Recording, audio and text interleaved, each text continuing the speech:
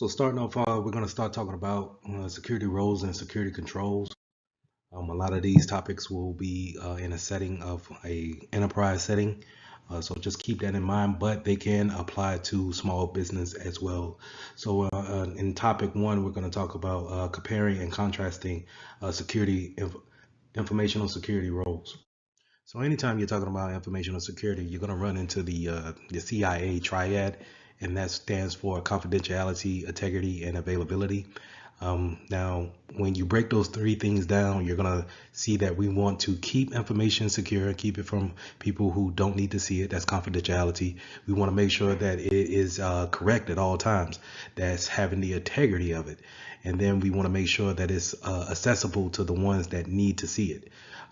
Going back to the integrity piece of it, we also want to make sure that if anybody does change it, we want to make sure that they cannot deny it. And that's our fourth point here of non-repudiation. But in a business standpoint, you'll have a triad, a triangle type of a diagram, and confidentiality, integrity, and availability will be on each side of the triangle.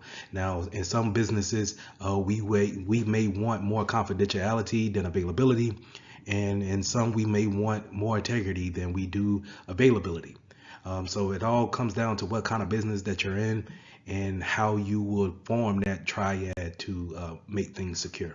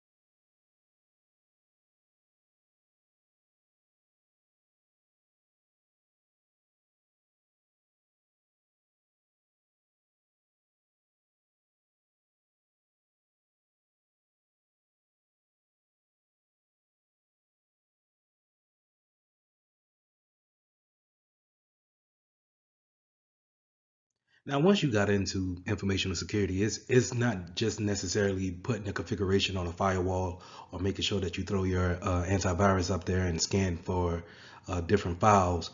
It's a number of things that all go into protecting the data that you want to protect. Security is built to make the business run more securely. It's not there to chokehold the business to where it doesn't is not able to run functionally. So different things we may implement while performing security throughout our day-to-day tasks may be risk assessment, maybe coming up with disaster recovery plans or security training for our employees. We may be checking audits and making sure that the configurations are put on those systems that need to be there. So it could be a number of things that we have in place, but it's not just technical. It's a more of a business standpoint than anything else, with some technical aspects sprinkled in. Now, in your typical setting, you will have different roles that are in the security department. And 9 times out of 10, you're going to have a chief security officer, or sometimes they may go by CISO, which is a chief informational security officer. 9 times out of 10, you'll have a manager or a technical manager that's right under them. And then you will have your analysts and your interns that's kind of doing your grunt work, so to say, in order to place those configurations in building policies and so forth. Now it's the job of your analyst as well as anyone to actually do their due diligence and their due care when it comes to the business needs, and then what type of security we're going to actually provide the business when it comes to the operations that we're actually running in our business.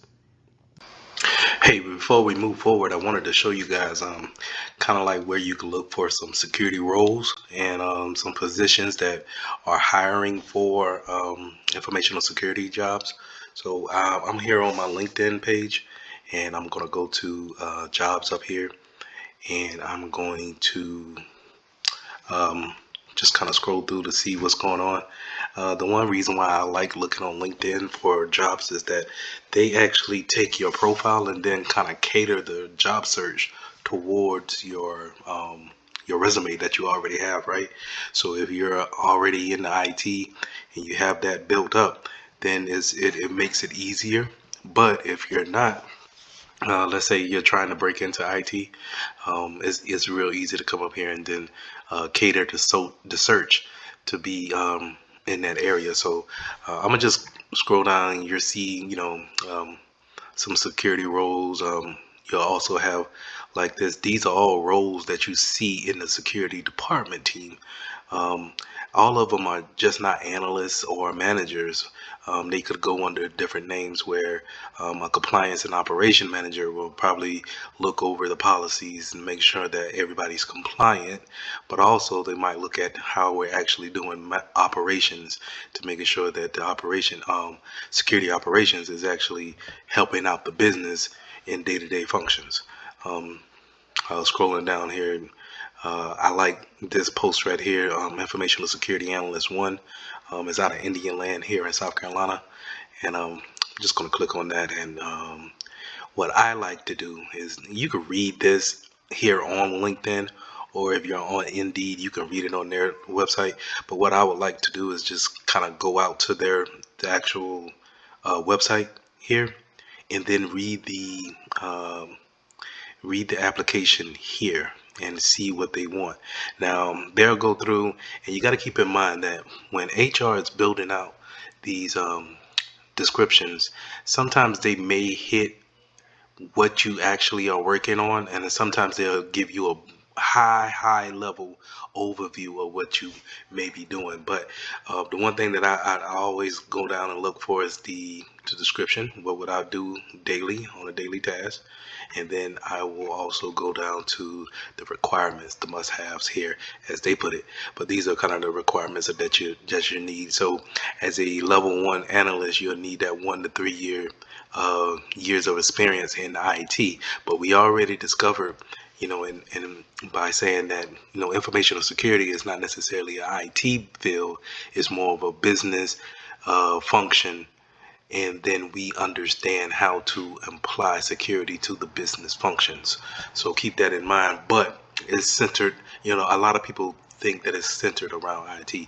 So going down, you'll also see what type of things that make a top quality of a candidate, right? So they say that the security, plus certification would definitely put you as a standout. And it's always good to have, good to know about, you know, having the certification to back you on your resume.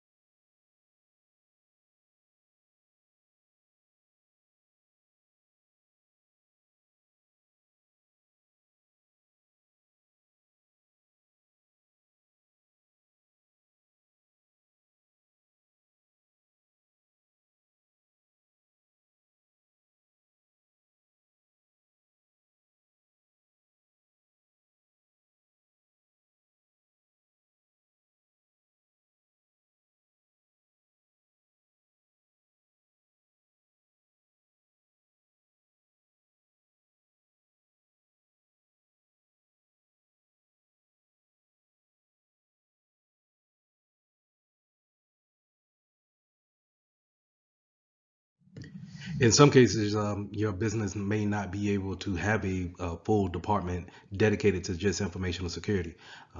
Sometimes you may have the third party that source out and make sure that you check in with them when it comes to the security aspect of your business. Um, Whenever you're seeing more of a center that's dedicated to security, informational security, then it's 9 times out of 10 it's going to be called a SOC, Security Operations Center. You also have teams such as DevOps SOC, which is more like your developers who also implement security as well as the operations of the business, all developed into one, making it a whenever we're building applications, we're thinking with security in mind. And then you have a incident response team. This could be referred to as a CSIRT or some type of incident response team.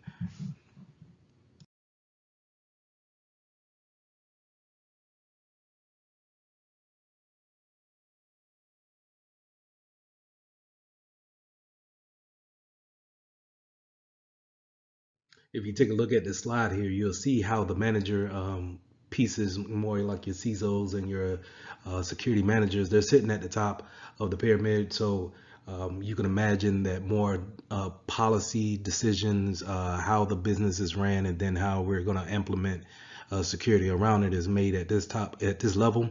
And as it goes down the operational and the technical side of it, this is where you get your more managers and your analysts involved in actually pushing out the security configurations, policies out to the individuals and making sure that we are actually following those steps in order to become more secure. Now, when it comes to the actual operations of um, being attacked or putting things in place for an attack, um, we have function types. And here, explained here, we can see that we can either prevent, we can detect, or we can correct. And preventing is you're going to deal more with actually putting things in place to stop an attack, to mitigate an attack, or to just eliminate it all at once. Detective, we can actually just kind of sit back, see what's going on. We will go over that more in detail in further courses about what type of technology that actually is just sit back and why do we want to just sit back and learn from different tactics that attackers may be using. And then we have corrective. How do we actually, turn around the actual action that has been taken upon us? And we also want to know what happens, what we need to do after an attack. If we're actually hit, okay, how do we recover from that? So to continue on that, security controls that we can also put in can be physical, and we can have deterrence, and we can have a compensating control. So a physical control will be more like your security locks. You can have fences put up. We can have security guards with a actual TV at their desk so they can monitor everything. Those are examples of physical controls we can always put into place. We can have deterrence, things like signs such as, stay away or beware of electrical shock or something like that. Something that we can put up and we can make noticeable to anybody who would want to cross the line, come into the premises where they're not supposed to be. We can deter and actually discourage them from going through with their actions, right? And then we have a compensating control. Say we would just accept the risk that happens, and we're just gonna say, hey, we can't stop the typhoon from coming in, but so what we'll do is we'll make sure we have insurance and we can recover from that if we're actually hit by the natural disaster. It's always important to understand what type of business and industry you're in, just to know what kind of framework that you might want to use when it comes to implementing information security into your business. So you want to use these frameworks because they're good foundations to actually follow and to make sure that you're compliant if you're doing any type of business. When I say that, I kind of bring up the example of just using credit cards. If your company is collecting credit card data because you're actually doing transactions of sales or e-commerce, then you might want to make sure that you have the right framework in place in order to stay compliant and making sure that you're not breaking any laws. So a good framework that you can actually get into is looking at what we have in NIST, or seeing what other cybersecurity frameworks that we have out there. Sometimes finding a international organization of standardization can help you bring those frameworks into play and actually see more in depth on the type of security that you need to apply for your business. So a good example of that is the Cloud Security Alliance. They have a good certification with the CCSK that can help informational security professionals understand how we're putting data into the cloud and how to keep that data secure in the cloud. So they can provide you with cloud matrix and cloud control matrix, where it kind of gives you this layout of things to look for, questions to ask your provider before you actually just give them data. So it's good to look these organizations up, see what kind of standards that they have out there, and then apply them on your day-to-day basis when it comes to security. Having a good benchmark is showing that you have done your due diligence when it comes to seeing how your business operates, and then how we're going to actually apply security to it. Having said that, we can use something such as the Open Web Application Security Projects, OWAPs, to apply the configurations that we need when it comes to web browsing and making sure that we stay secure when our clients are out there browsing the web. So that takes us to regulations and standards. So having those regulations and standards put in place, again, is showing that you have due diligence. You've done your due diligence. You actually taking that step forward in order to protect the data that's in your business, protect the operations that we're actually doing. A good example of this is applying things such as your SOX, the FISMA Act, making sure that we're in compliance with GLBA, HIPAA, as well as PCI DSS. Now, all of those standards are in different fields, but we need to make sure we understand what type of industry that we're in, and then if we fall under these different types of standards, regulations. Because if we break out of the standards that are there, then it's a good chance that we could be held accountable in the court of law.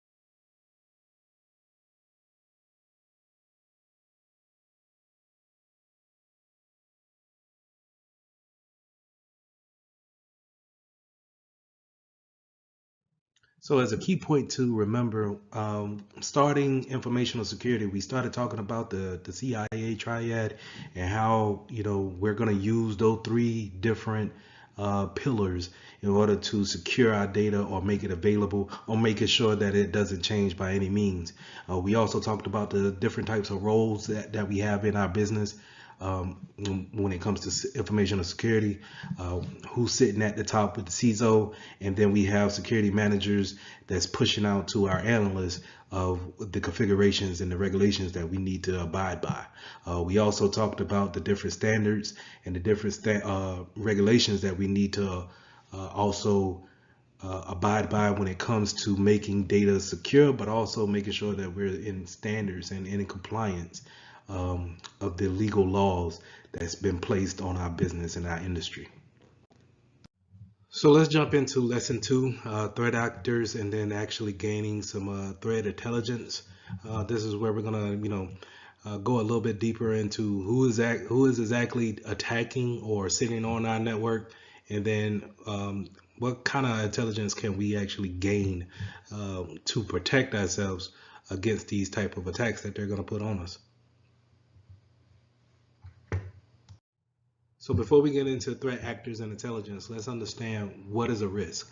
Risk is having a vulnerability and a threat present pretty much at the same time.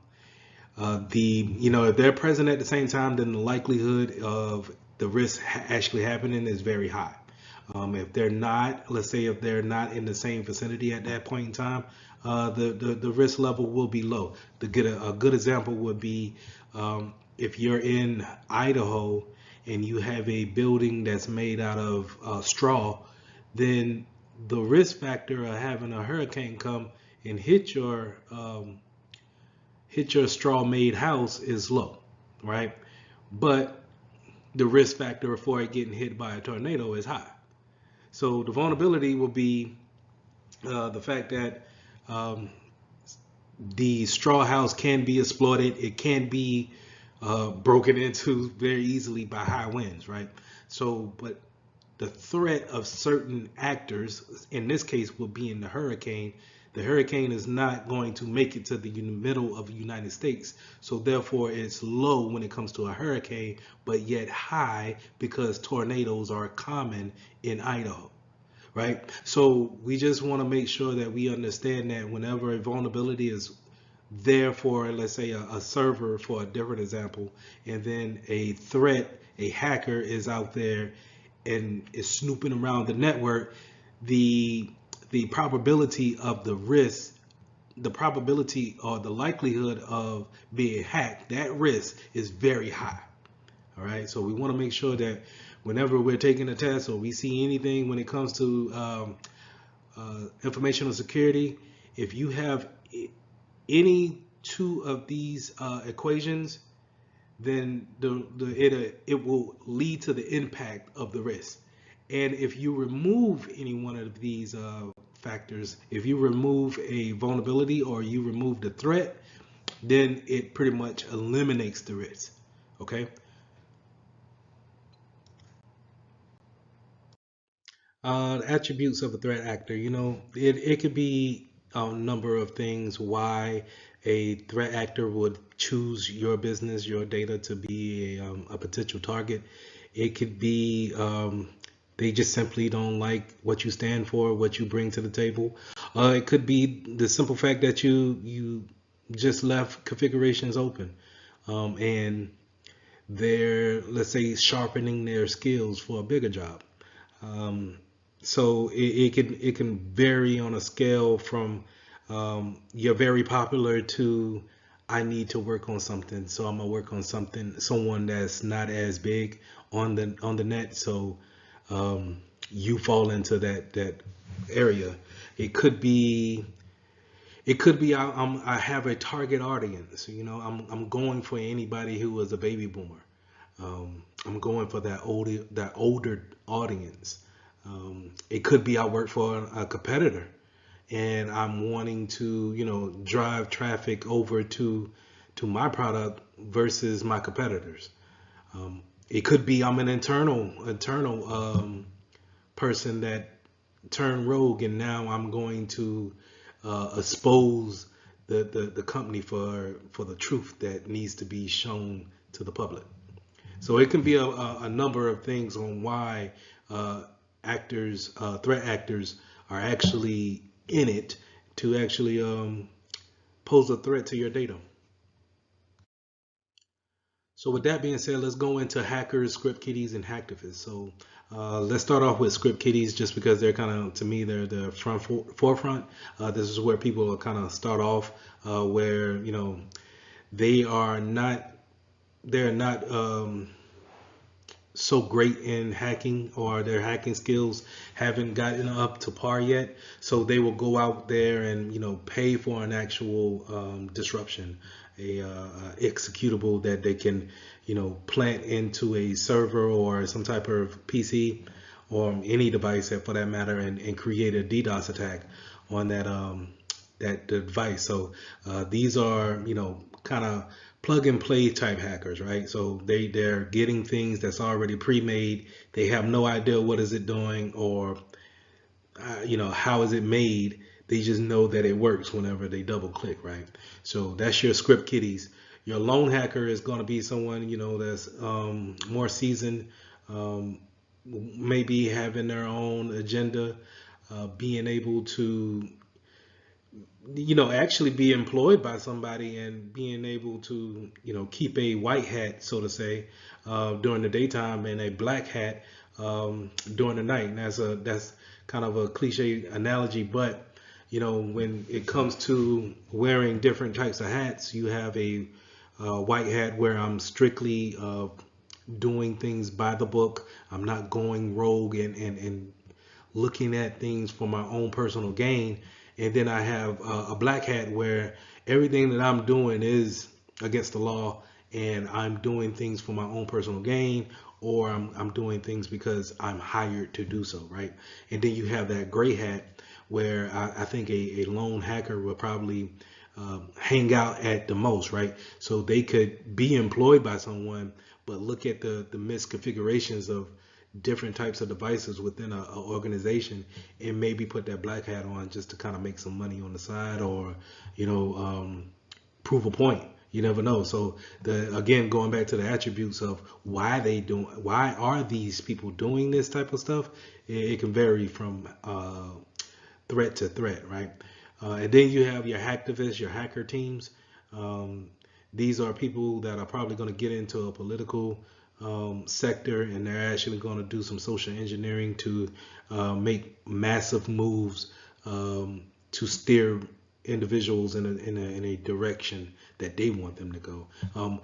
The most recent one that I remember is probably the 2016 elections, where we had a slew of people claim that the votes were swayed into a certain way. And so hacktivists were behind that type of movement, and then it caused to really shape and shift the world in a when you look at the whole grand scheme of things.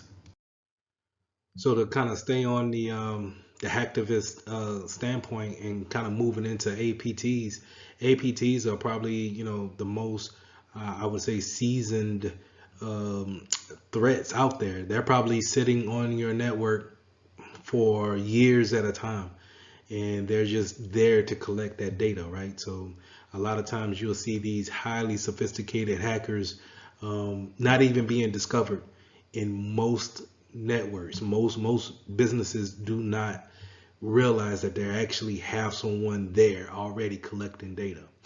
A lot of these groups are state backed, so they're actually state actors. You'll hear a lot of terms correlate with that, where they're actually paid by an organization to collect data, right, and do that data mining, and figure out what's the data flow when it comes to what's going in, what's going out, what things are you planning to do with your business. And these APTs are just sitting there watching the whole thing. I heard cases where they'll sit there for 6-7 years before they actually are found out, and then um, you have to, escalate things immediately, and then put out public statements saying that, it's believed that we've been breached, 5 years ago, and we're just now coming up with that today. So keep an eye out for advanced persistent threats. Those are, you're pretty much your advanced hackers that are just sitting there collecting data. I kind of touched on the insider threat actor a little bit, but this is just pretty much, an employee of the organization that decided to go rogue, decided, for whatever reason, that the private sector of the company needs to be public, right? Whatever they have access to, they decided to either, bring it out to the public's viewing, or maybe sell it on the dark web, whatever they decide to do, because, and they don't have a necessarily reason why. Well, I can't say that. They don't have it's no particular reason on why you would create an insider threat, but it does happen, and it could be from a various reasons of, they may not like the way someone talked to them at work, and then now, since they have access to the whole payroll, then they decided to show that, uh, this is the payroll for 2022, and they're gonna make this public, and now that creates this type of buzz around the company, right? So this is your insider threat. It's always important to have policies in place whenever we bring someone on and we actually offboard someone.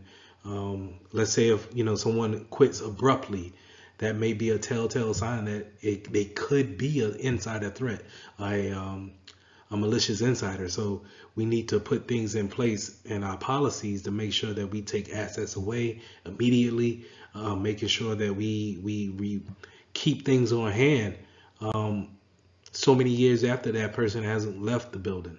So just keep that in mind when it comes to insider threats.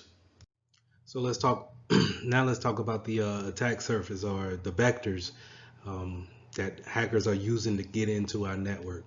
Um, think of our network as a kind of like an invisible wall that we have around our data, our important data, right? So I'm not talking like a physical wall, like the brick and mortar building that you actually go into, but the visible wall that you don't see, that's protecting our data. So it's by firewalls, or putting out there on a DMZ, things of that nature.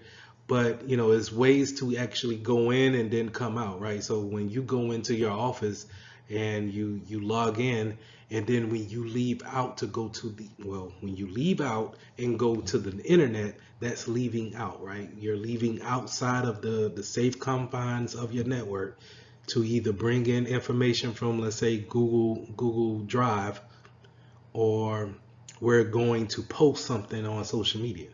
So that's information leaving out. I'm going to post something, or I'm bringing something in. I went and downloaded it, and now I'm bringing it into my invisible fence, and now it's in my network, right? So that's what I want you guys to think about when it comes to attack surface. What is the ways into your actual network? And then how are we getting in? What are the vectors that we're using to get in? Is it direct access? Can I just walk into your building, sit down at your desk, and you don't even have no login screen or anything like that? You're at lunch, right? So can I log in and just go to work and start seeing what's there and what's not there, right? What do you have saved on your desktop? What's in your documents folder? Can I just plug in my USB USB stick and pull that off? Can I send you an email? I think by far the most popular way of doing it is just kind of sending a fish email. Why not? You see it every day. You get it every day in your spam email.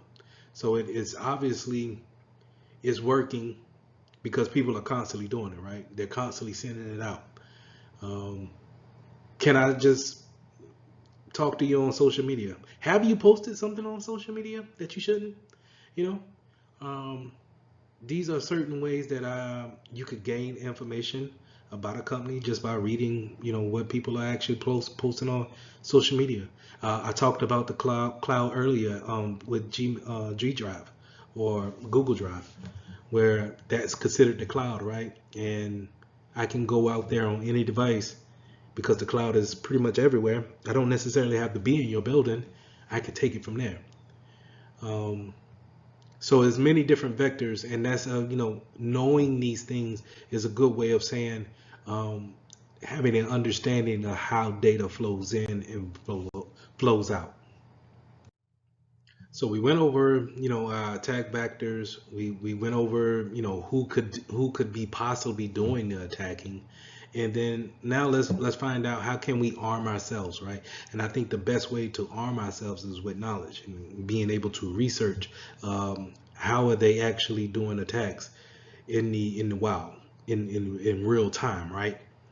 And this is when we are wanting to get that type of intelligence on our threats. So we can arm ourselves better by saying, okay, let's put these things in play because this is what they're doing. If we're protecting ourselves and they're not even doing that anymore, is it is it, are we wasting time and money by focusing in places where we shouldn't be? So one way we can do this is we can put things such as a honeypot out there for individual to go in and attack. And when they're participating in this attack, we can sit back and monitor how they actually are doing their attacks. And then we can record all of that stuff down, and then we can have our smart guys at our application department write our application to be aware of the attacks and then put things into um, actually defend against those attacks, right?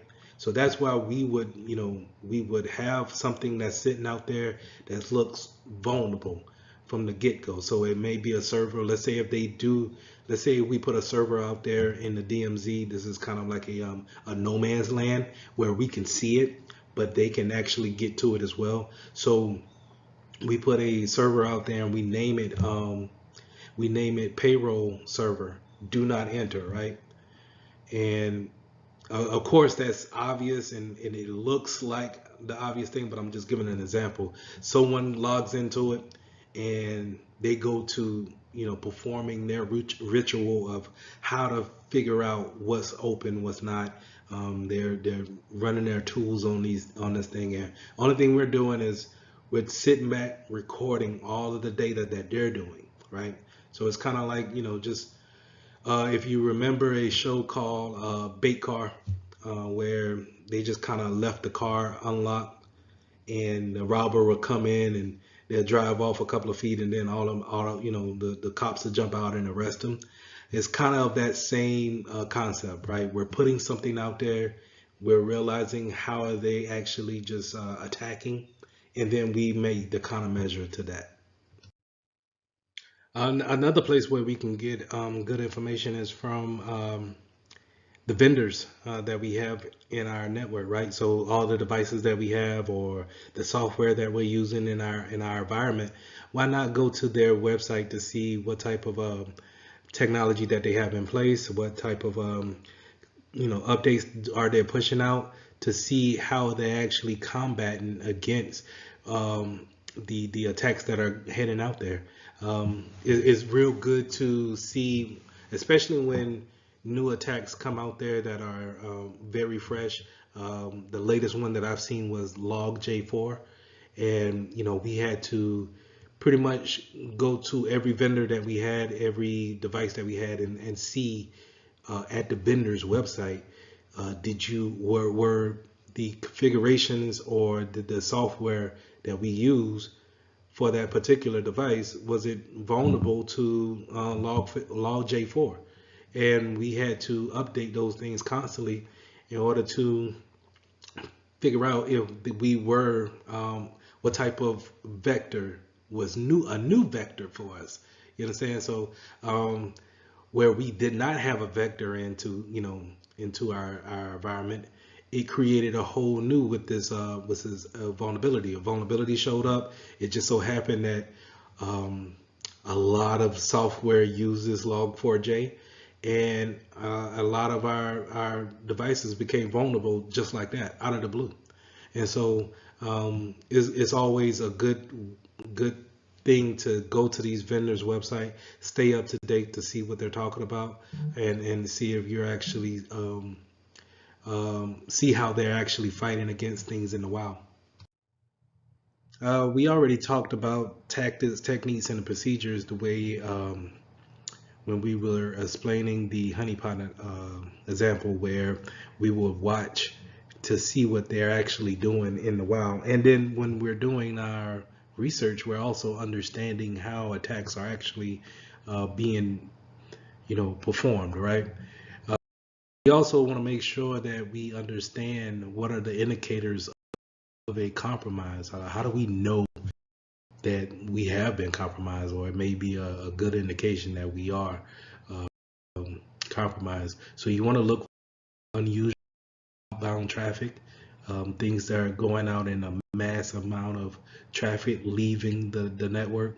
You want to also be aware if you have traffic coming in from areas that you should be blocking. So a lot of traffic from, let's say, Germany, um, well, let's say South America. If you have a lot of traffic that's coming in from these areas and you normally don't have that, then it's a good indication that something may be up. Is there any kind of explanation to uh, user accounts being used for the wrong things?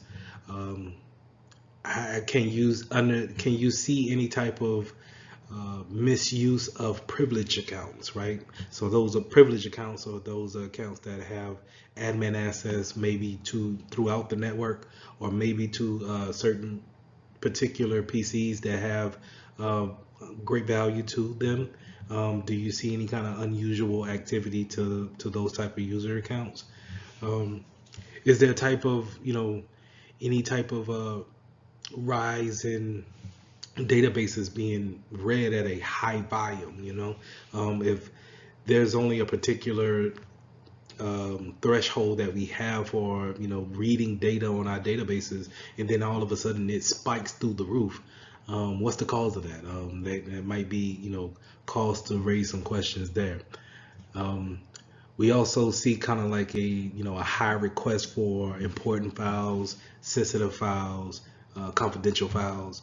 When you start seeing people who shouldn't be snooping around, who are snooping around, these are good indications. So it's a good way of having these type of indicators in place, and being aware of them is a good indication to it's a good way to understand if you've been breached and if changes need to be made. But don't worry, you don't have to necessarily put your face in literature all day and read upon how things are actually being worked on here in the wild. It's good to do those things on a daily basis, but we can also have machine learning out here that understands the daily workflow of our business, and can tell you, can alert, and some can even mitigate if things go awry, right? So if anything was to be abnormal to the normal workday, machine learning or artificial intelligence would be able to detect and then warn us to say, hey, this doesn't look right. It's a lot of traffic leaving out, or a lot of traffic coming in. We're being bombarded here. So it's always good to have these tools in place and making sure that they're configured right to help us stay secure overall. So in summary, we went over threat actors, we went over the vectors that they can come in, we went over how can we do some research in order to better arm ourselves against the attacks that they may be placing upon us. So I would definitely go back over and make sure that we dive deeper into the type of procedures that we want to have, the type of due diligence that we need to do within our company to make sure that we apply the due care in order to avoid attacks from insider threats or people who may be APTs that's sitting in our system, right? And so making sure that we stay knowledgeable about how they're performing their attacks will help us in the long run when we see things go astray. So in lesson 3, we're going to start talking about performing security assessments.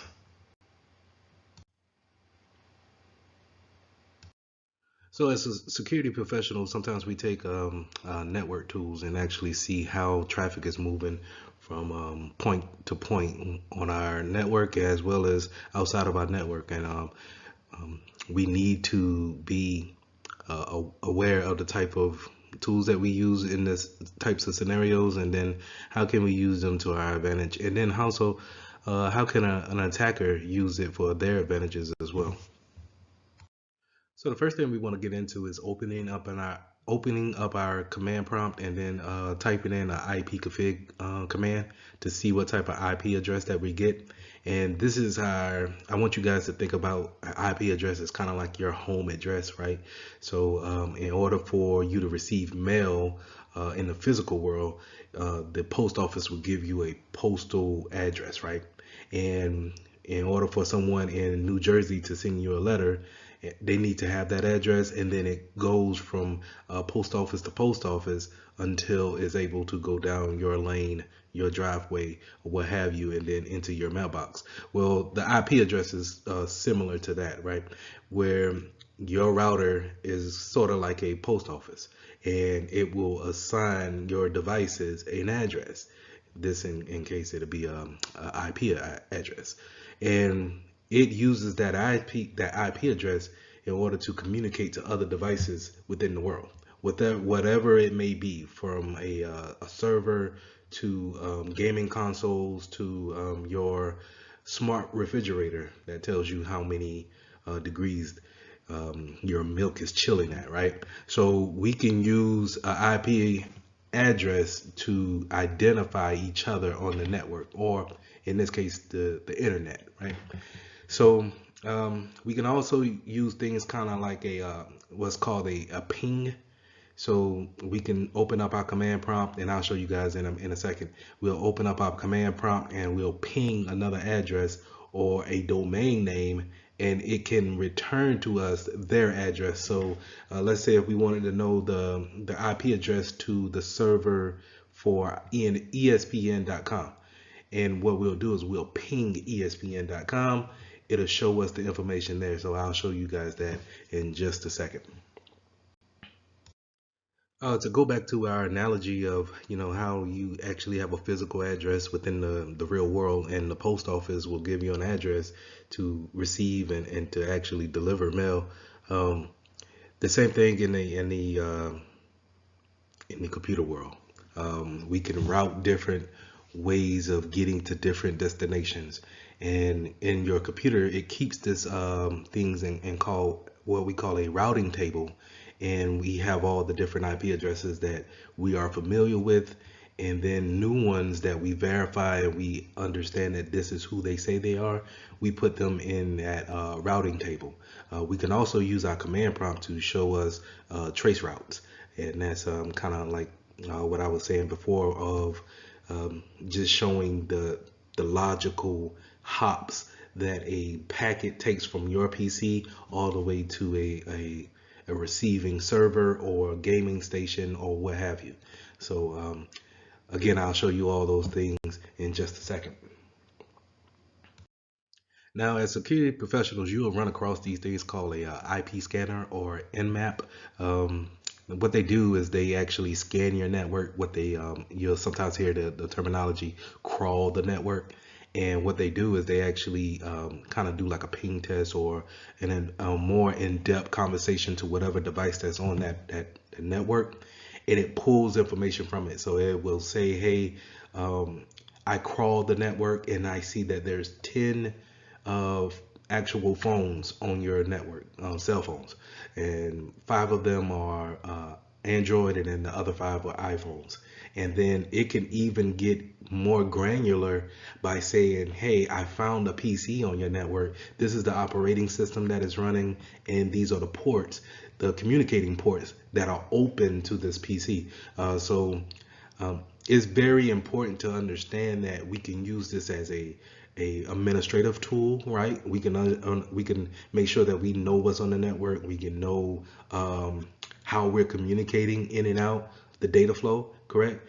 But also the bad guys can take this and actually do reconnaissance on your network, so they can actually not necessarily attack you that day, but if I want to get information about you and make sure that, hey, all right, I'm messing with Macs today because this is a Mac shop. This is a Mac place of business. They only run Macs in there and iPhones, iOS, right? So I need to make sure that I get the attacks, my playbooks ready for Macs, right? Whatever vulnerabilities that may be out for Mac. So this can be a good tool, but also it can be used for bad things as well. So like I alluded to earlier, these type of in-map scanners can also do kind of a service discovery. So again, showing what type of ports you have open or what type of services that you're using to communicate to other devices on. It can build a fingerprint of how your network is set up, right?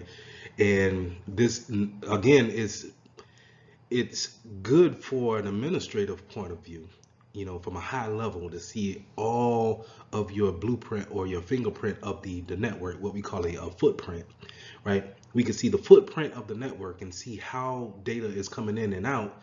But at the same time, it's also bad if we someone else knows about that footprint, because the things that we're focusing on today or this week may not be the things that your hacker or your attacker is actually focusing on. So it's kind of, you need to understand when you see traffic spike up, or services kind of degrade down, or they bog out, because when someone's running these type of scans, it can cause printers to actually accidentally just print out gibberish or random sheets of paper, or it could cause different types of PCs to slow down tremendously to the network, right? Because it's actually pinging, seeing that it's up, pulling the information, communicating with it, and that is what we call very noisy, right? So whenever we see a lot of noise on the network, we need to be aware of that, and then do what's necessarily possible to find it and shut that communication off. Another way we can find out different types of PCs that's out there on the network, we can also do a netstat command, and that's showing everything that we have a connection to. And you can pull this command up, and you'll actually see how your PC is actually communicating out to different services, different applications. More importantly, NS lookups is a very important thing as a security professional, because we get to understand. It's kind of hard to look at numbers all day and IP addresses and IPv6 addresses and kind of disseminate what's what, right? But these NS lookups allow us to use those DNS references. DNS stands for domain name service, and it allows us to use that type of service to say it's google.com, and then we can get an IP address of saying that it's 8.8.8.8. I think that's too many 8s, but you get my drift, right? So we can use a English version or whatever language you may speak into translating it into an IP address version, so we can actually break things down to see exactly where things are going. Similar to a in-mapping tool is your packet captures. So those type of tools sniff the network, and they actually capture all the packets that's going from one destination to another. The one that you'll probably see the most will be Wireshark, and Wireshark sniffs the network, and it pulls down all the packets that you're sending from your PC out to your router. out to your, if you're saying hello to your smart TV, it captures all of that stuff that's on your particular network. And that's why it's so important to, we can use this as a administrative tool and say, okay, we're having network issues here. Let's get the packet sniffer out. Let's see what's actually going on in the network. But we can also use it for bad cases, right? Where someone that is not in your organization can go and take Wireshark to sniff your network to see who is communicating, what IP addresses are being going back and forth, what's the routes we're taking, and it can be used in that field as well. So here's a screenshot of Wireshark in action. Now, in the following slide, I'll show you exactly. I'll give you a screen recording of how we actually go out there and download Wireshark and actually pull some packets off my network. But basically, this is how it goes. It captures all of these packets in real time, and we could take these packets and we can see exactly how they're communicating, and then who they're communicating with. And then in some cases, we can go into the packet and see if they actually have any type of payload within those packets. So it's a good tool to have to do reconnaissance in, but it's also a good tool to have to understand how we can build our network to be as efficient as possible.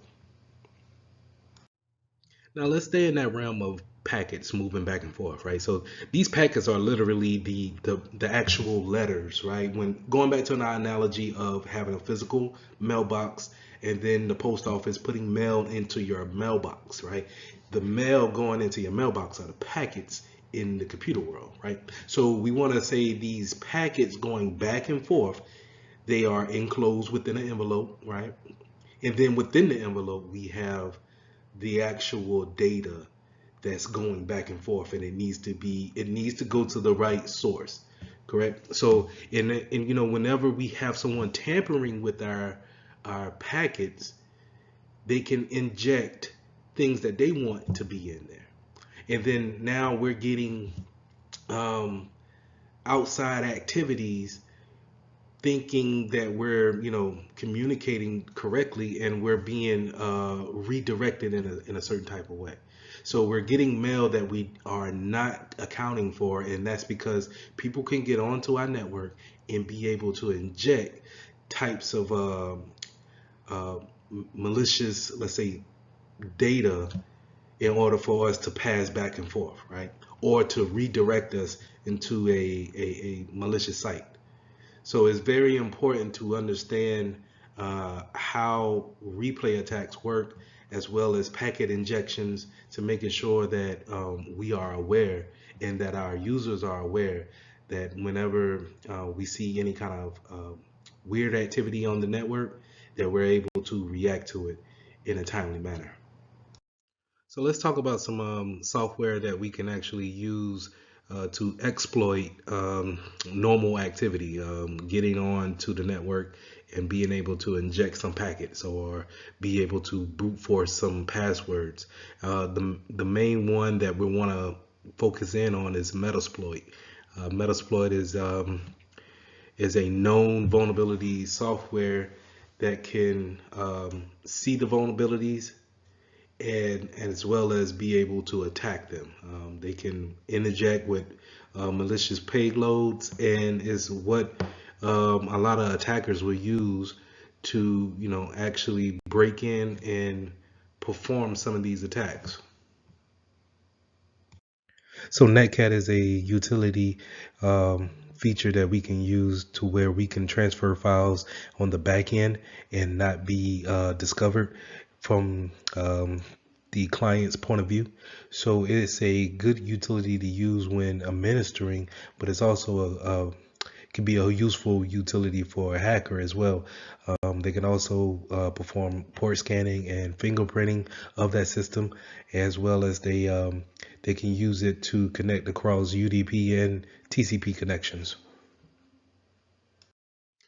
A lot of times we see that the problem with vulnerabilities is that they live in a software world, right? So it's your application that's the problem. It's the actual OS, the operating system, that's the problem, or it's your firmware.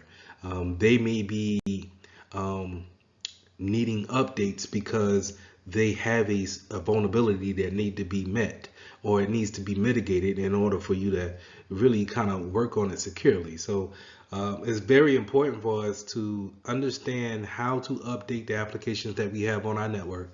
It's very important to understand that if we have operating systems out there, will the manufacturer actually give you patches for it? And when I say patches, patches are built to bring in security measures for the vulnerabilities that's out there. So it's patching the holes, so to say, right?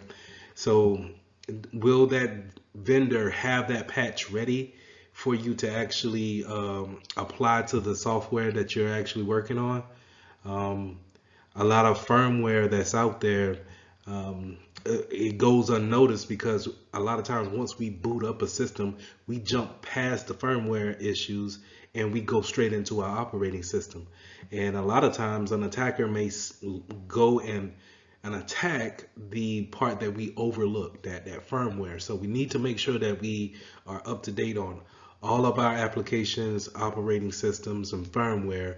We also, when it goes back to operating systems, we want to make sure that it's actually up to date and is supported by that vendor. And I would say that'll go for everything, as far as applications as well too. It's a lot of times we may come across a software or an application, and the vendor, the people who actually created it, they're not in business anymore. So how do we go about communicating safely if there's no one doing any research on the back end to let us know that it's vulnerable? So just some things to keep in mind when going out there and looking at different applications, OSs, and such. Just to kind of continue on with that conversation of having software that's out of date.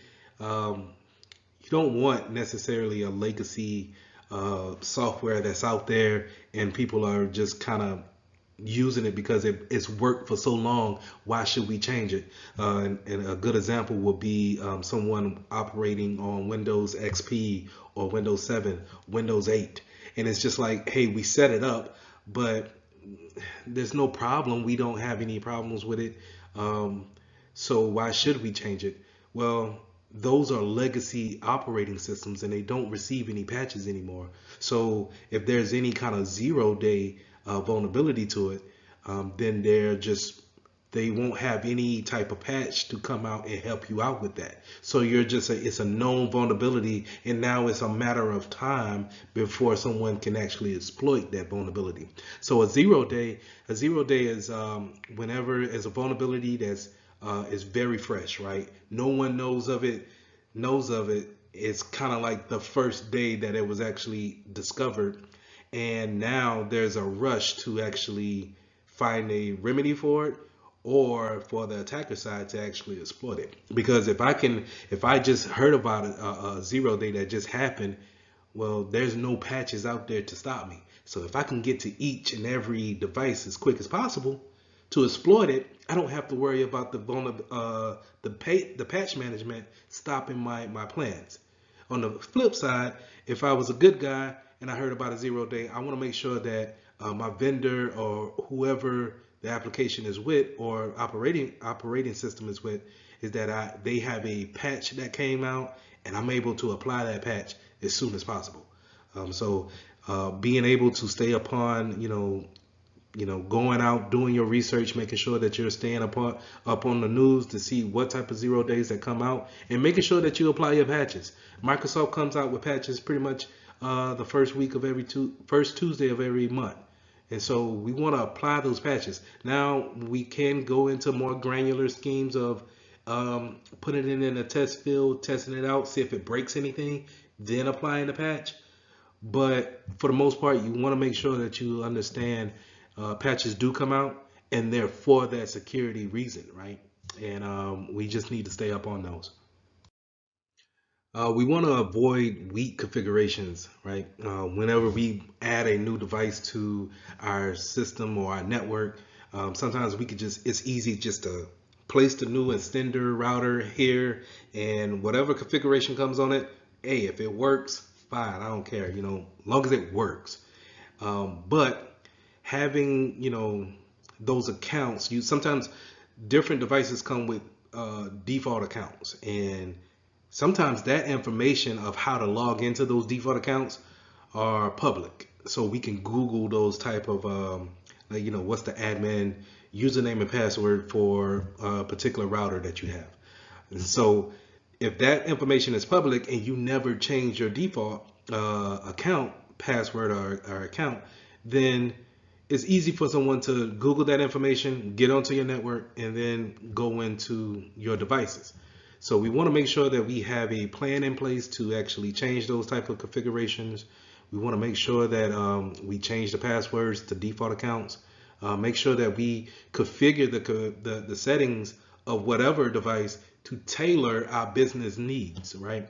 And we want to make sure that it doesn't have an overwhelming amount of permissions to do whatever it wants to do on the network. So a good example of that is why not take away everything that it can do and only give it the permission that what it needs to do, right? That way, if someone does get into a router or whatever device that's on your network, it doesn't give them the right to actually go out there and perform some of these things that just need permission in order to execute, right? So let's go a little bit deeper into that. Not only just having default passwords and accounts there, but going into that configuration piece, we want to make sure that we shut down. When I said, in that previous slide to take away things that it can do and only give it the things that it needs to do, we want to shut down different services, different ports that it doesn't need to work on. If we're not going to be doing any type of file transfer, why should I have FTP open? Right. So if it doesn't need to do that, then we need to shut those things down. Different protocols, the way it communicates to other devices. If we have a working knowledge of how we want our devices to work, then we can configure them to actually be more secure by being less, I guess, verbose as far as the things that it can do on the network. Also, setting up different encryption levels when it comes to our passwords, and this is more on the networking side. So if you have like a home router, making sure that we don't use weak passwords and weak encryptions on those passwords to make it easier for one to break in, right? Making sure that we have a standard there. These are different configurations that help us operate in a more secure manner. Now, if we have those weak configurations and default passwords still in play, then we run a high risk of letting vulnerabilities be exploited. And these can lead to data breaches. So we all know, or we all have heard of data breaches and how companies have fall victim to these type of attacks, but it's pretty much where confidential data is being transferred without someone's authorization. So that could be malicious, but it also could be, a mistake on someone as well. So you have different aspects of data breaches as far as how data goes in and goes out, but that's why it's important for us to know how it's actually going out and making sure that we put constraints on those things, so it's not happening so easily, right? But also with that, we can also have identity thefts. So we all heard how Experian has fall victim of a data breach where millions of people's personal identity have been leaked out to the dark web. Also, these data breaches, not only do they have, impacts on people's actual data, but it also has kind of like a impact on a company's reputation. How many of you would still go to Nike and buy shoes from their website when they just released that they had a massive data leakage of people's credit card numbers. And it will damage their reputation as being a secure, responsible company for letting that type of information out. So it's something that we want to stay away from as much as possible, because it can have not only a physical damage to it, but it also can have that intangible, something that we can't touch, something that we more feel about a reputation of a company. So how can third parties play a hand in this? Think about all the third party vendors that you may have in your company. You may work for Wells Fargo, but they may use Adobe Acrobat. Well, Adobe Acrobat is your third party, and Adobe, I'm sorry, not the Acrobat is the actual product that they sell, but Adobe is their third party vendor. And if Adobe is under attack, then you need to make sure that the software that you're using is not a part of that, or what can we do to remediate that vulnerability that may be plaguing your network, because you're um, in a way letting them in because you have decided to use this vendor for whatever service, but now they may be under attack in some type of way. To give another example is if they have, if let's say Box.com, where it's a online a cloud storage service, if they have personal information of your customers because you're using them to store information on there, and then they have a leakage of your customers, then in turn your reputation is damaged because you chose to go with that company. So it's very important to do research on who you decide to let come into your network, who you're giving your data to, where is that data actually lying at on your third party's software. So let's say go back into Acrobat, not Acrobat, I'm sorry, Google, or let's say Box.com. You can also do Google Drive, but let's say once we transfer data from our network to Google Drive or Box.com, where is it actually sitting at on their servers? Is their servers in Argentina? Is it in Spain? Is it in Africa? Do we have policies? Are we allowed to have our customers' data in those countries? So there's just different things that we need to think about when it actually bringing in third parties, and then what risk do they actually put on us indirectly. So we're going to start talking about security assessment frameworks, and a good place to start is with the NIST SP 800-115, and this is going to give you a bunch of guidelines, procedures, policies to actually take in and apply to your business for whatever reason that you may need it.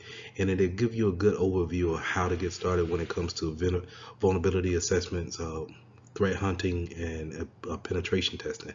Now, to break those three things down, vulnerability assessment is just kind of doing a risk management, right? Where we see what type of risks that are out there, what kind of vulnerabilities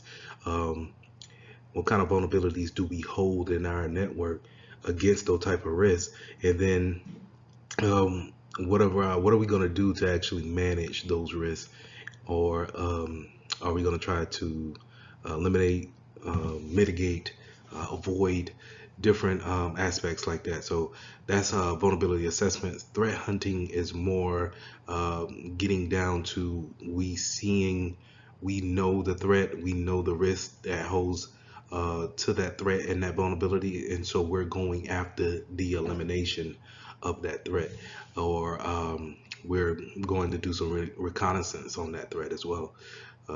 With penetration testing, we're talking about having a outside vendor, or maybe someone who is dedicated on your team to actually probing the network, probing the policies, the things that we have in place, our security framework that we already have in place that's up and running. We're looking to attack that, seeing how to find any kind of faults within our security posture already. So that's penetration testing. So going into vulnerability scanners, we have these things in place in order to scan our network and see what type of devices we have on there, as well as the applications that they're running. And it double checks that application and that OS against a database of vulnerabilities and risks that are out there. And once it gives us a report of how the scan went, we are able to either remediate or to kind of get a better understanding of what type of risk that we are, um, what kind of risks are we up against on a device to device standpoint. And we can also use this type of scanner for OS fingerprinting, as well as seeing what type of firmware vulnerabilities that we may have. Now, when you're having your vulnerability scanner scan the network and it applies those vulnerabilities to the database and it comes back with a report, it will give you a scale on if it's a low risk or a critical risk, right? It's a scale from low to high, and you normally see these things called CVEs, and that's the common vulnerability exposure, and that's kind of the name of the vulnerability that's out there. And then the scoring system will be under the CVSS, which is a common vulnerability scoring system, and you'll normally see it as a scale from 1 to 0. I'm sorry, a scale from 1 to 9, and the lower you are to 1, the more likely you could probably let that vulnerability slide. But the more you're getting up to your 7, 8s, and 9s, then you probably want to make sure that you seek the patch or whatever remediation that they will advise, and then apply it as soon as possible. Now, in some cases, you may want to test this patch out or test the remediation out first before you apply it within a production field or what have you.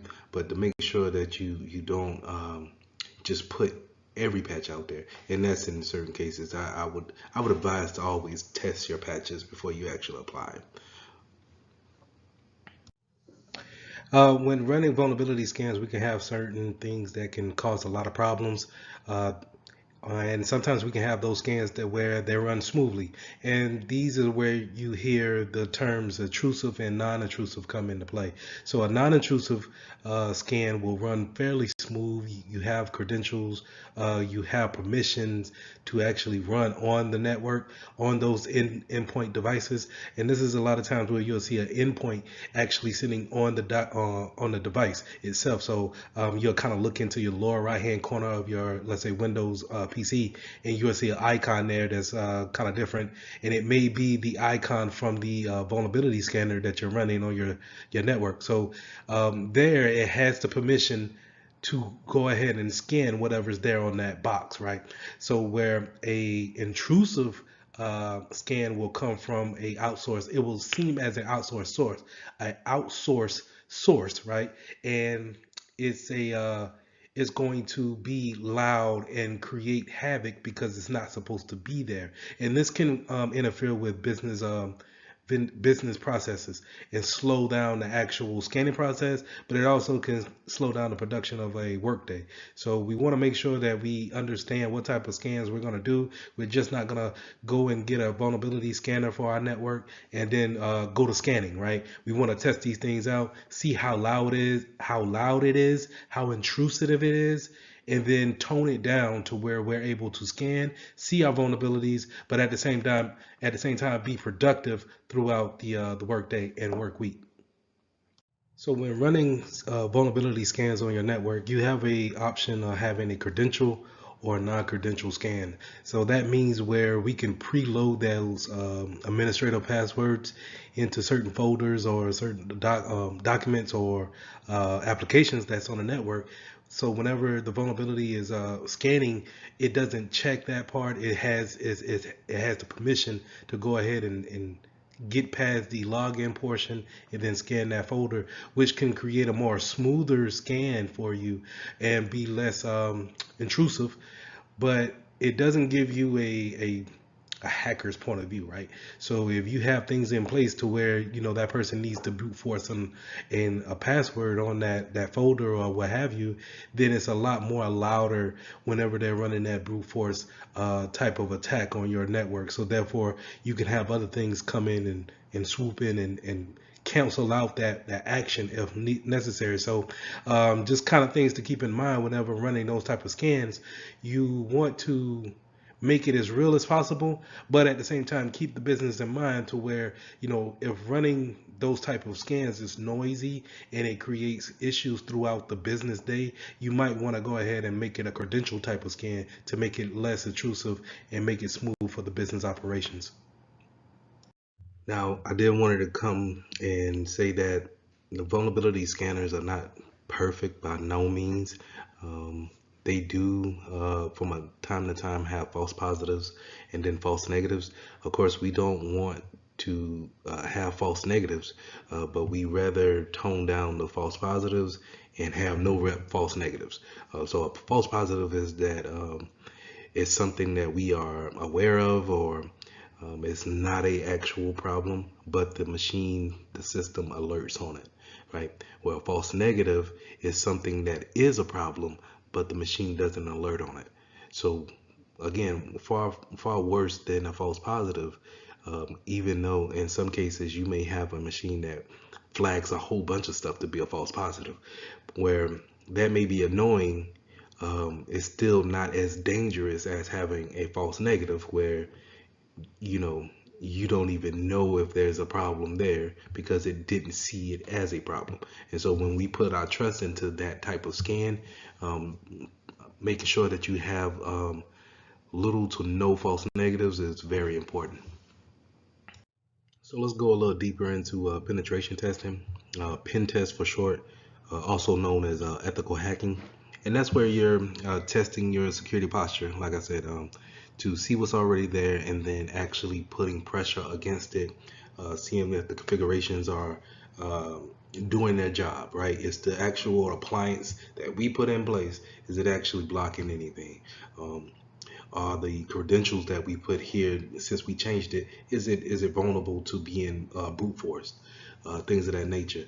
And a lot of times we have third-party vendors come in and strike a contract with a company and then actually perform a pen test, to give them to give the company a better understanding of how the security posture is. So if I have a third-party vendor come in and they could take the position of a outsider, a hacker, right? And be able, if they can go from having nothing to actually being on the network, then they can give us a report after the whole test is over, and then we can go back and say, hey, we need to address these different problems because he was just a normal guy on the street, and now he was on our network looking at all our folders and different type of data that we wanted to keep concealed.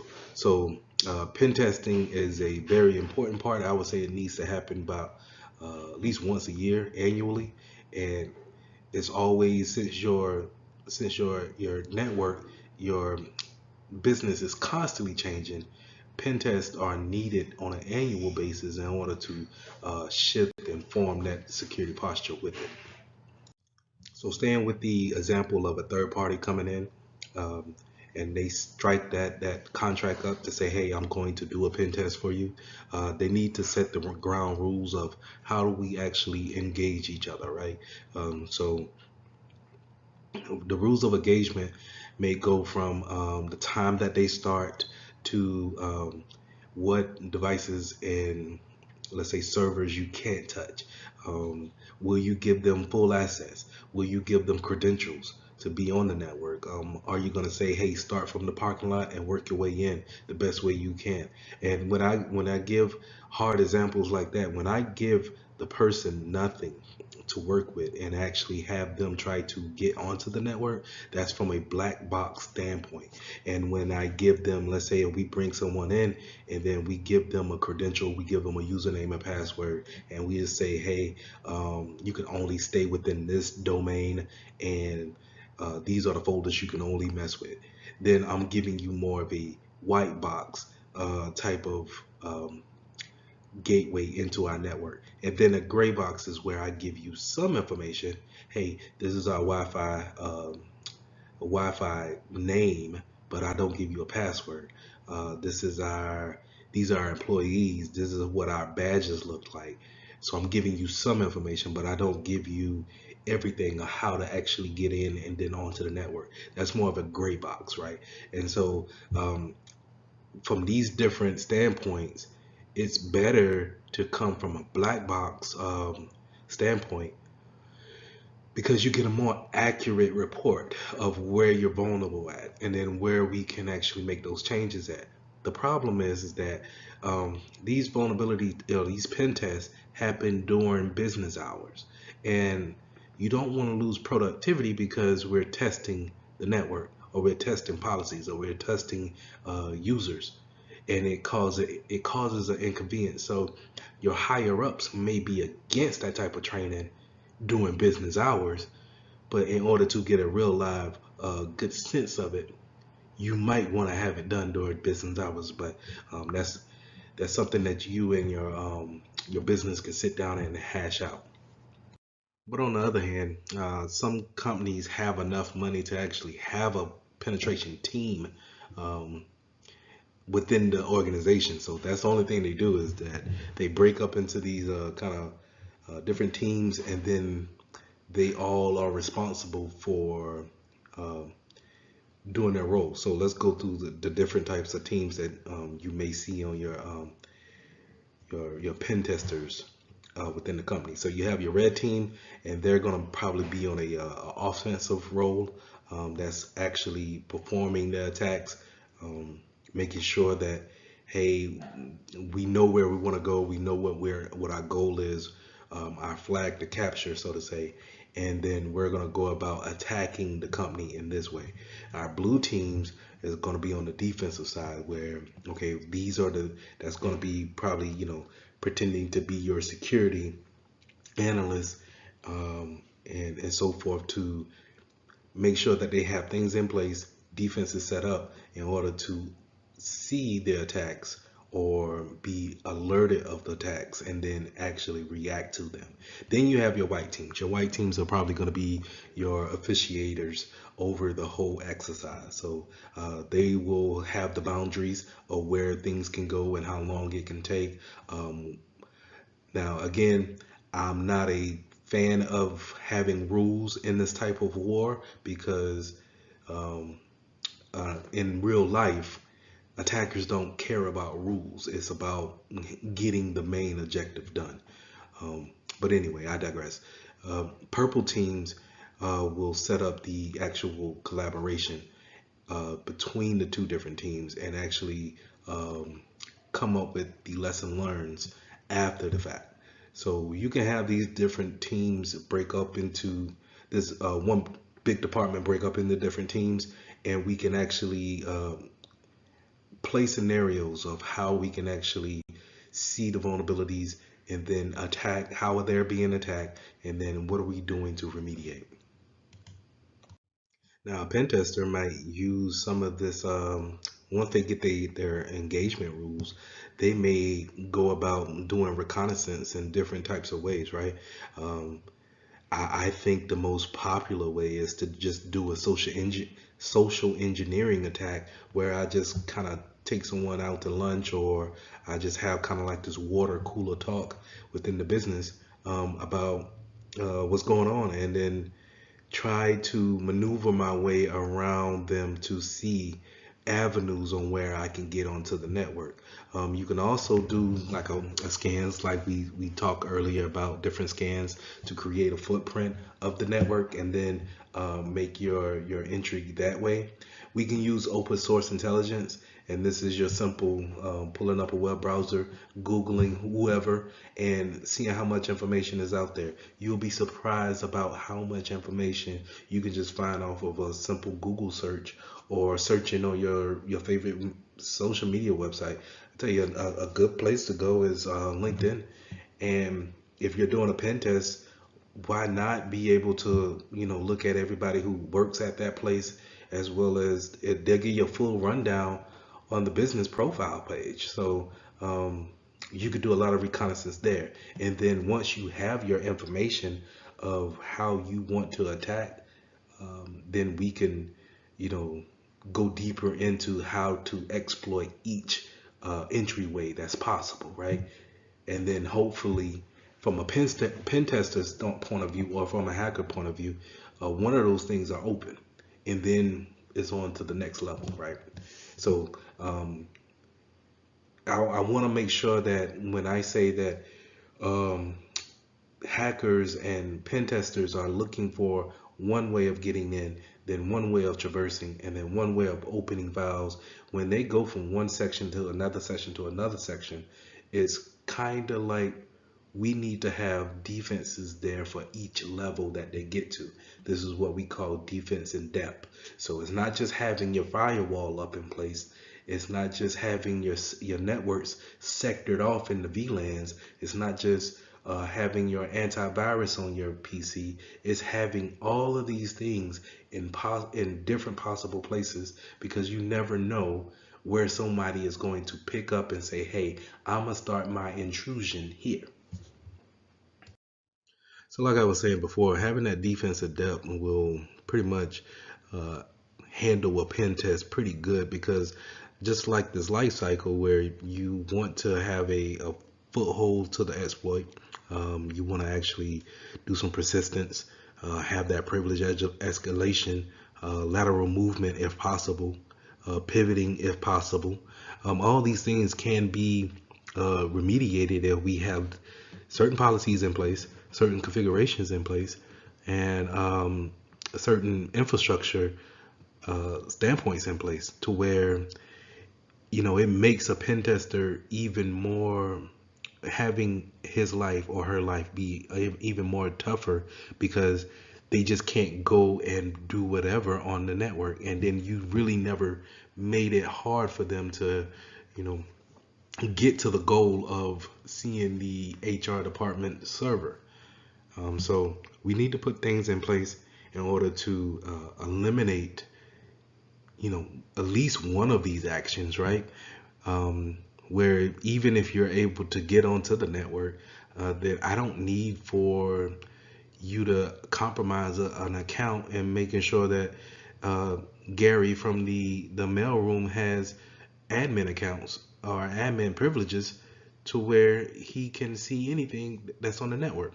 So it plays a hand in hand when you start planning for, or you see the reports that come from a pen test, that we can put these things into play, and that we can actually put those things to modify our security posture to become more secure.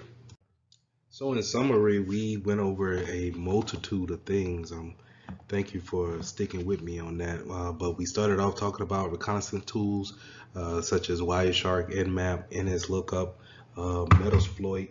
We also talked about patch management, being able to understand our vulnerabilities and then applying patches whenever we have tested and actually need to put out there in the production field.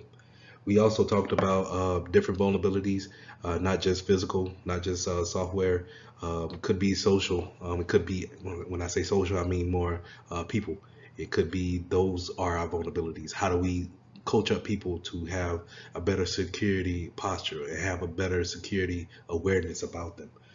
We also talked about pen testing and the importance of seeing it from a hacker's point of view, and how do we actually put defense in depth in order to make their lives a little bit harder when it comes to getting onto our network and traversing around. So I would say to go over this section several times over, and I'll see you in the next lesson. So lesson 4, identifying social engineering and malware. One of my favorite subjects. Social engineering is all around us, happening all the time. So let's move forward. So social engineering is pretty much the manipulation of a human, being able to lie. That's just basically it. Is lying, right? It's telling you whatever you want to hear in order for me to get whatever I want to get. So hacking of the human, if you want to go that route, that's fine. But it's just pretty much being able to get the information out of you versus me actually going and hacking into a firewall. Why should I do that when I have researched you and I know that your favorite school is USC? So guess what? I'm gonna say that I went to USC and I played on the football team, and we're gonna strike up a nice conversation with you. And that's me starting my process of social engineering. Now that was a good example of just kind of being, familiar with someone, being able to be a likable person, and then I could take that conversation into, hey, what do you do? Oh yeah, well, I work in this sector too, and you know what? We're able to help out in any way possible to different types of businesses, and formulate this wild, drawn out story of how I can make your life better. Which all of this is could be a lie, and then I'm going to you to see how far you will go. Maybe you will show me the interface to the server. Maybe you will give me a credential to log in because you have taken so much liking to me that you're just trying to make your day better at work, right? And this is how social engineering comes off as such a strong factor because people in general just want to help. We do not want to be mean to each other. It's not necessarily a militant type of way where we want to have militant principles. Human nature is not built out that way. So having a familiarity or a liking to someone is a big part of social engineering. Um, you could also come at someone with an authoritative or an intimidation factor. Um, let's give another example of you're working, let's say you're working at the front desk, and I come in with a, um, a Best Buy Geek Squad shirt on, right? And I'm mad. I'm just, you don't know me from nobody, right? And I just walk through the door and I'm mad and I'm pissed off and I'm just saying, hey, I told them to make sure that the server was on this channel, this port. I'm speaking all this jargon and I'm just saying, hey, I need to get to the server room ASAP. I don't have time to wait. I got several other clients out here waiting. And you as a front desk helper, you're not, only thing you want is just a smooth, calm personality. You're not expecting a brash, straightforward person. So you may take me to the actual closet, just to kind of, because that tension is there, and will try their best to avoid that. But that's social engineering at its best too. So we need to be aware of that type of stuff, awareness training, make sure that our users are aware that these are the type of attacks that are not so brainy, right? They don't need to brute force your password when you'll just take me to the server.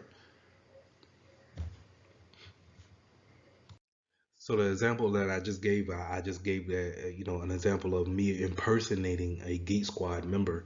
But I can also dress up in a suit and act like I'm a CFO for your competitor, in whatever industry. And let's say if it's a school system and I'm dressing up as the principal to the across the street school, or the cross town rival school. I'm the principal of there, and then I'm going over to say, hey, you guys stole da da da da da, and I'm impersonating power to get what I want.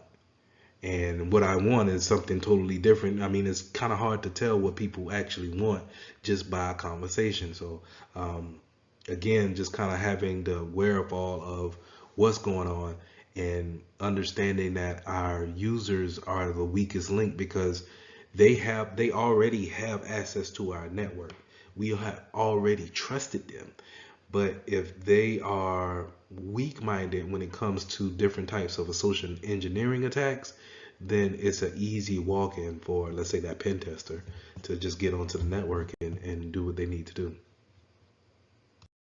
So dumpster diving and tailgating. I'm gonna get back to dumpster diving in a second because I think it's funny. But tailgating is again, people we don't want to be rude or we don't want any kind of issues off the bat, or just in first sight. You're not trying to really be rude to anybody, right? I grew up in the South where holding the door for someone is polite, is what you have been taught to do. But let's say if you're in a place of business and we're going out there and someone's carrying boxes in, they're impersonating let's say a UPS driver, and they're impersonating carrying a bunch of boxes. Your natural instinct is to hold the door for them, but that's tailgating in, right? That's having them not check in with the front desk or show a badge or sign a piece of paper saying that, hey, we are allowing you onto the premises. It's just it skips that whole process because I want to be nice. I don't want no issues with this guy. He's just trying to have a hard day's worth of work.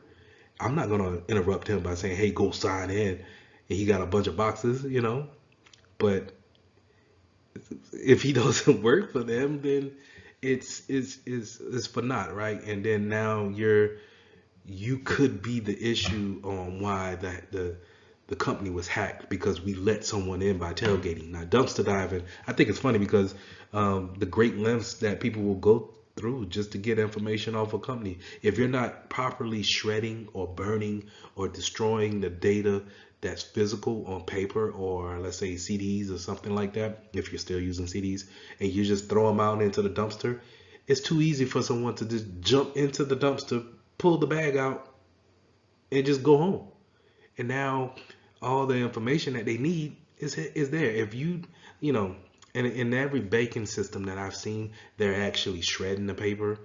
But if you don't have a cross shredder, you just have a shredder that shreds up and down, then how easy or if I'm really dedicated, I'll jump into the dumpster, get the bags, take them home. I ain't got nothing else to do. I'm a hacker. I'm gonna just piece together the papers and get the information that I need.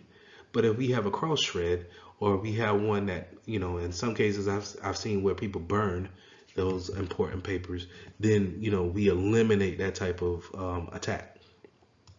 So I think we all are aware of fraud and how it works, and having invoices scams, as far as someone sending you an email with the invoice saying, um, you've ordered such and such. Make sure you click this link to make sure that your packages is received and correct, and they go into this whole thing of maybe stealing your credentials if they send you to a website that has you to log in. But I wanted to really highlight the shoulder surfing as well as the lunchtime attack. These two attacks are very easy to do, as well as they're common in the everyday workforce from what I've seen. Shoulder surfing is just exactly what it is. You're looking over someone's shoulder onto their screen to see what type of information is being inputted. So how do we eliminate that? Is we'll have these privacy screens that we can place onto our monitors. If you have a laptop, that the monitor screen can have a screen protector on it. It looks like a screen protector, but it's actually a privacy screen kind of film that goes over the screen. And then now, if you're not directly in front of the PC, then it shows as if it's a blank screen. So I've seen only maybe one place that has that in place to guard against shoulder surfing. And then lunchtime attacks is when Alice is done typing for the front part of the workday and it's 12 o'clock, and now she goes to lunch, but she forgets to log out or lock her computer in order to go to lunch. She just leaves it open, and then someone can easily sit down and gather around, go around and traverse around the network with her credentials, looking into different things, especially if she works in an important department, let's say in finance. Then she probably can have a lot of access to data that no one else should be able to see. Now you could say, Lee, well, if they're not in the department, then that should be fine. But if I impose, like on the previous scenarios, if I'm personating a Geek Squad member and I'm saying I'm looking for Alice, and she's gone for that time being, they say, hey, we could take you to her desk. She's gone for the day, or she's gone for a hour and a half for lunch. Oh, well, yeah, it's not going to take me long. It'll take me 15 minutes to do what I got to do. If I'm impersonating someone else, I don't even have to log in. She doesn't have to see me log in. I can attack her computer that way. So phishing, whaling, and vishing. We all know what phishing is. If we're not familiar, then we're talking about fake emails that will guide you to clicking on links or putting in information that is not from the sender that you thought it was. And if you want to see good examples of them, you don't really have to wait until it shows up in your inbox. Just go take a look at your spam box anytime, and you'll just see, unwanted mail. Back in the day, we would think of this as junk mail, right?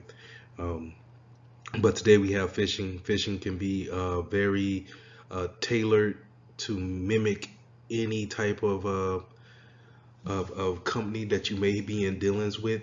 A good fish that I seen lately was a fish that came in that had a Amazon logo on it, and it had the same font and color that Amazon uses for their little smile. So it's that little orange teal orange color that they have. Very authentic.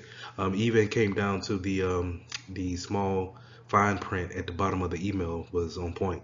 It almost had me, but once I looked at the who is it from, that email there, I could tell that it was a fish. Now, spear phishing is when an attacker targets in on one particular person or a particular group. Let's say if I'm going after Alice and she's in the marketing department of U.S. Bank, I'm targeting her in particular. So I'm spear.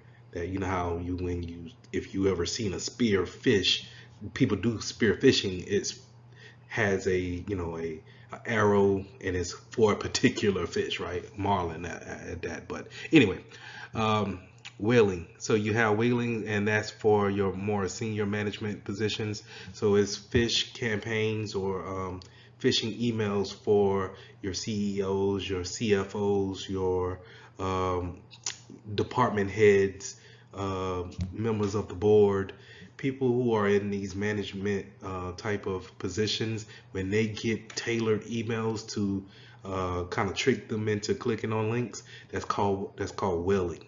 Phishing is pretty much running a social scam over the phone, right? So that's someone cold calling. Right now we are in a time where robot calling is at an all-time high. And then finally we have smishing, and that's where we see kind of like these unwanted IM messages, whether it's an Android or iPhone, wherever you get a text message and it's not wanted, right? It tells you, hey, click on this link to receive a new gift card from Amazon. And they're trying to mislead you into thinking to click on the link, put in the information, and then whatever attack comes from that is the results of it. So I already kind of got on the spam uh, in the previous slide. It's unwanted email, unsolicited email.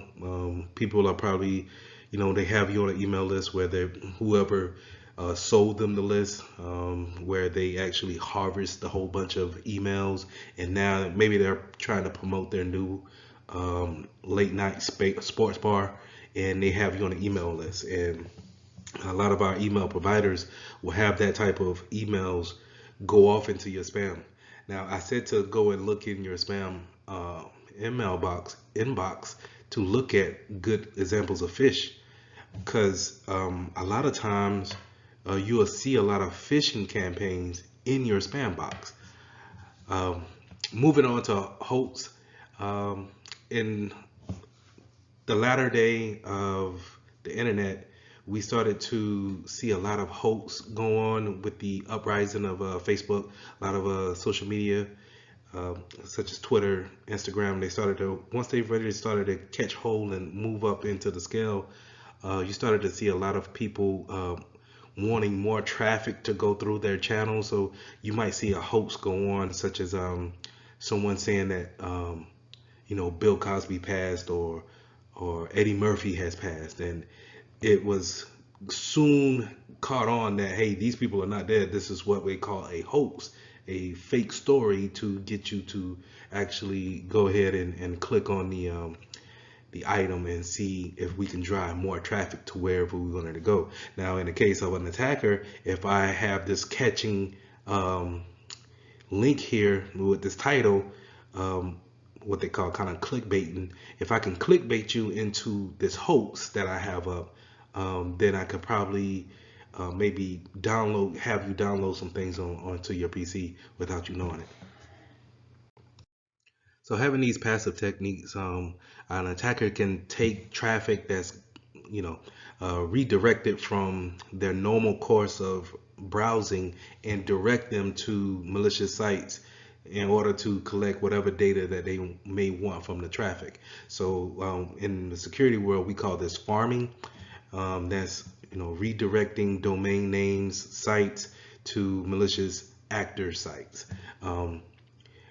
Typo squatting is also a different type of redirection, but what it does is that it takes the mistakes that a person may make and then have them to redirect into a malicious site. A good example will be if I'm an attacker and I make a website that's named google.com, but I spell it with 3 O's instead of 2 O's, then whenever someone makes a mistake and puts in 3 O's, maybe they're sleepy or whatever, and then they're redirected to my website instead of a normal Google site. So that's a poor or a very basic example of typo squatting, but it works. A watering hole is similar type, where we're kind of we're setting up places to where people can gather and want to go and get information, making it real attractive to people who want to click on different sites. A good example is trying to have a hoax of something that's really eye-catching, right? Really intriguing, and then we send them to a third-party site that's there for malicious reasons. Okay, let's switch gears now and go into the indicators of malware-based attacks. So malware classification. It's important to understand that you're gonna see on the test viruses and worms. And what to really remember about it is that worms can spread from PC to PC, device to device. It doesn't need to actually be carried from one person to another, right? Such as a virus or a Trojan, where I have to send you an executable to actually execute the payload, and then it spreads like that. A worm is pretty much uncontrollable and can go out there and spread on its own. Now a Trojan is where it's concealed to be one thing, but then it turns out to be malicious, right? Back in the day, we used to see this with toolbars. So back in the day, web browsers didn't come with toolbars on there, so we couldn't really have our little favorites hanging up there and at the top. You had to download it. And I remember downloading something from Ask Jeeves, and it was, I want to say it was a Google toolbar. But anyway, it was a toolbar that, once you ran the executable on something, it was a Trojan. And, the antivirus at that time detected it and it cleaned it.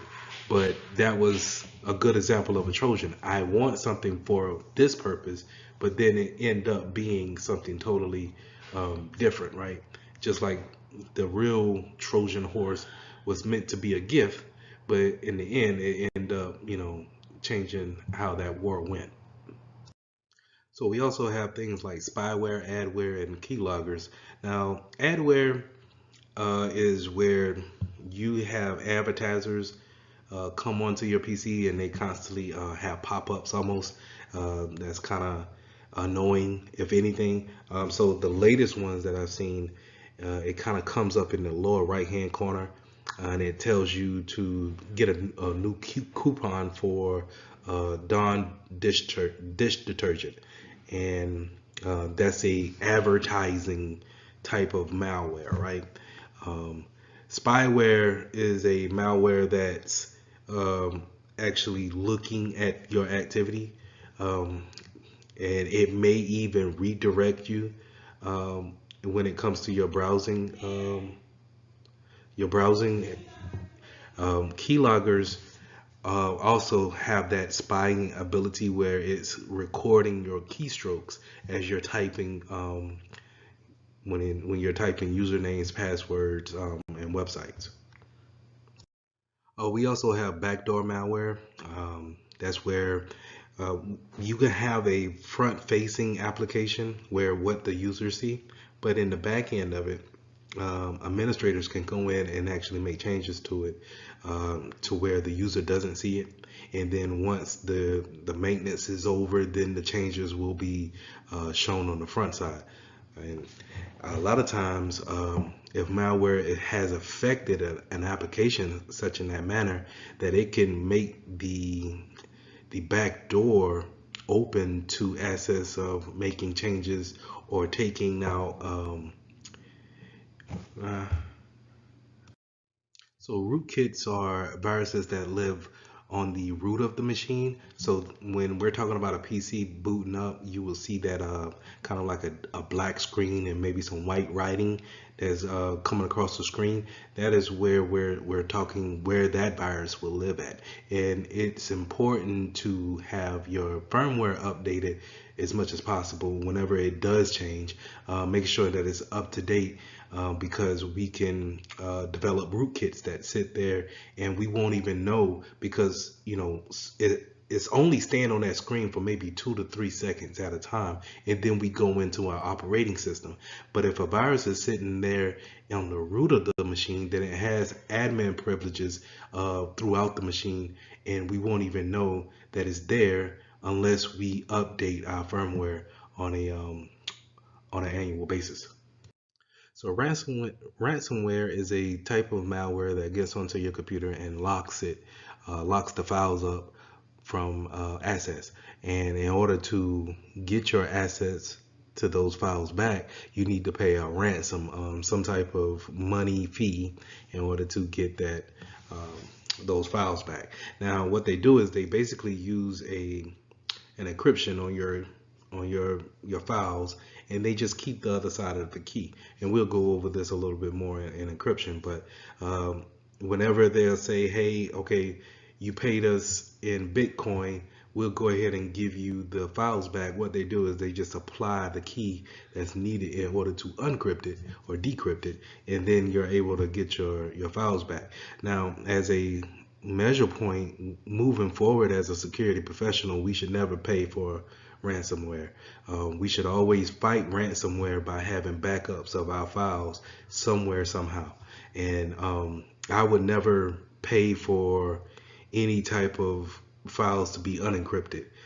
Your best bet will just be probably wiping that machine and then carrying on after that, and just wiping the machine and then rebuilding the machine from the backups that you already had.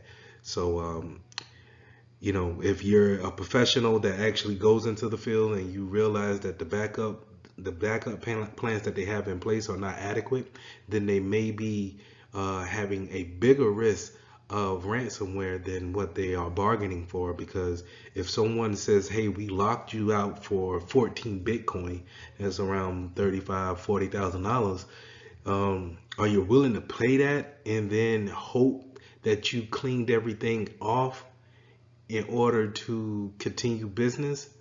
Or do you just want to just say, hey, all right, well, you can have those files locked up, that's fine. We can go ahead and continue business by just wiping this computer clean and then reissuing out a computer from the backups. So what are some indicators that you may have malware on your PC or Mac? I think the most obvious thing is if your antivirus actually gives you a notification. Um, a lot of times these things are built off of signature-based databases. So if there's a known signature of a virus out there, your AV should be able to pick that up and alert you and clean or quarantine that file immediately. You can also pay attention to if there are any kind of file changes that's going on without your awareness. So it's kind of late at that point, but if you see any kind of file changes within the registry or temp files, then it's a good indication that you might want to run a scan on it, and you might want to unplug it from a network or disconnect from a network, and then run your antivirus scan on it, and then try to clean whatever's there. If all else fails and you still feel as if something's on the PC, then I will say a full wipe of the PC is necessary, and then restore from backups. So key points to review on lesson 4, I would definitely go over social engineering, making sure that we understand that our weakest point of our security posture are our users. Again, it is much more easier for me to take you out to lunch and versus me breaking into your firewall. The second thing we talked about was phishing and the different types of phishing, spear phishing, welling, vishing. We also talked about spam and having those unsolicited emails come in. We finished up with malware and talking about different types of computer viruses that may happen, rootkits that can live onto the root of the PC, and making sure how important it is to making sure everything is up to date as far as AV is concerned, and making sure that we understand the indicators of viruses. Okay, lesson 5. Let's go into basic cryptography concepts. We're not going to dive greatly into encryption because encryption is by itself is confusing. So we're going to go over the basics and how CompTIA wants you to know different concepts for the Security Plus exam. When you start talking about cryptography, the first thing you want to know is that encryption is taking readable plain text and turning it into something that's unreadable, and that's going to be your ciphertext. A lot of times when you hear security professionals give scenarios about encryption, they're using characters named Bob and Alice, and Mallory will be a malicious hacker or malware that's sitting in between them, disturbing the conversation. So in the scenario with Bob and Alice, Bob or Alice wants to communicate and they want to share secure information in some type of way, and they understand that Mallory could be lurking and could be listening on the network. So what they want to do is to take the sensitive information, encrypt it into a way that is unreadable by Mallory, and pass it on to the other, and then have them unencrypted or decrypt into a readable text again. So as we go along, just be aware of those characters, and that's the concept of how we actually want to go back and forth and take those readable text and make it unreadable and then readable again. Now we'll also go over hashing algorithms and how it relates to integrity, and that how we can take a hash of a some type of plain text and make it kind of like a fingerprint. Is only unique to that actual plain text, and we'll go over that in further detail. Now, the one thing that you need to understand is that there's two types of encryption. There's symmetric and then there's asymmetric, and we will go over that in greater detail. But symmetric, we're using one key and it's the same key, right? So it's the same on both sides. When Alice, she encrypts it, she's using one key, and then when Bob decrypts it, he's using the same key. And then we have asymmetric keys, asymmetric cryptography. So that's when Alice uses a unique key and Bob uses a unique key as well. So it's asymmetric. It's two keys involved. Okay, but we'll go over that in further detail. So let's talk about hashing algorithms. Hashing is a good way of showing integrity of a software or whatever message that you want to actually take a hash of. It's actually putting a message or a document against a algorithm and then taking a message digest, a fixed string, and saying that that's unanimous to the original document. And we have many different ways that we can create hashes, but one thing I want you to remember when taking the Security Plus exam is that is 9 times out of 10 going to be used for integrity reasons. So if that message digest that results from your hash comes out to be different than anything that it originally started off as, then the integrity of that document has been compromised. But hashing is not an encryption, right? Hashing uses the word algorithm because that's what the document or whatever you're putting into that hash or you want to take a hash of is applied by. But hashing is not a two-factor form like encryption is. Encryption takes something that is normal and then it takes it, encrypts it into an unreadable text, and then it has that form to have the ability to be decrypted. And hashing is not that. Hashing is more of a one-way process where this is what it is, and you need to actually undo that in order to see the original result. So just keep that in mind. We also want to make sure that we keep the algorithms that we use for hashing as well as for encryption secret. We don't want those things to get out. We don't want those things to fall in the wrong hands. So always keeping the algorithm safe when it comes to hashing, and then keeping your key safe whenever it comes to encryption is always an important thing. So symmetric encryption is the first type of encryption we want to talk about. This is where we use the same keys to encrypt a message as well as our recipient using that same key to decrypt the message. So in the example that you see on the screen, Alice has an email that she wants to send to Bob, and she will use a key to encrypt the message, and Bob will use the same key to decrypt the message. Now the thing about that is that how do we get the key over to Bob? Do we use a in-band way of doing it where we'll just use, stay on the same network and send the key over the same network? Let's say an example of that would be sending an email that's separate of the message, the encrypted message, and it would contain the key. Or we will use a out of band method where we'll call on the phone and give them the key over the phone. We could have it mailed in a physical mail to Bob, some method like that of being out of band. So remember for the test that symmetric means the same, and in order to decrypt or unencrypt a message, we need that same key. Now, some examples of symmetric keys or symmetric algorithms being used will be streaming ciphers, where this is going to encrypt one bit at a time. You're going to also see it being used with an initialized vector, and we'll get a little bit more into initialized vectors or IVs a little bit later. You also see it in block ciphers, and this is kind of where we are encrypting blocks at a time, big chunks of blocks at a time, and you'll see examples of this in AES, Advanced Encryption Standards. Is no longer a more secure. It's not a secure way of encrypting, but that's where you can see that example of. And then you'll also see things like the key length being a key factor when it comes to symmetric keys. Always remember that the longer the key, the better the more security that goes along with that key. So remember, the key strength is a big part when it comes to encrypting in these algorithms.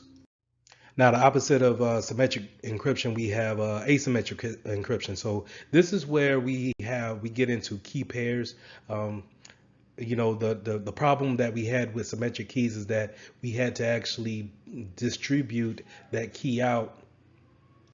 So the most popular form of public key encryption will be the RSA algorithm. RSA stands for Rivers, Shamir, and Edelman. These are the three guys who created this cryptography algorithm. So just be mindful of that. Understand that when it comes to public keys, this is the best way to actually perform encryption across the network. We're not going over that concept of sharing keys in order to encrypt messages and then send them abroad. So when it comes to public key encryption, the only problem is key making sure that everyone has two keys. So keeping a management of those keys can be an issue, and we'll go over that a little bit different later. So digital signatures. One thing I want you guys to really think about when it comes to digital signatures is the application that we normally use in order to have digital signatures go on, and that's DocuSign is the one that I come across a lot. So let's say if you're buying a house or you're doing some kind of paperwork for a school, and they send you some documentation that they need you to sign that you would normally sign in person, but we want to sign it over the network, over the internet. So they send it to you in an email, and they want to verify that you signed this piece of paper and then send it back, which is electronically signed, right? So the way we do that is by using an application called DocuSign, and it uses cryptography along with hashing in order to say, hey, this signature came from Jane Doe, and there's no way to say that it came from any other person. Okay, so it creates that integrity piece that we need in order to say, hey, there's no doubt in my mind, there's no non-repudiation part of it, that this could be signed by anyone else. And that's what digital signatures bring to the table. So whenever you guys see digital signatures, think about it as a way of translating your handwritten signature into a digital signature that authorizes documentations. Digital certificates is a way that a website can perform a public key exchange with your device or any other device by having the certificate verified by a CA, which is a certificate authority, and then having it pasted onto their website. So whenever you go to a website and it has the HTTPS on there, and then you click on that and you see the certificate for it, you can see who they registered that certificate with, and then how long the certificate is valid for, and you can have a good idea that, hey, this website is legit, and I can go about doing regular business with this website. So with a certificate authority, I want you to think of it kind of like a DMV for driver license. So when you go to the DMV, they are a third party that gives you the right to have a license or some type of ID. And now you carry that ID around and you give it to authorities or whoever wants to see that ID to verify that you are who you say you are. And the same thing goes with a certificate authority. I want to say that I'm mitchelltech.com. And so when I go to my certificate authority and I say, hey, I'm starting up my own website for mitchelltech.org, I want you to give me some type of validation. And they will hand me or send me a digital certificate and showing that I am the website who I claim to be. And so now when you go to my website and you look at my certificates, you can trust that I have the public keys. I have a public key that I shared with you, and it has the integrity factor that I am who I say I am. Now, as a security professional, you want to teach people to be wary of certificates that have expired or websites who don't have certificates. Because now, how can we really validate who they say they are? So we want to make sure that we keep these things in mind whenever navigating the different types of websites. If you see kind of like that HTTPS crossed out, or sometimes some browsers will actually say, hey, this site is not trusted. Do you want to continue? Just be fearful about it and know that it may not be who you want to communicate with. So be fearful of the type of information that you're putting in on that website.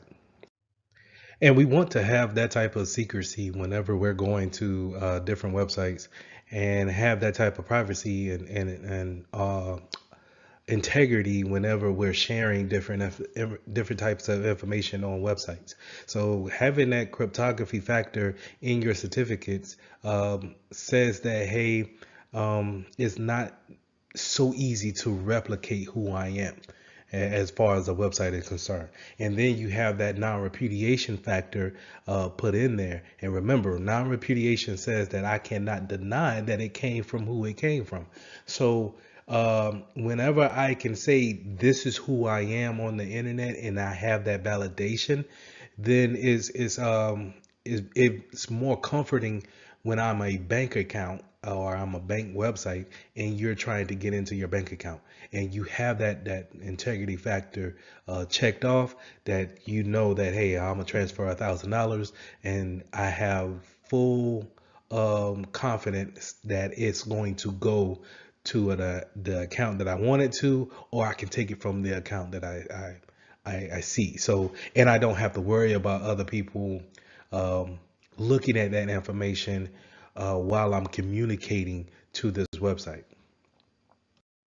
We stated before how hashing can support integrity. Well, we always want to keep in mind that cryptography supports confidentiality.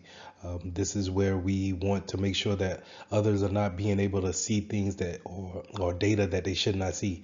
So this is, in turn, the reason why you have file encryptions, making sure that we're using an encrypted cryptography, sending traffic over the network. So just remember that if you see anything or hear anyone saying that we need to support confidentiality, we want to make sure that we keep the things hidden from unnecessary views. Then we are probably looking at some form of cryptography. Now, a lot of times when we see attacks on different websites or attacks against cryptography, is probably going to be some type of man in the middle of attack, kind of sitting on your network, sniffing that traffic. And remember, whenever I'm saying sitting on your network or sniffing the traffic, I'm probably using a tool such as Wireshark or some type of network analyzer to see what traffic is going from point A to point B, and I'm taking that and seeing if I can decipher it into plain text in some type of way. But that's why we want to have cryptography to actually cover that thing, that type of traffic up, making sure that it's not readable, it's not necessarily in plain text, and so that's why it's so important to make sure that we have cryptography when it comes to network traffic going back and forth. They could also use a downgrade attack. This is where we're taking advantage of old obsolete devices and seeing if, or taking a vulnerability on a device that's already out there, seeing if we can downgrade the software to a known vulnerable software piece, and then taking advantage of it from that standpoint. So just keep those things in mind. 9 times out of 10 in the real world, you're going to probably see these man in the middle attacks, and that's just someone sitting on your network, just looking at the traffic going back and forth. So just be careful of your surroundings, as well as when you're going to like coffee shops such as Starbucks or some type of internet cafe, and you're sitting down, or let's say in a hotel, and you're connecting to their Wi-Fi. Just think about who else could be actually there, just taking in that traffic. So just keep those things in mind before you actually start sharing confidential documents across the network. One of the main factors that helps cryptography be more difficult to break is the factors of key stretching and salting.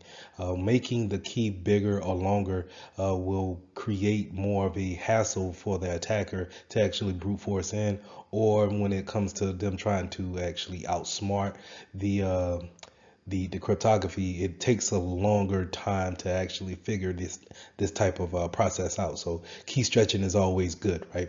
And then salting is also adding that random value to whatever algorithm that you have. So it's nice to have the algorithm, but when we can put some type of randomness to it, then it also gives a extra factor that the attacker may not be accounting for. So just keep those two things in mind, that we want to make the key stronger by stretching, and we want to make it more random by adding a salt. We also want to talk about steganography, and steganography is being able to hide data within a plain sight. A lot of times you'll see the example of hiding a document within a image file or a video file, and that's you're sending the video file or the image out of, let's say, your network. So you're sending that image via email outside of the network. But if we're in a if we're working together as hackers or as someone malicious within the network, then you will know that I probably embedded an important Excel document within that image. And so that's what we call steganography, hiding something that's in plain sight.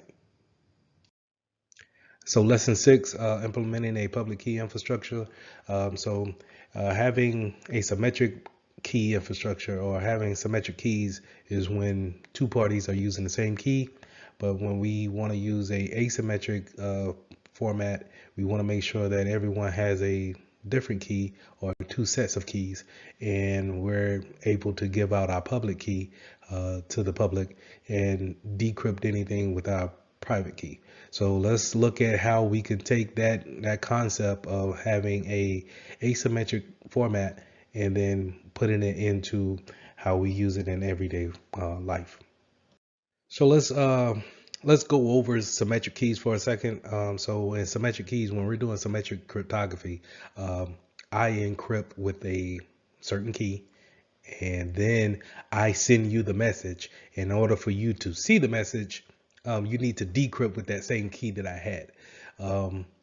And the problem is that how do I get you that key secretly? Or how can I say, it's not necessarily a great idea to pick up the phone and say, hey, all right, you got the message. Okay, to decrypt it, you need this passcode right here. Put in this passcode and it decrypts the message. It's more efficient. And it's more efficient to use two sets of keys, which is public key infrastructure. But when you're talking about asymmetric keys, just think about how many things that we want to encrypt, and then how many keys we need to actually decrypt those things, and then send them outer band or in band. And when I mean outer band, I'm meaning more like something that's not necessarily on the network. So I'm mailing you. I'm going to use the postal service to mail you the key, or I'm going to tell it to you over the telephone. But in band, I'm going to, walk it to your office or use the network to send it to you in a instant message. So that's in band, out of band. All right. So public key and using a public key infrastructure, we're going to use two sets of keys. So me, Lee Mitchell, I will have two keys. I will have a public key and I will have a private key. And then you, Jane Doe, will have a public key and a private key. And so whenever I want to send you something, I will use my public key to decrypt it, or I use my private key to decrypt it, and then you use my public key to decrypt it.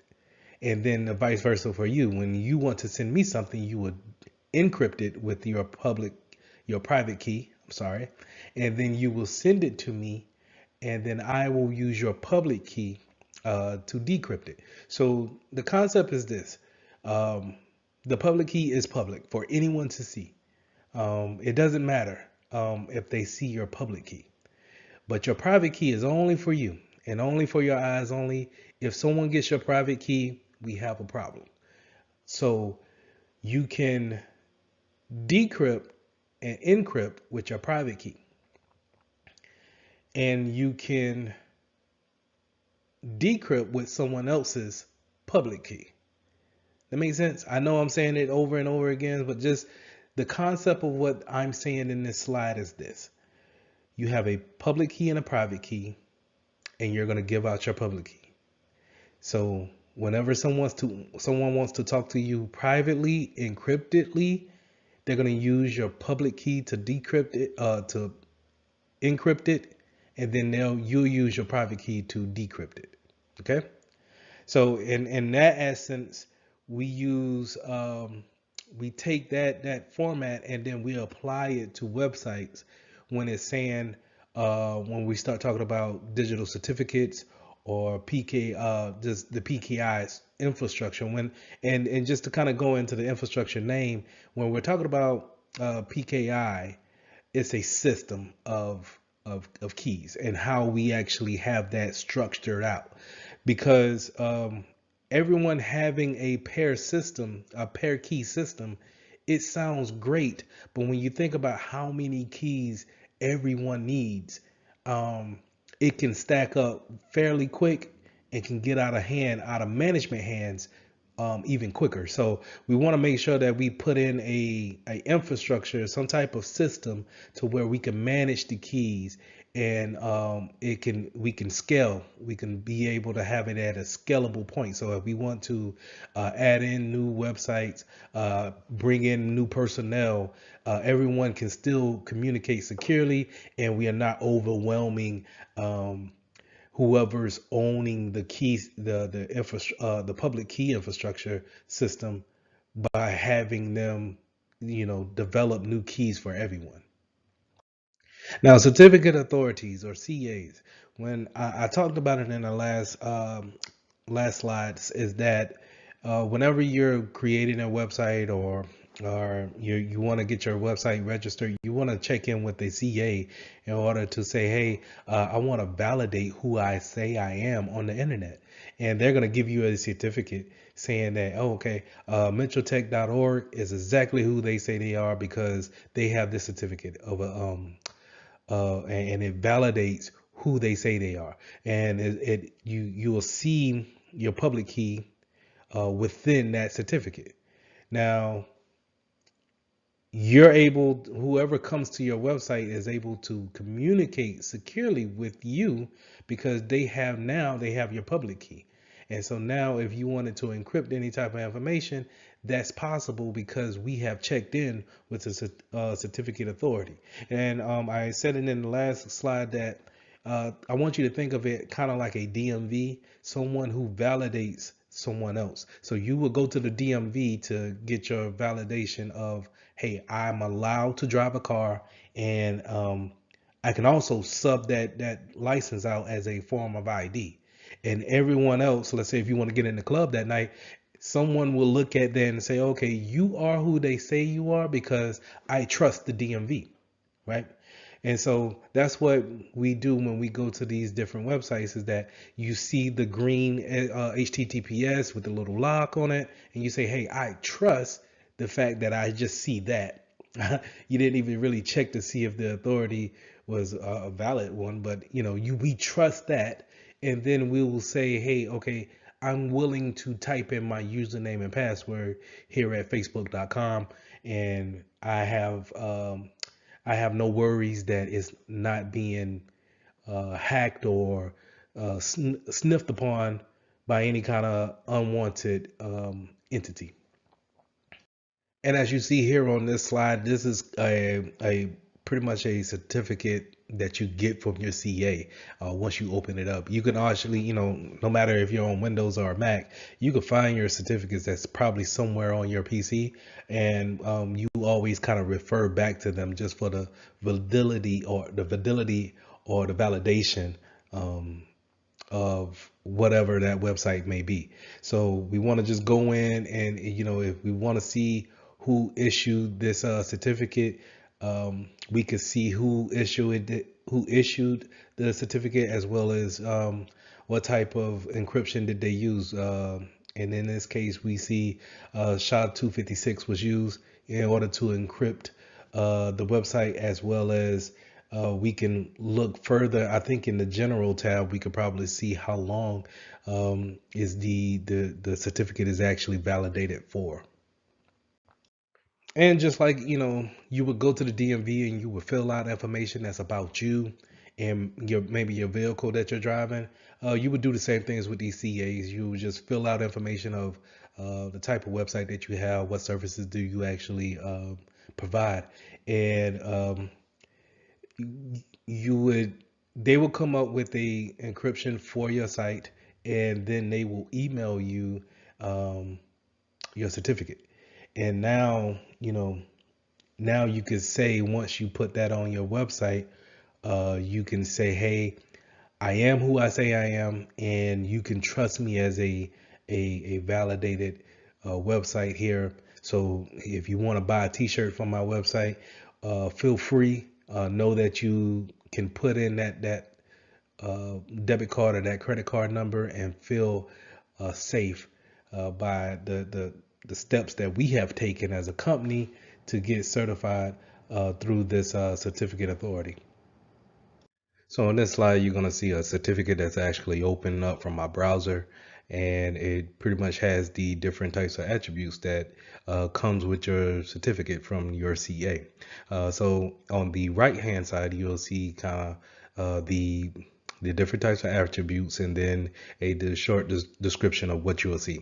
But you don't really need to know each attribute for the exam, but just be aware that all these different things make up an identity of who you're trying to be, or what website is trying to say or validate who they are. So you'll have a serial number, a signature algorithm.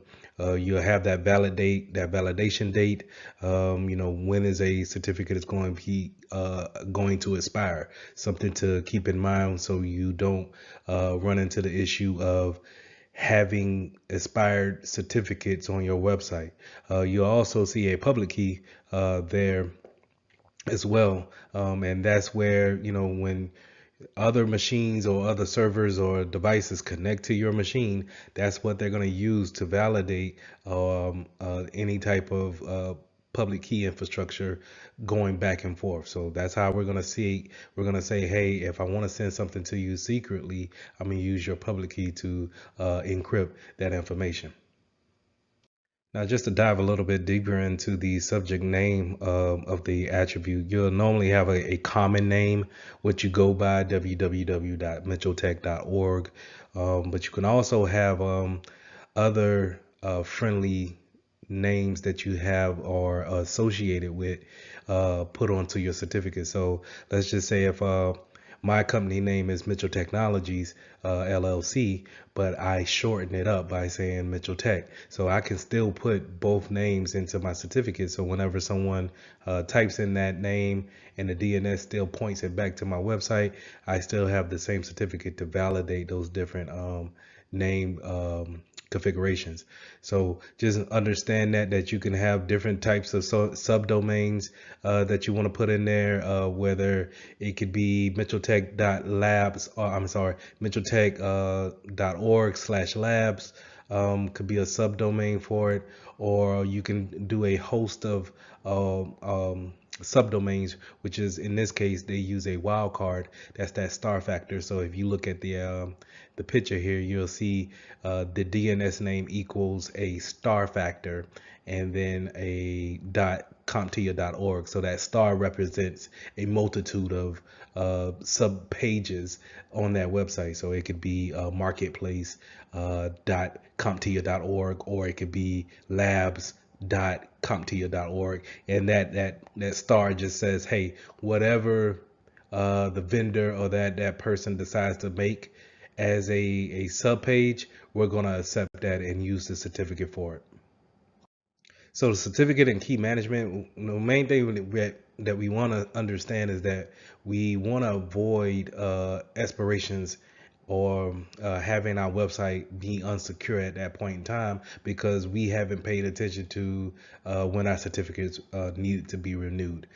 So making sure that we have a good audit pace or trail of our certificates is very vital in order to keep that secure line going. There's nothing, not saying that your company would not run, but would you want to spend money with a company that's couldn't necessarily validate the security on their site? It says, hey, whenever you see a website that has a expired certificate, it will have this big red line through, or the HTTPS is kind of grayed out, and it kind of makes you feel weary about putting in debit card numbers or credit card numbers within that website. So you're not necessarily losing customers because you can still order something, but you may lose a lot of customers off of the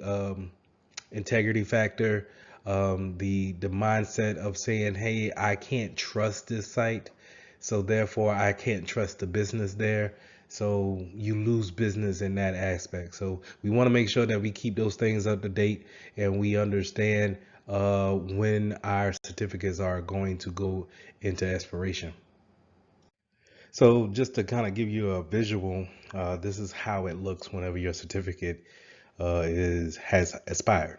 You're gonna get your different browsers give you these type of error codes right here, and you can continue on to the site. It's just saying on, let's say for the example of Internet Explorer, that it's not recommended. So you can see how that can drive away traffic if you are a consumer. So just making sure that we have those things under wraps when it comes to knowing when things are going to expire, very vital to business operations. So, like I said, you have different types of certificate issues, such as rejection from the servers or your clients. And what I mean by clients, not necessarily the person, but the device that they're using. They're not able to uh, be able to connect securely to your website. And we want to avoid that by any stretch of the imagination. So, just making sure that we keep a good um, audit trail of what do we obtain as far as certificates, because when you think about a business may have several different websites that all offer different things, and we want to be able to be secure and know that we're not just mistaking for anybody else. So having our certificates all lined up is a good business practice because it keeps us from running and presents ourselves to the world in a secure manner. So we just want to, at all costs, make sure that we stress the fact of having expired certificates taken care of before the expiration date, making sure that we have the proper names and subdomains added on to our certificates is very, I would say, a business oriented factor that we need to have in. So just keeping these things in mind when it comes to the different types of issues that we may face. Just know that for the exam, when it comes to the problems that you may come into to face, uh, just know that it's coming from a CA, and the CA validates who you are, but then the issues may come when it comes to expiring. So we talked about PKI infrastructure. That's where we have our own public key, and we're putting it out there in a structured manner to share with others who want to come and visit our sites. We talked about certificates and the importance of having them on our sites to validate who we are, and then to say to our customers, our clients, hey, you can do business with us securely. So just keep those things in mind, and let's move on with the next lesson. Okay, so let's get into implementing authentication controls.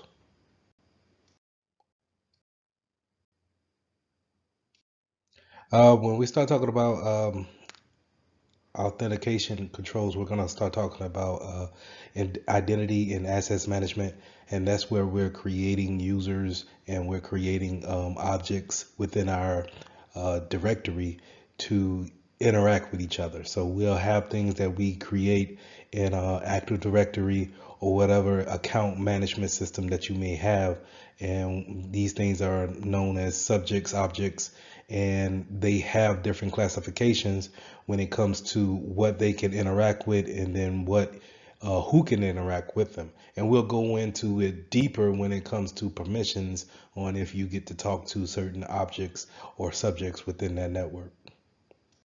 So authentication factors, whenever we're setting up a new user, it's nice to have these type of security factors or controls going on with just not just saying, hey, I have a username, let me into the system.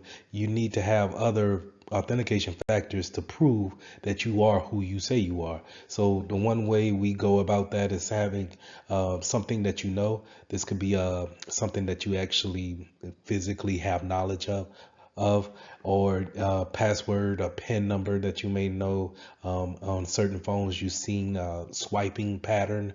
I think it was older Androids that will allow you to connect the dots to have a swiping pattern. You can also have kind of like a challenge question passwords reset. So when you forget your password and you hit the I forgot password link, it will challenge you with 3 different word sentences or questions that you set up that only you should know the answers to. But from a hacker standpoint, if I've done my social engineering fairly well, I could probably answer those questions about you as well because I have done my research. But anyway, um, it could also be something that you have, right? Something that you have physically, where it could be like tokens, fobs, where you keep on you whenever you log into a system, it would ask you to reference that token, that fob, in order to gain access. You also have something that you do or something that you are. So that will be a good example, will be any kind of fingerprint, eye scans, things of that nature. So when creating a authentication design, we want to make sure that we hit those 3 pillars of our CIA triad. So remember, CIA triad is confidentiality, integrity, and then availability. And we want to make sure that confidentiality is keeping the credentials secure. And then integrity means that there shouldn't be any questions when it comes to if changes was made. And then availability is just exactly what it says. Do we have Can the user be able to access at any time or any given time that they're were directed to get into their credentials, or should they have they shouldn't have any kind of support issues if they need to change any type of credentials? So a lot of times you'll see businesses move to a multi-factor authentication process where not only do you have a username and password, they also want you to have a fob or some type of authentication software that allows you to match that with your username and password. You'll have let's say Microsoft Authenticator, and that will be matched up right after you put in your password. And the concept is this, is that if I'm a bad guy and I have got your username and password, that's fine. Well, it's not good, but it's fine, so to say, if I can't get to your cell phone and get that a multi authentication piece that's also linked with that username and password. So now you kind of leave me with no options of how to get into your account from the get-go. So it's good to have multi factor authentication whenever possible, but also sometimes we need to sit back and think about the business needs. Is it plausible to have it for everything that we need to log in for?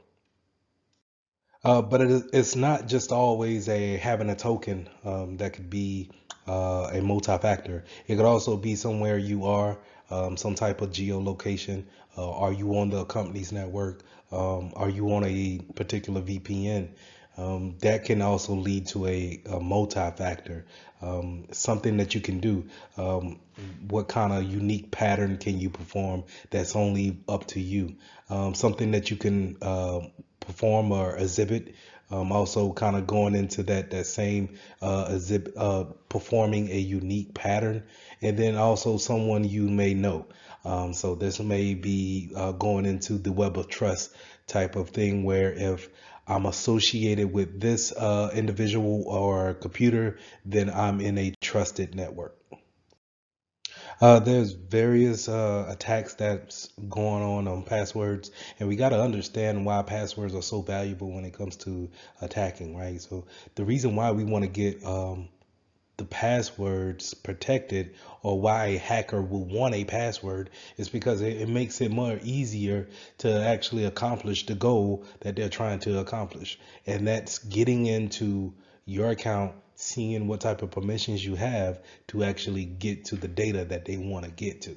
So a lot of times we can have certain non-security factors going against our passwords that make it easy for them to be cracked, or actually just bypassing altogether. So we have having passwords in plain text or unencrypted, just kind of leaving it out there in the database, so for whoever to see it. We also have like shared passwords that we all kind of use as one machine to print checks, and instead of giving everyone an account, we have one shared password with a username that we all just kind of use. The most famous way of going in and breaking someone's password is just a brute force attack, using something like John the Ripper, to actually go in and brute force a actual password, trying every possible way to figure out what is your password. So that's why, as a security professional, we harp on having a type of criteria when it comes to long passwords, having special characters in there, because whether you know it or not, the longer a password is, or the more complex a password is, the more longer it takes for a brute force to actually happen on that password. So I thought that was a good segue into brute force and dictionary attacks. Brute force, like I said, we're taking every possible character that we have in our language, and we actually are putting it against your password hash. So a lot of times, these attackers that take the whole English dictionary and then apply it against your password.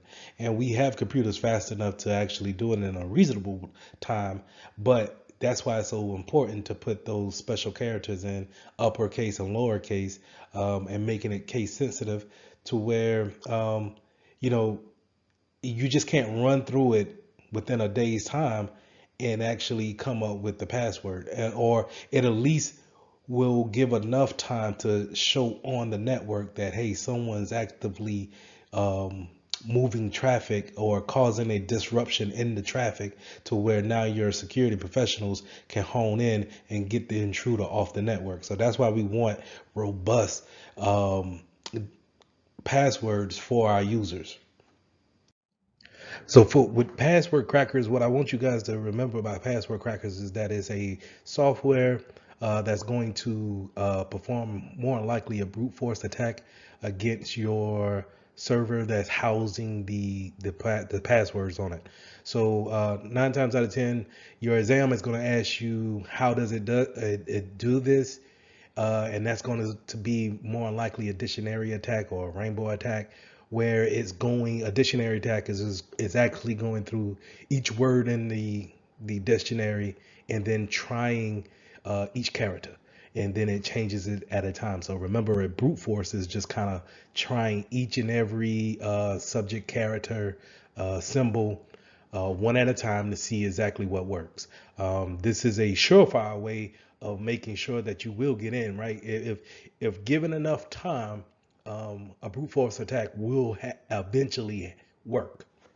But that's the beauty of having such a complex a password, is that given the time that the software needs to actually try each and every character, um, your password, to where it's is the length capacity, creates more time for that software to actually perform the brute force attack. So therefore, it could be thousands of years before, literally thousands of years, if not millions of years, for a particular password to be cracked in order to try each and every character. So just keep those things in mind when it comes to password crackers. They eventually will get to it, but eventually may come in 10 million years. All right. So just keep those things in mind when it comes to password crackers. So authentication management, making sure that we understand where our passwords live, making sure that we have proper access to those passwords that's kind of stored somewhere. A lot of times, if you log into a certain application on your phone, it may automatically fill in that password box for you. So just making sure that you understand what caches your password, making sure that you have the proper, if you're leaving your passwords into a password vault, so to say, then we have the proper permissions to go into that vault. Do we have two-factor authentication in order to enter that vault in order to see the other passwords that we have stored? So just keep those things in mind.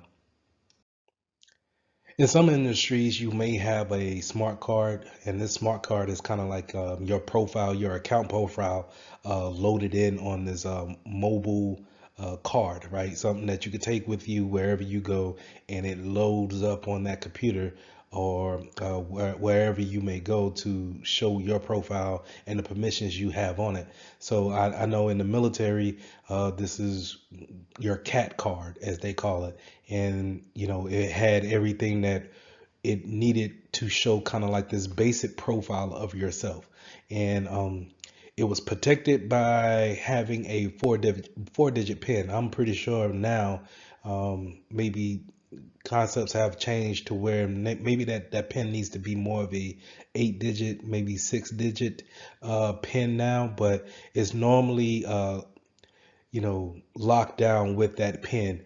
Now, you would always keep your smart card on you because we would treat it kind of like a license or some type of debit or credit card. So it could act as a second multi authenticator for that user because we're planning to have it all the time. So we also got this thing where we can put our usernames and passwords on kind of like an external device and use those things to log in to apply those credentials. And we will say, hey, instead of you actually logging in every day, use this smart card and that will have your credentials on it. And only thing you need to remember is a 4 digit, 6 digit pin, maybe 9 digits, and just type that in. And then you won't have to worry about changing your password or whatever the case may be, because if you have this lets us know that you have access to our network. And a lot of times we see this in smart cards or USB tokens.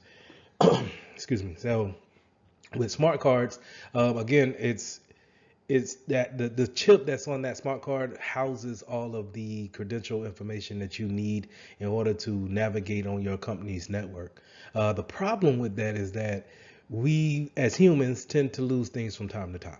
So if we're on a business trip to Las Vegas, and we tend to lose things, and we lose our a smart card, now we have just created a denial of service attack on ourselves by losing the card, but also maybe giving potential access to someone else who finds the card, and then maybe if they can slide it into let's say the laptop to actually get permissions to whatever network that's out there.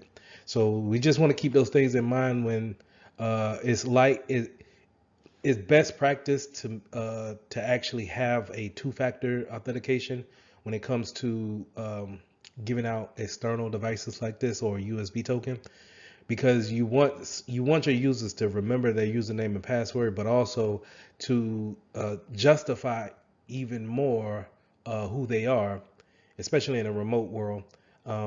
We want them to have that extra authentication piece to say, hey, yes, I do know the username and password, but I also know that I need to pair it with this token. And so this token was also given to me by the company, and then I have those two things, and hopefully they haven't fell in the wrong hands. So this one more factor of putting kind of a defense in depth in order to build this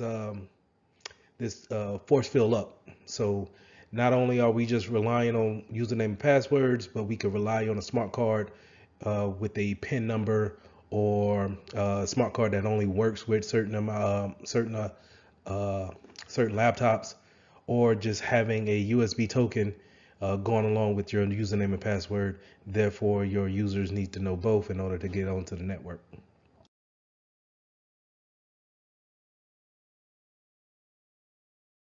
I also touched on the token keys a lot, just kind of giving like that one-time passcode that you need to authenticate yourself onto that network. So these tokens could be either hardware tokens, something that you could see clipped onto a key ring, so you could always keep it on you, right? Or you can now have it as a downloaded app on your phone, or smart device. So it could be a pad or a tablet. So you can have these soft tokens on your phone and log in it with a pin, of course, and then it gives you a code that you can actually finish authenticating with. So to give a good example of that is that when you log in to whatever access site that you're trying to get into, you'll put your username in, you'll put that password in, but then it would actually go to a different window to show, hey, put in the token for that matches this hardware token, right? And it's basically talking back to a server that has the same type of numbers going back and forth, and you'll see kind of a countdown, and you have maybe 60 seconds to put in the code, and in order to have that code put in, then now you're synchronizing with that authenticating management server in order to give you access to your account.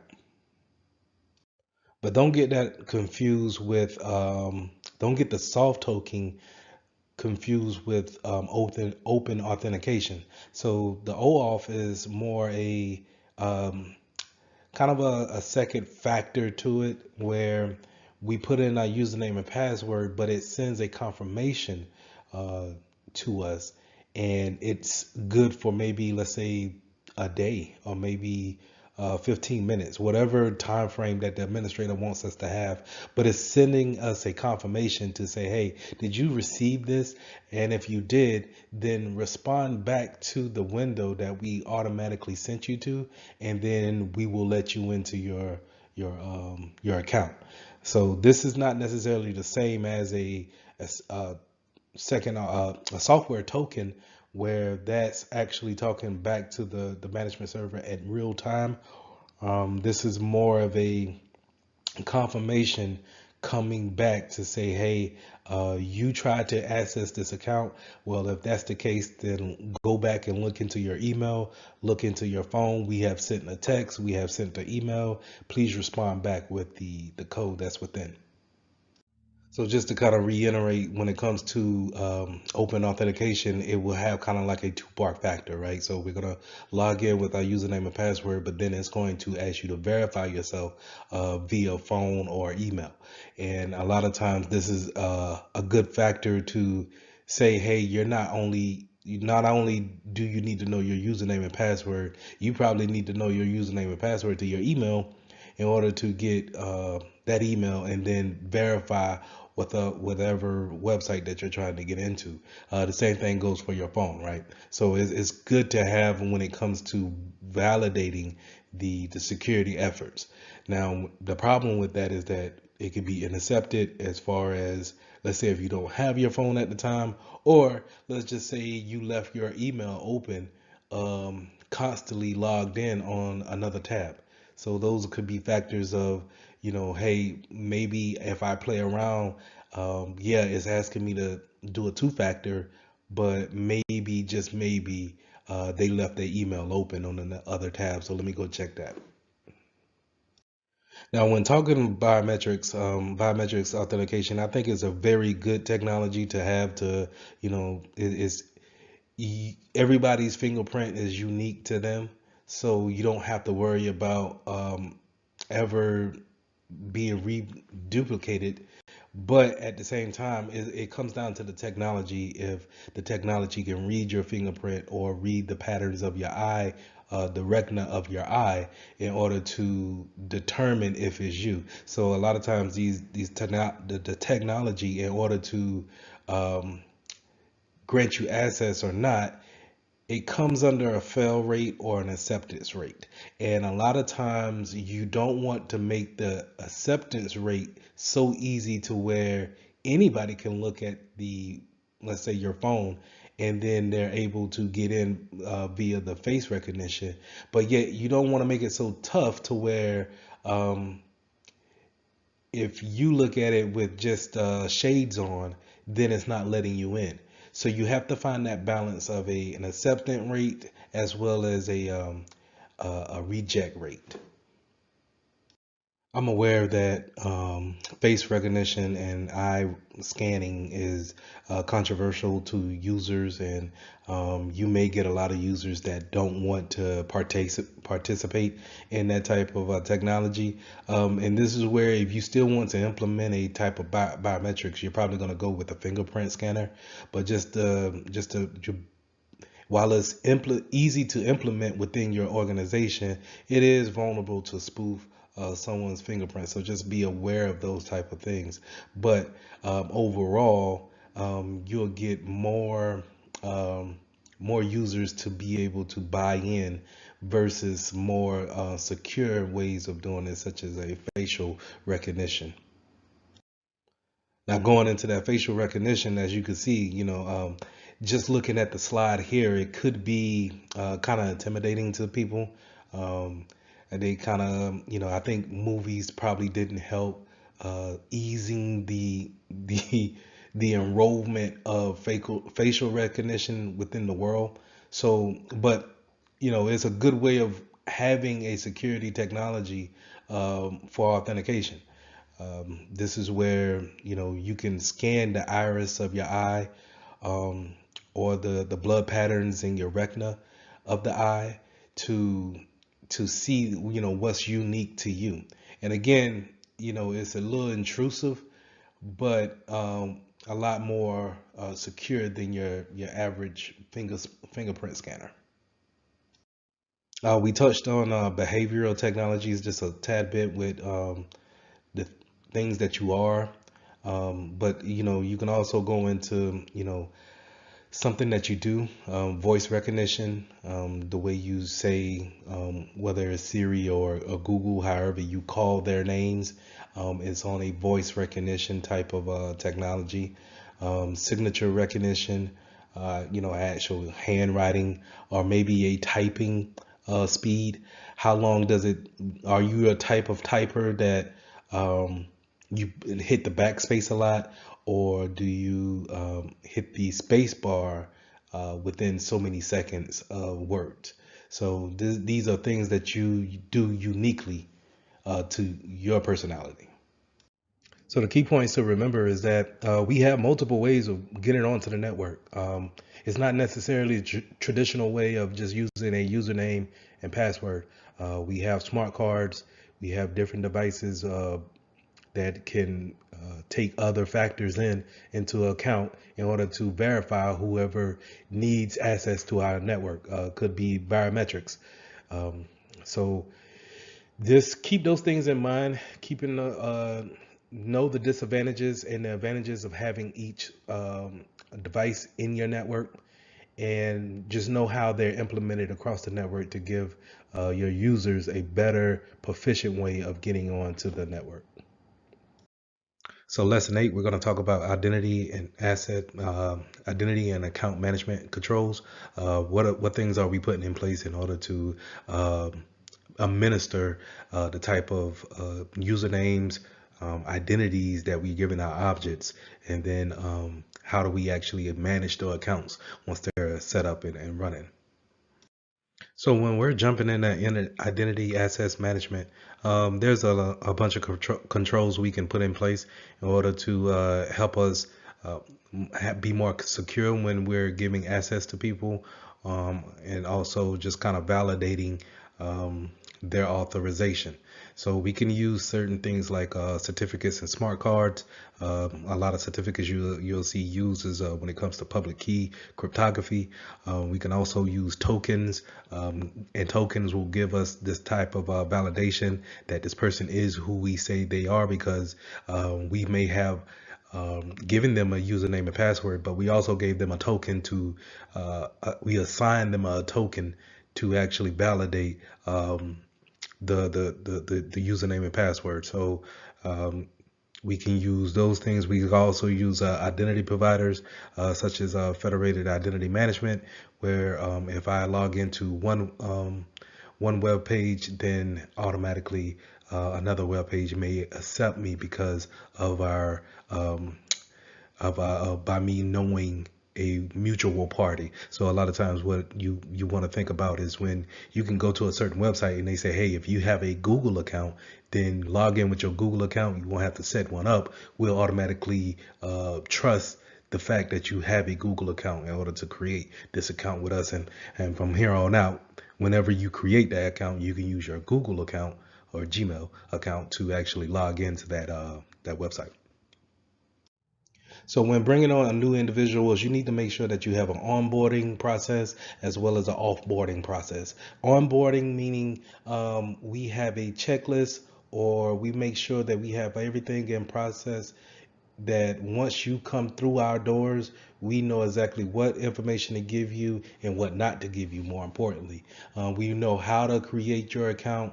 We know how to give you permissions to where you can print to certain printers, be able to share files within your first day, and you're not sharing out of your scope of the things that you need to do in your work day. So we want to make sure that HR has the proper policies, making sure IT has their proper policies as well, and that everyone that we bring on, that it's a almost a cookie cutter type deal, to where everyone has the same process. Also, we want to make sure that we do the opposite whenever we let someone go. Someone gets fired or quits, or God forbid passes on. We want to make sure that we have a offboarding process as well, making sure that we take away permissions, we take away cell phones, any kind of tablets that they may have, laptops, tokens, anything that we have given them. We need to make sure we get that stuff back. And we also want to make sure that there's a policy for that, as well as a checklist for that, making sure that, hey, once so John is terminated from this job, the proper personnel is aware, not only just the security to make sure that they are escorted off the premises, but to make sure that the proper personnel is in IT knows that this person is gone, so we can disable his account or her account. We also want to make sure that in the onboarding process, or in the interview process, that we might want them to sign an NDA. Maybe the job that we're bringing them on for, we need to tell them trade secrets or important information that makes us unique in our field. And so in order to give them that information, maybe we want them to sign a non-disclosure agreement saying that you won't talk to anybody else if you're not selected for this job. So just making sure that we have all these things in plan to take a new personnel, as well as to offload someone. So now that we got our personnel into the office, we need to make sure that we have policies in place for them to follow on a day-to-day basis. We may need to make sure that we have separation of duties in place, making sure that they're not just have to do everything, that we have managers in place in order for them to do certain tasks that should be taken away from them. So to give a good example on that is that if a bank teller has the permissions to print a check, then they should not have the permissions to cash the same check. They should have to go to their manager or floor manager or whoever in order to cash that check. That should be a separation of the duty. Now, we have least privilege. and we want to make sure that we give them only the enough permissions for them to do their job on a day-to-day task. We don't want to over load them with permissions in order to see every file that's here on the directory. We want to make sure that we only give them enough permissions in order to see what they need to see. And this is needed because if they're compromised with their account and a hacker gets into their account, then we don't have to worry about them seeing more than what they're actually able to see. They can see only what Bob can see in the mailroom, and he doesn't have access to the marketing department. So make sure that we have least privilege in entailed on our accounts. We also want to make sure that we have job rotation. So, kind of going with the separation of duties, job rotation is not having you do the same job year in and year out, or even if we want to rotate the functions that you may do quarterly throughout that year, right? So in order to do that, we're just going to make sure that our training process is up to par, because a lot of us, the reason why we probably stay in one spot is because we can't actually train you in another spot, right? But if we can rotate you out, then we can have you doing something totally different every quarter. Therefore, if you were, let's say, you were sneaking money out from one account to your account every month, you were just sneaking that money out, and then we rotate the jobs. Now you're not able to have access to those accounts, and we get Susie to come in and do your job. Then we can see, oh, okay, wait, we had logs of this money going to Bob's account every month, but now all of a sudden it stopped. So that's why we kind of want to have that job rotation to kind of weed out those processes that we don't have an awareness of. So we want to make sure that we have that job rotation. We also want to make sure that we have a mandatory vacation too, just to kind of, piggyback on that job rotation. Let's say if we can't rotate jobs, we can have mandatory vacations where we tell you to go home for 2 weeks and see if anything arises, any kind of different processes comes up, and now all of a sudden we found out that this was going on while you were over it. So now we can ask those questions and get those things ironed out, or we could take the appropriate actions. So, like I said, HR needs to have those onboarding processes, but we also, like I said, to have those offboarding processes, making sure that we get everything back. We want to get our laptops back, phones. We give out phones, but make sure we take them back. Make sure we change the phone number. And we just don't give the same phone number back to the new guy or the new girl that's coming onto the job, right? Making sure that we take back tokens, bank credit cards. I'm sorry, not bank credit cards, but business credit cards, just in case you had someone that was traveling, and sometimes you forget to get those type of items back, USBs, USB thumb drives. And these are things that we accumulate over our time, our tenure at our business, and we just accumulate all this business assets, and we just don't. We sometimes a breakup, or let's say if I'm really mad and I quit the job, then do I have a policy in place to say, hey, Lee's not gonna come up to the business to give back the stuff. Can we remote wipe the cell phone that he kept? Can we remote wipe the laptop that he kept? What information was on that laptop? Can we shut it down in any other way? Because I may not get that back. Let's say if you have an employee suddenly pass on, then how do you go about respecting the family but also protecting the business at the same time? What is the process on that? So we want to make sure that we have all those policies ironed out, and making sure that we have just as a robust onboarding processes, that we have a offboarding process that just as robust to keep the business safe, keep it moving forward, but at the same time getting back what assets you may have given out to that employee. So when creating accounts, we want to make sure that we have privileges limited to what a user can do at their job and nothing more, right? But we also want to make sure that we put in different policies like password policies, and we also want to make sure that they don't have permissions to change any kind of system configurations. To give an example is that once I give Bob the credentials to log into a computer at work, do I really want him to add his own printer or his own device at on his login account? So we want to make sure that we don't give them any kind of system configuration rights, and have, unless it's part of their job to do so. So if we have Susan who's just got added onto the IT team, then she needs to have a privilege account in order to allow those type of changes to happen.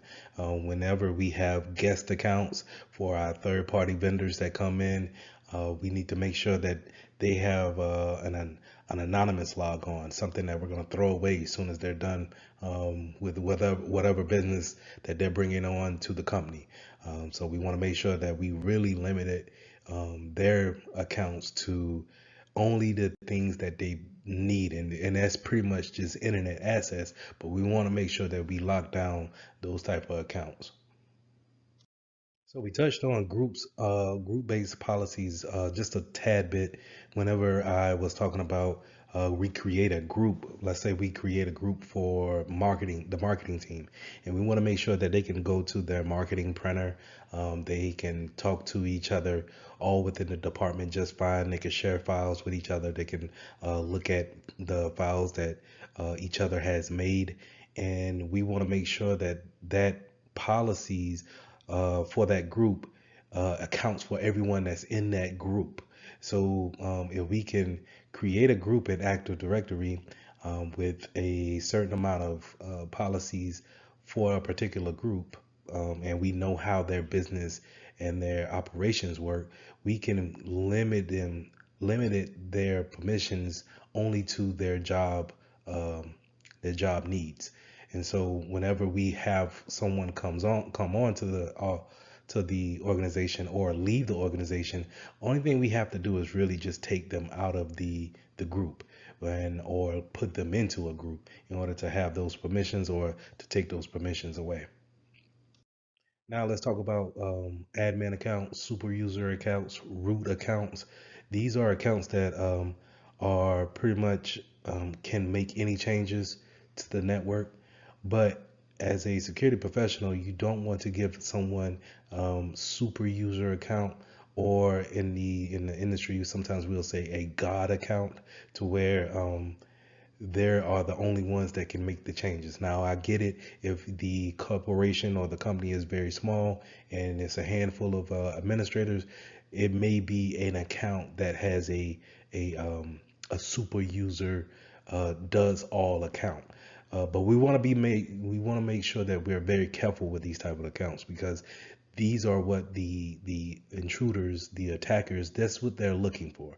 They're looking for these type of accounts that can do all and go wherever they want to go on the network and manipulate anything that they want, because it has the permission to do so. So instead of me as a hacker trying to create my own account, why not just get an account that already has those permissions already applied to them? So we want to make sure that if we do have administrators on our network, that we give them permissions to make changes. But what changes can they make? Can they change passwords? And if they can change passwords, can they change group policies?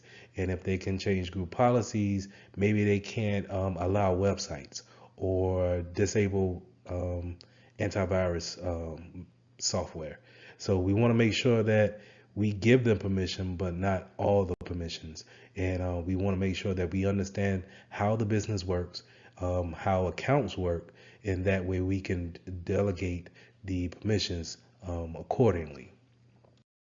Now, going along with those admin accounts, sometimes you will run across these service accounts, and a service account is kind of like this generic admin account that you may get with a product that you just bought or you just got out of the store. So let's say if you just bought a router or an extender for your network, it may come with a service account, a generic admin account that has the permissions of a administrator. The thing to be aware about those type of accounts is that a lot of us do not understand where they're at. So the router in your house may have a service account actually stamped onto that physical router. So, whenever you can, just pause this video and go and look at your router and see if there's a service account linked to it. It may have a username of admin and the password of an admin. And if you would to plug in the web page for your device, you could use that credentials to get in and make the changes on your router. So we need to be aware that these service accounts are out there, and we need to make sure that we are able to get into those, change passwords, change the credentials, and maybe take some of the permissions away on those type of accounts, or make sure that we just at the least change the password on them. So this slide pretty much reiterates what I said in the previous slide with the generic accounts, and they're kind of like generic admin accounts. But we also have shared accounts that, let's say, in certain examples, would be kind of like we're working in a bank and we need to print checks. Maybe we have a standalone machine that's off in the corner somewhere, and we're just using that as tellers to print checks. Well, instead of giving people permission for that, since it's a standalone machine, we may have a one login machine, login credentials for that machine. And then now it's shared among the 10 or 11, 12 people that's in that particular branch for that bank. And so we need to make sure that those credentials that's on those standalone machines that are shared accounts, we want to make sure that our users are very aware about the security of those accounts, and then making sure that we go in as administrators on that account. And then, like I said, kind of trimming it down, trimming the permissions down to where it can only do but so much damage. Now, when you're building out your accounts, you can get real granular on how much information you want to put in there. But from a security standpoint, how much information do you really want to put into your attributes when it comes to building your accounts? So we want to make sure that we have a naming scheme, some type of account name, username. Is it going to be first and last name? Is it going to be first initial, last name? Is it going to be something totally different, where it's just like a randomized letter and number scheme that can be assigned to your users? Just keep these things in mind. It's good to have is user friendly whenever your username is first and last or first initial last name, but when it comes to, let's say, reconnaissance on the hacker side, if I'm doing any kind of reconnaissance on, let's say, LinkedIn, then if I have a name in place and a company to link it to, then I can easily figure out the first part, which is your username. And then now the hard part would be the password. But if I had a random jumble of letters and numbers, then now you're making it much harder for the hacker to figure out usernames at least. Now, yes, it is kind of harder on your clients to remember something new, but you do run the risk of some clients or some users writing down their username and password. But I would rather go with having that than you're never going to change your name. You're never going to, the likelihood of you changing your name is low. So I would rather go that route versus of having something random for your username versus usernames being your name or initials. So we talked about the account password policies a little bit, and this is we want to make sure that we have a strong policy in place, and we have a rotating policy. And what I mean by rotating policy is meaning that our users change their passwords on a 3-month basis. from what I've seen, is pretty much standard. We want to make sure that we have a length character of somewhere from between 8 to 14 characters. We want to make sure that it is complex, where we are using a combination of alphabets, numbers, special characters, things of that nature. Remember, whenever we make the character or the password longer, that is harder to brute force. So that's why, if you ever wonder why uh, it needs to have all of these contexts into a password, it's because the brute forcing technique takes a lot longer to actually put in, and different characters and different type of symbols when it comes to our passwords. So again, we also want to make sure that we change it every 3 months, or the more you change it, the better. But we also want to make sure that we don't have a reuse on our passwords. I've seen some places where they allow 10 password changes, and then they allow you to reuse after the 10th password change. But some places I've also been where you get no reuses, and really it shouldn't be any excuse for reuses. You should be able to take small phrases and encrypt it, not encrypted, that's the wrong word, but cipher different letters and symbols into a small phrase in order to create your new password. I'll show you a video on how I come up with passwords and how you should teach your users how to do the same thing. Also, lastly, we can have password hints or some type of forget password link for our users that's having trouble with their passwords, and we can have security questions set up in order for them to go the next step in order to reset their passwords. So, like I said it earlier, I wanted to show you how I make my passwords and how I go about whenever I'm forced to change my passwords, or not really don't want to say forced, but it's good practice to change your passwords. I take a short statement like this: I love cookies, and then I'm going to go about putting my uppercase and lowercase in there, as well as just throwing some numbers in there along with my favorite dollar sign. So I replace my circles, I replace my O's with zeros, as well as threes are probably going to represent the E's. If I have any A's in there, that's going to be represented by four. And then I use a symbol. I use let's say a star or a underscore. I might use a dollar sign. So I use all of these things just to kind of really start with my phrase, but just change letters out in order to make it more complex. But I'm still following that same phrase, right? So whenever I'm typing in my password, I know that it's I love cookies, but I have it embedded in my brain that I'm replacing some vowels with the numbers.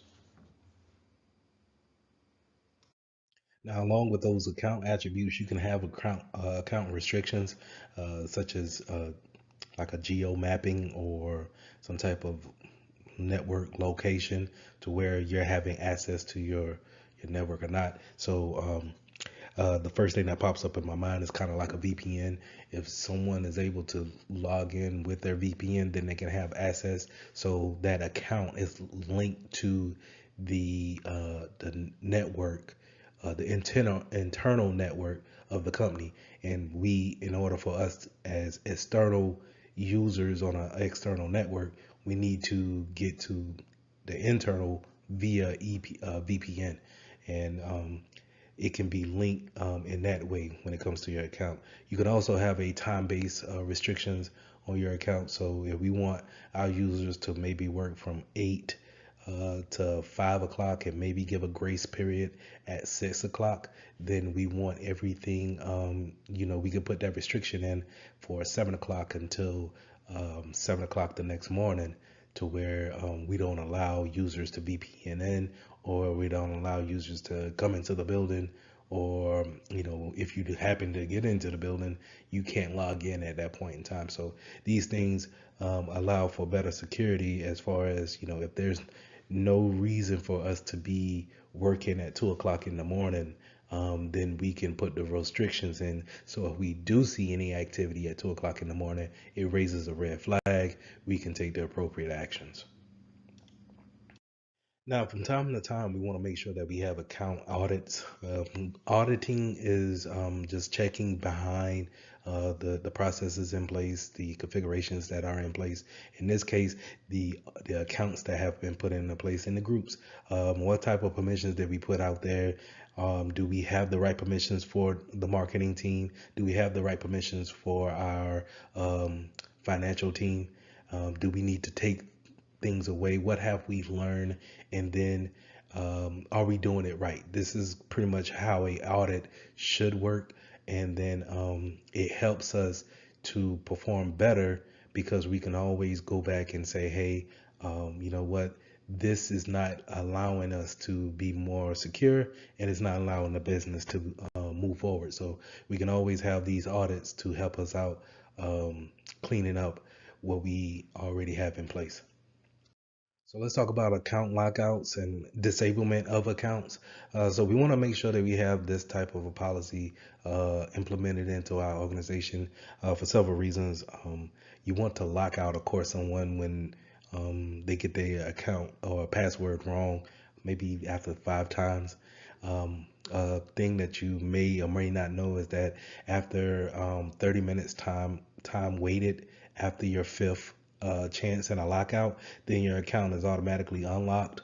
There is a configuration in there to where it stays locked, and then the only one that can unlock you is the IT team or whoever is the administrator over the Active Directory. But we want to make sure that we are locking accounts out and that we are disabling accounts that are not needed with the company anymore. We want to make sure that if Bob leaves the network, or I'm sorry, if Bob leaves the company, then we disable his account, not necessarily delete his account, but disable his account in order for him to not use that same username and password in order to, maybe go to an external login or network and then get back into the business side of the network, log in with his old account that we never disabled, and then be able to pull or transfer files or what have you. So we want to make sure that we disable. The reason why I said we don't need to delete is because maybe we need to keep some files that he had. Maybe we need to search his account. Maybe it's a necessary duty that we go through his account and make sure that he didn't do anything malicious. So we want to make sure that that account is disabled, but not necessarily deleted. So in further classes, we'll go over how long we should keep certain documentations. So this is another attribute to what you want to do when it comes to disabling an account. So when bringing on individuals, making users onto our network, we can either have them grouped into certain groups and then they have permissions and rights that way, or we can have based off the resources that they're going to be working with, or the ownership is going to determine what type of rights that they have. So when it comes to ownership, resource ownership, then we're going to talk about discretionary access control. That's hey, you work for me, so I'm going to say that you need to have access to these documents, and that's discretionary. On my discretionary, I'm going to give you access or request access. And then you have role-based. Role-based is more likely what you're going to see into the real world. You're going to be able to be lumped into a group.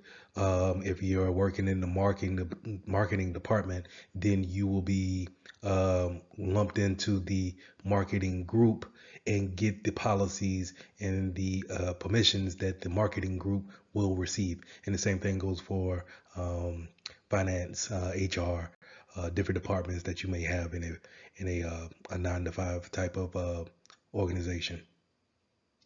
So just to kind of go into ACLs. ACL stands for Access Control List, and this is where we pretty much we give people permission based on their role or group or time in the organization. We give them permission on what they can and cannot do when it comes to their username and the resources we have on the network. So maybe you cannot print to the printer that's on floor 15, but yet you can go and see whatever documents that we have in for the contracting group. So when creating different users, we want to make sure that we have different standards for those type of users, and we want to make sure that we don't give them more permissions that they actually need to do their job.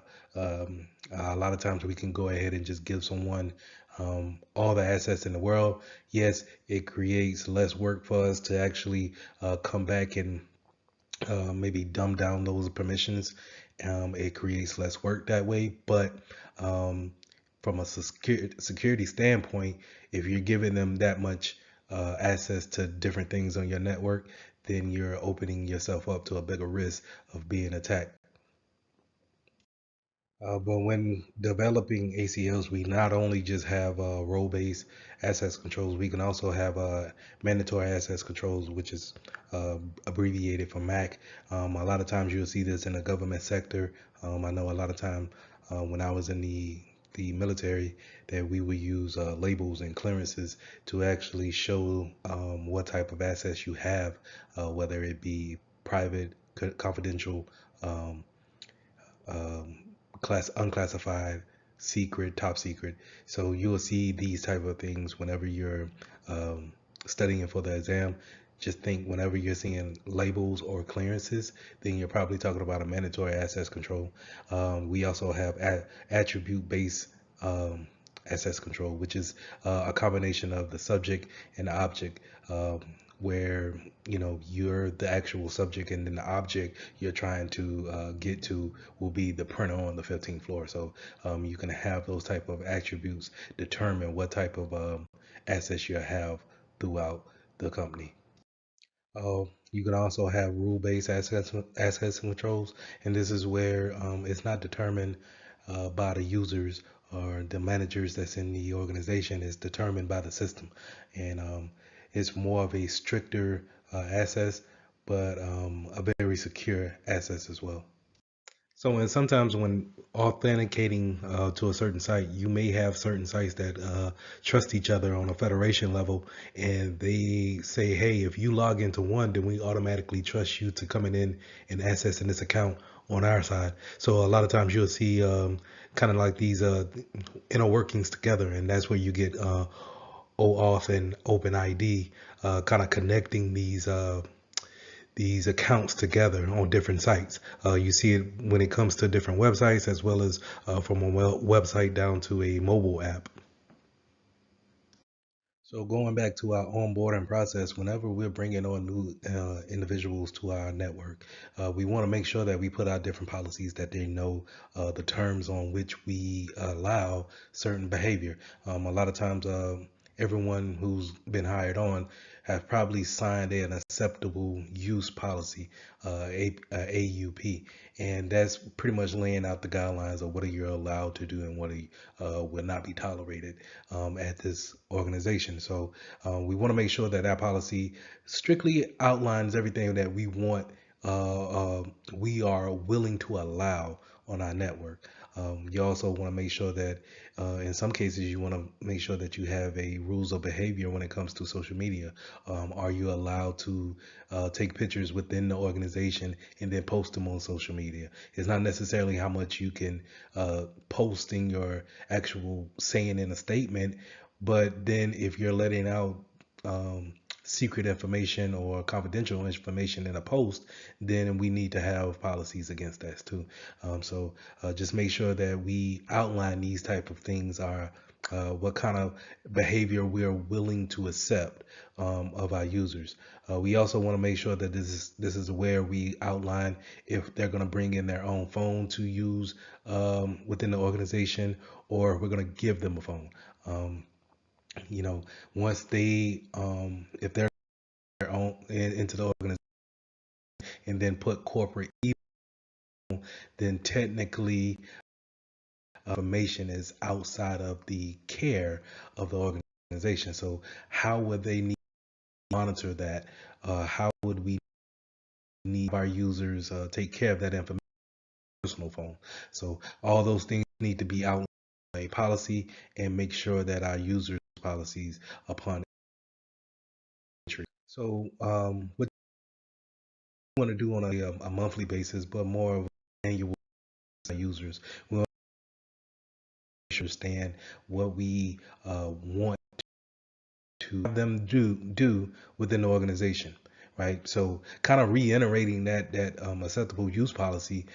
We train our users on the different types of security policies that we have, what to do, how to handle data that's leaked out, or maybe before you actually make a mistake and send it out confidential, what to do when you're faced with that adversity. So we want to make sure that they know what to do, how to react, and then the appropriate things to use or appropriate things to say when it comes to divulging different type of data that's secret to the organization. Now, like I said, this training normally happens yearly, and we often have to sign off on it, saying to a governing body that we have taken the training.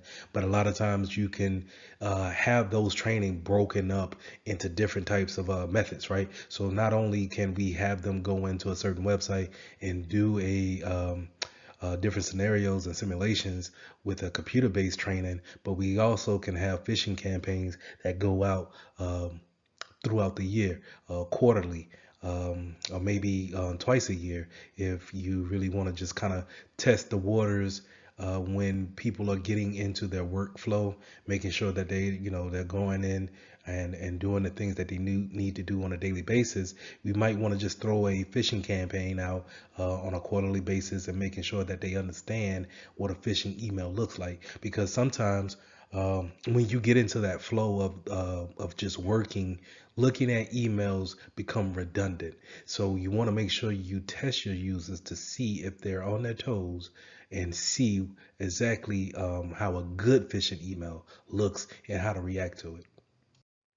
So the key points to remember when it comes to identity access management is that this is a baseline of when users come onto our network, what do we give them permissions to do? What do we give them permissions to see? And how do we manage that as they go through their tenure here at the business?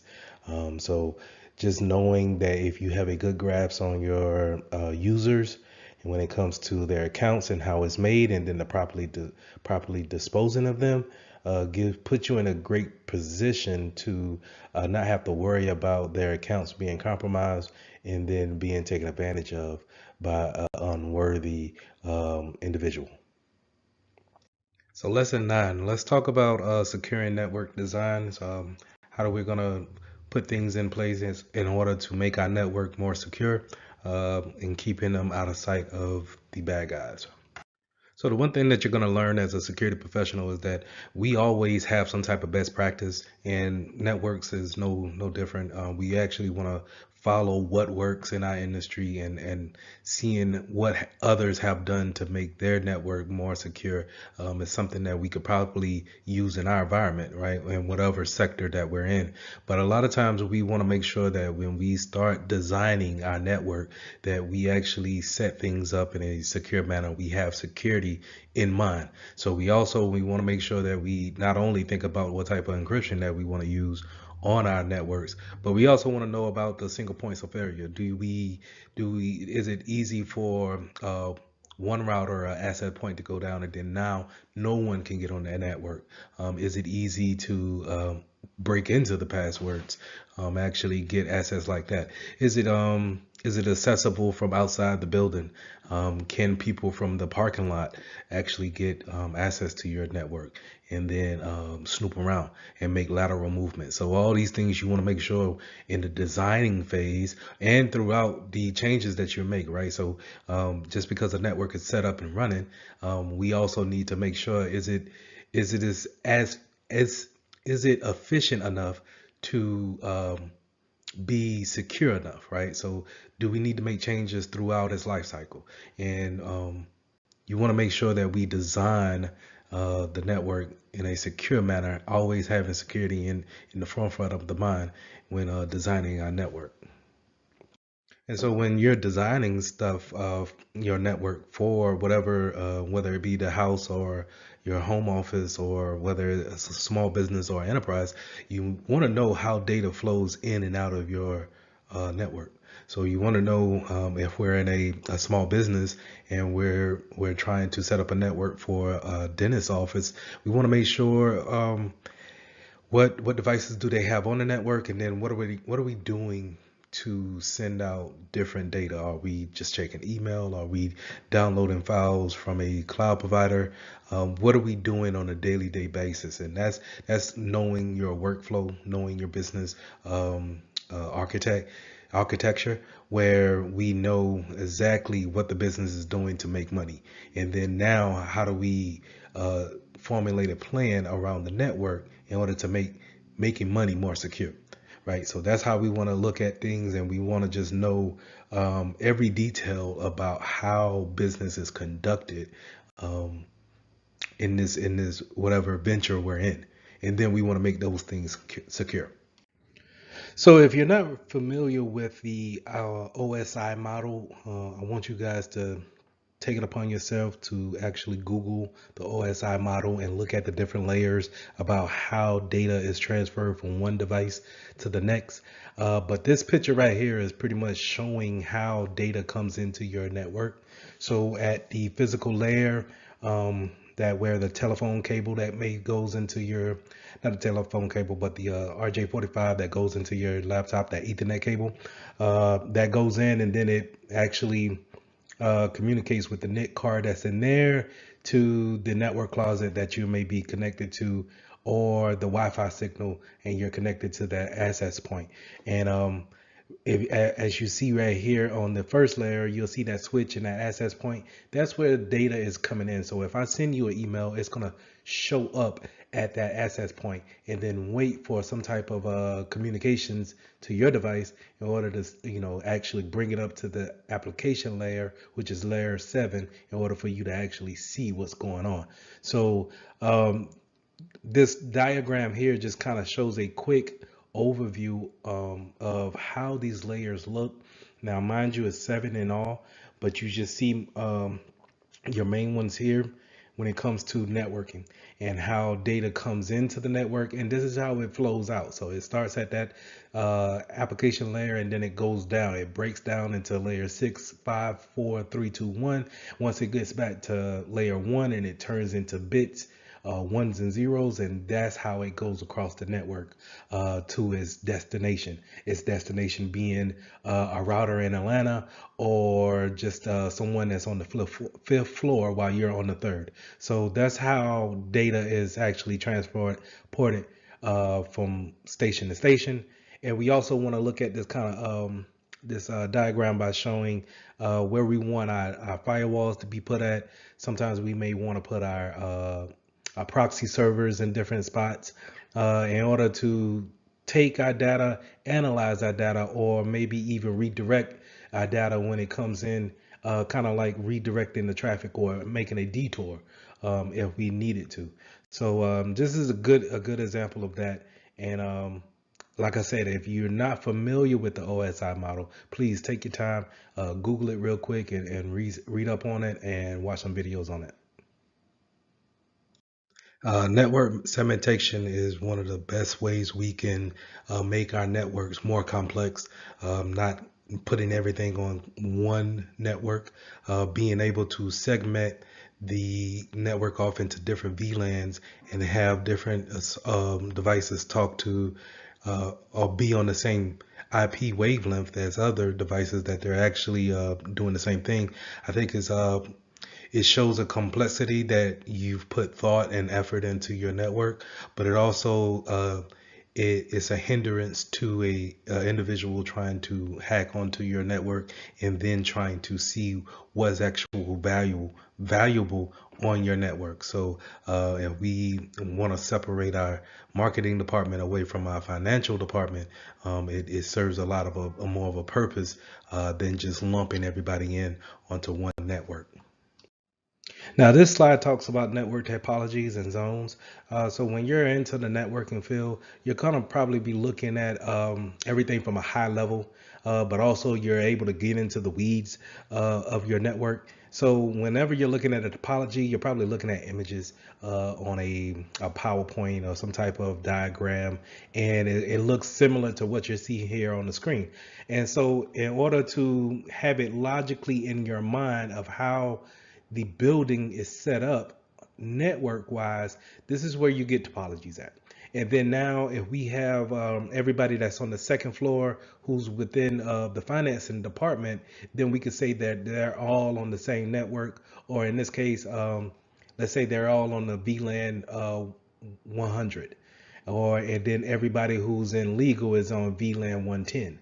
And so we can break them up in uh, a logical format that we can understand it a little bit easier. Is easier on the eyes instead of just looking at a bunch of IP addresses and then trying to understand the nomenclature about how our network is actually situated. So again, you'll see different groups broken up on a piece of paper wise, but it's not necessarily that like that when you get into the building. You have people who may be on a mobile, uh, be a mobile device to where they move from floor to floor. Maybe they don't even work in that building. But we have them on a particular VLAN in order to receive updates or to receive any type of permissions that we want them to have or maybe take away. So just keep that in mind when it comes to topologies. Topologies is going to be that diagram, kind of looking at all the images, and then the zones will be those groupings that we want to put similar devices together, people who work together in certain departments. We want to put those into those zones. So DMZs is a place where we can put some of our servers that are web facing out into this kind of like an isolated area. So it blocks off the traffic that comes from the outside where our users are actually interacting with the server, and then is a backdoor into our network, right? But it stands in the middle of the outside world versus coming into our internal network. And a DMZ sits there and takes all the, let's say, orders for t-shirts, and then it pushes the information or the data from that DMZ into our internal servers where we can take the data and fulfill the order of that t-shirt. So DMZs is a good way of just kind of isolating something that we need for it to be out to our customers or our users, something that they can touch and actually put information in, but we don't want them to actually come into our internal network and then place those same orders or put in different information, different data on our internal networks, because you don't know who they are, right? So we can use DMZs for this action. Now we also have something called based in host, and it's kind of the same thing. Or you'll hear some people may use honeypots, something that's out there sitting, um, away from the internal network, but it's accessible for um, outside networks, or if in the case of a honeypot, then it's out there for a hacker to actually see and then actually try to manipulate. And then what we're doing as security professionals, we're logging that information down and learning from whatever tactics that they're using on that machine. So hopefully we all are familiar with IPv4. That's where you'll do your command prompt. You'll bring up your command prompt. You'll type in ipconfig, and then it'll come back with some information about what kind of IP you got from your router. And more than likely, it's gonna it's gonna have a 4 octets, and those octets are separated by the periods or the dots in between those numbers, and that's an IPv version 4 type of address. The thing about that is that it's set to many. It's only set to so many addresses in the world. So that's why we have different classes, and different businesses have different types of classes of IP addresses.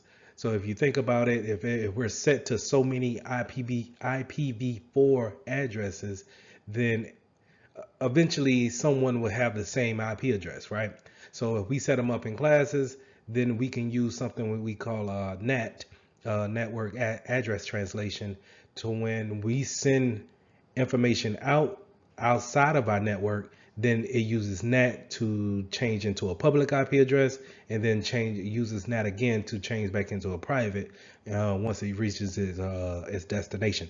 But on this slide, we're talking about IPv version 6, and version 6 is pretty much it's a never ending type of address, to where it's enough to give everything in our network and a unique address, as well as our internet of things. So we're thinking watches, doorbells, let's say smart refrigerators, our cars, anything that needs network address, we can give it a IPv version 6 address, and it'll be able to communicate just as well when it comes to the network.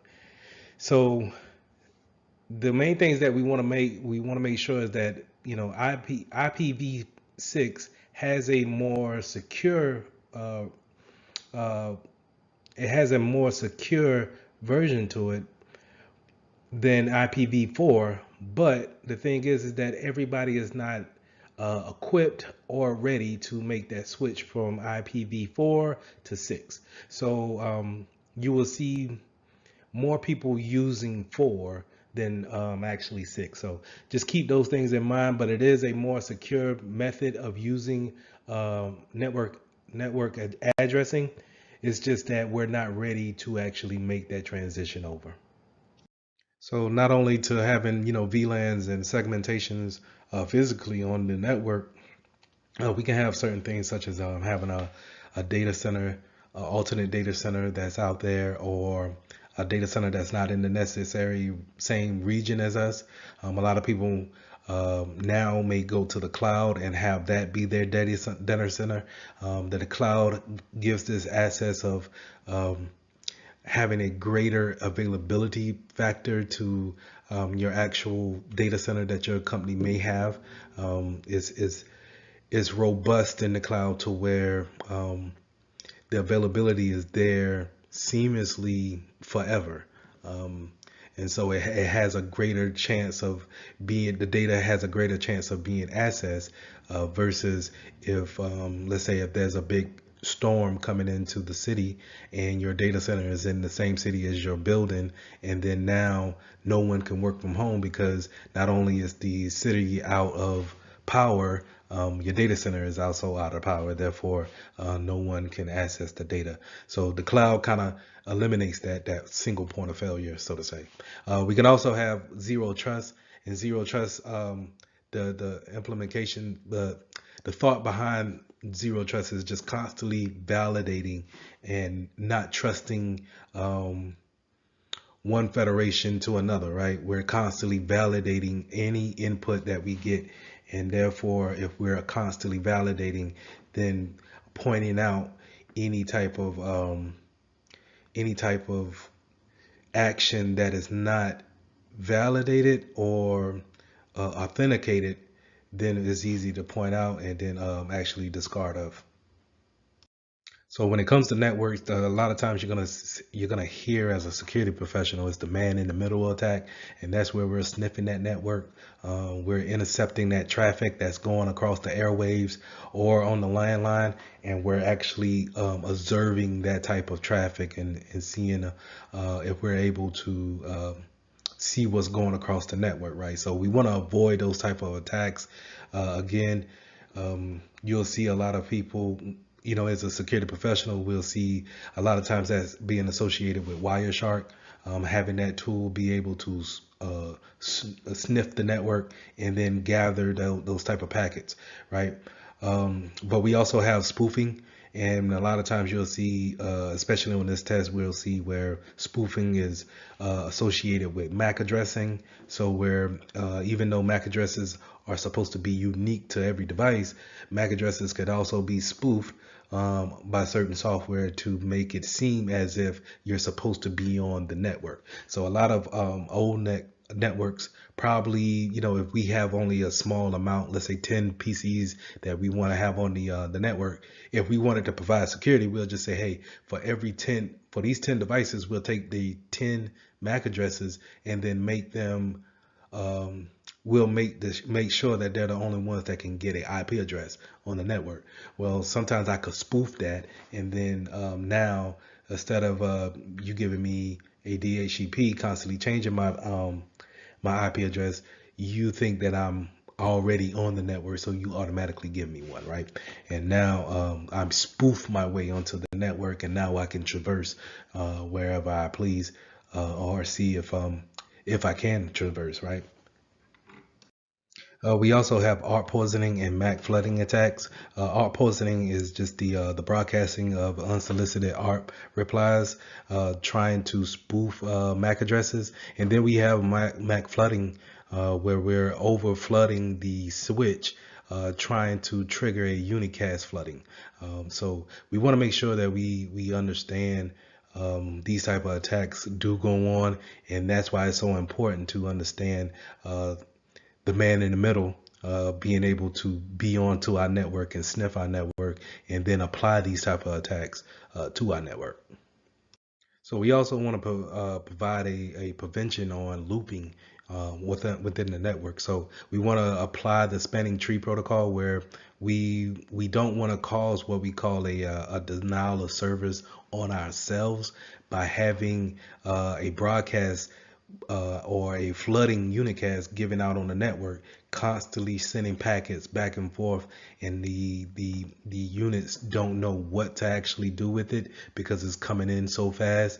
So it causes a denial of service within the network. So we want to make sure that we set it up with the spanning tree protocol in order to provide a better so just in case we plug in different Ethernet, or we plug in a Ethernet into a wrong port, that we don't cause a network outage, right? So this is what we want to make sure that this goes into our planning and designing the network in the beginning, right? So in order to protect us, we kind of want to have port security. So on those routers and those switches, if you ever seen them, we have, sometimes we don't use all the ports on them, right? But sometimes when configuring these switches and routers, we leave those ports activated. So whenever you do plug in an Ethernet cord, you may be on DHCP, so you automatically add it to the network, right? So, and we want to go into the configurations, the settings of those devices, shut those type of ports down, disable them, and then carry on. And if someone needs to actually use them, then we put in the proper change for it and actually enable those ports in order for use. We also may want to look into MAC filtering, right? So any MAC address that we're not familiar with doesn't get an IP, doesn't get onto the network, and that way we can cut down on the MAC spoofing that's could be going on our network, right? So we want to make sure that we put these type of things in play. Just goes back into our planning, our setting up our architecture, on how we actually want to configure our devices once we get them open and out the box. So network access control is when we want to put some type of endpoint on devices, like a laptop. And so whenever we have people come into our network, not everybody can just get onto our network and then start browsing or doing snooping around, different types of folders that may be on our network. So we want to put this type of, let's say, an agent on our desktop or our laptops, and just to kind of have like that a common piece to know that, hey, this person this device is a known asset, it's allowed onto our network. This is a good way to create another defense in depth product.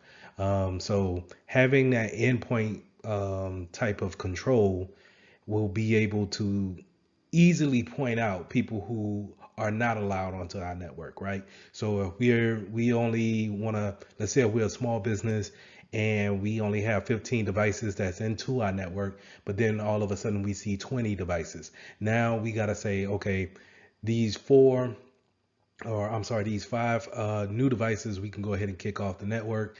And if it's legitimate traffic or a legitimate device, we can then make an exception for them and then bring them on, or more importantly, put our endpoint agent on that PC or device in order to keep track of it, and then make any type of changes or updates to it accordingly.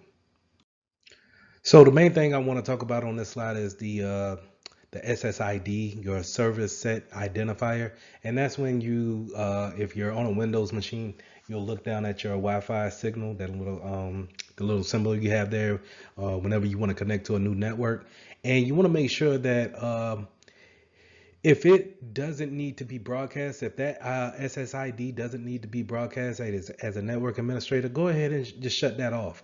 There's no need to broadcast it out if everyone is automatically connected to it. And the reason why we want to go ahead and shut it off is because it's a good way for me to go and create another SSID that's similar to it. So if my SSID says bayonet 1, then I can, as a hacker, I can go in and say, okay, everybody's connected to bayonet 1. Why don't I just create a bayonet 2 with a rogue access point and see who I can get to connect to mine? Because employees are not necessarily tech savvy to understand why, as administrators, we do what we do.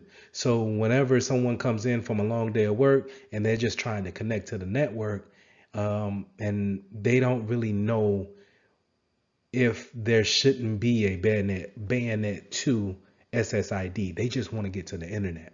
So we just want to make sure that we can disable that if possible. And then if we need to broadcast it out, make sure that our employees know which ones to contact and which ones is a legitimate one. So if they see any type of rogue access point, then they can go ahead and report that to the proper authorities. So just to kind of add more on to the wireless access point, when we're setting up our wireless access points, whether we're in a business environment or we're back at the house, or some type of we're setting up a wireless device at our friend's house or maybe at the church, we want to make sure that we're using Wi-Fi protected access 2, WPA2. Now, if you have a more high speed upgrade of a router and you see WPA3, I would use it, but sparingly, because you want to make sure that people are able to connect to it and then actually have some service. So more than likely, you want to make sure that you're using WPA2, and we definitely want to stay away from WPA, just the version 1 issue of it. So we want to make sure we stay away from version 1, but yet we use WPA2.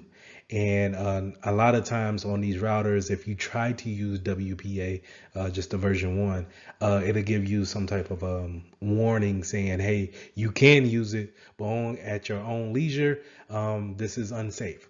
Okay, so again, just to kind of beat this point is that Wi-Fi protected access 2 is what we want to go with in our environment. So Wi-Fi protected setup, I've seen this on several home devices, routers, or let's say extenders that you can buy. And I also seen this button. It's a button that you can press on your, let's say, a printer.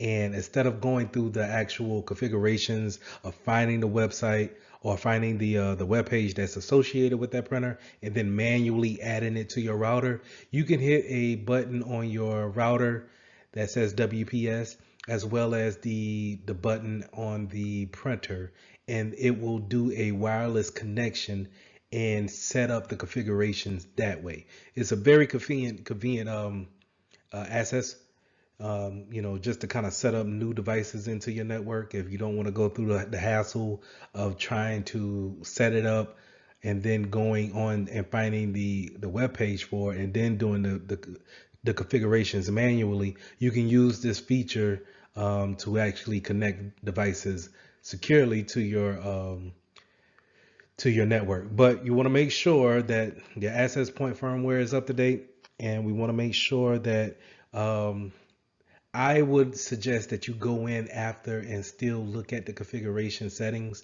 and making sure that you have a baseline of what you want on your network. But just to the know for the exam is that it's a convenient way of connecting devices um, via a button on both devices. But say if you're in an environment where you need people to connect to your Wi-Fi, but you don't necessarily need to track them. So you don't want to put that agent on there, that endpoint agent, in order to keep them safe and protected from anything else, or keep yourself, protected from anything that you don't want them to do to your network. You may want them to go through a open authentication or a captive portal, and this is what you see a lot of times when you go to a motel or some type of a coffee shop, and it has a public Wi-Fi.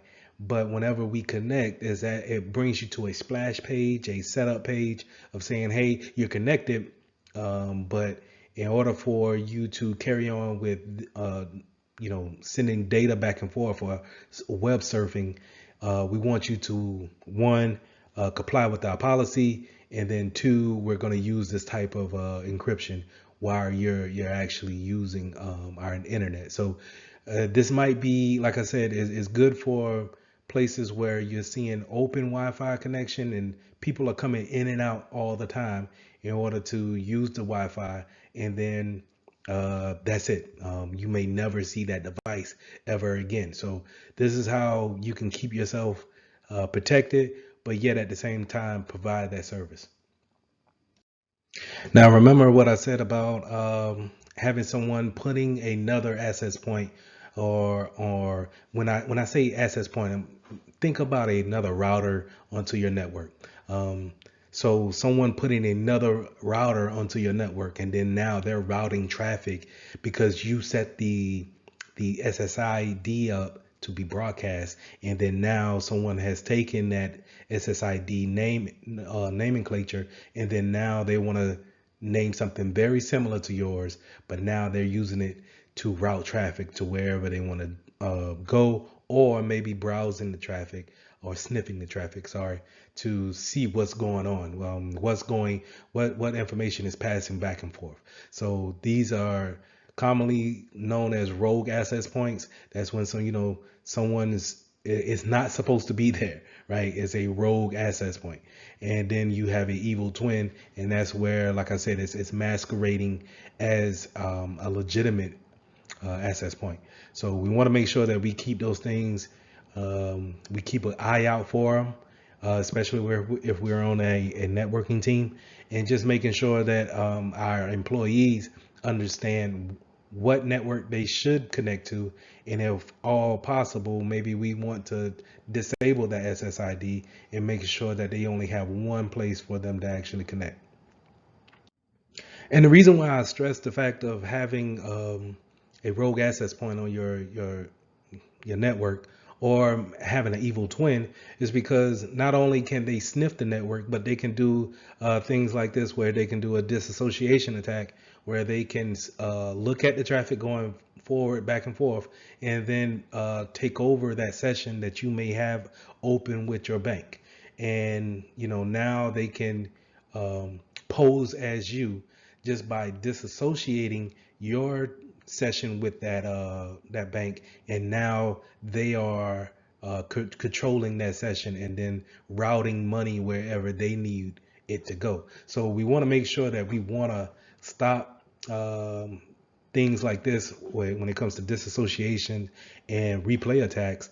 But in order to do those things, we need to make sure that we have a good understanding of how can a hacker get into our business and then legitimately reroute uh, the data from one spot to the next. Now, another attack you need to be aware of is jamming attacks, and this is where we have a very loud radio signal to actually um, cause a loud interference with our legitimate network signal. So when you think of jamming, I want you guys to think of static within the radio airwaves. So think of if you're old school like me, we grew up on radios and we had antennas with those radios. So if your antenna was not in the perfect setting, then you would get a lot of static in the radio station. So it wouldn't come in as clear as you would want it to be. So you could think of that static being a jamming type of an attack to where I can hear it, I just can't hear it as clear as I would like it. And in this case of jamming, then it causes a DDoS attack, a denial of service attack, where it's degraded so much to where it's unusable. So we can look for these type of things using a spectrum analyzer, and then hopefully, stopping those type of attacks. But we want to make sure that no one's actually performing these type of attacks against us when it comes to denying our services to our customers. So, like I said, denying those services to our customers is basically a a DOS attack, and that's without the D in front of it. So that's the extra D. I'm sorry. So you're talking DOS, denial of service attack.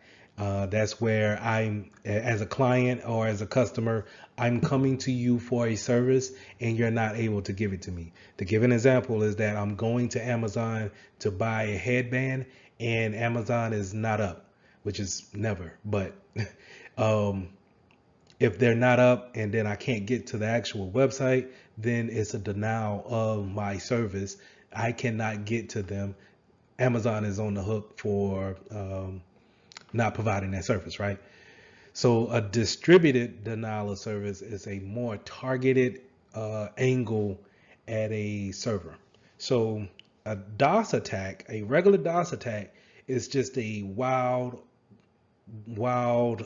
doesn't have a particular range of where it's going. It's wild and spread out, right? And where a distributed denial of service is that I'm going for the particular server or device that's giving out a particular service. So if I'm looking for, I want to stop payroll next Friday, I'm going to do a DDoS attack on the payroll server in particular. I don't care about the website server. The website server can stay up for all I care. I want to go directly for the payroll and stop people's paycheck on Friday. So that's a distributed denial of service attack. I'm going in on one particular server, and this is done with bots, right? So an attacker will be the commander and it will command different bots, different PCs. So when you think about a bot, I want you to think about different types of workstations that's all sending traffic to the payroll server. So when I say sending traffic, maybe they're sending an acknowledgement type of a packet, and it's just saying, hey, do this for me, do this for me, do this for me. And everyone, let's give it a round number of 100 PCs, all just kind of going at this one server and saying, hey, please give me this information. And the server, as the nature of a server is to actually take these requests and then give them the answer. And then it will ask for an acknowledgement saying that you got that request or you got the answer that I gave you. But the bots are programmed to not acknowledge. So a server can get overwhelmed if so many requests come in and there is waiting on a response back to those requests and it's never coming. So now it's in a hung up state, causing the denial of service. Okay, so that's a distributed denial of service where we're taking a number of bots and we're attacking this one particular server wherever it may be, and we're causing a particular service to go down.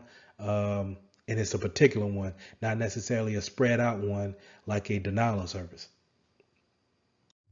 Now, the way we get around that DDoS and DOS attacks is that we have different servers set up to do the same thing, and we can have them do load balancings and clustering in order to take the traffic in and then distribute it between the different servers all doing the same thing, right? So if we have 4 servers all doing the same thing, let's say they're all doing emails at the same time, right?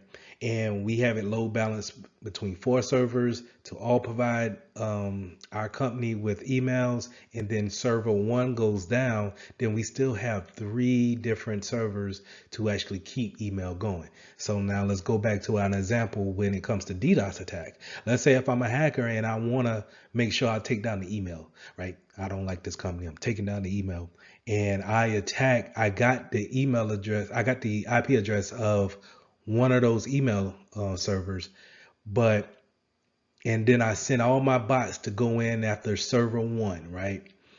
And I take down server 1, but I realize that the emails are still going because it's load balanced. It's load balanced, and now instead of the emails just coming through and giving a load to server 1, is now distributed out to server 2, 3, and 4, and they are still giving out the email. And now you can have a notification go to your IT team, say, hey, server 1 is down, don't know the reason, we need to get that back and up and running. And it's no panic, there's no hey, we're down on email. We don't really lose customers like that. We're able to keep our communication going. That's how we kind of get around that denial of service type of scenario. And clustering does the same thing where we have more than one PC or more than one server creating services, and getting around sharing the load of the requests coming in. So this is a good way to get around distributed denial of services, and it should be implemented, but some businesses are not equipped to actually have different servers to actually create that type of load balancing scenario. So this is where the cloud could come into place, to where we could spin up different servers in the cloud in order to have that data go back and forth between those different servers. So the key points to remember is to make sure you go back and you study how networks are set up, and then how do we take our network and make it more secure during the initial setup. And then now, if we make it more secure during an initial setup, then we won't have to make too many changes when we're actually performing our services to whatever group we're providing services to. Make sure that you read up on load balancing and clustering, as well as WPA2, and the different types of settings that we can put our routers on in order to make communications more secure. So lesson 10, let's start talking about network security and the appliances that we use in order to create that security. We're normally going to go over firewalls, proxies, different types of SIMs. So all these things that we want to put on our network to create kind of a blanket around our network and keep things secure.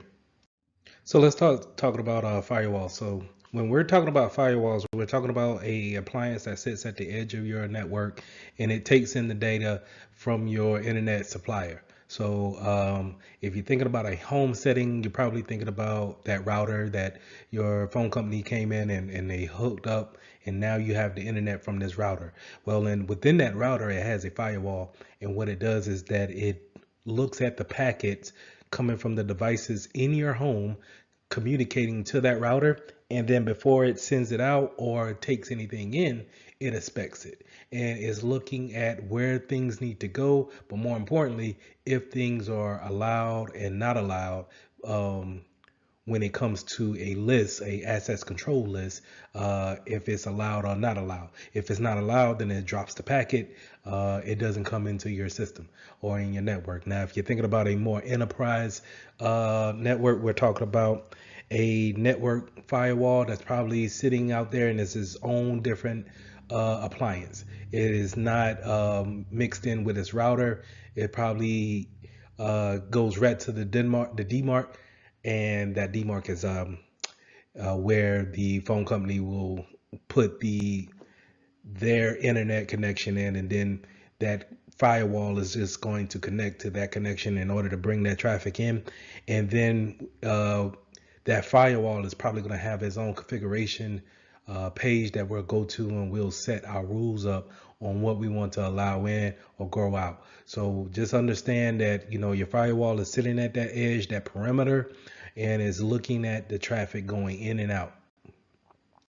Now, whenever you come across the word stateful inspection firewalls, you want to understand that it's keeping a log of the connection that's going in within the network. So just think of along with the access control list that is checking to see if you're allowed in or we need to deny you, is going to keep a record of whoever makes a connection. And a lot of times this is done at the layer 7 of the OSI model. Now, if you don't know what the OSI model, I suggest that we go ahead and just look that up on Google and figure out what I'm talking about when it comes to the different layers of communication when it comes to data traffic. But it's probably going to keep a record at the application layer, that's layer 7, and then create a second list that it can make sure that it understands when data comes in, who has that connection, and what may when that connection has become inactive.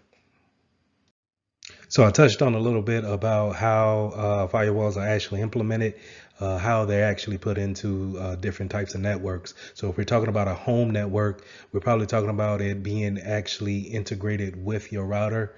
And then we will have to go into the router configurations and then maybe go into a setting that's just for firewall settings. But you also have firewall settings on your local device, and those will be more your host-based firewalls. So if you look on your PC or your Mac, you probably could find the configurations for your firewall in there.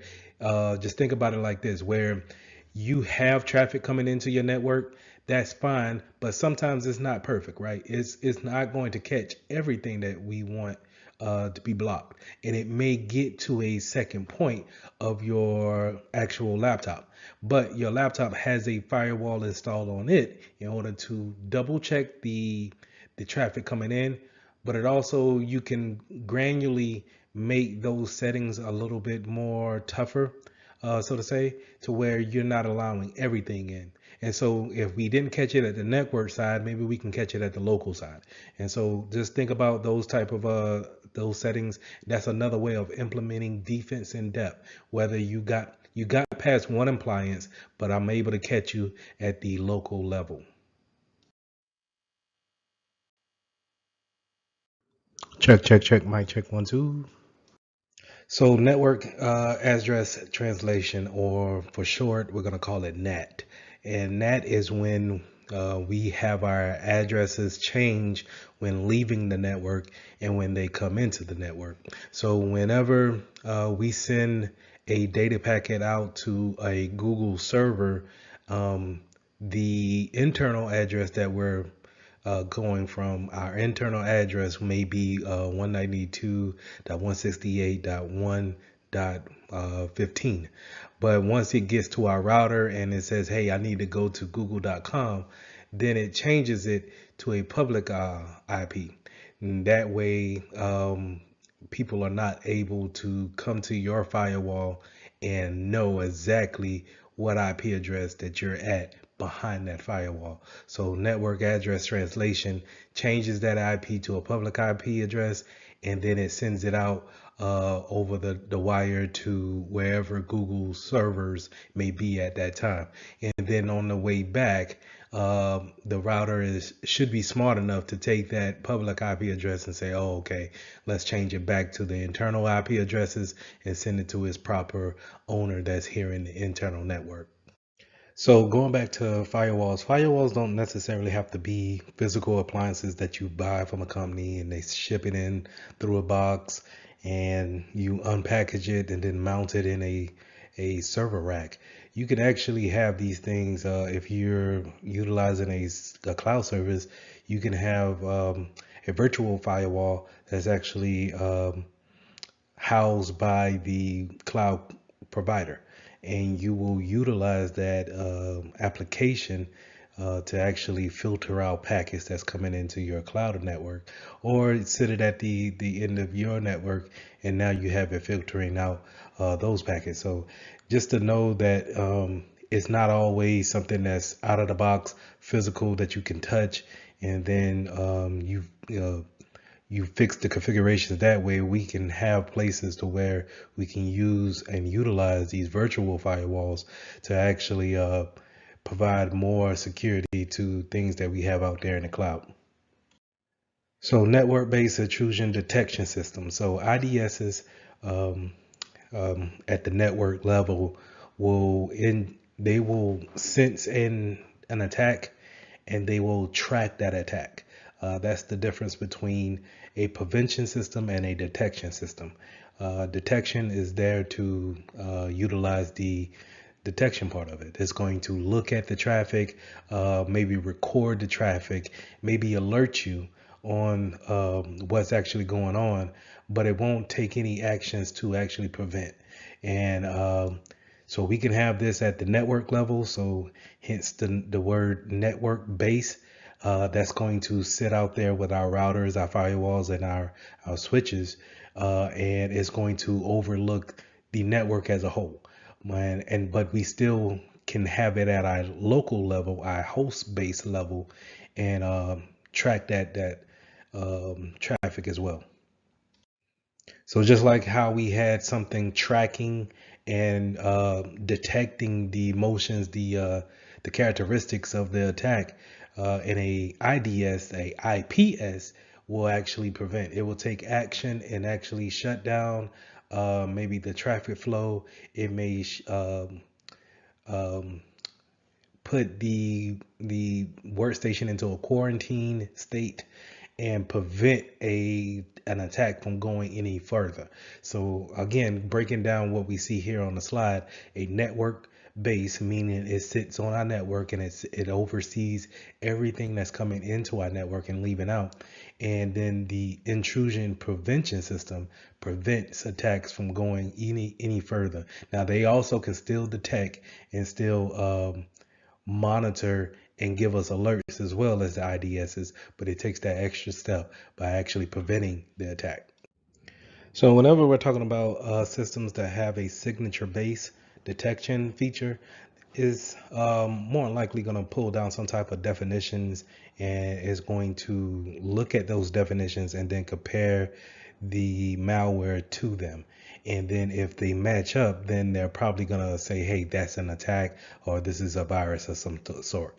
Normally you see signature bases, this feature in antivirus malware protection software. So every day your antivirus application will receive definitions of the latest virus that's out.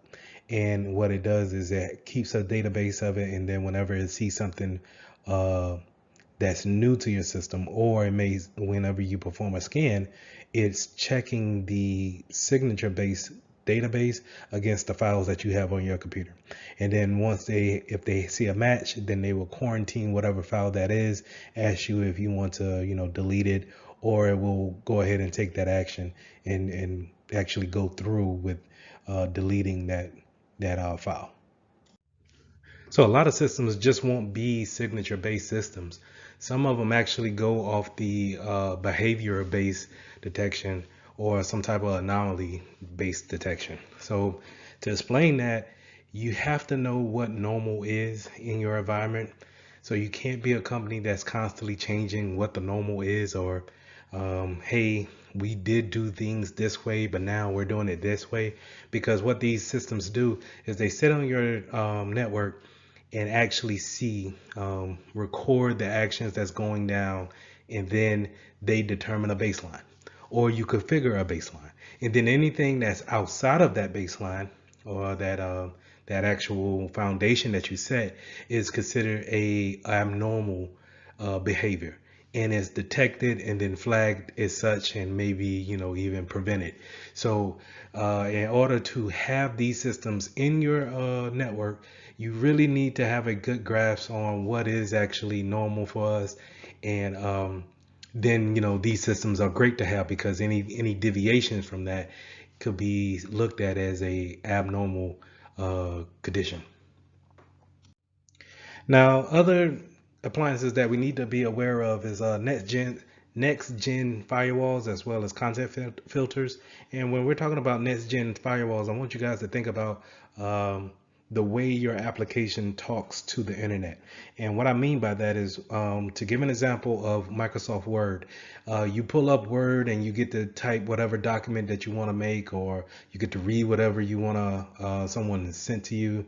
But Microsoft Word has so many functionalities that's going on behind the scenes, that it's making constant calls out to different servers at any given time to pull down different templates, different fonts, even just a overall update to the overall application. So when it's doing these calls, this behind the scene work, we would like to have a firewall looking at that type of traffic, to see what's coming in and what's going out.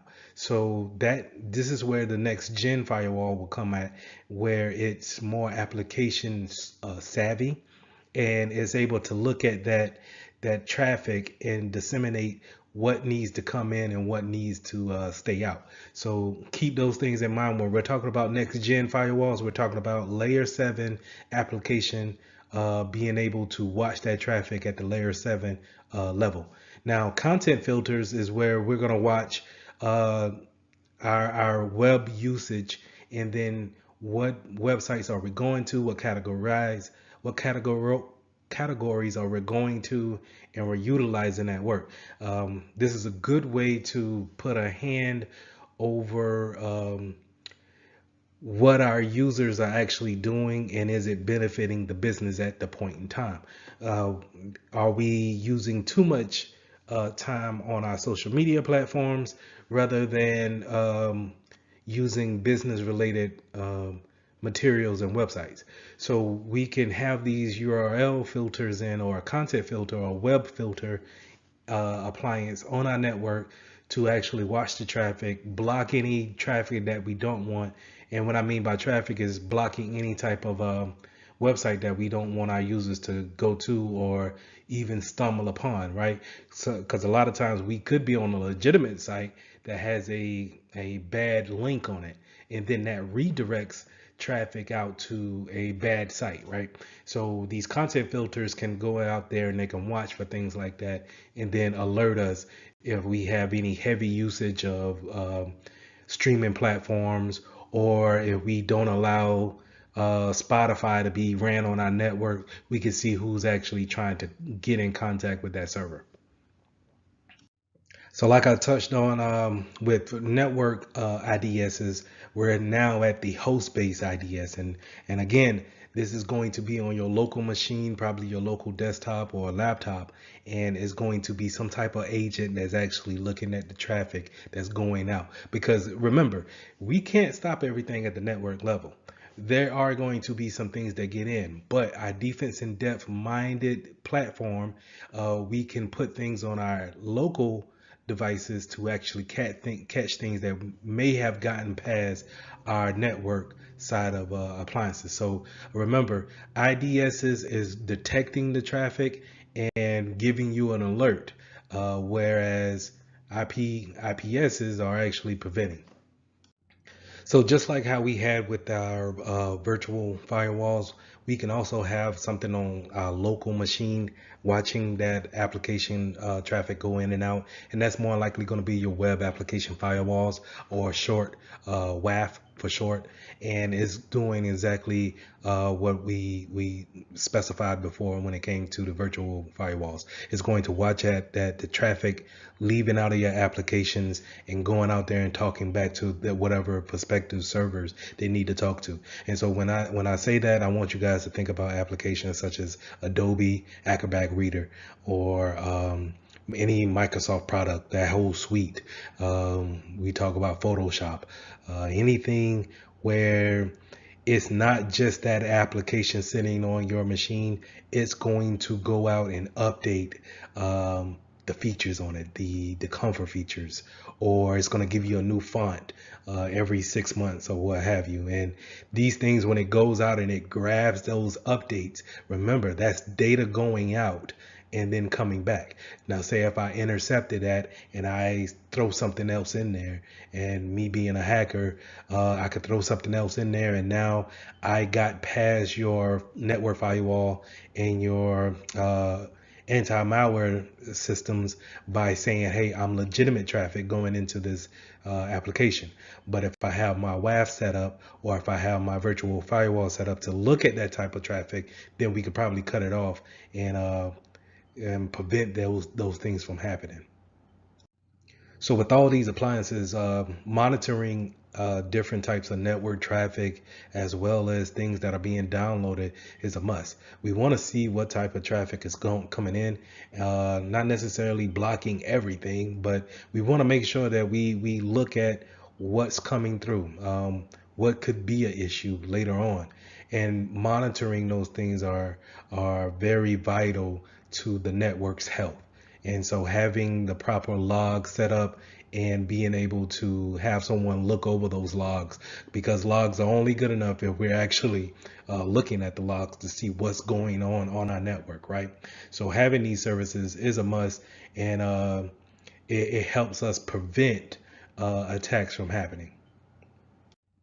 So this is where our SIM will come into play, right?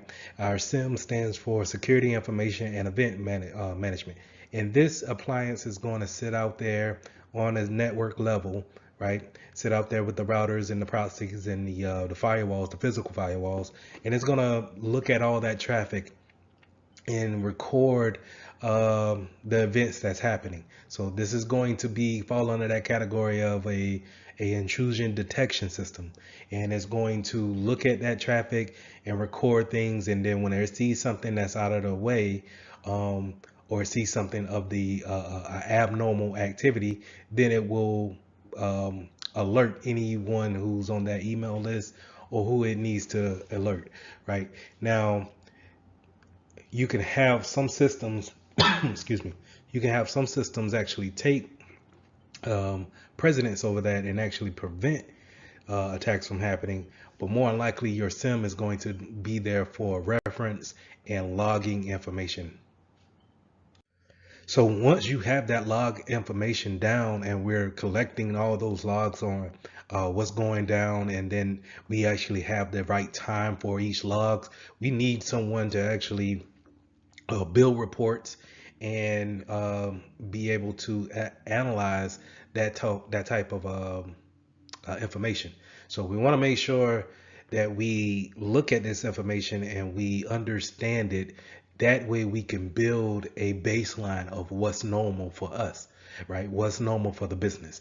How can we, anything that's out of the ordinary, now we can determine what's out of the ordinary because we've looked at our logs so much to where we have a baseline of where we should be operating at.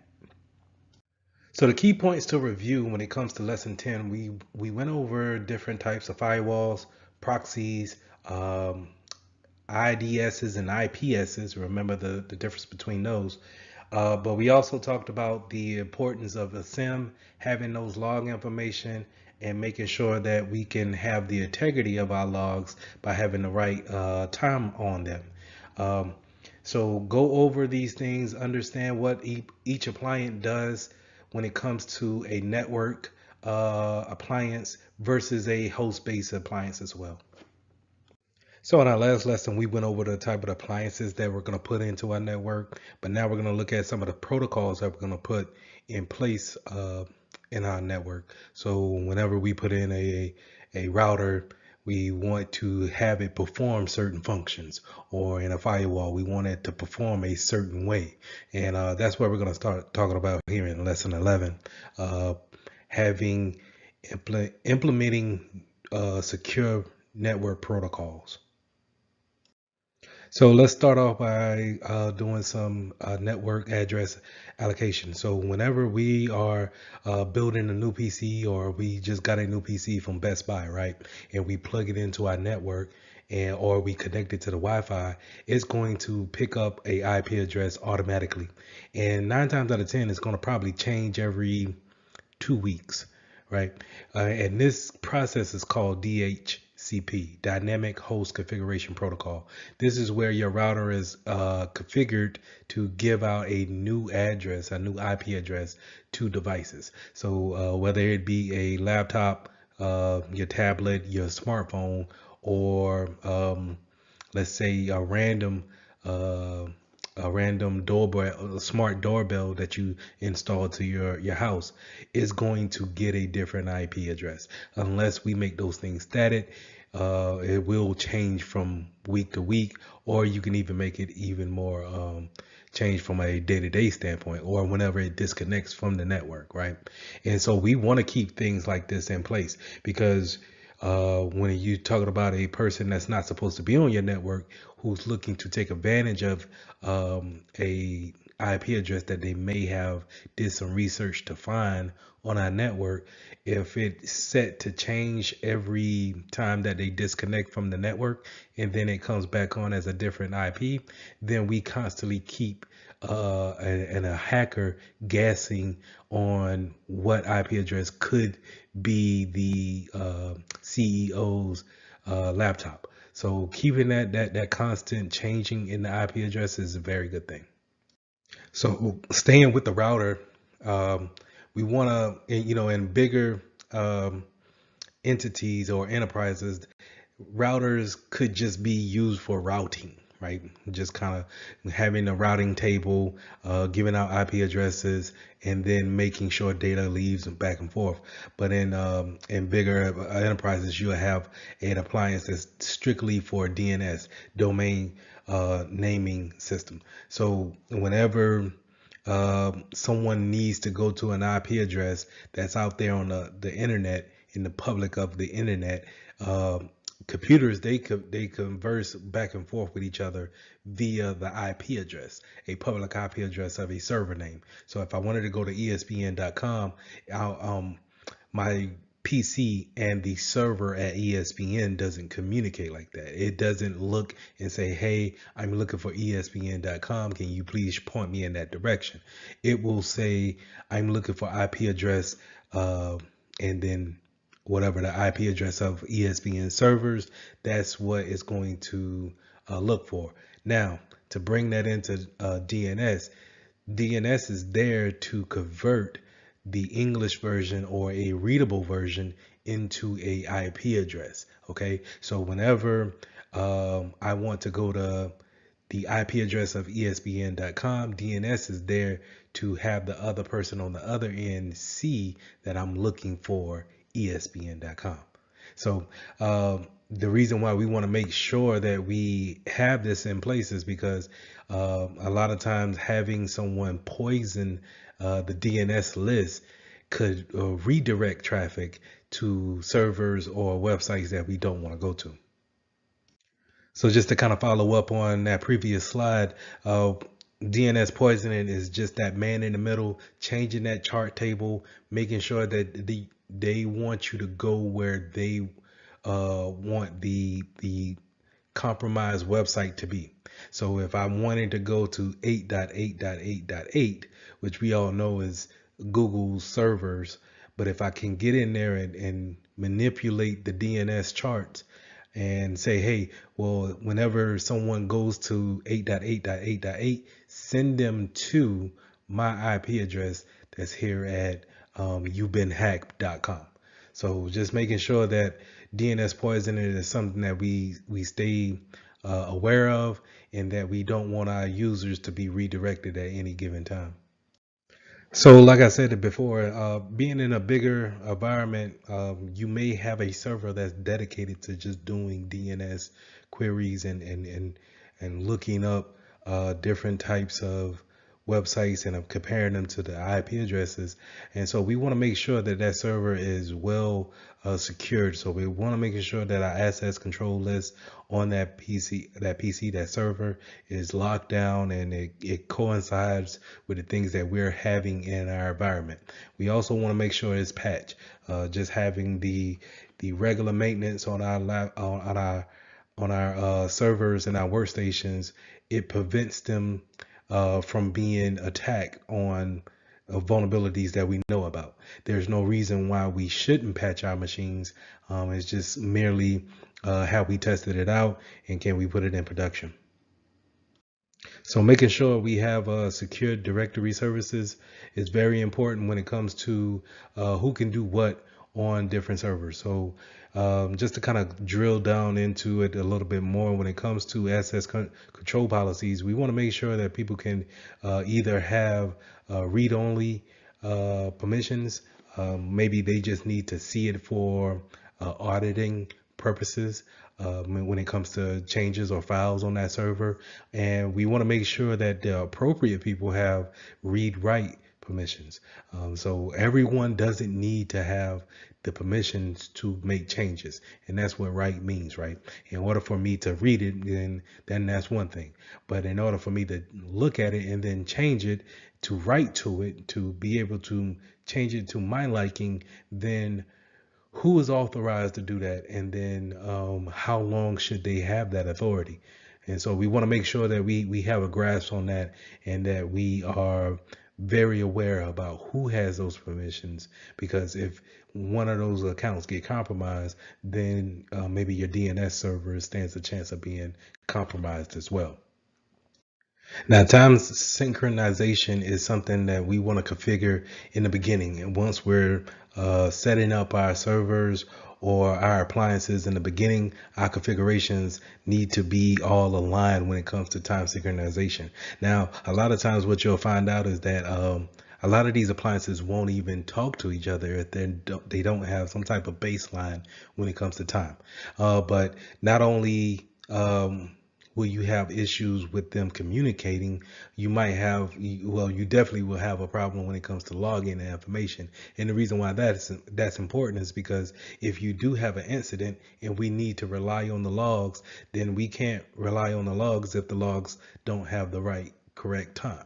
So how can we say the integrity of these logs are upheld if the time is wrong? And so we can't really put any type of weight behind it, any type of belief behind the logs. And so we want to make sure that we all are on one type of accord when it comes to our time.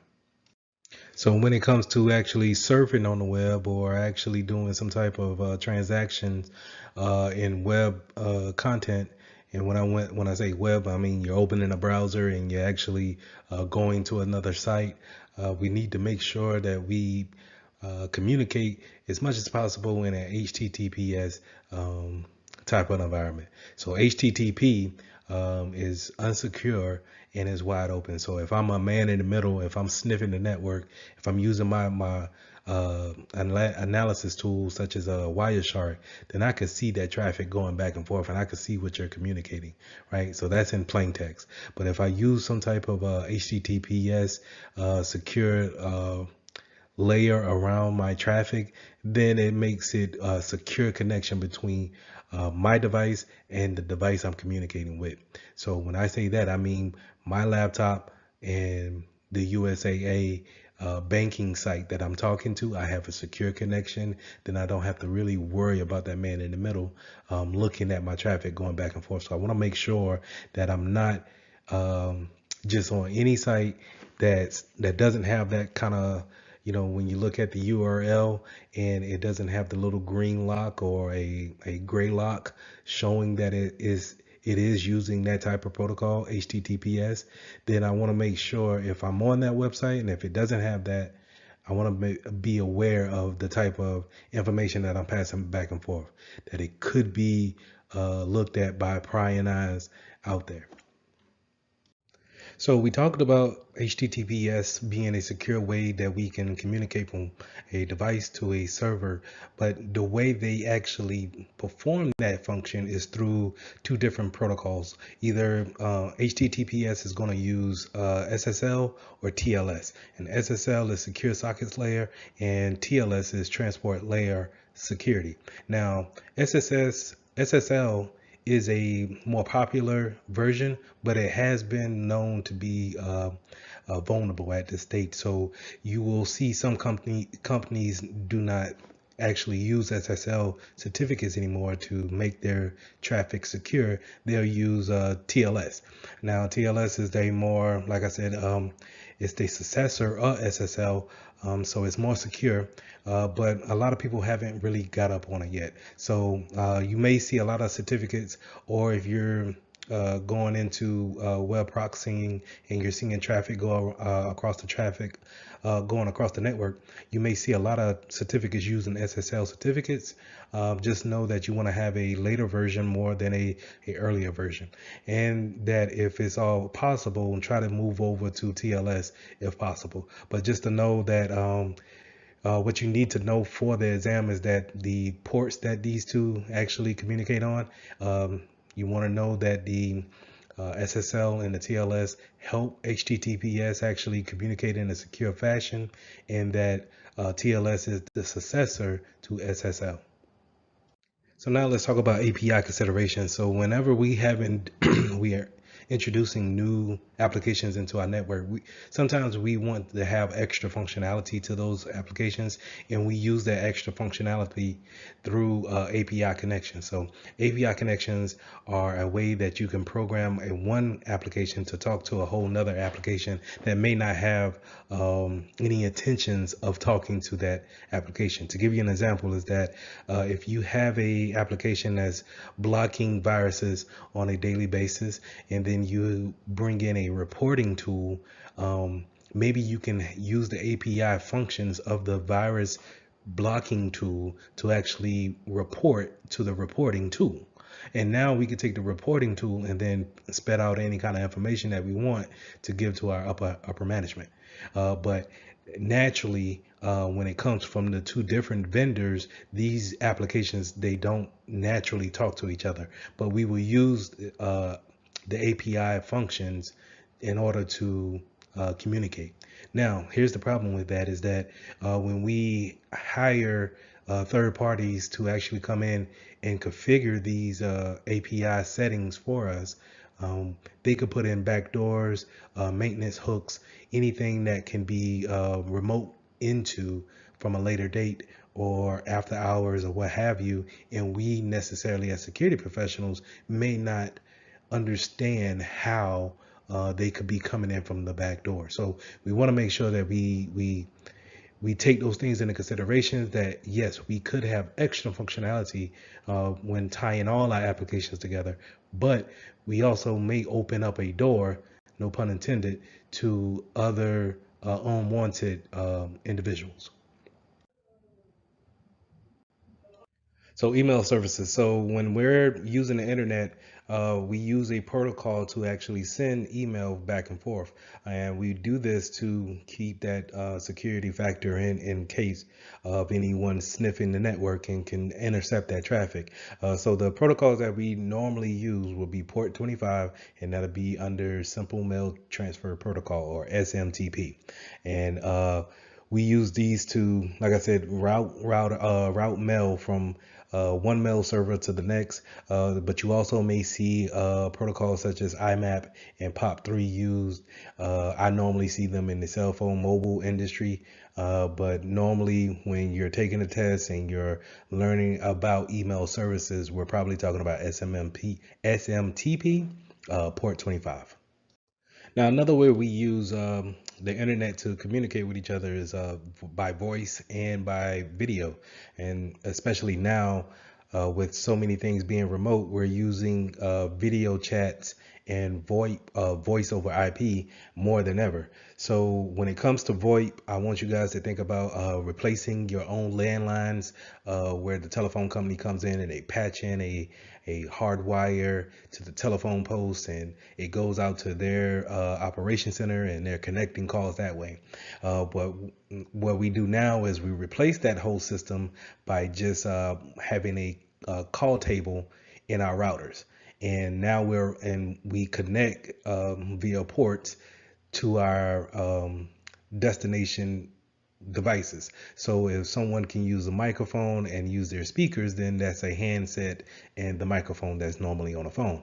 And now they're able to talk over the internet. And what you want to understand about that is that it uses UDP when it comes to transferring that traffic back and forth. And what I mean by UDP is that it's unreliable when it comes to sending every packet back and forth.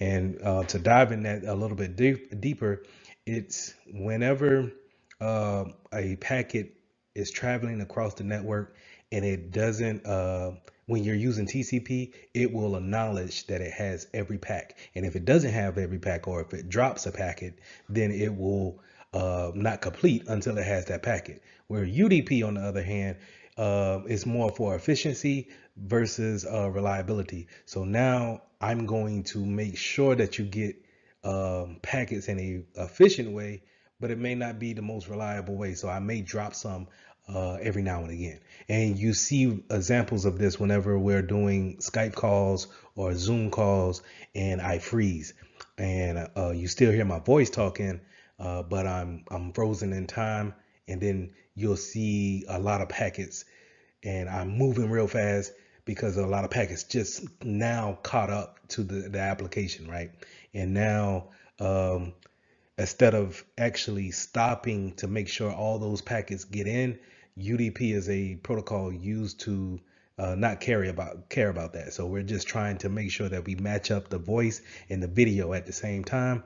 And so we may have to drop some packets. You may get that stuttery pixel look, but it's to, carry on a conversation in somewhat real time. So let's go over some remote access settings, some ways we can use VPN to connect securely from our devices back to our secured network that's behind our firewall. So in this case, what you're seeing here on the slide is that client is pretty much at a remote site, could be their home, coffee shop, or where have you, and they're probably checking into a remote a VPN client that's sitting on their desktop or whatever devices that they have. And what that device does is it checks into the concentrator that's back at the office or a building that they want to connect back to that network, and then it creates a secure tunnel from one device, which would be the client's PC, back to the network's local network.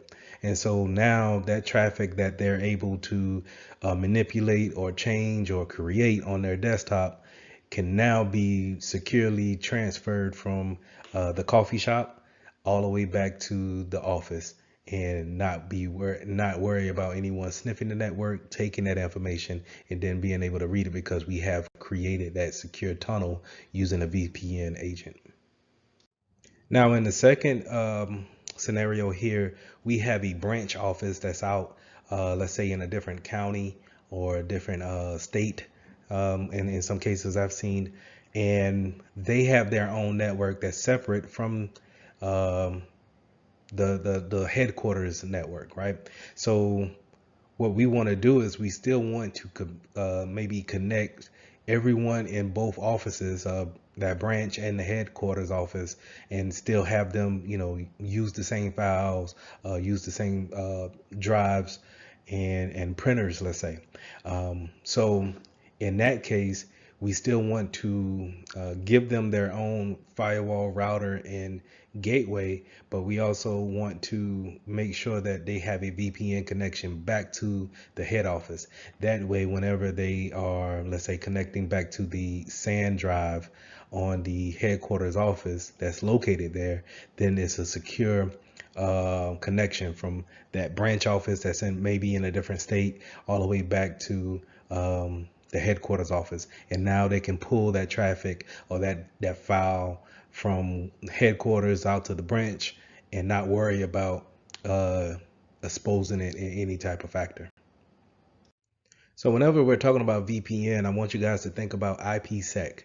IPsec is the protocol that we use in order to create that tunnel to make sure that we are sending packets from one destination to the next using that tunnel action, right? Making sure that nothing is being seen by prying eyes or someone sniffing the network. So we use this protocol IPsec in order to create that tunnel and keep things confidential.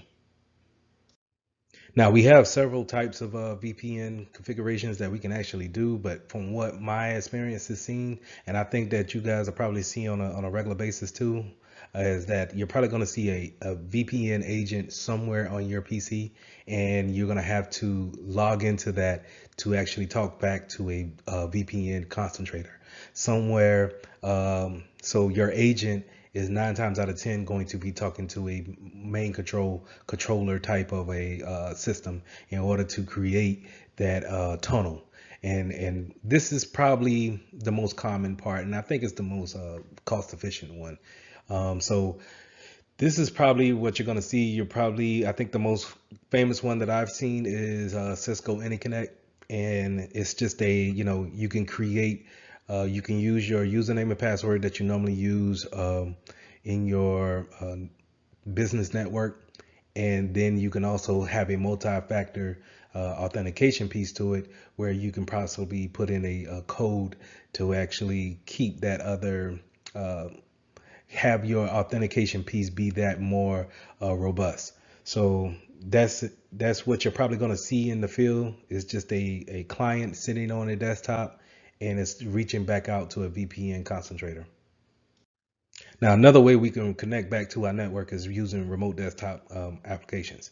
And remote desktop is using the protocols that we have on our routers in order to allow this type of connection to happen, but it may not be as secure as using a VPN action. So we want to be careful when we setting up remote desktop applications in our network.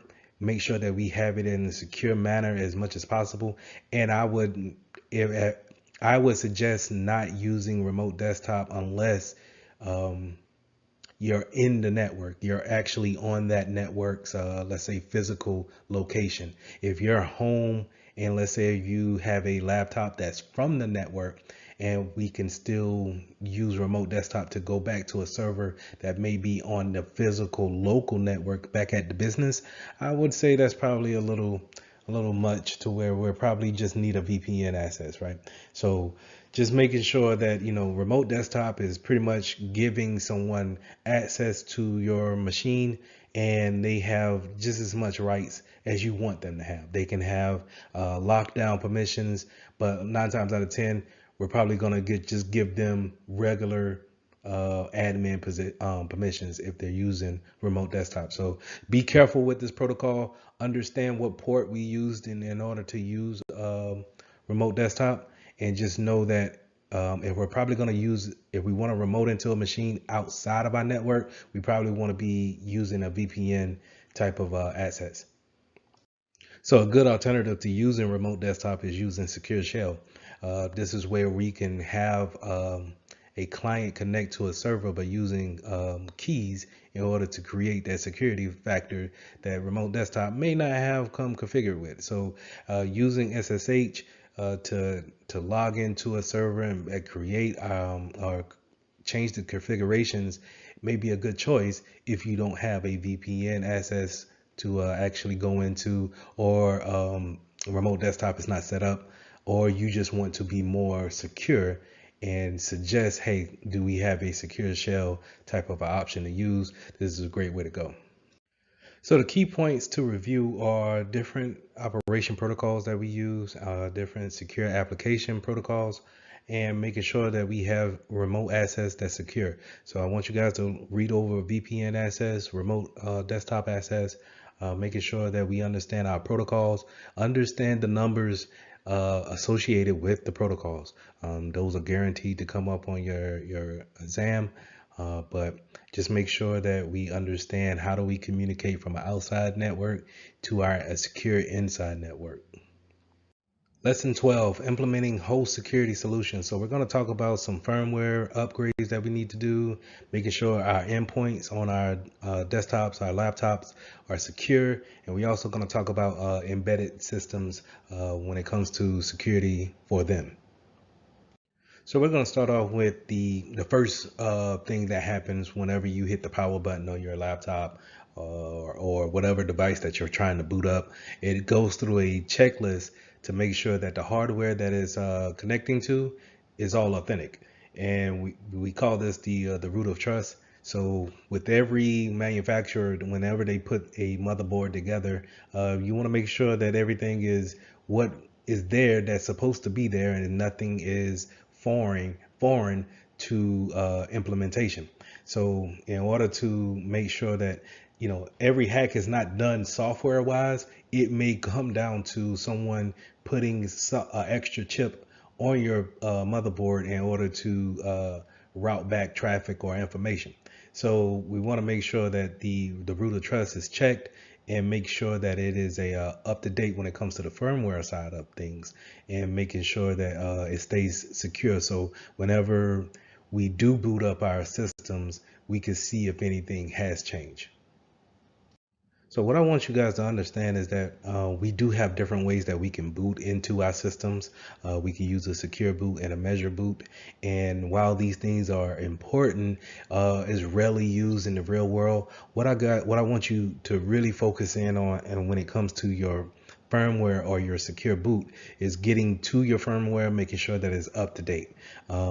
Just in case when we're running regular operations and security, sometimes we may see how a manufacturer says, hey, we have put an update out for the firmware on these different devices, and we just might have those devices in our network. So we want to make sure that we can get to that boot up page and update those firmware as much as possible, because a lot of times the firmware page is so quick to where we really don't think about updating it or making sure that it's secure. We just go right to our OS. So I want you guys to really make sure that you keep an eye out for any type of vendor update. Keep an eye out for firmware updates, and making sure that you can get to your firmware page and then upload the latest update. Now, in some cases, you'll see where IT departments secure and encrypt the whole hard drive that's on a device. And while this is good, it also serves some problems when it comes to efficiency, when it comes to workload, or someone setting up the laptop really in a quick situation and then having to log in once for the encryption of the hard drive, and then log in twice to actually get into the PC, and maybe log in again to get to the VPN. So you can see how this can be cumbersome. But when we're talking about very sensitive information, encryption of the whole hard drive could be a thing that we want to do, just in case we're doing a lot of traveling. Let's say we're working for the government and we encrypt that hard drive because we're going to a lot of out of the country places, and let's say if we leave the laptop on a plane.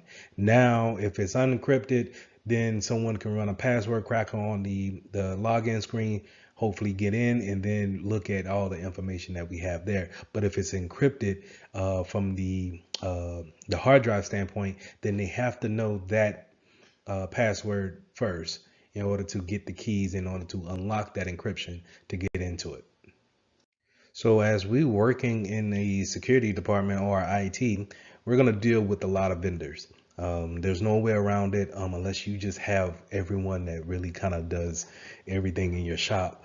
But more than likely, you're going to probably have to go out and seek additional help via a vendor or a third party. And the thing that we want to remember when it comes to Security Plus is that what types of risks do they bring in into our environment? So do they practice the same security practices that we do? Because they may put in maintenance hooks and then come in at a odd hour at night in order to perform their tasks, or they may not use a VPN connection when it comes to remoting into your network. And so if we want their services, we need to make sure our interview processes are well thought out and we understand what type of risks are we taking on when we're bringing on this cloud company, let's say. And let's say the cloud company does not have a backup to their backups, right? And so let's say, you know, the worst happens and they get hit with a natural disaster. Now their data center's down, your information is lost, and they don't have a way of getting back up. Now that impacts your business because you're waiting on your cloud supporter to get back up. And so that's a risk that you have to factor in and you have to take account for, that if our data is unavailable because vendor A is not available, what do we do? How do we suffice for that? How big of a risk should we want to take on that? And those are the type of things that we want to consider when, you know, we're bringing in different outside services into our network. I think a lot of the things that we see on a normal basis is out of life systems and the lack of support when it comes to those end of life systems. A lot of places that I've been, they either are holding on to old software that's no longer supported. Maybe the company's not in business anymore, or they've been doing things so long in this way that they're not looking to upgrade or see a better way of doing things. The first thing that comes to my mind is when you go to a car dealership and they have the old inkjet printers, and it's doing the carbon side of paper, and you know it's printing like that. And I always wonder, why wouldn't a company just go to a inkjet a regular printer that just prints out the regular paper? Now maybe it's the regulations that's holding them back. Maybe they don't have the money to upgrade into a higher standard, but it's, you know, when that old type of printer breaks, who's going to be able to support that? Who's going to be able to get you parts for that printer?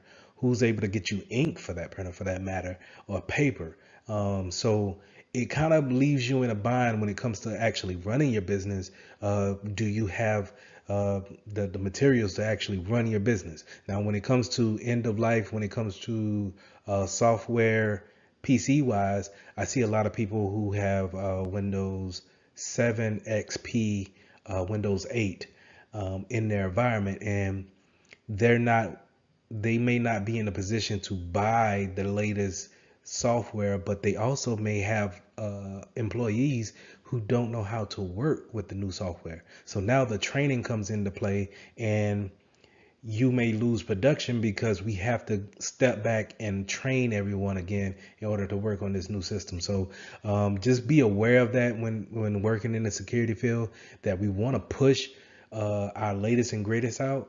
But at the same time, we need to keep in mind that everyone is not ready to make the leap, the jump, and everybody's not trained to do so. So we need to make sure that our declining software is up to date as much as possible, but we also need to give them a deadline that, hey, we cannot go into a point where this is no longer supported. It's end of life. We must be gone by this date, and we must have people moved over. It's only this type of advice is only going to keep the business moving forward.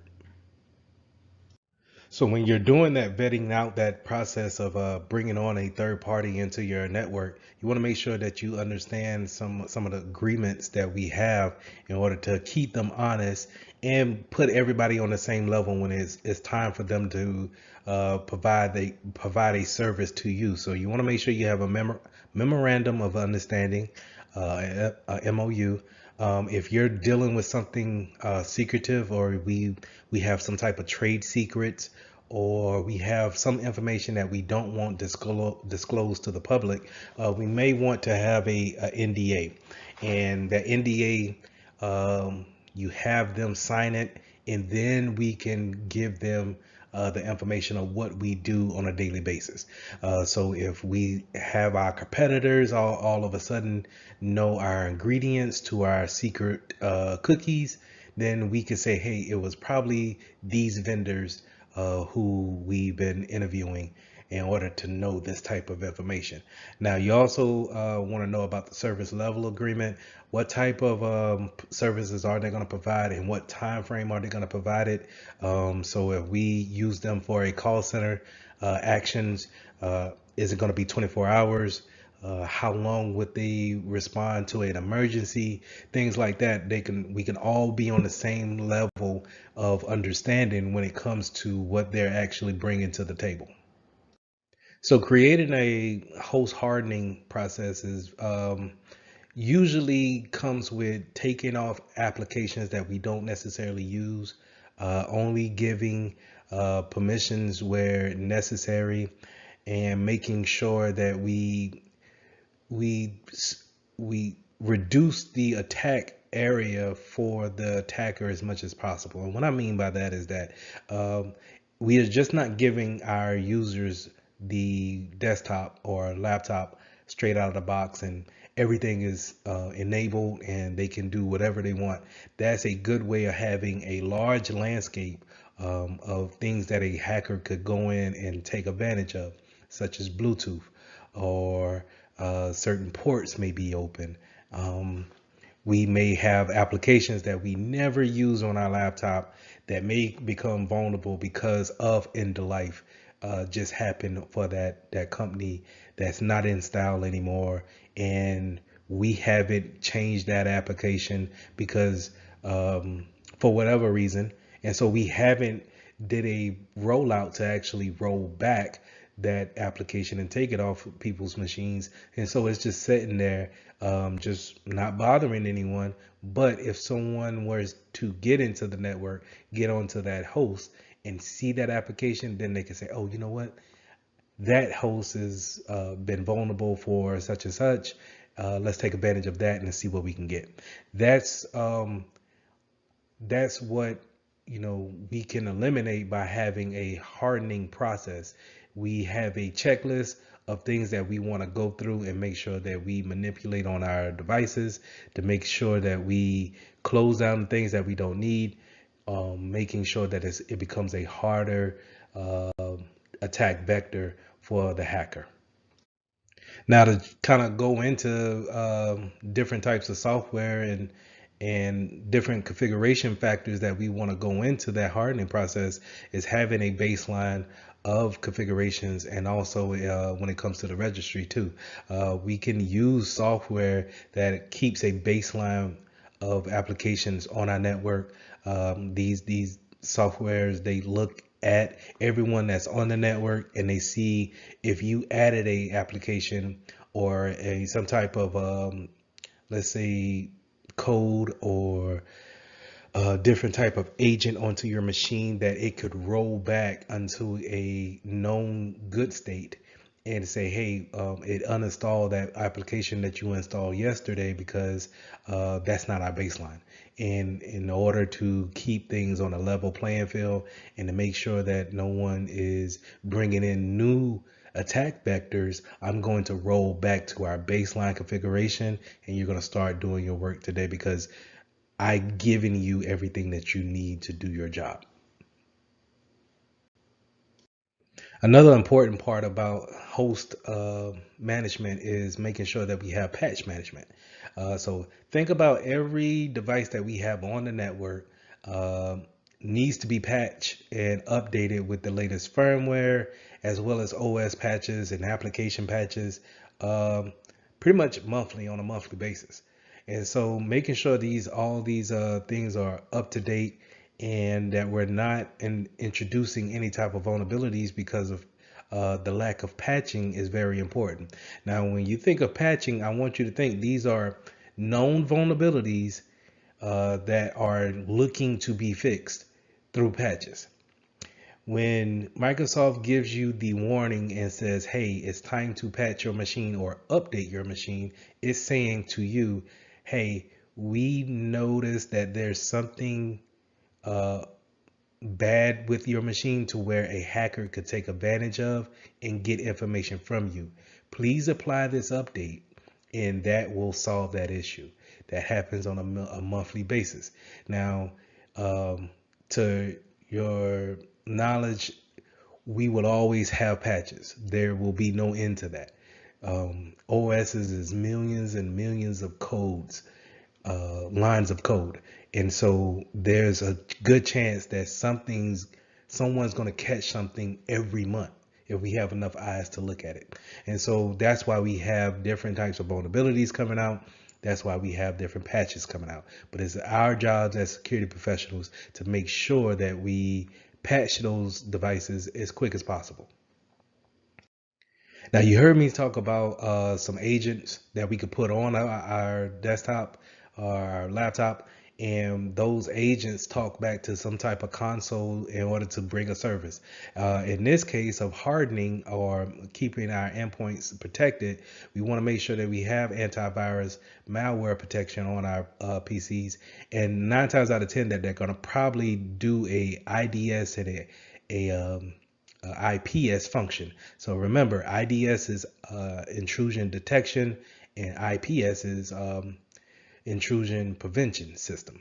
And so these the antivirus will be able to detect, and it's also be able to prevent by blocking the virus. Right now, we also want to have something kind of like a DLP agent where it will see if any sensitive information is leaving our laptop, and we want to make sure that it can be put in place too to detect it as well as prevent it from actually happening. So having these endpoint agents on our PCs is probably something that we want to put into our baseline configurations and making sure that they are up to date as well. So all these things we want to take into consideration when it comes to having patches and making sure that we are protected overall when doing our daily tasks.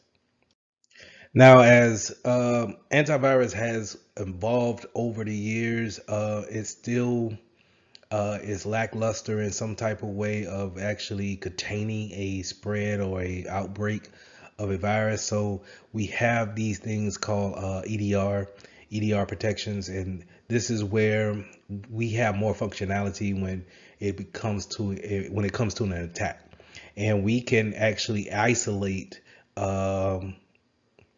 devices on our network from being contacted from any other devices. So whenever our SOC, our security operations center, they contact us and say, hey, PC 123 is actually showing signs of this, that, and the third, we can use our EDR system to isolate it, basically kind of put it in its own silo within the network. Therefore, it cannot reach out to other PCs and affect them, but we can have a secure connection only to that PC in order to see what's going on with it and see if we can eradicate the problem before it gets out of control. So when we're talking about antivirus, more likely we're going to talk about a signature-based software that's going to download code that's similar to the malware that came onto the computer or would be coming onto the computer. They take this database that they download, these signatures, and they compare it to whatever files that you download or you add to your system. And then if they match, then they will flag it as a virus and quarantine it or delete it altogether. So this is what we mean by signature-based antivirus. Now, heuristic is getting a baseline to what's normal, and then anything that's abnormal, we will flag it as being malicious. We need to also be aware of embedded systems. These are things that could be low-powered Internet of Things, things that we could just plug into our PC and maybe get some extra functionality out of them. I like to think of a smartwatch, or kind of like a not necessarily an Apple Watch, because that has a lot of functionality, but let's say like a Garmin watch or a Fitbit. These kind of embedded systems, they can get attached to our network and then maybe transfer some things back and forth. So we need to be mindful of those and see if we need to actually put on more security by locking down our USB ports and not allowing them to connect to our end devices. Now, in the cities, you have these industrial control centers or systems, and these are things that's in place that's controlling some type of, let's say, water system that the city uses to give everyone a clean system of water. Now, these systems that control these mechanic operations, they are not your typical, Windows 11 or latest iOS product. It is a old operating system that can't take any type of update. There hasn't been any code to update them. When you think about it, in order to update them, we need to cut off the system that is supplying everyone in the city or town or what have you, and then upgrade that system. So it's kind of a catch 22 where we can't really do anything with them. So what we do is we will focus more on a physical side of security to make sure everyone doesn't have access to the system, making sure that it's in a secluded area and that is well off secured physically wise, in order for someone not to be able to get control of these systems and do any kind of harm. So like I mentioned, with the water system, these systems also goes into, energy power plants, industrial, different types of facilities and logistic facilities. And can you imagine if someone were to get their hands on a system that could pollute the water that you and I drink? And there's nothing that we can see from it because we don't have those systems connected to the internet. So it's not going to give us a warning like that. We have to kind of just wait for the disaster to happen and actually react to it. But, in this case, we want to make sure that we take the precautions to, stop that before it actually happens. That's why we want to focus so much more on who has access to these systems and making sure that we vet them out. So I kind of touched on the Internet of Things earlier with the embedded systems, but just to kind of dive deeper into that, Internet of Things could be anything that connects to the internet and then desires some type of communication. And that could be, when you go to Lowe's and you see that new smart refrigerator that can connect to the internet and give you the morning page of the New York Times, and it can tell you what's in the refrigerator from whatever spot that you're at, because it can communicate to the router and the router can communicate to your cell phone while you're out in traffic. Well, it's so many things that's actually taking that type of characteristic where it needs to talk to the internet. As soon as you open it out of the box, it's looking for a Wi-Fi signal. And we have to be, as security professionals, we have to be aware of this coming into our network. We can bring things in from home and connect to our work internet. And now, from without your knowledge, you're letting another vector for a hacker to possibly get into, where we have everyone's wearing Apple Watches now, or we have some type of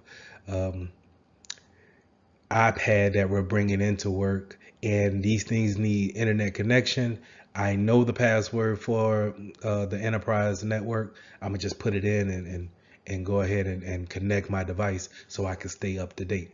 But like I said, these things bring in vulnerabilities also, because if we really think about it, who's actually have a up to date iPad or Apple Watch, or even headphones for that matter? And are we teaching our users to update these things before they actually bring them in and connect to our network? So other endpoints that we may have is different types of products that we actually need to do business. And I talked a little bit about how car dealerships had old printers that needed to, you know, print on old carbon paper. And those printers, 9 times out of 10, are sitting on the network. We also have VoIP phones that are voice over IP, using those as telephone devices. So we have different um, devices that we have not only with our iPads and our device laptops. We also have different types of keypads that we may use in order to give extra functionality to our actual business. But the thing with that is that we want to take those things into consideration when it comes to security. Yes, your laptop is secure, but what about the keypad that we use for our customers to actually key in their social security number or key in their PIN number to their bank card? Have we updated the software on the keypad? Have we updated the software on our phones? And making sure that no one can see the traffic coming in and out of that. In today's world, we're doing more things with cameras, and those cameras are able to upload the video directly to the internet or to your favorite social media site as soon as you hit stop. So those things, again, they connect to the internet, and then they're able to send traffic out as soon as possible. And we also have this thing where drones are giving they're shooting footage, and then they're able to send it to whatever cloud provider that they may be connected to. And all these things are great for functionality. They're great for the studio, and they bring that extra um, efficiency to work. But when it comes to a security side of it, and it comes to someone looking into hacking your network, these are open vulnerabilities flying around in the sky. And then, if we forget to patch those things, or we forget to change the default passwords on those devices, then we stand a chance of being compromised just by having extra functionality in our workforce. One field that we don't want to overlook is the medical field when it comes to different types of devices and what they can do, from everything from thermometers to heart pacemakers, I'm sorry, or ear aids. These are different devices that could be have embedded systems in them, or they can be so smart to where they want to talk on the internet. And so we need to make sure that, especially in the medical field, that we take accountability of these things, because we don't want different devices going into surgery and having a chance of, soon as it hasn't been turned on in so many months because it's not necessarily used on a daily basis. But since we have this surgery today, we're going to use this type of device. And now once it turns on and someone's they're getting ready to have surgery, and now it goes into a reboot because it's updating automatically. We need to make sure that we have those things already ready to go. We take an accountability of these devices, and that we have them ready to go to avoid situations like that. So like I've been saying before through this whole class, is that we want to make sure that we take accountability of them and know that they need to be patched at some point in time, or to make sure that we are up to date, and maybe they don't need to be patched for the next 4 years. But it's the fact that we're at a point now to where we know what firmware that needs to be updated, or if it's good to go for the next however time. And we probably need to check these things on a quarterly basis, every 3 months, and make sure that nobody's came out with a new update. And if you're talking about a OS, a normal operating system, we want to make sure we patch those things on a monthly basis. Or if not, if it's severe enough, we probably want to patch those things as soon as we learn about the patch. Okay, so just making sure that we take an accountability of those embedded systems, because again, those are gateways that we may not be aware of coming into our network. So the key points are to review. In this lesson, we went over firmware and we went over patches. That's mainly what we went over and over in each slide. But it was also, we also touched on endpoint security when it came to our devices. What things do we bring into the network? How can these things communicate with our routers and our other devices that we have on the network? How do we provide security for those things? And for most cases, having a patch for them is probably our best choice to have them patched and up to date could be our best choice when it comes to providing security for our endpoints. So lesson 13, let's start talking about secure mobile solutions. How do we put mobile devices in our network? How do we make sure they're secure as possible? And how do we manage those products?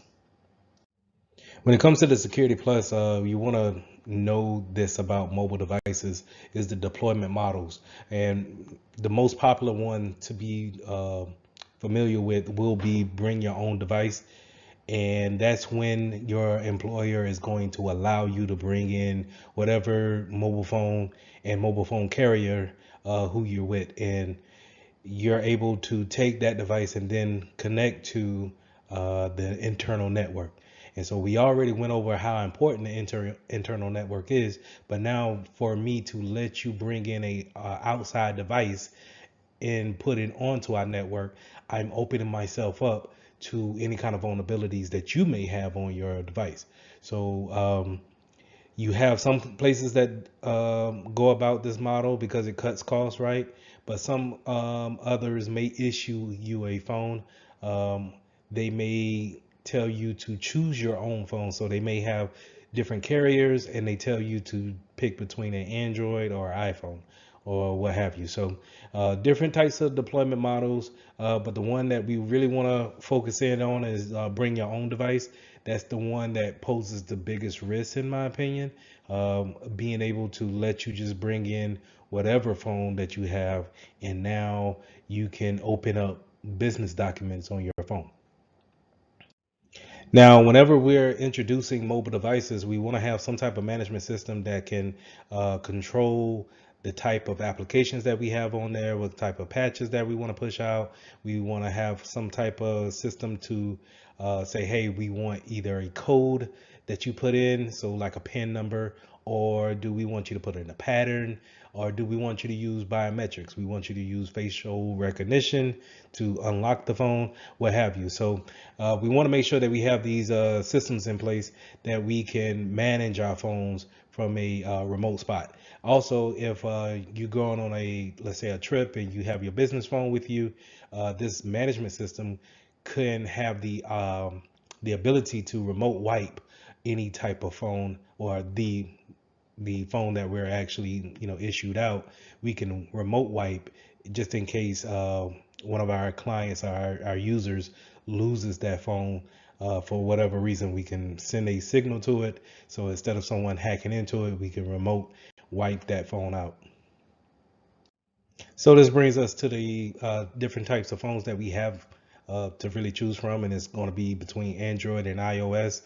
Here we see how Microsoft Azure is actually controlling the Apple OS environment within our network. So a lot of times you'll see a Windows shop, and when I mean Windows shop, meaning a business that's fully Windows, or they're heavily Windows with some MacBooks maybe sprinkled throughout, but they're heavily Windows, and yet the the side of it is heavily Apple.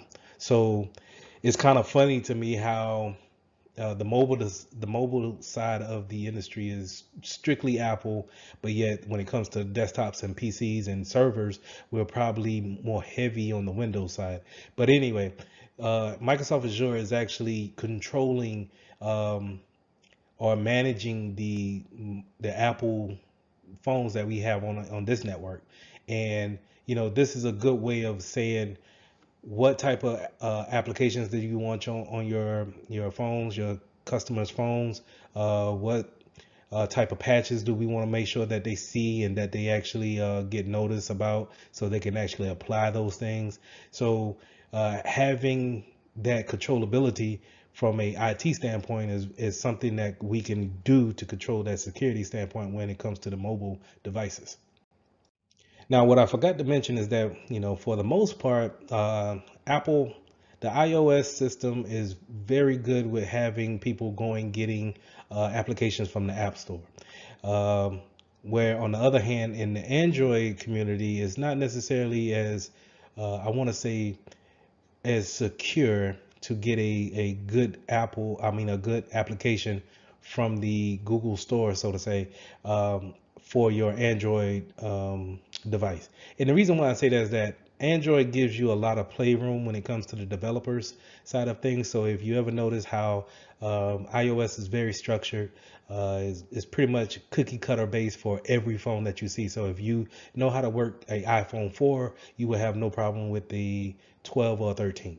It's pretty much the same thing. Maybe some features that we may not know of, but it doesn't take much to figure them out and then actually, use them in your day-to-day activities. Whereas in the Android gives so much leeway and play for the developers to customize their applications as well as the OS, is that you can easily get something that may have a lot of vulnerabilities in it from the App Store. And that's a downfall. To me, that's a downfall for Android, but I love the customization of it. But that's me being my own opinion. But in the enterprise, we want to make sure that we understand from a security standpoint that this customization to our applications and to our phones may pose a threat, right? And so we want to make sure that we have some type of software that can also, not only if we have Apple devices in our environment, that they can talk to Apple as well as Android as well, and making sure that we can push out those patches and making sure that we keep that management console around those devices. So, like I said, to reiterate what this control panel or this control system is going to do, we can put passwords in and we can customize the password to, are we gonna go 6 digits or 4 digits? Are we doing a pattern where we draw out a pattern with our finger? Are we doing passwords in a combination of PIN? So I think the latest one that I've seen is they want you to do numbers as well as letters for your login PIN. Now, biometrics is a good one to use, I believe, in my opinion, but it could be kind of scarce around individuals who don't want to use biometrics or don't want to have their face embedded, quote unquote, into the phone to have it memorized or to remember your face or fingerprint. So you may get some pushback on the biometrics, and you might have to rely on the PIN and the password in order for your users to use their devices. But it will behoove you to actually implement one of the other, if not two, in order to have a multi-factor when it comes to your mobile devices. So like I stated before, that kill switch, the remote wipe, having that feature is very good when it comes to having someone in your environment that travels a lot, uh, and they are keeping a business phone on them or a tablet, and they maybe, late night or late flight, and they leave their mobile device on a bus or on a plane. And so now, whenever they report back to you and say, hey, I lost my phone on the plane. What do we need to do? You can go ahead and go into your mobile management system and send out a remote wipe signal to that phone. And once that phone checks in with the antenna, or I'm sorry, the satellite, it will receive the command and then process the remote wipe process for that phone. And now, whenever someone gets it, they may have the phone and they may have something that's wiped and clean already, but at least they're not giving up any kind of business information, right? Sometimes you might want to put a full disk drive encryption on your mobile devices. So I think in the other class I mentioned how we will want to encrypt the whole hard drive on your laptop, just to kind of ease our notion of any type of lost device. And then once it's lost, then let's say I lost it in a place where it cannot reach the satellite, and therefore it can't get the remote wiping signal in order to wipe. And so now it's just pretty much open. But if I have put a full encryption on it, then that person, whoever may seize it, they gotta know the key or the password in order to get past that first layer of the fence in order to see the contents of the mobile device.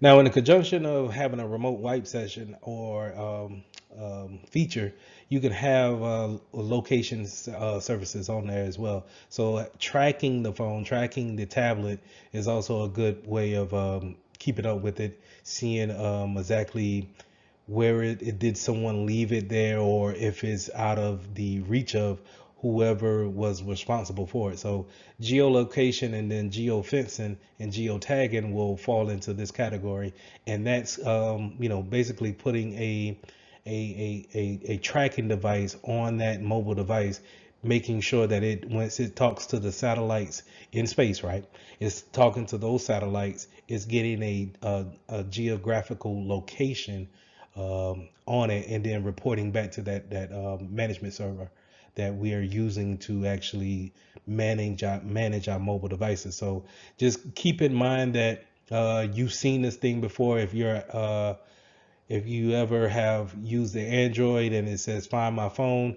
more than likely it's sending out a Bluetooth signal to that phone to actually find it. That's kind of a low grade point of it, but a better example would be Find My iPhone for the Apple products, and that's going to have you log into a management type of a console, right? Your Apple ID, you use your Apple ID to log into your account, and then once you want to see where that iPhone is exactly what you see here on this slide, where it shows you a map and it shows you the geolocation of where your iPhone or iPad is at.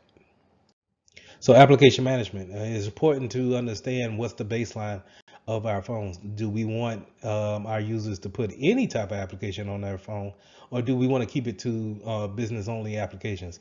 And I think the first thing we want to do is just put that out in the policies first of what's accepted and then what we will not accept, because every application is not meant to be used on a business phone, in my opinion. So we want to set the baseline for it first, but then we want to use our management system to actually, if we want to roll back any type of add-on applications to it, or maybe restrict any type of download of unauthorized apps. So we want to make sure that we lay a baseline, and then we let our users know, hey, you can put bank applications on your phone, but we're going to refrain from using any kind of social media applications on our phones. And the reason why we want to do that is because, and especially for that actual scenario when it comes to not letting someone use social media applications on their phone, is because it comes down to content management, right? If we're able to look at different types of business emails on our phones and then mistakenly upload those things to a social media platform, then we are essentially leaking out information into the outside world, the public, right? That's what I'm trying to have you see when it comes to data loss, is that it's almost like an imaginary line around the business that I want you to think about. But the different ways that data can actually leave the business and go into the public side is many different ways. So it doesn't necessarily have to be through an email from the inside of the building to the outside. It could be a mishap. It could be someone taking a picture of the inside of your building and then posting it in LinkedIn. And now if I'm a hacker doing reconnaissance, I can just look at your profile and figure out, oh, okay, they have this type of doorway, they have this type of locks. I need to prepare myself in this type of manner, right? So that's what content management kind of goes into. Do we want to take that risk of having people leak out information uh, intentionally or unintentionally? Another risk that we take into consideration when it comes to mobile devices is rooting and jailbreaking.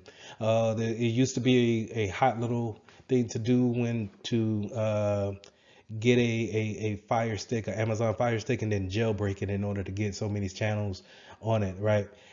Same thing goes for mobile devices or any kind of customization to the iOS platform, is that we take it and then we jailbreak it, quote unquote. And then now it unlocks this kind of a special feature set. But jailbreaking causes a vulnerability, right? It opens another doorway to the sensitive information that may be on the phone. So how do we take accountability of that? How do we prevent that type of action that be happen? Or can is it something that we just need to accept, and then we set our policies up to punish whenever if we ever find out that something does happen like that.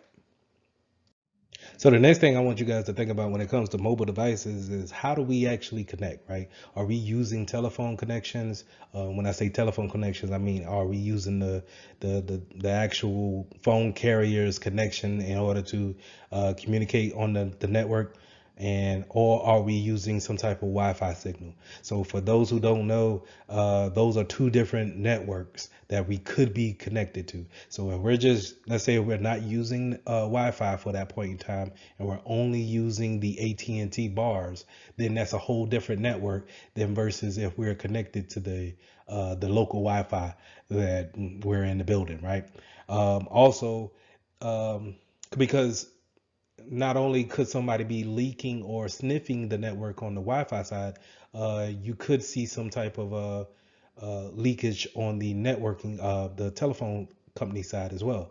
So we want to be mindful of that. We also want to be mindful of, if we're going to give our customers, our users, hotspots in order to connect. Maybe that might be a better secure way in order to transfer the data back and forth. It's not about transferring personal data. It's about the business data being on that phone or accessible on the phone. If that makes sense. Is not so much that I'm worried about who am I calling on my cell phone. It's the fact that I can open up a professional email and read sensitive documents on that phone or on that iPad.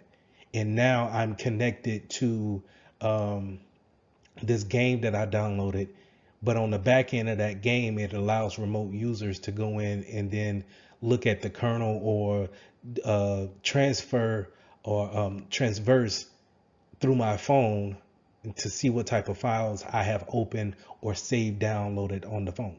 Right. So that's the thing that I want you guys to really get when it comes to the importance of why even worry about mobile devices.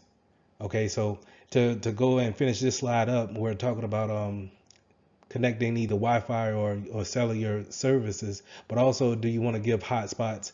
Do we want to make sure that we put in another mobile device to create a network in order to have more control of what our users connect to? Because a lot of times our users go and they're not really looking for a secure way of connecting. They just want to connect because they have a certain job that they need to do in a certain amount of time, and maybe connecting to the local Starbucks is the closest and fastest thing that they can do. So we want to make sure that we take all those things into consideration when we have users that's on the go. So another way we could connect is through Bluetooth. And while Bluetooth will not give you the Wi-Fi connection type of network, but it can send information from one device to the next, right?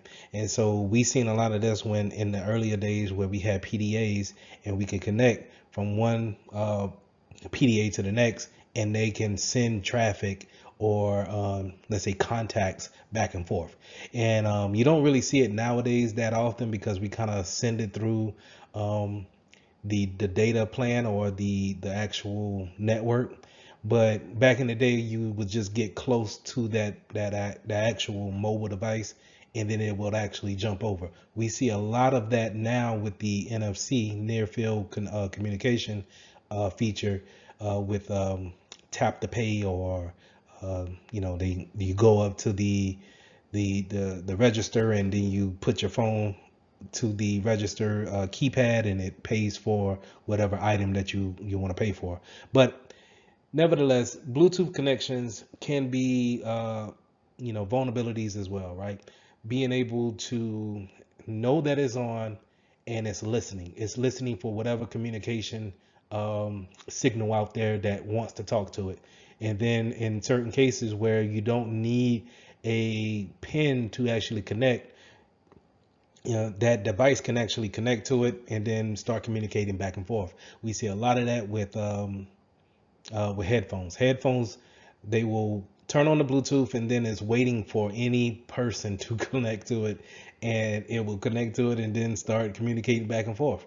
Whereas in your laptop automatically probably has Bluetooth on, and it's waiting for someone to put in a pin in order to pair it. Same thing goes for your car. But we want to make sure that our customers, our clients, they are aware that Bluetooth can bring some risk, and for the most part, we want to make sure that Bluetooth is turned off if not needed, right?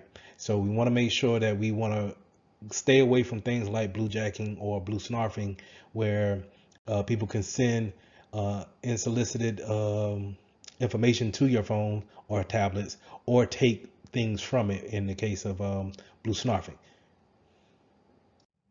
To kind of piggyback off of Bluetooth and going into infrared and RFID, sorry, is kind of having these close interaction with people and being able to pull off their information just by having that radio frequency ID, pull that information off. So a lot of times you'll see, if you look on TV, you'll see a commercial where they're promoting a wallet that has a radio frequency ID blocker on it. It has some type of magnet on it, right, to stop that communication field from actually happening. And what would happen in the attack is that if they show on TV, they will show somebody sitting on the same bench as you in a park, and while they're not doing anything towards you, they're close enough now to where their phone or whatever device they have can pull the information from your wallet. So it's pulling the information off of your credit cards and debit cards. And then now they have that information.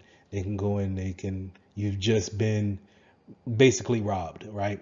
So in order to stop that type of attacks, people will put in these magnets that breaks up that communication field. So we want to make sure that we are aware that it happens. I personally haven't seen it happen, but hey, it might have happened and no one told me. So just make sure that you understand that type of attacks does happen, and it's pretty much getting into a personal space with someone, and then now that communication field has become open, and you can actually transfer data that way. Now, I brought this up earlier in the slides with near field communications, that NFC. Uh, Now, it's not such a bad thing, right? In order to use this type of communication, it just can be used in the wrong way.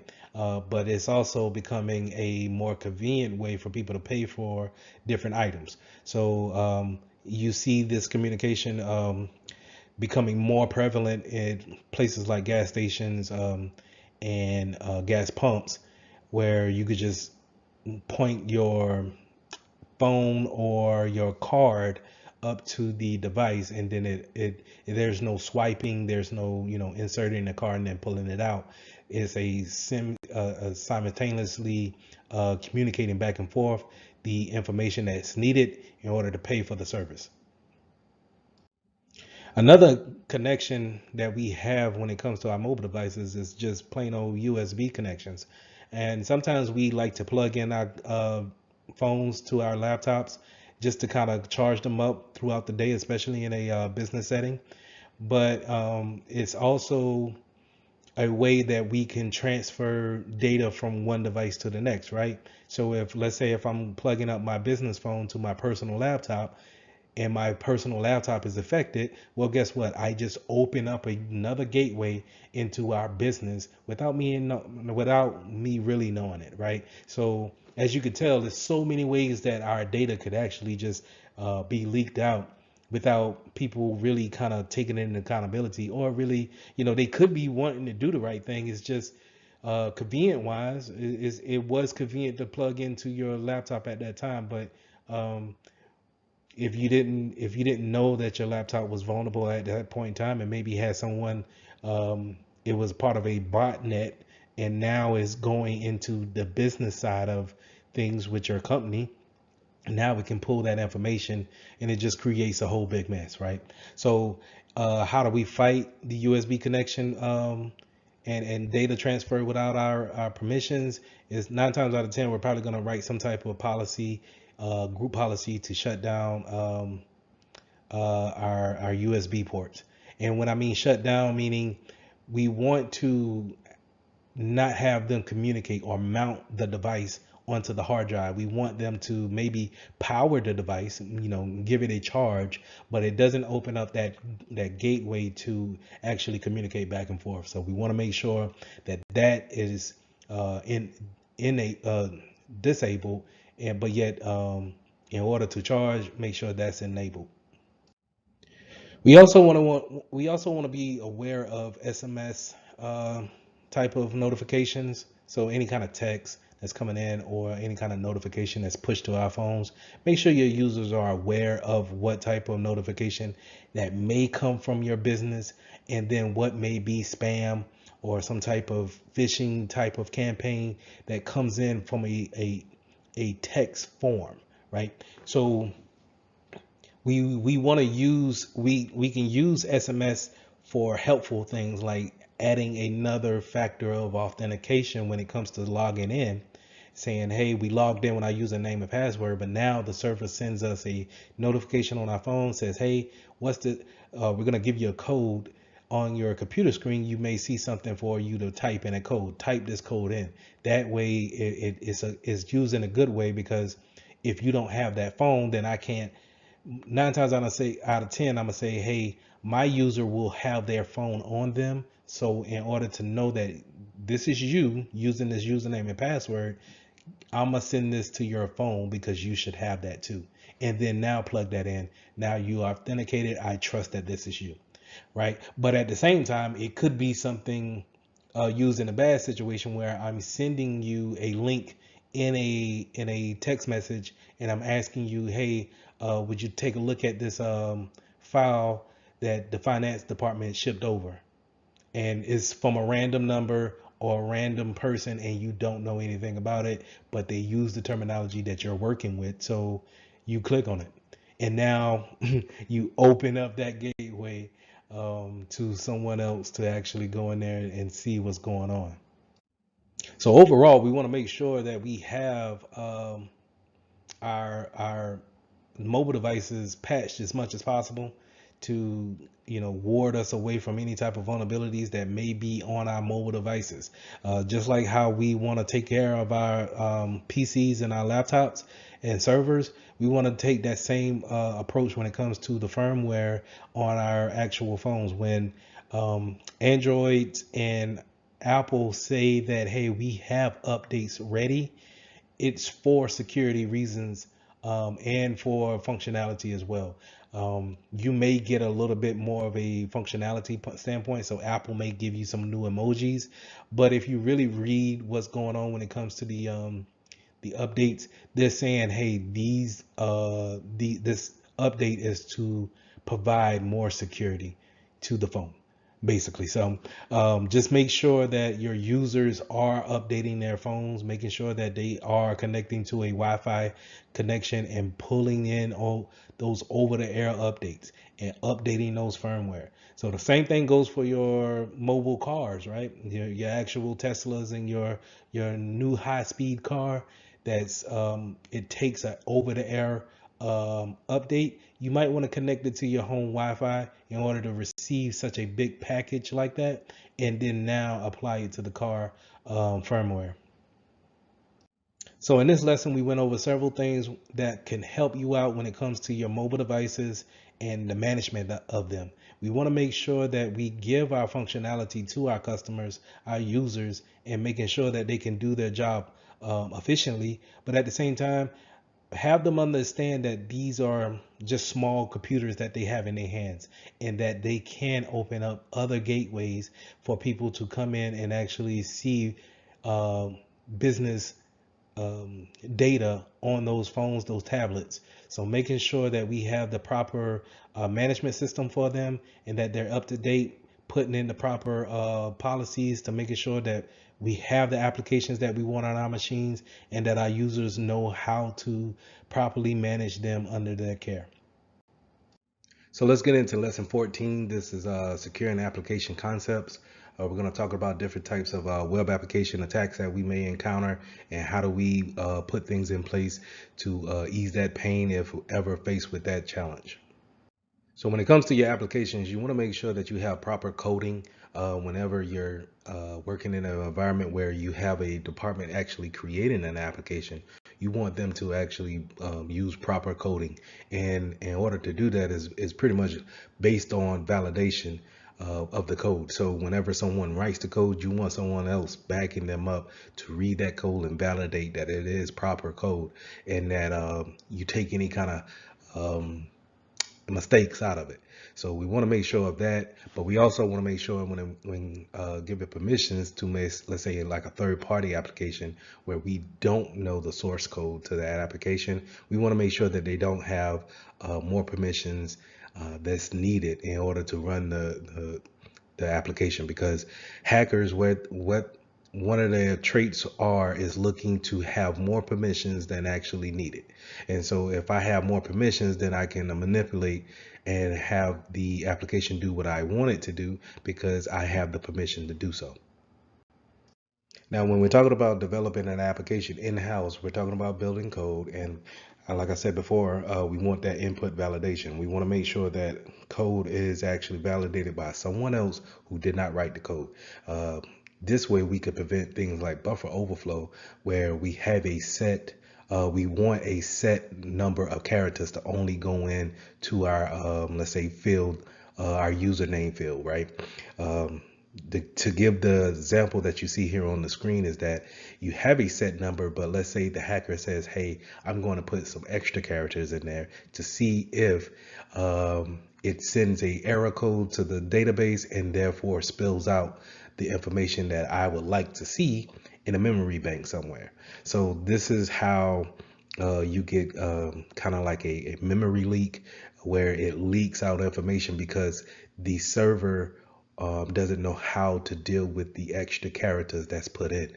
It's so we need a buffer there to actually say, hey, this is the capacity, this is the limit of what you can actually put in. So if let's say for most usernames it's between 8 to 12 characters, and let's say I put in, but let's say there's no buffer, and I put in a whole script of code into that username box. Well, it may send an error there, because remember, servers are there to actually try to figure things out and understand what you're trying to do. It's listening for a command and then trying to give you the results.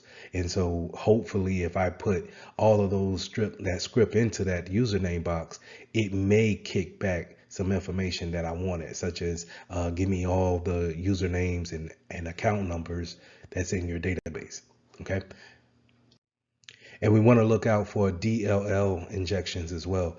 This is where it's kind of like when I was just explaining with the buffer overflow, that server is looking to give you some type of answer because you requested something from it. And that's the way we need to look at servers. Servers are there to actually serve you in some type of way. They're trying to give you some type of service. Well, a DLL is some extra functionality to that application that's trying to give you some extra function that makes your life easier when it comes to using the application. The first thing that comes to my mind is maybe like when you're using a calendar, it will give you the calendar for the next, I don't know, 25 years, right? So that extra functionality on, let's say, the application being Microsoft Outlook, well, that DLL driver that's sitting in the background of the application is built only to get that information from the server to say, hey, I want the next 25 years of calendar months, and we're going to store them until the user is ready to see them. But if I manipulate that DLL, whenever it calls out, I can have it call out to a rogue server and then have it deliver malicious software to your machine instead of those functions that it was built for. Have that same mindset when it comes to APIs too, application programming interface. That same mindset of someone taking advantage of the extra functionality that you want to have between two applications. So we're going to use the API for these two applications that normally wouldn't talk to each other. We're going to have them talk. Imagine if someone were to manipulate that line of communication. Now it can be redirected to their will, but we can eliminate this or reduce the risk of it by having some type of input validation. Again, this is having someone look at the code after it's written. That input validation part is going to show up again and again on the test. So just be aware of it. Now let's talk about replay attacks. Replay attacks is taking tokens or cookies that we have accumulated with our web browsing and then taking those cookies or session keys and then replaying it back to restart the session again. And then if I'm a hacker, then I'm going to manipulate whatever I want to after that. So if I go to a spot, let's say my banking account, and they give me a session key in order for me to do some transactions, but then I'm compromised in a way and the hacker sees my session key. Hopefully it had a time to live on it, which is a TTL, and that normally cuts the session off at a certain amount of time. But sometimes you could take those session keys and put them back into a browser and it still has your account open.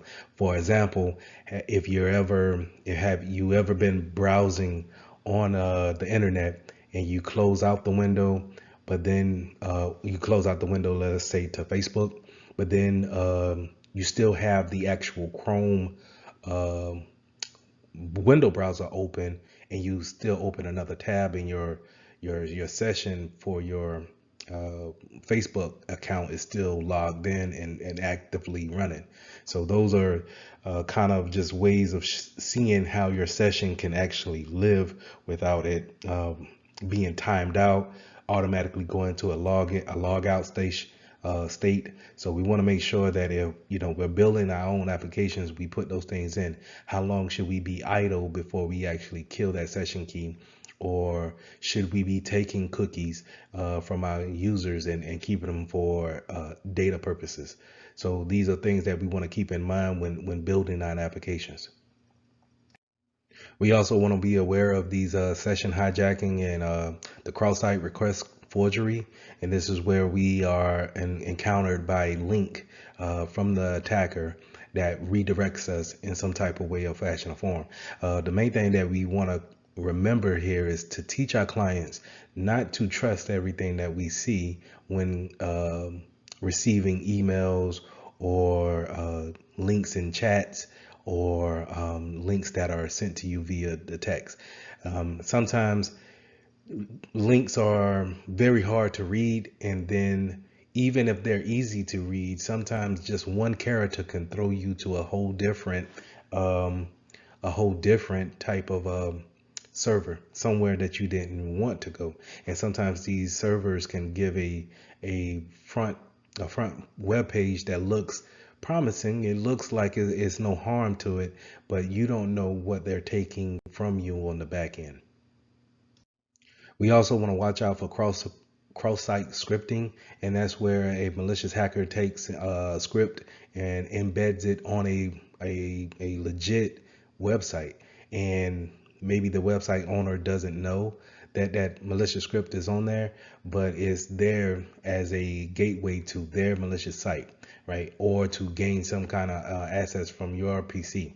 So we want to make sure that we are aware of that. As security professionals, I put here on the second bullet, you can see that csi.forcepoint.com, we can go there and actually plug in the website that we are weary of, or just to check to see if they are any type of malicious links on there, and then we can warn our clients or whoever, hey, we might want to avoid that website until the owner fixes those issues that's on their site. Now, SQL attacks, I should have had this SQL attack slide right behind the buffer overflow slide, but it is pretty much how I like to group those things together. Is the SQL attack is normally how I look at a buffer overflow. I'm going to plug something into the username that's a SQL injection, and thinking that since SQL is probably going to have some type of if I'm using a username and password, I'll probably have some database of all users that's using this platform that I got, and they probably have some passwords to them or an account associated with them. So if I could put in a query attack for that, then hopefully the server will give me back all the names that's here in the database. So that's what I like to do when I'm thinking about a SQL injection attack. Is more of giving a command to a SQL database and then telling them to give me all of the information that's within the server. Along with SQL injections, we also have XML and LDAP injections. And all of these injections are pretty much going around the same route, right? I'm interjecting something that wasn't supposed to be there in the beginning, and I want something from it. That's why a hacker is going to come at it at that standpoint. And again, it all goes back down to input validation, making sure that we avoid things like this, because we can avoid it in the beginning of building it. And if we've skipped that part, and then now we pushed our application out real fast, when that vulnerability shows itself, we need to then make a revision to it, and then that's how you get application upgrade, that 2.0, because we needed to fix this issue, this XML issue that we had. And you don't want to take away that functionality or give so many revisions out so short of in so many short of a time, because it takes away from your customer's experience, right? So we just want to make sure when building an application, we want to make sure that we have the right people looking at the code and validating each other.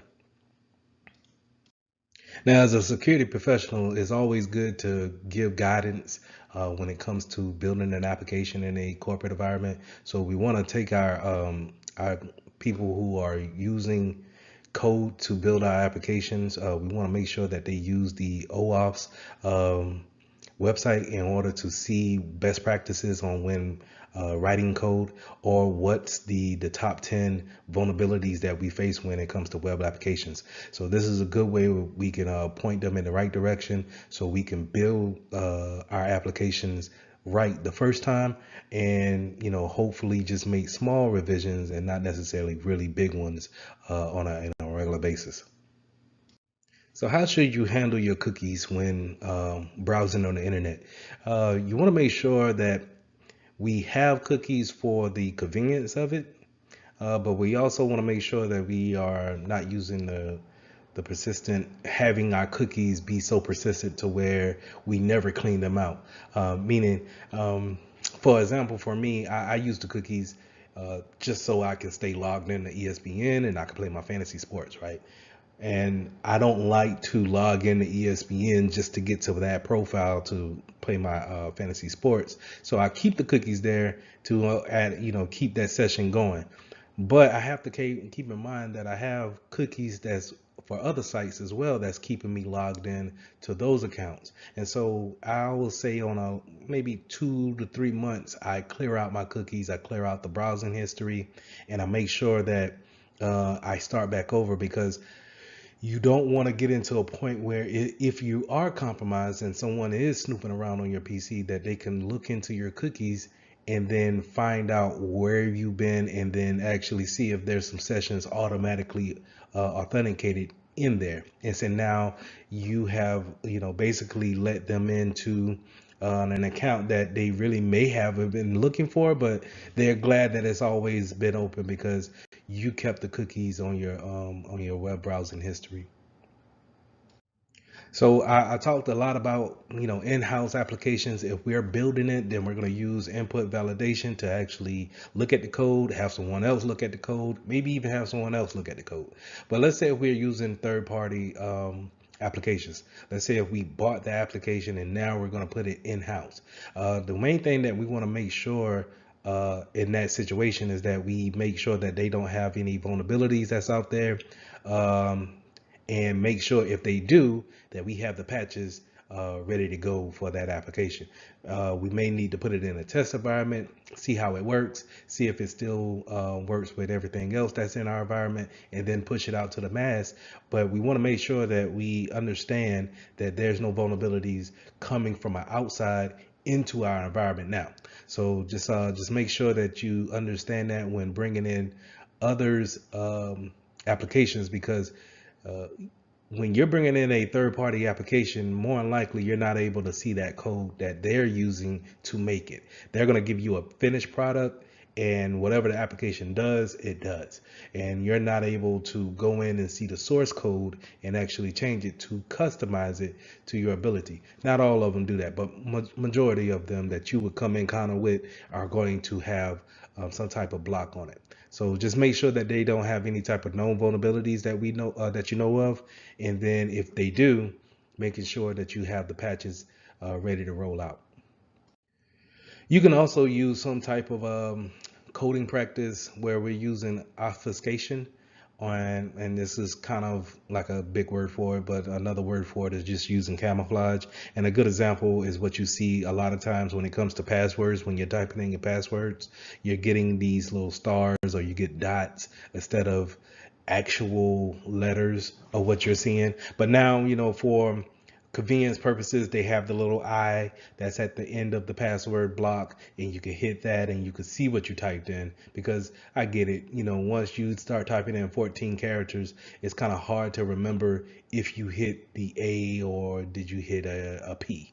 So I get it, but you can have that obfuscation there to hide things in front of people and make things secure, without being so secretive.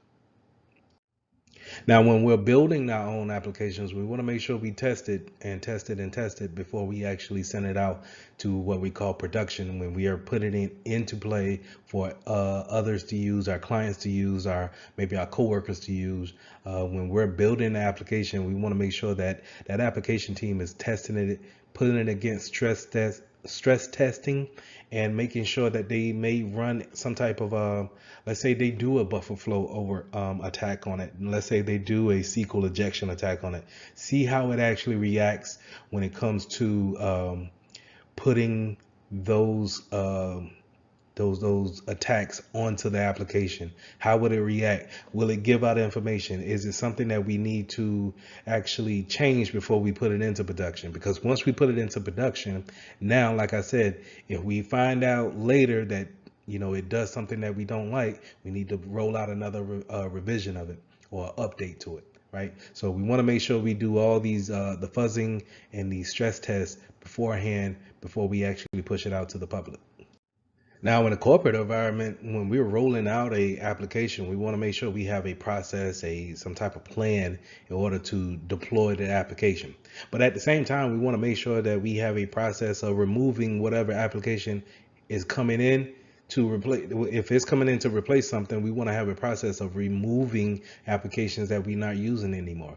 And we all know why, because if we're going to say, hey, we got the new latest and greatest of what we need, we don't need the old.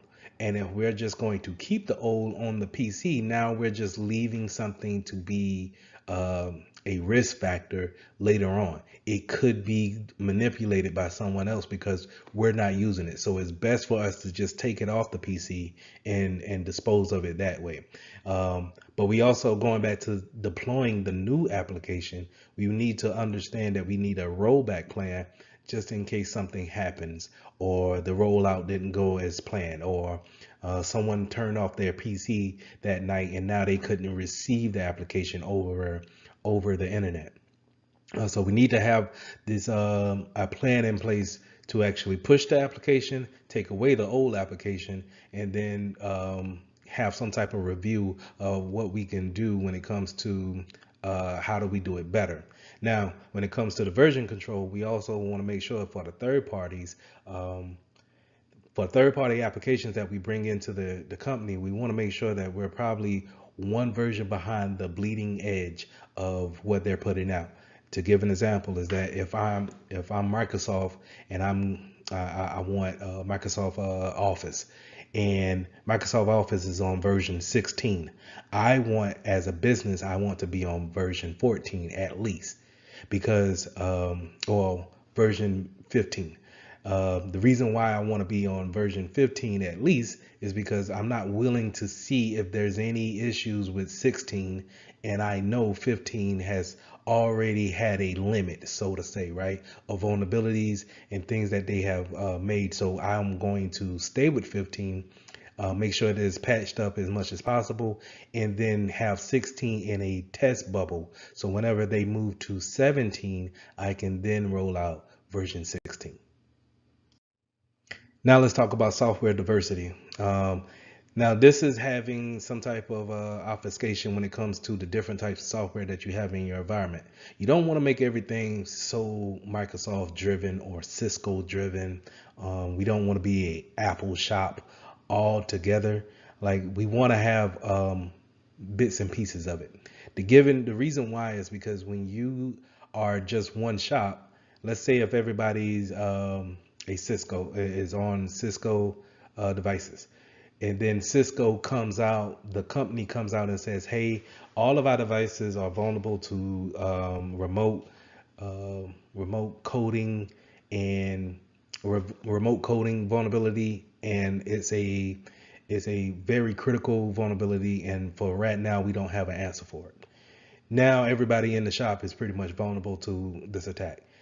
In turn, it brings a big risk to you having to stop operations because you are vulnerable to this vulnerability.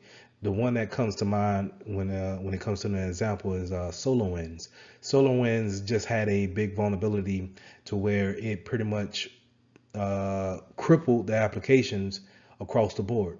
Well, you had a lot of companies that would get that whole stack, because not only SolarWinds will offer some type of network appliance or device, they would also offer a application for help desk, or they may offer some other application for logging and SIM activities. So across the board, across that whole stack of applications, now you can't really do anything because all of this, all of the applications associated with them are vulnerable. So we want to make sure that we have a good diversity of vendors in our environment. We want to make sure that we're not all using the same products, but they work well together. We want that. We want things that work well together, but not necessarily made by the same company. And that gives a good diversity and a good security measure when coming into the when a hacker comes into your network. To give an example of that is that if a hacker comes into the network and they're very good at PCs, but then they jump the network and now they're on a Mac PC or a MacBook, I'm sorry, and they don't really learn Linux like that. So now it creates a defense in depth again by having something that someone is maybe not be familiar with. All right, just by having that diversity.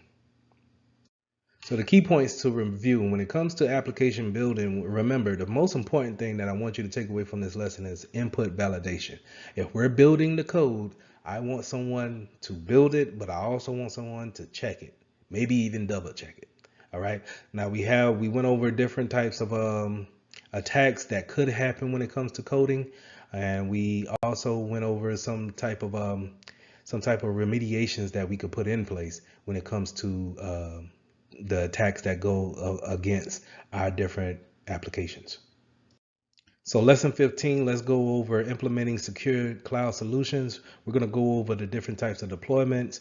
We're going to go over different types of services that you can get in the cloud. And then we're going to go over how we should carry ourselves when putting things into the cloud, and how do we scan for different things when they're going back and forth from our local environment to the cloud environment.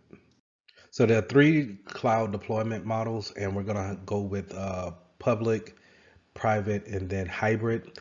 And with the public means that anybody can use it, whether you're a business or you're a private entity, or you're just a community service group.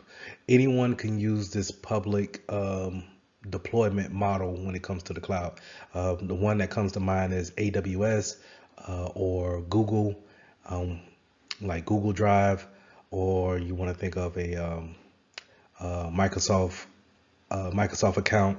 Those are public domains when it comes to the cloud.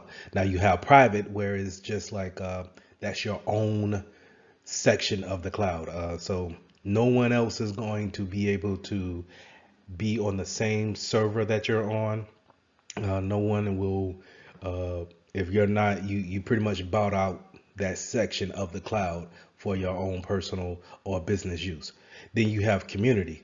Now, community or some type of hybrid, I'm sorry, some type of community means that we're doing the same thing. We're in the same industry. So I like to think of it in a medical sense, where you may have a big hospital that needs to put information into the cloud, but you also may have a small dentist office that want to put things in the cloud. Since we're in the same medical field and we deal with the same type of data, 9 times out of 10, we're probably can get together and get into a cloud deployment in that community section. So now let's talk about the cloud services models that you're normally going to see when it comes to buying some type of service off a cloud provider. You're going to see infrastructure as a service, IaaS, software as a service, SaaS, or platform as a service, PaaS. And we also are kind of getting into the anything as a service, that's XaaS. And let's start off with infrastructure as a service. Infrastructure as a service is pretty much they give you the bare bones of a cloud environment. So they're going to give you maybe an operating system, and you're going to have to build everything from there on out. So they may not even give you the operating system. They may just give you storage and a interface in order to connect to it, to the cloud platform. And now you have to go up there and set up your networking. You need to set up what type of servers that you want to use, install the servers, configure the servers. You're building everything from scratch. So I want you to think about, whenever you see infrastructure, it is the most work that needs to be done in order to get a finished product. You're talking about someone who can go to the grocery store and buy raw materials and make things from scratch. All right, not just buying something that's already pre-made and then warming it up. That's more in these other models that we're going to get to. So infrastructure as a service is bare bones. You're building everything from the the from the ground up. That's the easiest way I can put it. So software as a service is well, let's skip software as a service and let's go to platform as a service, and then we'll go to software. So platform as a service is you already have a pre-configured OS, and it's going to be sitting there waiting for any type of configurations or special applications to go on there, and now you build it from that standpoint.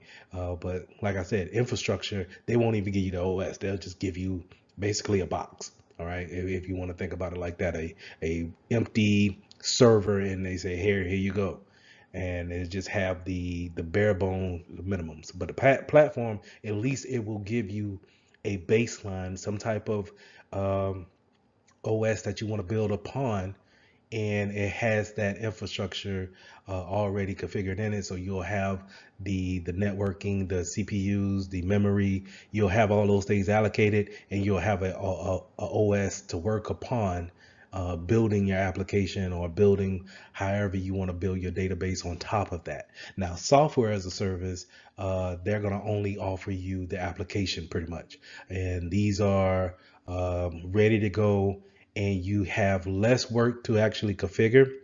Um, it's going to be pretty much, these are the layouts. You don't really get too much of a configuration or customization to your company. So a good way of thinking about this is things that we already use on a everyday basis. So if you have an email account with Yahoo, Gmail, or Hotmail or whatever, those are software as a services. They're already pre-configured for you, and you just pretty much log in and you use them. Another one will be any type of Dropbox, Google Drive. These are software as a service type platforms where you log in, and now you can change like who can see whatever, but you can't see no code. You can't take the application off and see what's running the application behind the scenes. So you can't see that OS behind the scenes that's running the OS. I mean the application. You could just see the service that you're seeing, right? And those are the most ready to go out of the box.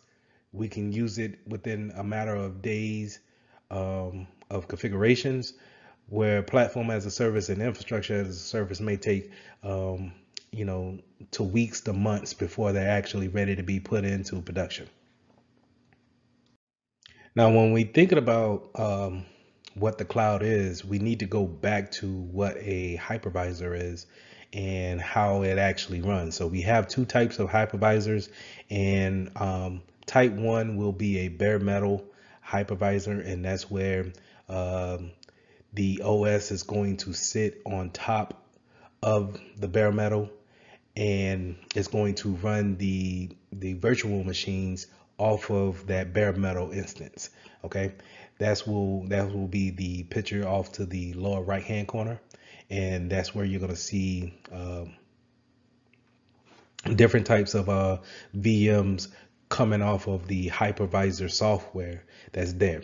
Now, a type two hypervisor will be something more where you have a hardware, but then it has a operating system already installed on it, and then we actually go in there and allocate some of the hard drive and memory space that's allocated to that's given by the OS, and we can actually spin up virtual machines off of that. That's where you see where things like VirtualBox come into play, or oh Jesus, VMware platforms come into play, where you actually download it on your personal PC, but then you can spin up a Mac OS on a Windows platform on your personal machine. So that's type 2 hypervisors. When we're talking about the cloud and these cloud providers, we're more likely going to be talking about a type 1 hypervisor.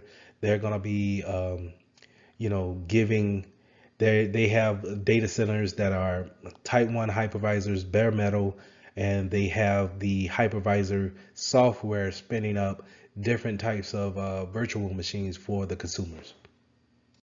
Now, when we're talking about having security controls on the cloud, we want to make sure that we follow the same format that we do when it comes to physical devices that we have in our environment. So we want to put endpoint protection on there. We want to make sure that we have policies out there regulating what users can do and what they shouldn't do. We also want to make sure that our firewalls and our logging systems are actually seeing the traffic and logging the traffic, maybe preventing the traffic that's going to our cloud provider, and making sure we watch that traffic from our users to the cloud provider. So making sure we have all these things in place will keep our data secure, but at the same time keep our internal networks secure as well. Because not only is the cloud out there for anyone to get onto. Remember, we can have a public instance to where we are sharing the cloud instance with a lot of folks. So say if one cloud provider gets compromised, but yet you're sending data that way, if they're compromised, then your data that you put onto that server, their cloud instance, could be potentially vulnerable as well. So just keep those things in mind, making sure that we keep all our policies and our endpoint protections up to date, and making sure that we watch that traffic going back and forth. We want to make sure that we are aware about how much power we want to pull from the cloud environment. So the reason why the cloud is so popular is because of its elasticity, resiliency, being able to expand, contract at a very short time. Given the fact from which we came from of buying RAM or buying storage and then waiting for delivery dates, we can have changes to our environment in a matter of minutes. So you want to be aware of the type of CPU and RAM storage that you get on your cloud instance. You want to make sure that you have something that's uh, allocated within your budget. Let's say that you don't want to overkill something that doesn't. You don't need that much power. You don't need that much storage. So just make sure that you have something that works into your favor, and you don't have to really worry about having too much or too little worth of power. Now, with that power comes availability too. A wonderful thing about the cloud is that it seems to never be down, right? And a lot of these cloud providers, they have databases scattered throughout the globe, and they're all connected to where if one were to have a maintenance day or even a natural disaster, then they can easily route traffic to another point, and you as a consumer really never see it go down or is not available.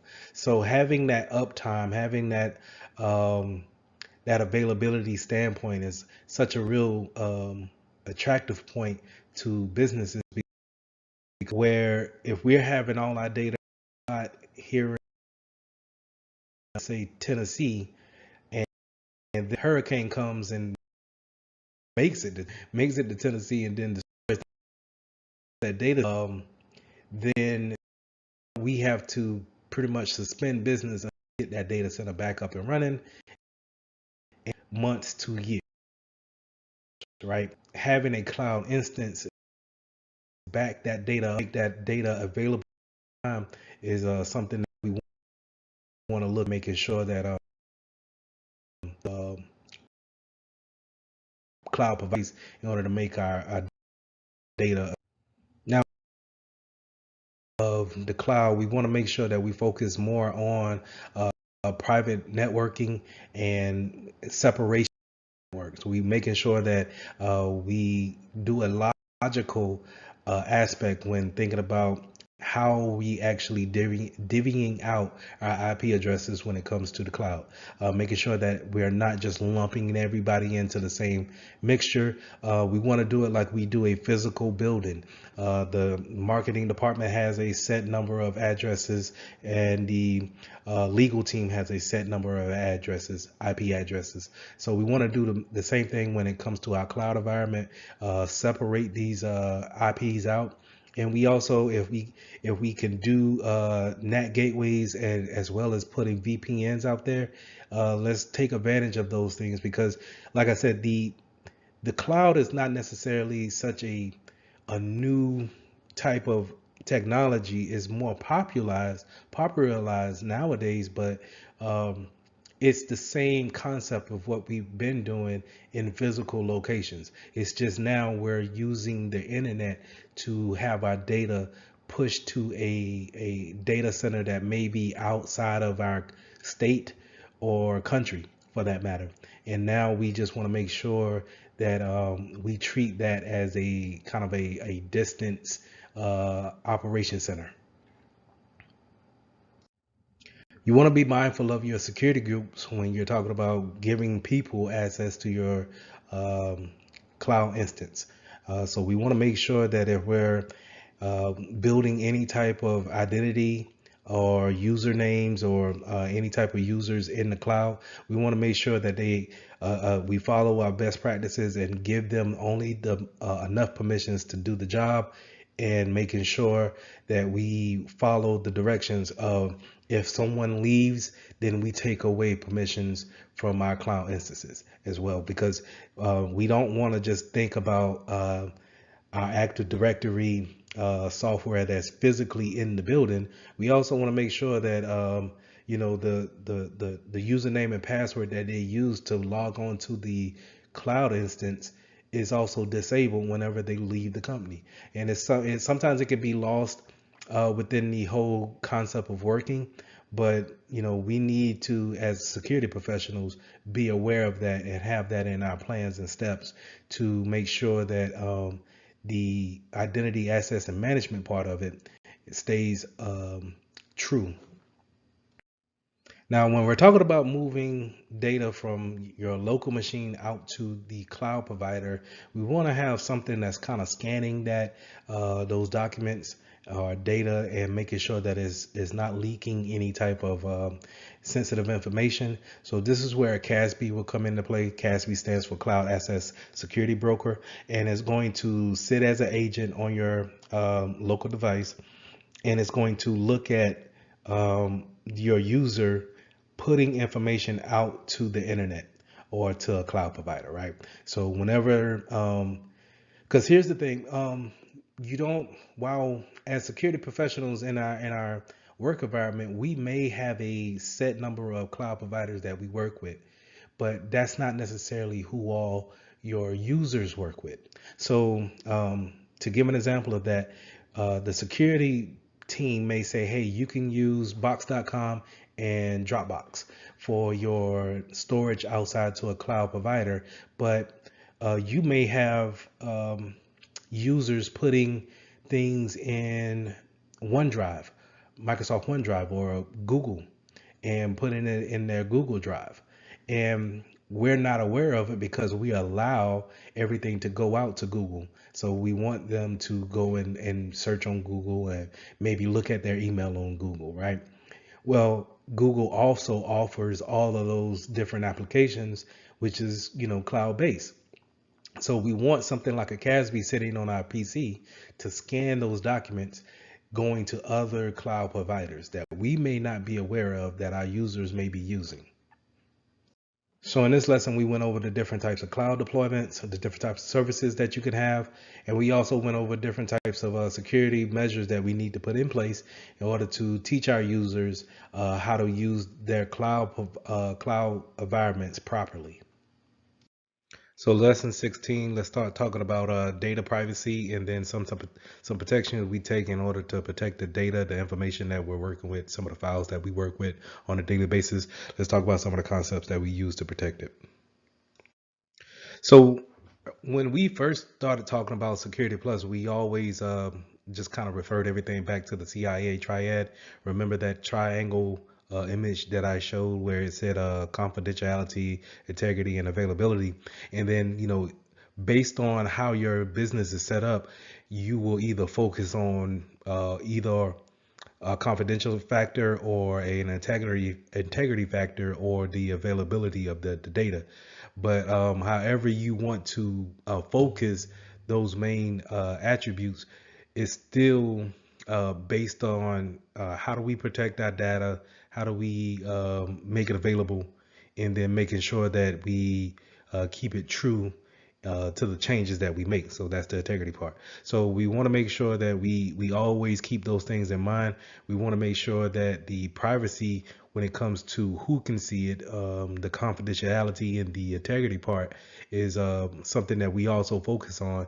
No matter if we're just needing the information to be available most of the time, we still want to make sure that the privacy aspect of it is still upheld to a high regard.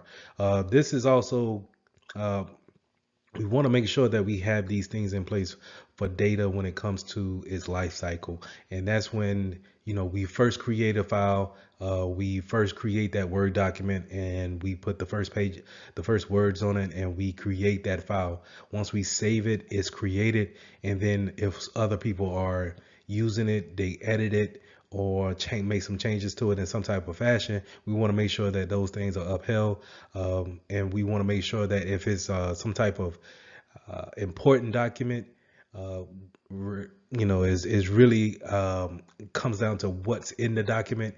When it goes to the retention, how long do we actually keep it? So whatever the document is, if it's legal wise, we may want to keep it for so many years, even if this person is no longer with the company. And then we need to have a proper way of disposing old data, as well as data that's actually written on physical paper. How do we go about disposing those type of information and making sure that we do it in a proper, secure way? Now, just because you create a file doesn't necessarily mean that you will be the owner of a file. Um, but 9 times out of 10, you probably are the owner, and we need to have some type of roles and access to the types of files and data that is actually created on our network, and then in who's responsible for the creation and then the maintenance, the availability of that type of data. So in CompTIA, they put roles and responsibilities on these type of individuals who actually own the data. And your data owner is 9 times out of 10 going to be a department manager, where they may not and I want to get kind of granular here, where they may not see everything that you create, but they're responsible for everything that you do create. And that's more likely a data owner when it comes to a high level, when you're looking down at it from a 10,000 feet view. So a data owner is going to be ultimately responsible for any and every piece of data that comes out within their department. The steward will actually have more of a closer insight to how the data is actually maintained, and the quality of the data. So that'll be kind of like your security analysts, your IT technicians. They're going to actually be the stewards of how this data is moving from one platform to the next. Custodians and stewards could uh, those same people can hold the same types of roles. It could be interchangeable. And in some places we have a data privacy officer, but in my personal experiences, I haven't seen them with that actual title. So just want to make sure that you understand, one, a data owner. A data owner is going to probably be that high level manager, that department manager that oversees everyone in that department. May not see everything that you do as far as data is concerned, but they are responsible for that data. Now, when it comes to data classification, you will see different businesses have different types of classifications for their data. And the biggest difference that I've seen is being in the military, where you'll have a structure of unclassified, classified, secret, top secret, things of that nature. So these labels will be put on different types of devices physically, and they'll be meta tagged with the sensitive items when it comes to data that's on our PCs or laptops.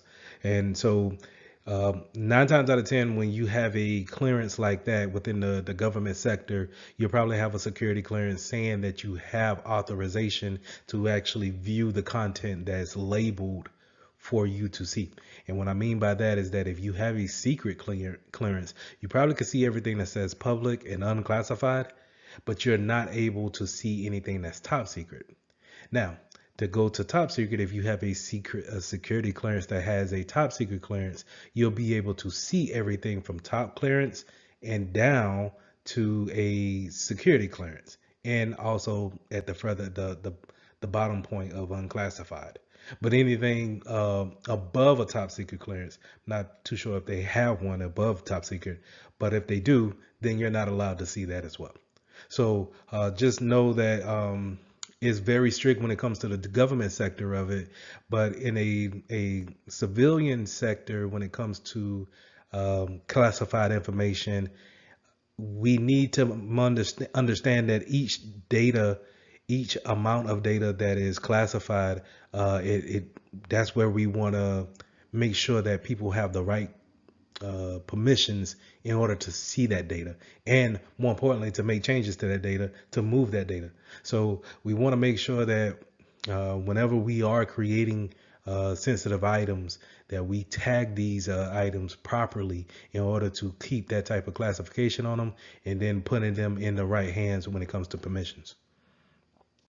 So some of your more famous data types could be PII, which is personal identifier information. So that's going to be your name, date of birth, social security, birth date, anything that is describing you as a person, an individual, that can easily be taken and then used to qualify someone else as you, acting as you with that information. So we want to make sure that we are aware of those type of that type of information that's put out there.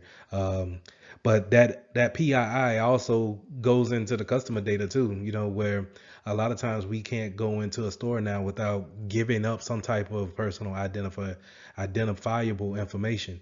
Even if you're just signing up for couponing, they want your address, your physical address, to mail you something, or they want a email address from you so they can, again, give you that type of service that you need.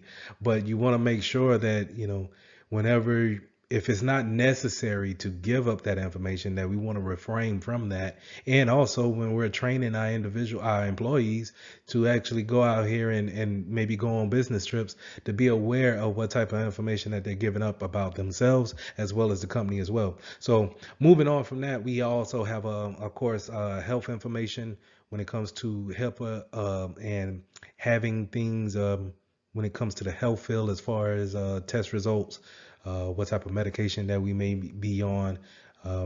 Those things that are secret to us need to be tagged in a certain way.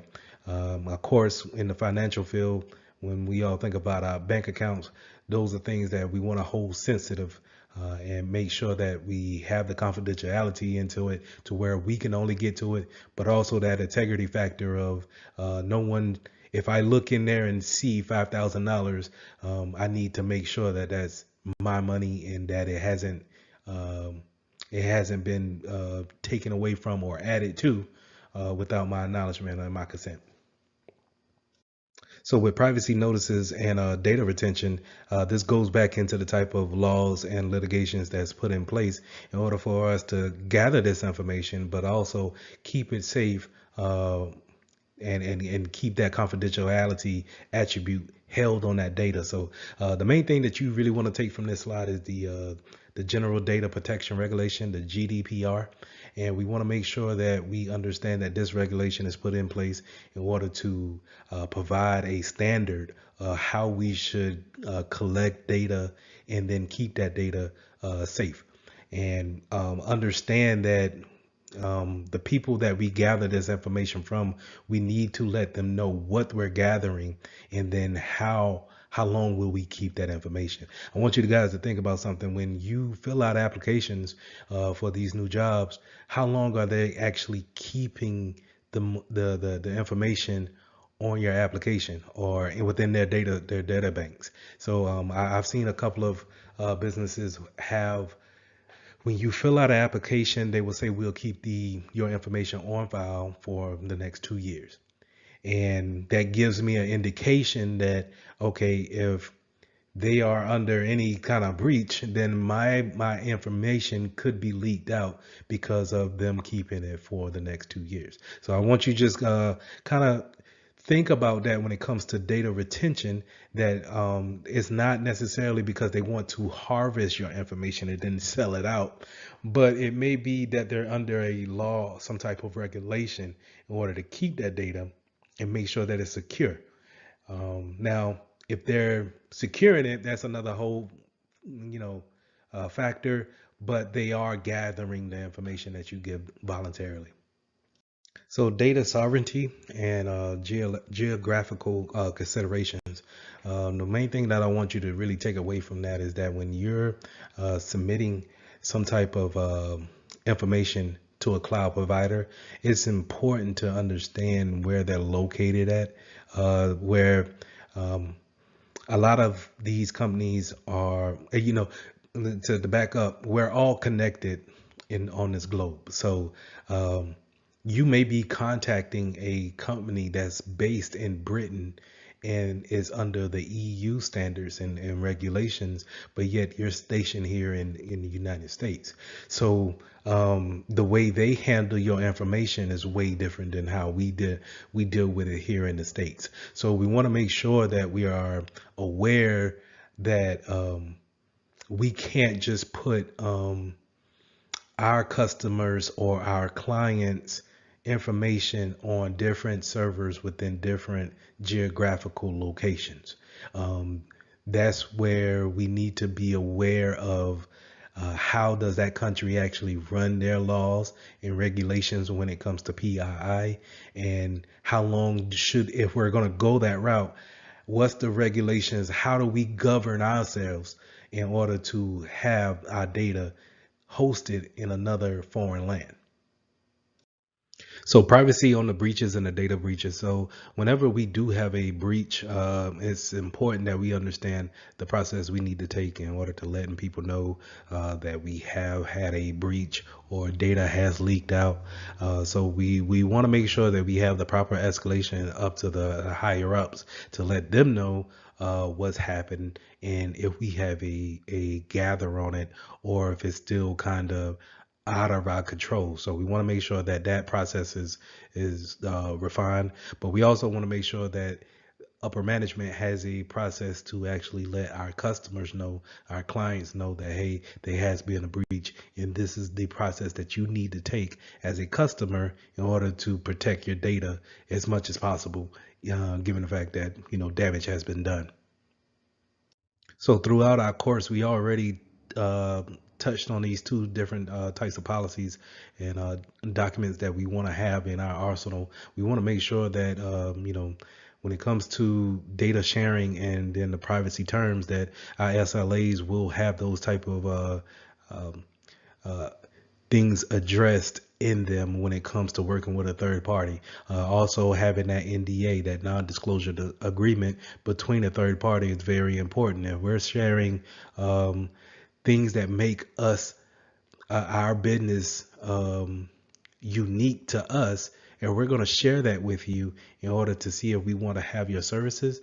It may be the fact that we might not want to go with you as a vendor, but in order to vet out and make sure that we hire the right vendor, I might need you to sign an NDA to make sure that you're not going to share my business secrets with anyone else, or try to go into business against me, using my business model against me. So making sure that you have these policies in place, making sure that you have that server level agreement, making sure that they are providing the customer service. I'm sorry, providing the service to you that you need, because you just don't want to hang your reputation on a third party, but you want to make sure that you both agree to an agreement saying that, hey, if I'm using you to hold my customers' data, then I want you to have a certain standard that you will protect their data at. So making sure that we have those things in line will also ultimately make us a better secure company. So I think this slide should have been a little bit higher up in the show, but protecting the data at rest as well as in transit, and making sure that we have it protected during the use of changing it, and making sure that the integrity is correct whenever we do change it, is very important. We want to make sure that, you know, when it's resting, it's not being used at that time, it's sitting somewhere on a hard drive and just waiting to be accessed, then we want to make sure that it's encrypted. And of course, we want to make sure that we have that encryption moving data from one source to another. So we want to make sure that we have, whenever it's traveling across the network, that we have that encrypted in capsule around our data. So in this lesson, you also want to make sure that, you know, how does data leave your network? Not necessarily just thinking about the daily tasks that we do in order to hold business, but how are other ways data could actually leave from your possession out into the open or into the wrong hands. One way could be through USB ports, where someone can bring in a external device, a USB thumb drive, and plug it into your PCs, and then take that data and then take it to wherever they will want to take it. Using things such as a cloud hoster, where someone is they have a Dropbox account or a Google Drive account that's accessing that network, that cloud provider within your network, and transferring data that way. That, you know, it's a open it's an open access to exfiltrate your data out of your possession into a data provider that doesn't you're not having any kind of security control over. So we want to make sure we have things in place such as DLPs, devices, data loss prevention providers that can see the data moving in a non-secure way. We want to make sure that we have our CASBs in place, that if we see that type of data leaving into a cloud provider, that we are able to flag and stop that type of data from moving out. So keeping these things in place will allow you to have some type of control, security control over access points that come into your network and you're not necessarily aware of it.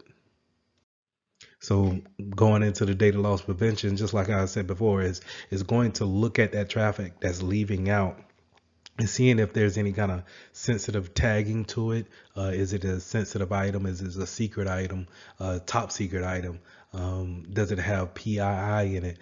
Does it have any type of social security numbers, banking routing numbers, and account numbers? Is it a larger number of data that's leaving out? Your DLPs should be able to see that, flag it, and then stop it. And it can look at it via the emails that we send out as clients. Sometimes we send emails out, or it could see it as someone taking a file and then transferring it to a USB thumb drive. Some DLP systems will even detect if someone takes a picture of the screen with their cell phone, and then they can alert you on that, and then we can have a early jump on data moving out that way.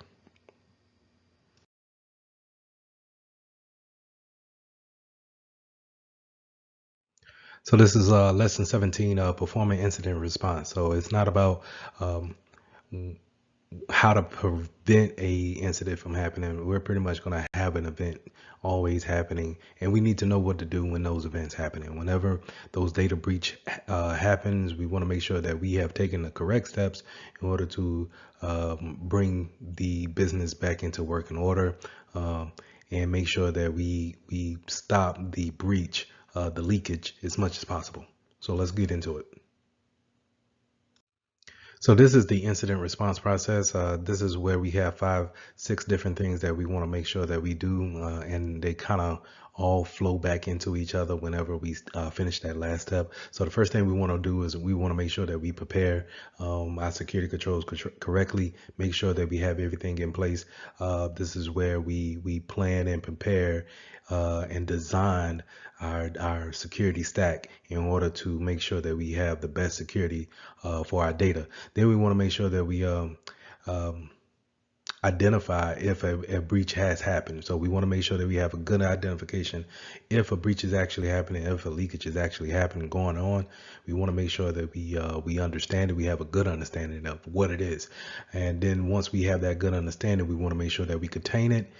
Make sure that we stop the spread of it. So if it's a virus and it's constantly spreading from one PC to the next, we want to make sure that we get those things off the network and make sure we contain it as quick as possible. Then once we contain it, we want to make sure that we eradicate it. That's to actually kill it or stop the leakage. If someone is transferring files out, we want to make sure that we have things that can go ahead and stop that file transference outside of the network. And then once we have that, we have eradicated the issue, then we can work on the recovery road if we need to actually load from backups in the case of a ransomware attack, or we need to, do some reimages on some PCs and make sure that they're starting from a clean slate. And then once we have those things in play, we want to do a lesson learned or a post-incident activity session with the people involved in the incidents. So when I mean by involved with the incident, not necessarily your victim, but your incident handling team. That'll be the people who are working in the security group to actually, work together to get things identified and then contained and then eradicated. So we want to make sure that we have a lessons learned with them, and then from there we want to take the things that we've learned in that incident and then prepare us, going back to the first step, prepare us on the next time we have an incident that happens. And then when it comes to the recovery, we want to make sure that we understand that, hey, if we didn't identify certain products then we make sure that we have the identification down and more in tune for the next time. And that's how these steps kind of constantly flow with each other each time. Now, as I stated before about how you'll have a team that works together that's strictly for getting a incident handled, identifying and then handling those incidents and making sure that they stop them before they become into real big problems or lingering problems. And 9 times out of 10, this is called a cyber incident response team. And these teams are specializing at looking at the flow of traffic, looking at things that are normal in the business flow, and then seeing if there's anything that they need to proceed with when it comes to actually putting the plan in process. 9 times out of 10, these are around the clock teams.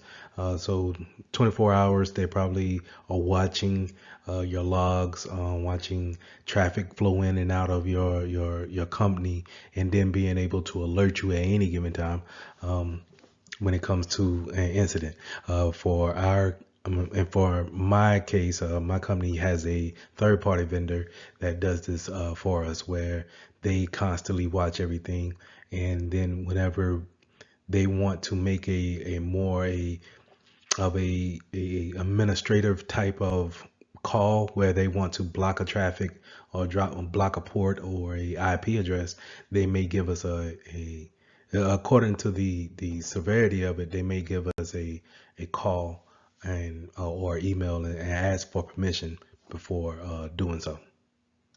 Now, whenever you have an incident that happens, it's important to understand that not everybody that's involved with the security management team or security operations is actually going to be working on that problem to get it eradicated. But there are going to be some scenarios where your superiors, your managers, or you may need to report to higher up or upper management or your stakeholders, and make sure that they understand what's going on and that you have a good grasp upon the issue. So you want to make sure that sometimes these communication plans are actually practiced, written out, and then presented in a way to where uh, normal people can understand what's going on, but at the same time not giving away so much information to where it could be detrimental later on. Now, some companies, they have a playbook that they actually follow when it comes to incident response. They have some type of procedures that they follow. Now, these things could be uh, well documented, but at the same time, in my personal opinion, I think it could be it could hinder you because you're looking for step one, you're looking to actually fulfill um, that task of step one, and it may not cause for that. Each incident may be different than the last, so it's good to have someone that's on staff to handle these incidents that can be versatile when it comes to understanding what is happening and then how to actually stop it and recover from that. So, but just to know that having a plan is always a good stage of attack, but being able to pivot at any given time is always a better point. Now, in order to help these teams, we have tabletops, simulations that we can have walkthroughs where we're given a scenario, and then we're actually um, performing on our laptops or in virtual machines of what can actually happen, what should we do, how does it look into our environment. That's the great thing about virtual machines, is that we can build an environment that looks like our business environment with applications and connections and everything that's entailed on our PCs or our laptops, and then we can drop a virus in there and see how it acts and see how we would react if that was the case. And so these tabletops, these walkthroughs, they are great learning tools in order to get great practice in when it comes to preparing ourselves for an incident. So let's go into incident response, and then what's the difference between that and disaster recovery and then retention policy. Uh, Now, incident response, like I said, is it may be an attack that's not necessarily a disaster. It could lead up to it, I believe, but I think it starts off as something that can be handled within 24 to 48 hours. And it's something that should be handled by a group of individuals, such as our incident response team. Now, again, like I stated before, we can have plans for any kind of incidents. Such as, to give an example, someone left their laptop, their work laptop, on a plane, a business trip, right? And now we lost that data that's on that PC. So now that's an incident, and we need to take a certain steps in order to recover that data, make sure that that data is protected and is unreadable once it's lost, right? But in the difference between that and in a disaster is that a disaster is so bad of an incident that it may stop the business from existing.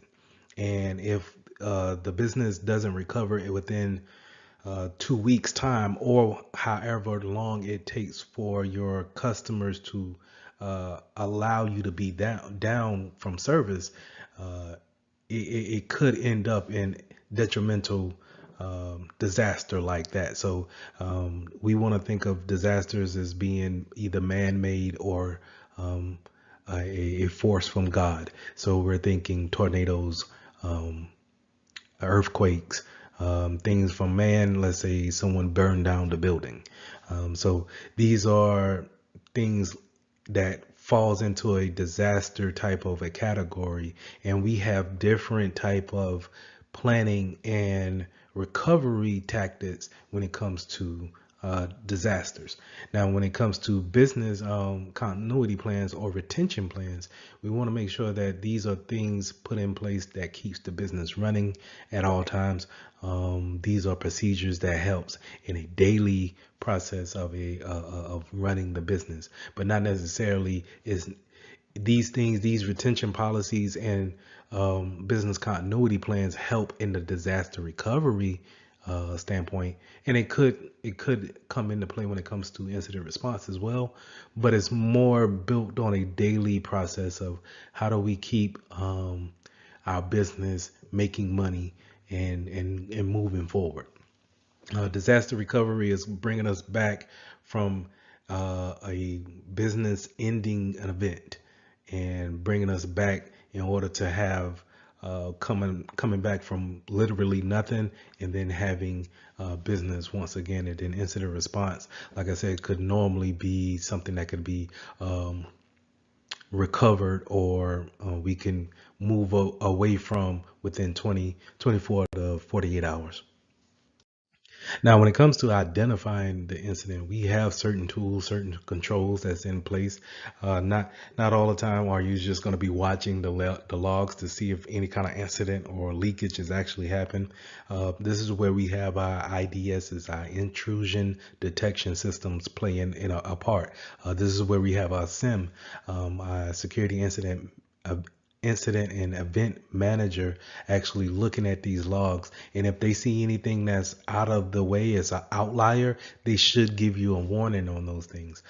These type of tools are put in place just to see that traffic flowing every day. Think about how many people you actually have working in a Fortune 500 company, and then how many people are actually sending emails out, sending messages from one space to another, sending things out to the cloud, pulling things down from the internet. So many things are happening as far as data moving back and forth that we have these controls in place just to see all of that data. And it's our responsibilities as security professionals to know how to set the limitations on it, and then have it alert us if there's any type of anomaly to those regular tasks that's being held on a daily basis.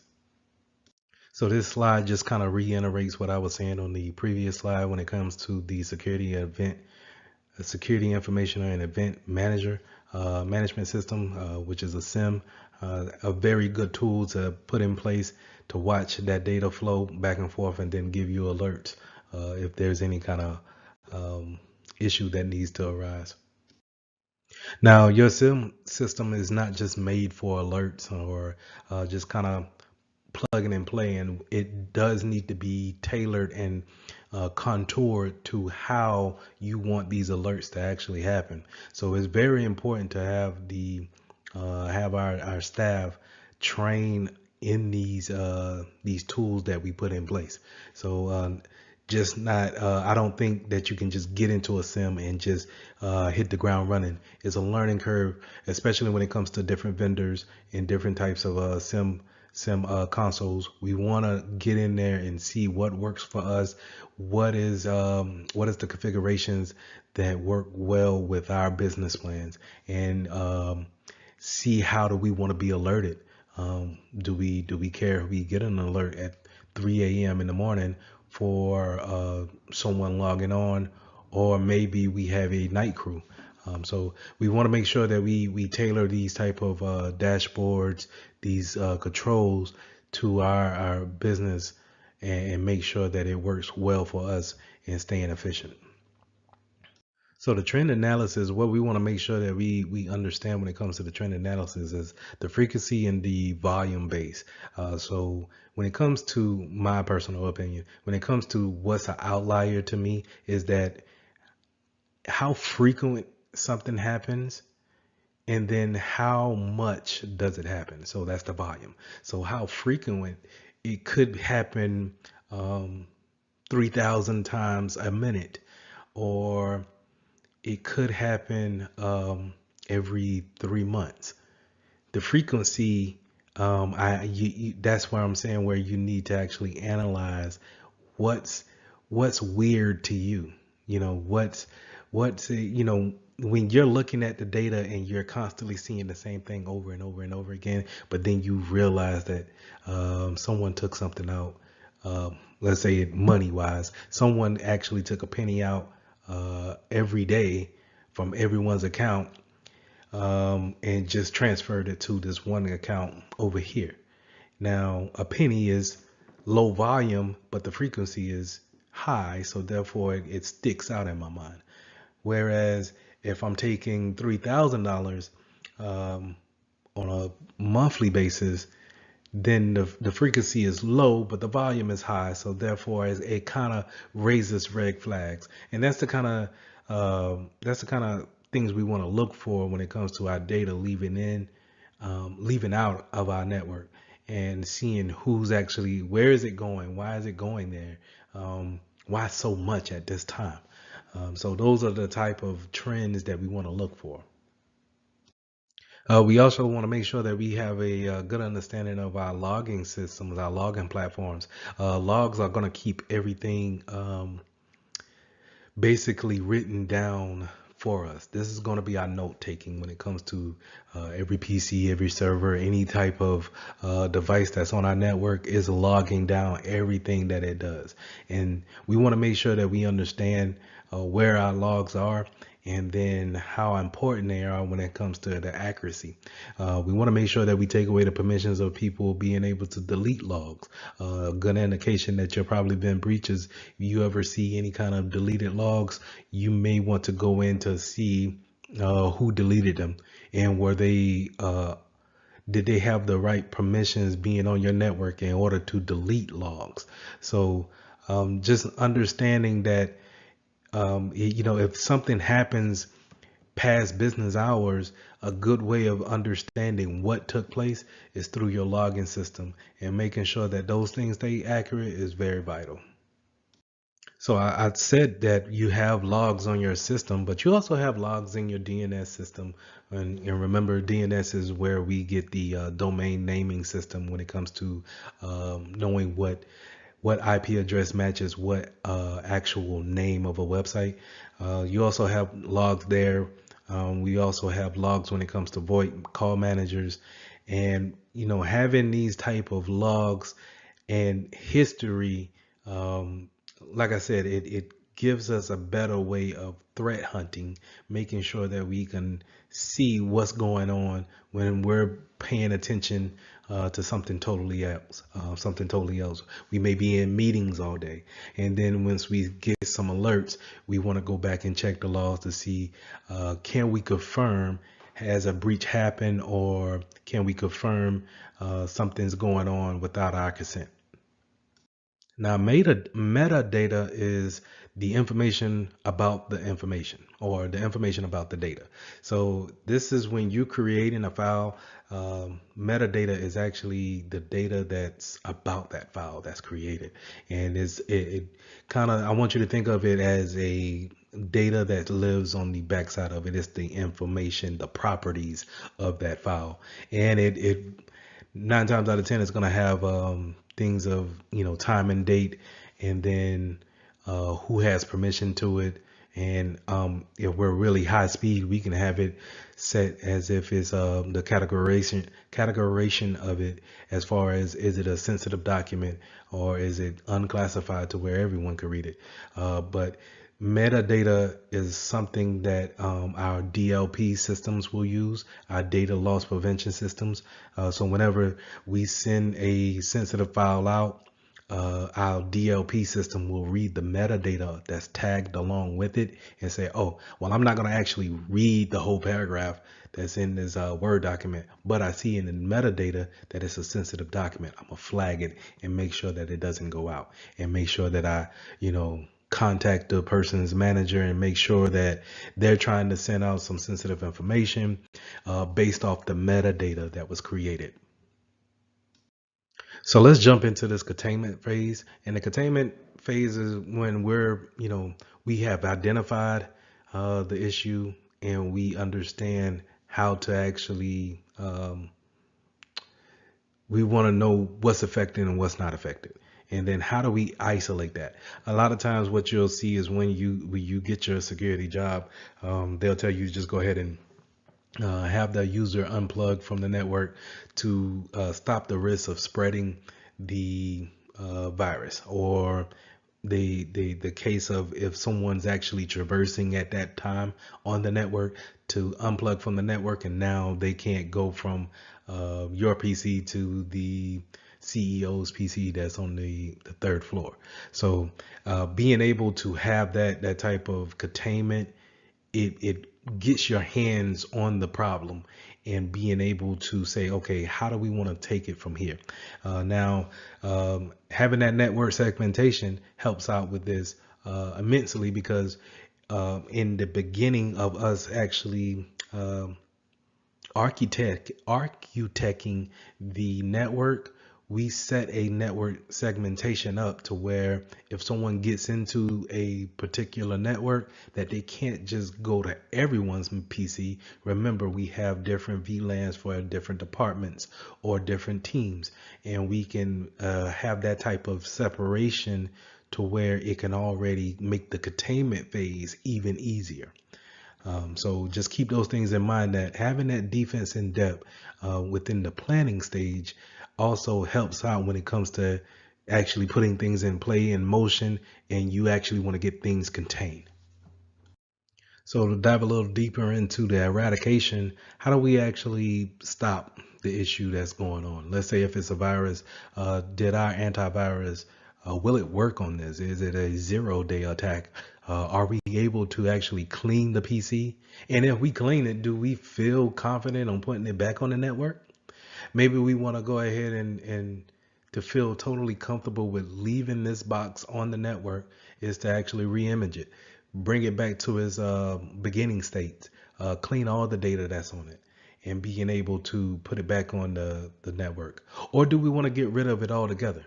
Save the data that has been saved and what can be saved, and then move on from it and give that new user a whole new PC.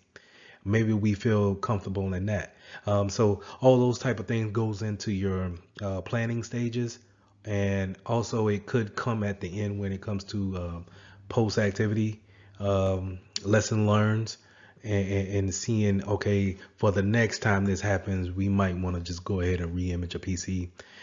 So those things need to, those questions need to be answered either during or pre-incident. And then when it comes to the recovery, each eradication may have some type of different way of actually recovering the information, and it doesn't always need to come from backups or just having those things come from your things that's saved on file. Maybe we need to actually give you a whole new PC, and that's how we recover the time that you spent without a PC. So I think the eradication part and the recovery part could be vetted out a lot better in the preparation part when it comes to business flow. So kind of jumping back to the network segmentation part, having those firewall configurations are very important when it comes to making sure that we have the information going out that we want, and we don't have the traffic that we are not aware of or we don't trust coming into our network. So we want to make sure that our firewalls are set up correctly, and then we want to make sure that we check those rules on an annual basis to make sure that, hey, do we have some old stale rules out there? Could we add some that we have came in kind of with? Who has access to our firewalls? Are they able to just add any type of rule that they deem to be beneficial? So all those type of things we need to, think about and then actually put into play when it comes to firewall configurations. A lot of our incidents comes from our users actually just doing their daily tasks and going out and onto the internet and looking at different sites in order to get their job done. And a lot of hackers will put these type of traps out there, just kind of, seeing what they can catch. It's almost like casting a bait out there in on a fishing line and seeing what catches. And we want to make sure that we have security controls such as our DLPs in place for our mobile devices. We want to make sure we have our mobile device management systems in place, just in case you get something on your phone. We can go ahead and remote wipe the phone. So we want to make sure that we think about our mobile devices.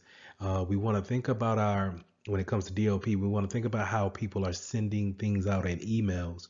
When we're thinking about our sending information out to a website or a cloud provider, we want to make sure we have our CASB in place to where it can scan those types of files and stop any type of sensitive data that's leaving out to these different types of cloud access providers. Now, as far as our endpoint configurations, we want to make sure that we have antivirus sitting on our PCs, some type of DLP agents that's sitting on our PCs, watching the flow of traffic, making sure that we can see things in the data sense of leaving that box. We also want to make sure that our end users are aware of the type of attacks that may happen within their PCs, but also in real life when it comes to social engineering. Not letting someone onto their PC just by intimidation factors. So they need to understand what type of vulnerabilities that they have, that they face when going to their favorite website, or versus just coming to work that day and being approached by a total stranger. We also want to make sure that we have some type of application block list and allow list. Are we going to just allow any software to be on our PCs, or are we going to have hey, you can only have these set of 20 applications on your PC because you only need those applications to do your job. And if you don't need them, then we need to go ahead and just remove them. And then when it comes to actually getting let's say affected by virus, or so to say, will our antivirus quarantine that type of virus, or should we go ahead and jump into physical mode and then unplug it from the network? So our key points to review is that when it comes to incident response, it's not necessarily it's not necessarily that you won't get an incident or become breach. It's a matter of fact of when. And when it does happen, are you going to be ready for actually putting a plan in place, being able to identify your issue, being able to contain it, and then eradicate the issue, and then recover if necessary. But then after that recovery, are you going to be able to sit down, say, have a lessons learned or a post activity discussion, and then prepare yourself for the next one? Lesson 18, let's talk about digital forensics. So whenever we have a incident that goes down, sometimes we need to actually hold that information or that data for law enforcement and for cases that may be held in a court of law. And so we need to run proper digital forensics on different types of workstations. So in this lesson, we'll go over different types of tactics and what we should look for when running forensics. So the key aspects of digital forensics is when you want to collect evidence, and data for code of law purposes. We want to make sure that it is accurate and that it hasn't been changed by you or by anybody else that could maybe be thrown out in the court of law if proven to be unreliable data. So we want to make sure that once we get our hands on that PC or that device, that we have a chain of custody and we have a list of individuals who's actually handling that device, and making sure that if we do have to log into it, that we document everything and any kind of changes that we made, because any type of discrepancy when it comes to that type of evidence data being messed with, then it's going to hold as a unreliable source and could be thrown out in the court of law. As you can expect, that whenever we're holding forensics for workstation or someone who may have been employed with the company, we're going to have reports, and making sure that these reports are just as accurate as the data that's on those workstations is very important. So we want to make sure that we have some ethics when writing these reports, and that we're not biased in any type of way. So we want to make sure that we stay professional, we tell the absolute truth, and then we make sure that the people who need to know about this information are informed of the reports, and making sure that they have access to it. Now, when searching on a PC or a workstation for different types of information, such as logs, any type of data that we may be looking for that can help us out in the proving what actually happened on that incident. Sometimes we can have our tools do a e-discovery electronically, looking for types of parameters and queries of pulling back that information in order to show us what's actually going on. This is where we actually we want to take advantage of our DLP systems, or our metadata tags that we have with our files. So whenever we create those files and we have metadata, or we tag them in a certain type of way, and what I mean by tag, meaning putting a tag of sensitive, or a tag of confidential. So when you have those tags and we have our tools go out there and search for them, we can see what has been tampered with, or what has been accessed with, pulled up by what user, and we can look into it like that. So having those e-discovery tools is very helpful when performing different types of forensics.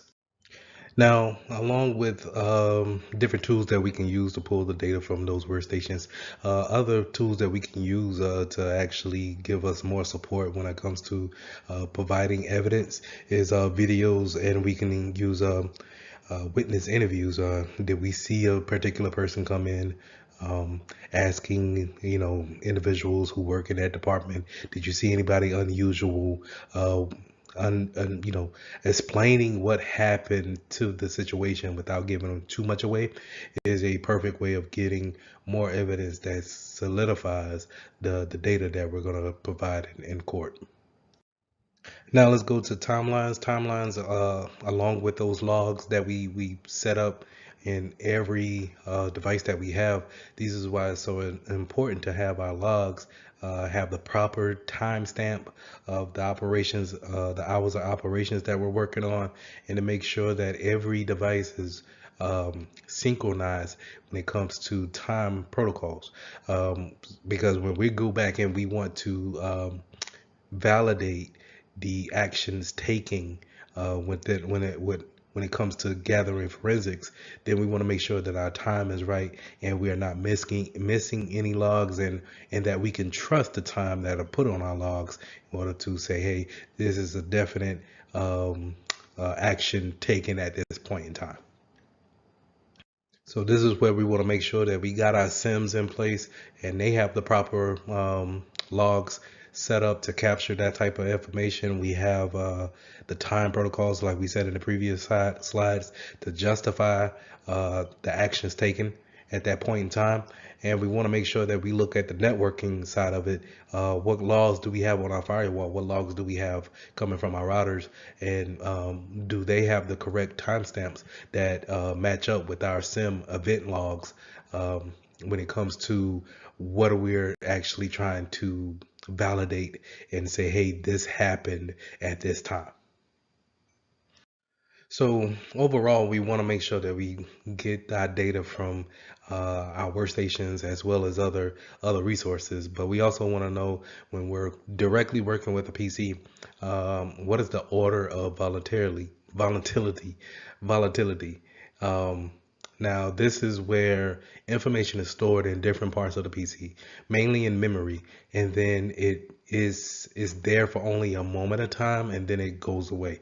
It's deleted forever. It's lost forever.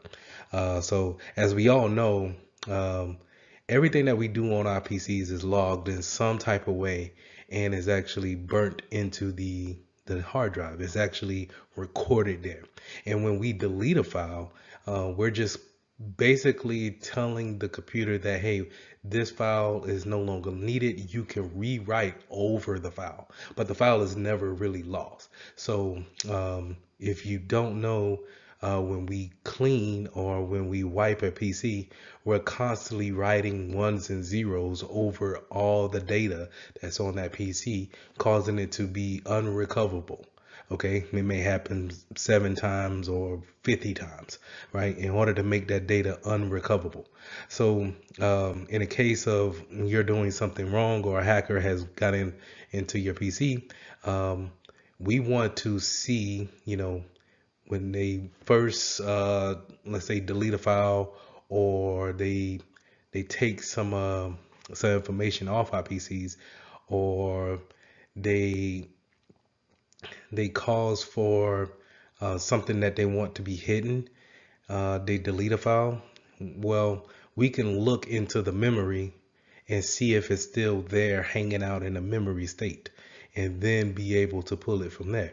Now we'll go into how we actually pull things from a memory, but you want to make sure that you understand the order of volatility, because it's once it's in the memory only for a period of time, then it's actually deleted forever within the memory. But if it's there on the hard drive, on a or let's say a USB or something more permanent, then it stays there for a longer period of time, right? So we want to make sure that we'll check our CPU registers and our cache memory. These they hold the shortest amount of time of holding information there in the memory. Then we want to make sure from there that we check our RAM. This is a non-persistent um, state. So it's whenever RAM is shut off, or the PC is actually shut off, completely off, then it wipes everything from RAM. You kind of see an example of this whenever you're working on something and your computer dies instantly. And then once you reboot it back up, it says, hey, I auto saved this stuff. You can pick it up back here, right? And so that auto save is how it throws information into the memory, and then you bring it back up. But it didn't save it to the hard drive. So if it would have stayed off for a period of time, then everything from the memory state would have been wiped out as well. So from there, we want to go to a more persistent data on a persistent storage. This could be temporary files that you see in your documents folders. If you go and you look into the directories somewhere on your C drive, you'll see some temporary files that can be stored there. They're not asked to be called on exactly all the time, but if a PC has them, they can refer back to them.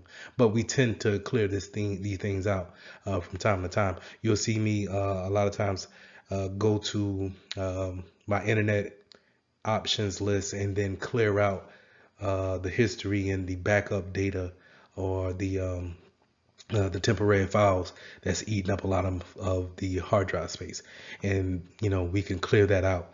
From there, number 4, you want to go to a remote logging or monitoring data. Is there any type of remote access into that PC? And did the information go across the network into a more remote state, where it's not actually living on the PC but living in a outside source? So let's think about the cloud like that. Then you want to go into physical configurations, the network topology. How do we actually have the PC set up? How is it actually on the network? Is it connected to everybody in the department, or is it available to everyone in the business? So, and from there, finally, we want to look at archivable media. That's where your CDs, DVDs, USB drives, external hard drives, things that can be plugged into the PC and then taken away. So more likely, information that's stored on these type of devices are probably edged in there, is written to that PC, to that external device, and living there for your assets. So I mentioned earlier about how you can take information from your memory and see if what's there, what did the computer dump into memory, and then we could pull that for evidence. How we actually go about doing that is with a in-case forensic tool. This is a design tool just for being able for security professionals to actually do forensic work and not compromise the integrity of the data. And so we need to, again, and I'm going to stress this point, that we need to be very careful when it comes to having data that we need to collect and put in a safe mode to where we can give it to a court of office, and it could be held up in a court of law. So we want to make sure that we have tools such as this in-case forensic tool, or the forensic toolkit, in order to give us the best chance of not compromising that data.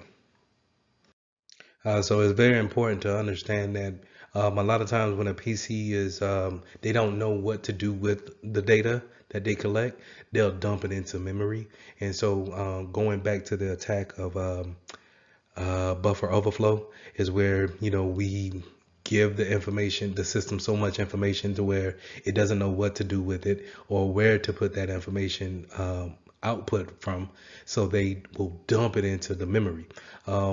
This also happens when you get a blue screen of death. And as you can see here on the screen, this is a blue screen of death.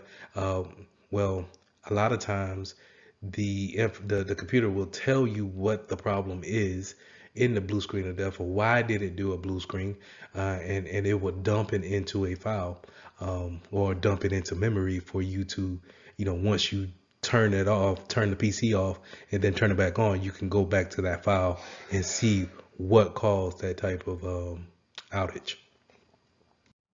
So this whole time we've been talking about preservation and making sure that the integrity of the evidence is upheld. We don't change it in any type of way. We just stay clear of really just making sure that that is a valid state of data when it goes into the court. But as a security professional, it's our job to understand that whenever we're snooping around and going around a hard drive to look at different types of statuses on that hard drive, things are constantly changing. It's too easy for you to actually dilute the changes on a PC, and having the integrity to prove what you want to prove is very low. So what we want to do is we want to make sure we take a copy of that hard drive if possible. And what we want to do is we want to make sure we have a write blocker to actually copy that hard drive bit for bit. And then we can use the copy of the hard drive in order to do our investigations, in order to go through the different files, the different event logs to see exactly what happened, and then we can place the original hard drive in a protected bag or case or what have you, but we won't touch that at all. We will let the court handle with that. But in order to make our case, we will use that write blocker and then create a copy of the hard drive, make our case from the copy.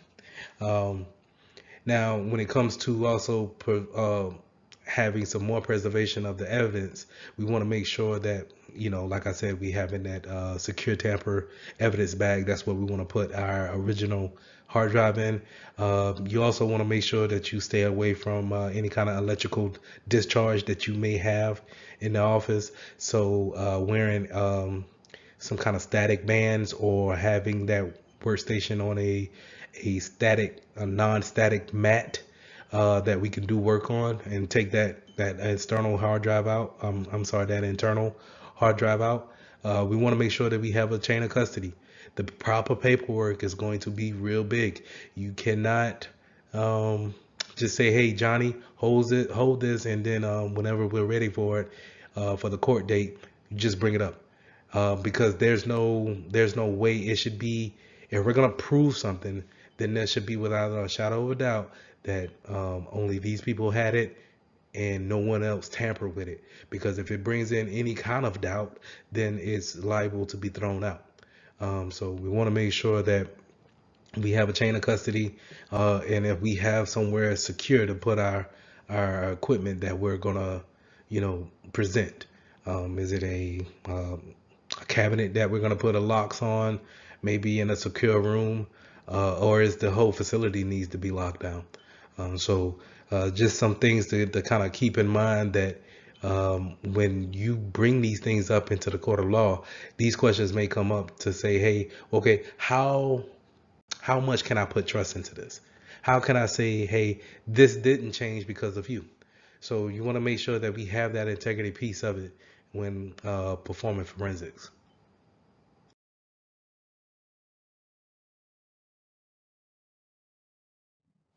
So lesson 19, summarizing risk management concepts.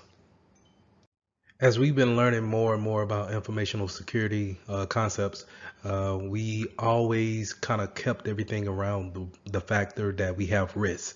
And we have risks of things being stolen, being viewed without permissions, risk of losing data due to storms, earthquakes, or hackers. So having a good understanding of what risk is very important, but then having the management of that risk is also equally important. So here on this slide, we want to go through the phases of risk management, which is understanding the mission essential functions. What do we have in place that makes our business run? Like, what is the minimum baseline that we can do in order for our business to still remain in business? How do we, can we still function with the bare minimum departments, resources? So we want to understand what is our understand what those things are, and then have an understanding of what vulnerabilities may cause to those essential pieces. Because if we understand our vulnerabilities, and we understand that our vulnerabilities are attacking our essential baseline of what the business is, then we can understand what type of tools to put in place, what type of policies to put in place. So those first two things are very essential. And then the third thing is to identify the threats. We have the vulnerabilities now, but do we have threat actors that actually are active working on those vulnerabilities that threaten us? Then we need to analyze the business impacts. If one of these vulnerabilities were to take place, and we were to take a loss, is there some type of business impact that's needed? I'm sorry, is there some type of business impact that is affected on the business? Will we lose customers? Will we lose data that we can never get back? So we want to understand our risks when it comes to what things are in play, but then we want to understand the impact that it would have. And then 5, we want to identify the risk response. Whenever we are responding back to a risk or an incident, how do we go about responding in a proper manner? We also want to understand risk assessment. So risk assessment is the likelihood and the impact that you're going to have when it comes to, scheduling, not scheduling out, but when you're managing your risk. So we want to understand what is the likelihood of a tornado hitting our building. And then if a tornado does hit our building and then tears everything up, what is the impact of that? Can we actually hold business the next day? Can we everyone be remote while our business is being rebuilt on the brick and mortar side? So understanding the likelihood and the impact. Remember those two; they will come up in later slides as well as on your test. So we have different frameworks that help you with risk management, and a lot of times when you're dealing with big enterprises, they have these type of frameworks to put in place to help your personnel be able to manage this type of task. Because if you think about it, it is a daunting task to see what all risk factors that you have going against your company. It could be a long list of them, because you hear me constantly say, how does our data flow in and out of the business? How are we sending things out? How do we receive information in? And you have to know those type of things in order to know what risk could come out of that. So we have risk types. It could be an internal or external actor. External could be, a hacker from Germany, or something God made, where it's a natural disaster, flooding, hurricanes, things of that nature, or a person-made disaster, where it could be viruses, or any kind of denial of service where they're cutting the power to your building. So those are external risk factors. Internal will be more of the insider threats, your people who are actually employed by the building or by that business, and they have permissions already. They are in your system, and they are able to go to different folders and see those type of things. They can see what type of security system that you have inside the building. So those are your internal threats, risk factors. So you also want to make sure that you understand your external being the third party factors. So not only are they external, they are people that you trust, because they are your third party vendors. So say Microsoft gives us Microsoft Office, and they give us a renewal license every year for the software, and they also can log into it remotely and help us out with troubleshooting. So we have to make sure that we account for them when it comes to the risk factor of us giving them our internal IPs and internal system names, just in case if they get hacked for any type of reason, we understand that our information may be lost in that factor. So when talking about risk management, 9 times out of 10, you're going to run across qualitative and quantitative assessments. And the easiest way to tell the difference is when you're talking about quantitative assessment, you're talking about something that has a number value associated with it, some type of price, revenue, that's associated with that type of assessment. We have lost so much money due to this risk happening, or we could be subject to losing this much, right? And whereas qualitative is more of an opinion-based assessment. So it will be, if this risk was to happen to us, our customers will think of, we may lose customers because they think that we're not a safe company to have personal records with. So you want to have a good understanding of that when it comes to the Security Plus test, and just understand that when you're talking about quantitatives, you're probably going to deal with these different factors, these risk factors here. You're going to deal with SLE, as single loss expectancy, your exposure factor, and then you also have a annual loss expectancy and a annual rate of occurrence. So all these things kind of factor in to how we actually get this assessment in a percentage wise of how do we determine if we stand a high risk of this vulnerability, or if it's relatively low, right? So just to give a kind of an example, where if we're in Nebraska, The annual rate of occurrence of a typhoon happening is little to none, right? So our risk there will be low. But on the flip end of that, where if you're in Nebraska where it's high in tornadoes, the annual rate of occur of that risk occurring would be high. Okay, so you want to keep those things in mind. Quantitative, remember, has uh, a a number value to it. So if we have a risk factor on our building being hit by a tornado, it will cause us $12 million to actually get everything back up and running, to have our essentials back up and running. We stand a chance of losing this every year. So the risk is high, right? Whereas qualitative is more of opinion based. What would our customers think about us if this was to happen to us, or we didn't protect this data in a certain type of way? So this graph here just kind of puts in a image of what I was just saying, where you have your risk factors laid out here on the left side, and then you have your impact. You think about each event, and then how would it actually impact the business when it comes to everyday resources, everyday tasks that my employees need to do. So we want to make sure that we look at each risk, and then we have a certain category that we want to judge that risk on.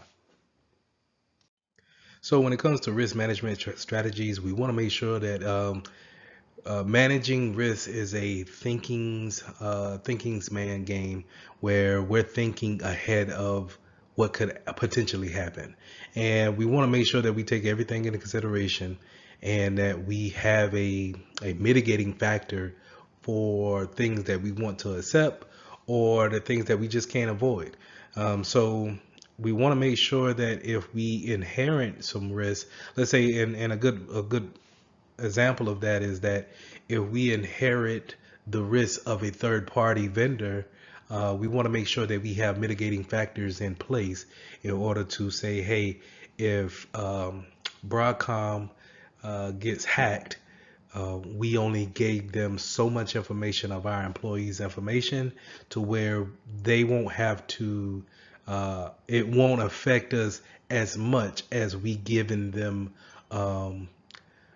all of this information and some of our secret information. So you want to make sure that you stay ahead of what others may give to you without you knowing, or you just inherit that risk factor just because you are a customers of theirs.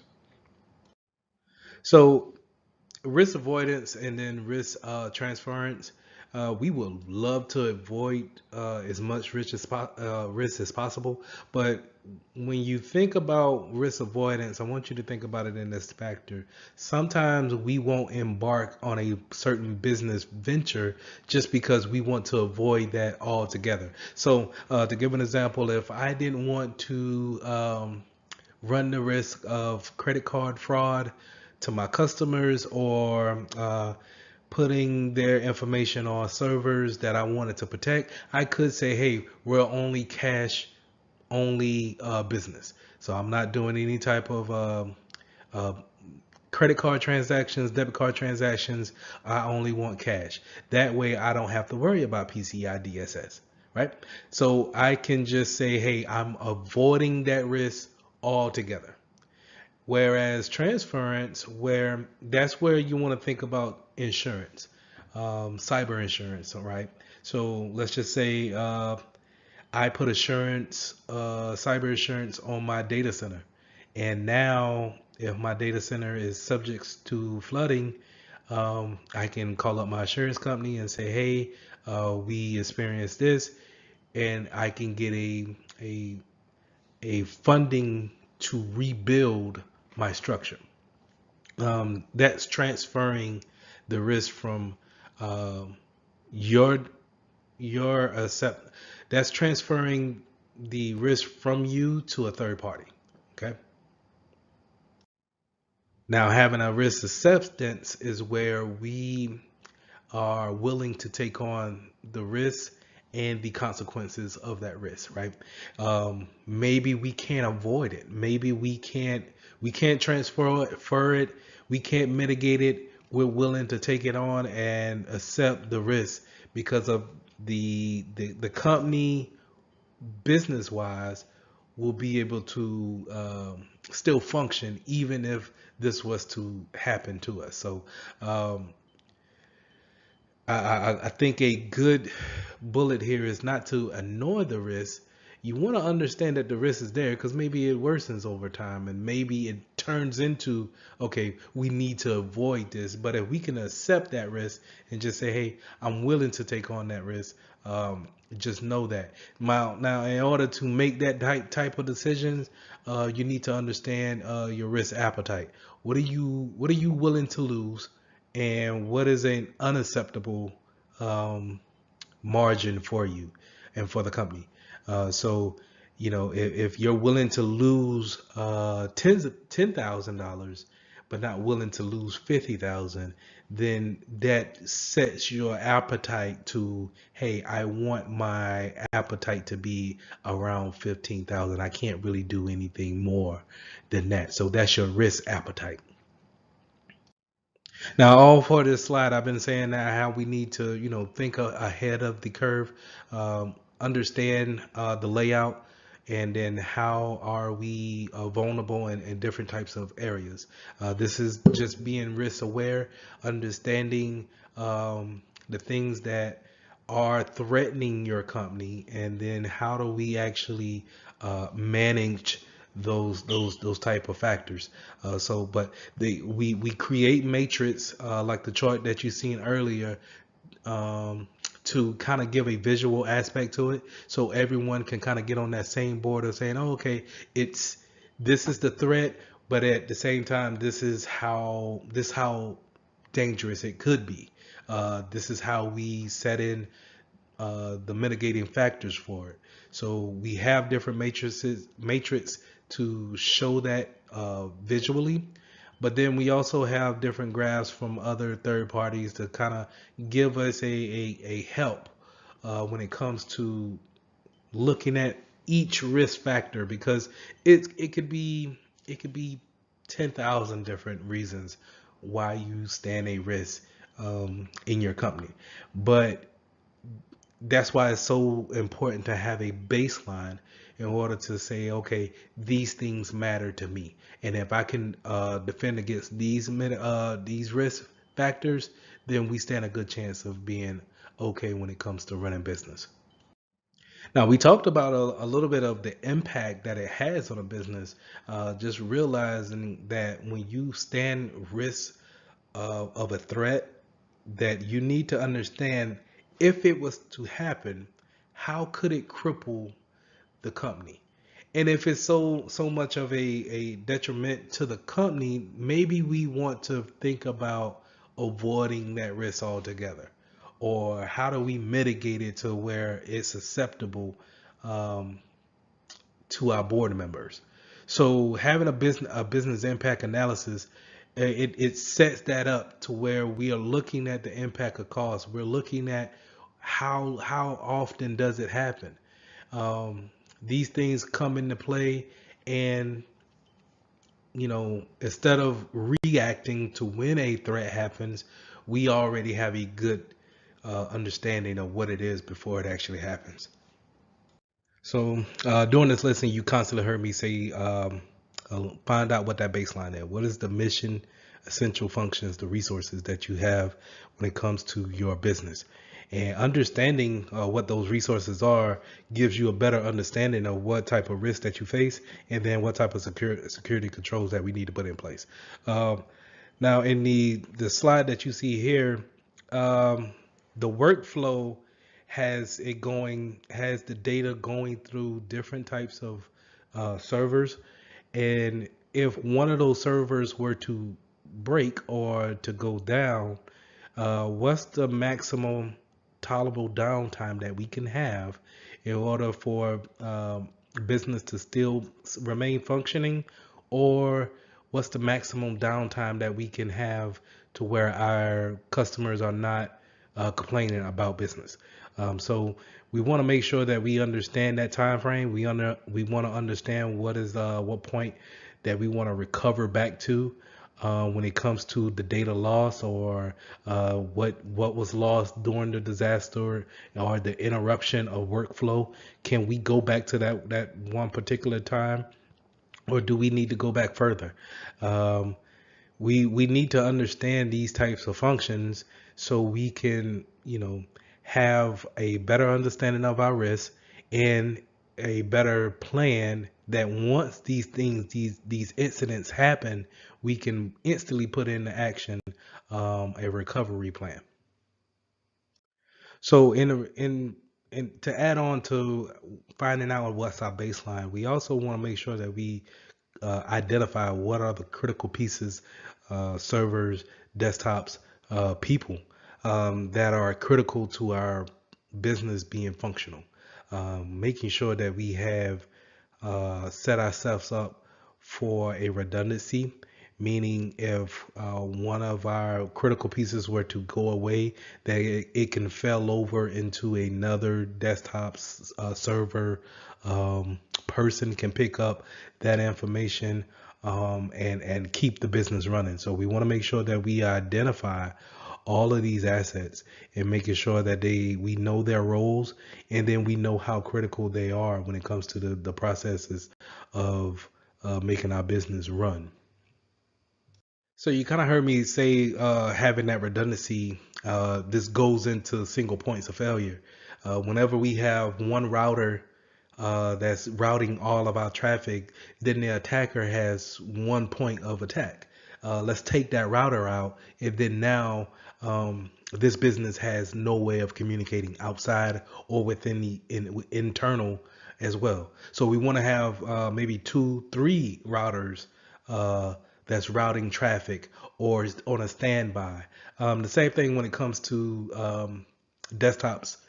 Maybe we want to make sure everyone in the business has a desktop, but we have a spare lot where we keep 20, 30 PCs imaged, ready to go with applications, ready for distribution at any given time. Because if Larry comes into the office one day and he forgets his laptop, then I don't lose production for that day because I can give him a spare laptop from our spare bin. I will retrieve that at the end of the day, and then it goes back into my spare parts. So keeping that flow of just making sure that you don't have a single point of failure. Remember, it just doesn't have to be workstations or routers. It can be personnel. If Susie's out today and she's the only one that can cash checks, that's a single point of failure. Now we can't cash checks for that day. We need to train someone else to have that permission whenever Susie's out. Okay, so we want to make sure that we eliminate that as much as possible. So let's go into disasters. What is it? What could be considered a disaster? 9 times out of 10, my mind goes to some type of natural disaster, earthquakes, floods, fires, tornadoes, power outages. Anything God made would probably be considered natural disasters. But man-made disasters could be any type of vandalism to the building to shut off power, or um, viruses, things of that nature. But when we think about the word disaster, I want you to think about what could possibly happen that could cripple the business so much to where it doesn't survive in the next 3 to 4 hours if it doesn't recover, right? So take Amazon for example. A disaster for Amazon will be losing connectivity to the internet. If somehow, some way, the internet has all faltered on all of their data centers, and no one is able to reach Amazon.com and get their orders, to make new orders. how long will customers allow that to happen? And that's what we mean by a disaster. Something has happened to where it has crippled the effect of the company so much to where we're scrambling to get back to just a working baseline. All right. So um, to go off that example, if Amazon is down for the next 3 hours, they may lose a quantitative amount of $3 billion, where qualitative wise, a lot of us may think, I'm not going back to Amazon.com. You know what? I'm gonna order it off of eBay. And now the risk assessment of the people at Amazon needs to take those things into consideration. Of this is the effect of the disaster. Okay, the $3 billion that we could lose or we have lost, and then the potential of our customers taking their business elsewhere. And these are the things that we want to keep in mind when it comes to a disaster. These are major events that we need to plan for, have a remediation plan for, and then a recovery plan for it. Okay. So that goes into the next slide of disaster recovery plans. These plans need to be well thought out, methodical, um, need to kind of be able to capture any scenario. And more importantly, they need to be exercised every year on an annual basis.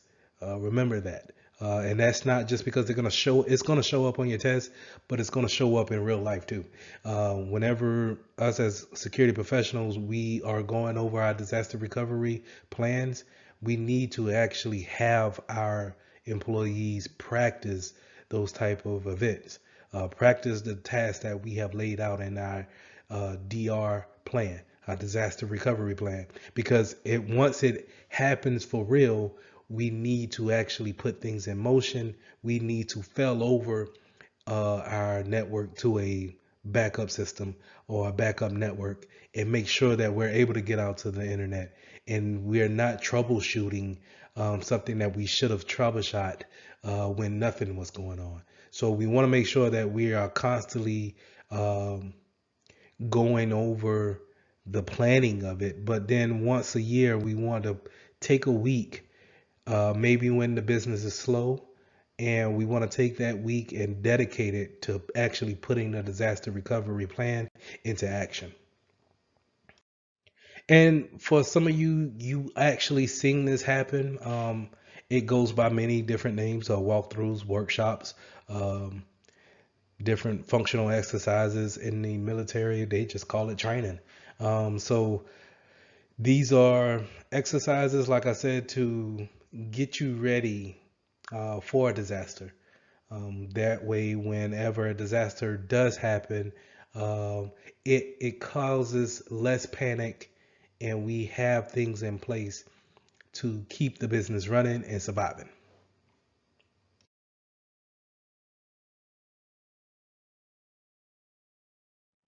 So let's look at lesson 20, implementing cybersecurity resilience.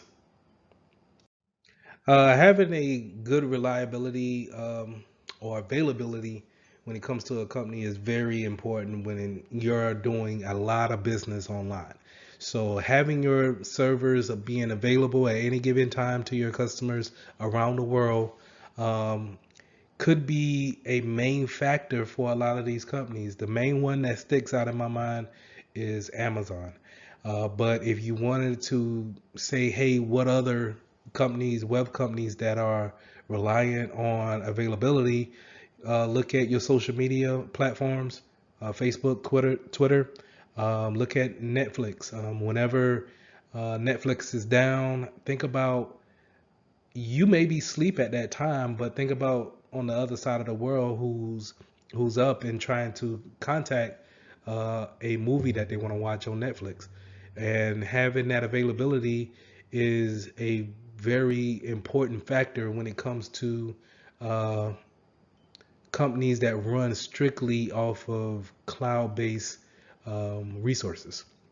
So All in all, I want you guys to take a look at this slide and see that the availabilities of the 7 nines um, here at the top is what you aim to shoot for. Meaning, out of the whole year, you're probably down for maybe 32 seconds. 32 seconds. And that's, is only achieved by so many companies that have it seems like an unreal amount of redundancy when it comes to data centers around the world. Think about Google. When was the last time you tried to go to google.com and you could not reach it? Now, Google has you have seen YouTube down from time to time, but it's a lot of times where you could just, hey, if YouTube's down, you could just check to see if Google's down as well. And 9 times out of 10, it's not going to happen. So just keep those things in mind. When it comes to high availability, that means that we're going to keep our servers some type of way of keeping our web services online for our customers to reach. Now, of course, when we're talking about running these servers and these data centers constantly around the clock, you would think, maybe at some point in time, individual machines may go down. Individual machines may break at some point in time, and that is true. But a lot of these devices, they have a redundancy built onto them, and so while they have the load going off of one part, whenever that part frails out or it breaks, it automatically fails over into the backup part, and then you get a notification saying, hey, we need to replace this power supply here on the server. So you want to, as a smaller acting type of security professional, you want to make sure that your servers are on a redundant power supply, that will give you enough time to say, hey, I can leave for today, and if the power supply on if it breaks or if it drains out for whatever reason, it can have a backup supply, keeps power going to uh, our main server that supplies our customers, and then I can come back in the morning and replace the one that's broken. And now it can become my backup, and the one that's already running it can be my primary. So that main mindset needs to be the same way when it comes to networking as well. So not just having one router, as I stated earlier, uh, having one router or one switch. Um, Maybe we need to have a whole different internet provider to give us to stand as a backup, just in case we need to fell over into them. So okay, let's say for example, uh, Comcast is our internet provider and our business is running off of Comcast. But let's say if Comcast is having an outage that day, that means our business is having an outage that day. But say if we have Dish Network as a backup, and while it's not the same plan, it doesn't give us the same amount of bandwidth as our primary provider. It does give us enough bandwidth in order to keep our business running. So whenever Comcast goes down, we can automatically fail over safely into our backup internet provider and then continue to have business. So we want to think about it in that aspect. We also want to think about not just having one server or router or switch routing all the traffic, because now it becomes a single point of failure if those things come down. So in order to keep the good faith of redundancy going, we want to make sure that we have multiple devices ready to actually take on that load if necessary. But it gives us enough time, and it gives us a probability factor of saying, hey, what's the odds of both of our routers being broken at the same time? Now, if that's the case, now we look at a disaster, right? But if it's just regular operations and one router goes down, but I have another router that can carry both loads, it gives me enough time to get another router in, configured, mounted, and then have that traffic, balanced off between the two. Bringing that redundancy from the networking side down to our servers now, we want to make sure that we understand our RAID disk when it comes to creating a redundancy of our data, making sure that our data is not only just put on one machine, but it's spread out across an array of disks, right? So it's copied bit by bit from one disk to another. And this creates a way of giving us a backup of our information and not relying on one single server to house all of our information. Now we talked about the networking redundancy server side with RAID our RAID system. Now let's talk about how we can go to a local um, storage and create a redundancy right there. So we can have a storage area network, which is a SAN, or a basically to where I think about it is more of a external hard drive that's on the network. So I think of a place where if you've seen in a lot of businesses, if you go to your folders, they may call it the network drive, where you may, no matter what PC you log into, when you go and look for that folder, that drive, it has the same information no matter where you go, but it's not physically linked to your PC or your laptop. So this is a storage area network, and it's basically a hard drive that's sitting somewhere with your routers and your switches, and we use that as a place to store files where maybe other people from other departments go in to gather that information, because I can't directly send it to you, or maybe too big to send through an instant message such as a Microsoft Teams or a Zoom chat, right? So we can use that. We can also use virtual machines to use the hard drive space in there to save information and keep that redundant. We can also use any kind of cloud provider, such as a box.com or Google Drive. Uh, I forget Microsoft's. I think it's OneDrive for Microsoft, but they storage unit is kind of like a home or a cloud version of the SANS network, where it's a hard drive space that we can use to set our files out there in the cloud, quote unquote, and then now we can go to any PC, log into that cloud provider, and then pull down that information that was saved into that cloud environment. So when we're performing at the workstation level of a backup, we want to make sure that we cover our short terms and our long terms when it comes to where to pull backups from. Sometimes we can do a recovery of that file right there on the desktop, the actual workstation, and then that's more likely going to cover your short time terms. But then on the long term, we may need to go and contact a system administrator to pull that type of files away from a server, and then have them reinstall or reposition back on our hard drive uh, for longer, anything maybe longer than 30 days removed from our workstation. So we want to make sure that we have that long-term retention as well. Also, you want to make sure that certain data you just do not want to delete or discard of if you need to actually, if regulation says that you need to have it for so many years on file. So make sure that we are just not so eager to get rid of information. Make sure that we have it for a set amount of time, that we're going to keep it, and make sure our customers know that we're going to keep their information for a certain amount of time.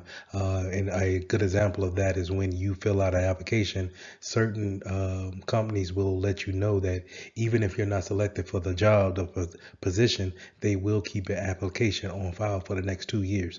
And that means that, you know, all your personal information that you have provided on that application, they will keep a record of it for the next 2 years.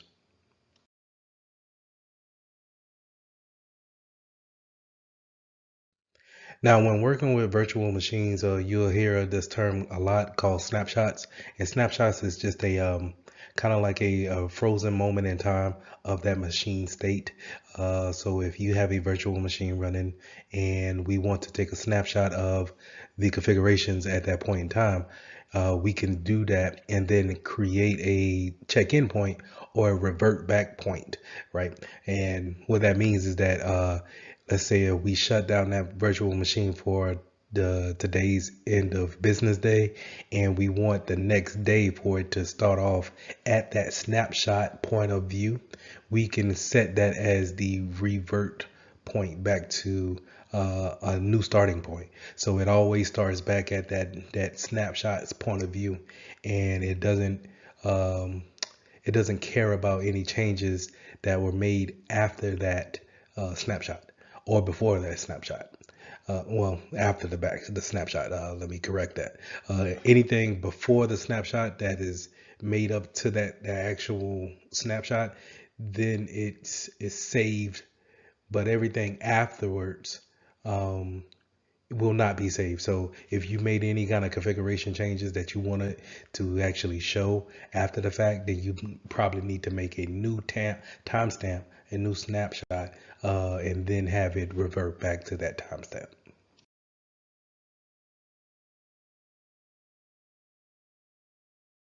Now you have different types of media backups that we can use in order to back up information. Uh, our most common one would be our hard drive, our disk, that's directly installed into our workstations. But like I said before, we can also use the network attached disk or a storage, which is called a NAS, and it's a way of um, being able to drag and drop your files or attach large files to a network storage and being able to um, go to any other workstation that's on that network and being able to pull that information down. Uh, kind of an older type of backup storage is a tape, where it's kind of like a old cassette tape, um, and it's able to write the data there.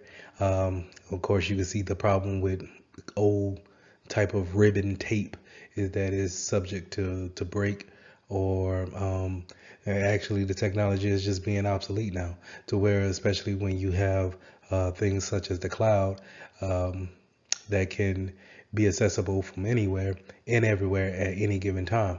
Whereas in tapes, you probably those are physical attributes that you need to have stored away in the proper building with the top proper temperature in order to not damage the physical item.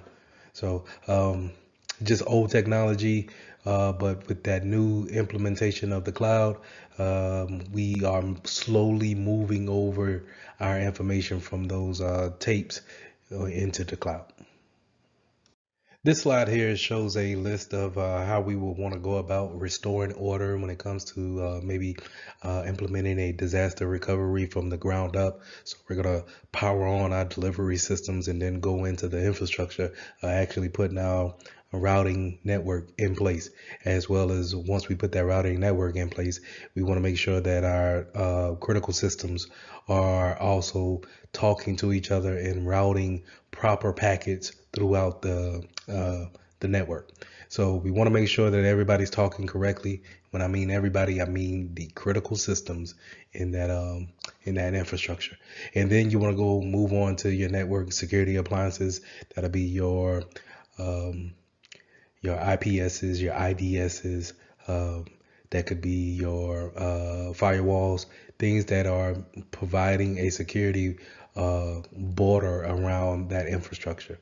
Then we want to go in and put in some more critical network servers, making sure that we have correct failover, redundancy again, and then we want to make sure that we have a back end and a middleware to verify data integrity. That means that um, with the data that we have moving forward back and forth, that we want to make sure that we have a validation that the data has not been changed without unauthorized authority. So what we want to think about is more DLP systems, going in there, checking to make sure everything is right and everything has a high integrity factor. Um, Going into front end applications, what are we using to actually uh, perform tasks, daily tasks? What are we actually doing to provide services to our customers? And then we want to make sure that we want to set up our client workstations, devices, and have their client browsers, giving them access, but making sure that we have them um, routing through the proper channels in order to monitor that traffic. So I talked a little bit about persistent and non-persistent machines. Kind of this goes into our virtual machine aspects, and non-persistent means it has that snapshot type of a feel where it's always going to revert back to a point in time where any configurations after that snapshot has been made, it doesn't show up in that beginning state. So this is what I mean when we say non-persistent virtual machines. Every day when you come and log into this workstation, it's always going to show the same applications. It's going to have the same files on it, and it's even if you was to save files to the desktop, the next morning those files will be gone. They will not be saved. It would only show what we have at that snapshot in the beginning. Now that kind of goes into the configuration management. Now, when you think about configuration management, you want to think about how we're actually setting up workstations, virtual machines, firewalls, switches, and routers. These are the actual baselines and the actual rules that we want to put in place to actually make sure that we're operating our assets in a proper way. And this is, it's not necessarily a baseline across the industry. It's more about what fits your business the best, and then how are we able to convey that across all of our systems. Now think about, you have different systems made by different vendors, and they may perform different functions. Well, we need to make sure that the configuration management all coincide with each other and play nicely with each other, right? So we don't want to make sure that, well, if I don't want to block this type of traffic with this appliance, that I don't bring in another IPS that will actually block the traffic that I told this one device not to. So we want to make sure that we all have a kind of a baseline, but a working factor to where all the configurations work in harmony when it comes to moving packets across the network and within the network. Asset management is very important to understand what's in your environment and having an inventory of what leaves the environment and what comes into the environment. If I can have a good idea of what's in my environment, I can have a better idea of how to secure it. I can have an even more understanding that once I see something that's not supposed to be there, it sticks out like a sore thumb. So asset management, always having some type of inventory, and you kind of want to have an inventory check, maybe I would say quarterly, but I think the standard is yearly, annual.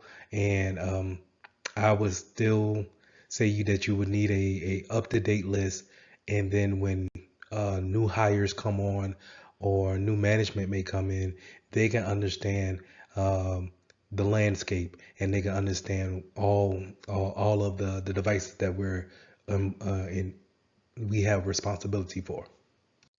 Now, in some companies, some big companies, they have this thing called change control or change management, and this is where we make where if there's any kind of configuration changes on our systems, routers, switches, anything that's real detrimental to the company, that if I change the setting, it could actually affect everyone in the business.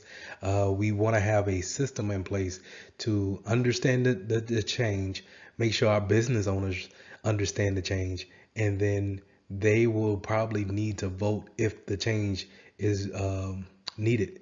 Um, and you as a security professional, it's not your job to actually say, hey, we will do this. It's your job to actually suggest that we do this. And you give them a a real good reason on why we should go about patching this system or changing this configuration to block this type of traffic, or to make sure that we have this configuration turned off in order to allow that traffic in. These type of changes, even though you may have you may have a thinking that it's the best thing to do, it may be a hindrance to the business.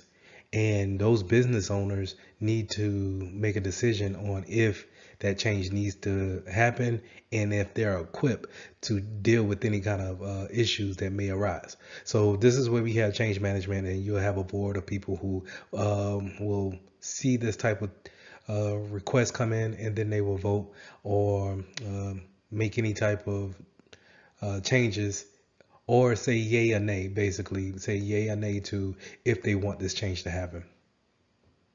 And also, this needs to be documented for whatever changes that you do make, right? And so whenever we have a change made, we understand the changes. Everyone understands the changes. It's documented, and there's a rollback plan in order to understand if it doesn't go well, how do we get out of the state that we're in back to a known good state. Now, a lot of times in disaster recovery, you'll see a lot of focus being shown when it comes to site resiliency, and that's setting up a hot site, a warm site, or a cold site. So the difference is that these are all kind of places where we can have set up, and it's a mirror image of what we actually do at work, at our primary source of business, right? But it may be in another state. It may be all located on the cloud.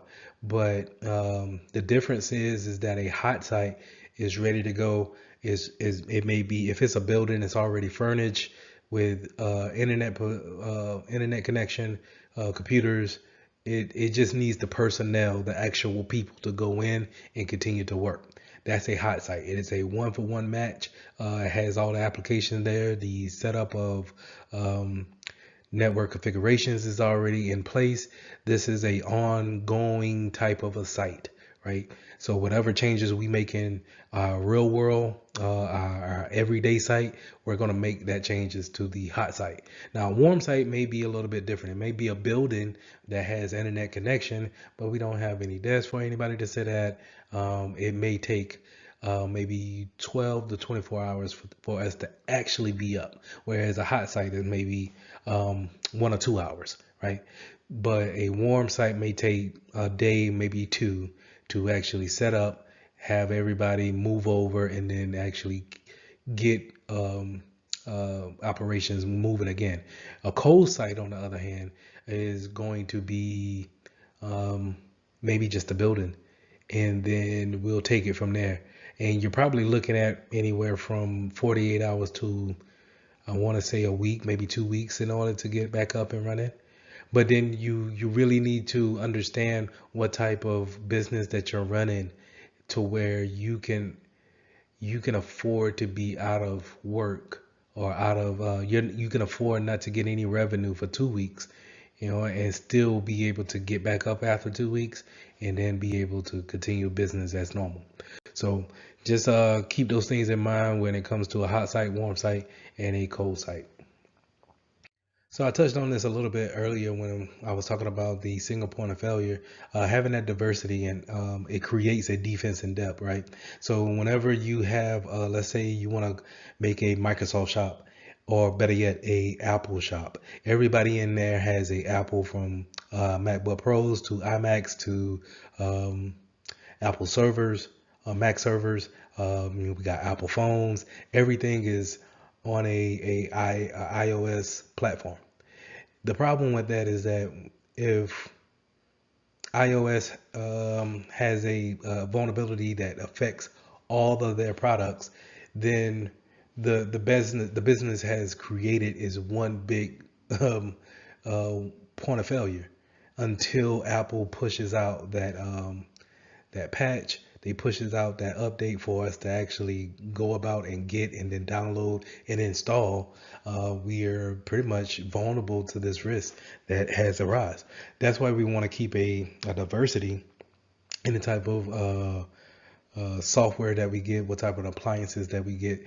Just because we buy a firewall from Symantec, we don't want to make sure that our endpoint protection is the same company. Maybe we want to have something different. Now, it is important that these software, they talk to each other and they play nice, because I've seen somewhere where uh, if you could be so diverse to where none of the applications really kind of talk to each other and actually integrate with each other well. And so that will go in more deeper into actually vetting out your vendors to make sure that they can talk to other vendors.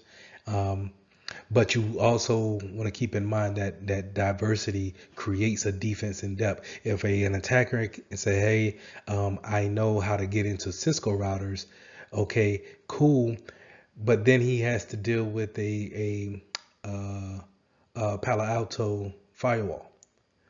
So it's not necessarily his forte. It creates a boundary for him. It creates a more hurdles to jump over in order to get the prize. So finally, we want to talk about deception and disruption strategies. Um, you don't have to necessarily be on the offense all the time, or I'm sorry, on the defensive all the time. Sometimes you can actually apply some offense and attack back, so to say. And the more important, or the one that you want to be more concerned with, is the use of honeypots, honey nets, something that we put on the network that makes it look real attractive to a hacker. Maybe we put some files out there, some folders out there, and label them to be um, some type of HR documents that should be um, confidential, and we're putting it out there to say, hey, basically, come look at me, come search, come open this document, see what you wanna see. Is this what you want to see? Is this where you want to go? And you leave a workstation out there like that. Let's just picture in your mind just having one separate workstation that doesn't have all the defenses set up on it, and it's out there on your network. Well, we want that attacker to see that workstation, that server, and we want them to attack it. That way we can have some type of analysis about it. We can see how they're actually attacking this machine. What are their tactics that they like to do? How does the malware work? Does the malware stay dormant for a couple of days and then it becomes active? Will it attack if will it stay dormant if it knows that it's in a virtual machine environment? Um, so we set these things up in order to create a offense for us, but it also creates a research value for us as well. So now we can see, okay, this is how they are doing things in the wild. This is how we can protect ourselves against other attackers.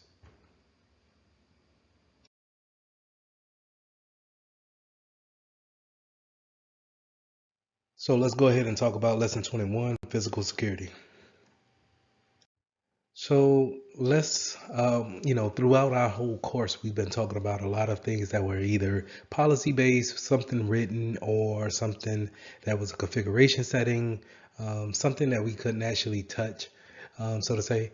And physical security is the total opposite of that. This will be your security guards, your fences, your door locks. These are the things that we actually can go to Home Depot and apply these type of security settings in order to keep intruders out from places that they don't need to be, or where they're not authorized to be. And a lot of this starts at the beginning of planning how you want your business to layout. Of course, if you're a security manager coming on to a new corporation, maybe you don't get the power to actually say, hey, I want fences put up and barbed wire put at the top of those fences, and I want a security guard 24 hours. But you get to, let's say, tell people where they should go or what will behoove them to be in this spot and away from certain doors or away from certain windows to stop the physical nature of someone um, shoulder surfing or having the event of a social engineering attack happening, and then the intruder being able to get to a department that they shouldn't have been able to get to. So you do have that aspect to it. But if you do have the opportunity to actually put in some outer physical controls, fencing is a great way of putting up a barrier around your property or the corporation that you want to protect. Chain link fence is more common. And then I kind of made a joke about having a barbed wire fencing at the top, but that barbed wire extra feature creates more of a harder task for someone to actually want to climb over and then um, take the beating of getting over the barbed wire at the top, and then to get in, that's one way, and then they have to leave out the same way. So um, it's always nice to have those type of features if they're available. Lighting in dark areas that's around the parking lots is also things that you want to keep in mind. Seeing if there's blind spots in your parking lot or around the perimeter of your corporation. Do we want to put up floodlights, motion detector lights around there? Do we want to put up any kind of cameras that can pick up motion? They turn on whenever they see motion, and then they capture the footage. So these are the things that we want to keep in mind when it comes to laying out the physical parameters of our building. Then we want to make sure that when it comes to the physical doors that's inside our building, what type of locks are we putting on them? Are we going to make our employees wear badges that have chips in them that whenever they need to uh, go into a certain floor or a hallway or into a different department, will they need a access badge in order to get into that department? A good way of thinking that that's a access control, thinking that, hey, not everybody needs to go into the security department that's in the corporation. So why don't we give everyone a badge, and then on those badges we give them access control on to what floor they can get onto. Now you can go to the break area, you can go to the bathrooms, of course, and the human resources area, but let's just say the executive floor room, IT, and the maintenance room is off limits. All network closets are off limits. Only people who have these job titles will have that access to those type of resources. So that's another way of creating not just a defense in depth, but a access control as well. What do you have access to based off of what type of position that you hold? But now that we're on saying that we need these cards, these access cards, and given to every employee, we stand a risk of having people clone those type of cards or making some type of duplicate of it and trying to see if those things will scan the same way and let the assets in.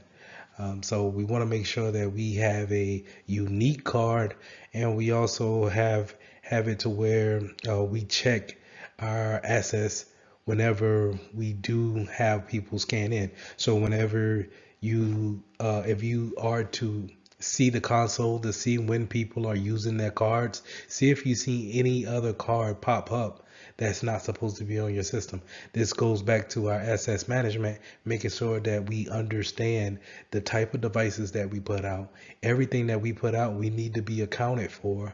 Therefore, it makes it easier for us that if we have 500 cards out there and we see 10 different new cards, either we are not on our case when it comes to new employees, 10 different new employees, or there's 10 new intruders that's not supposed to be on our property.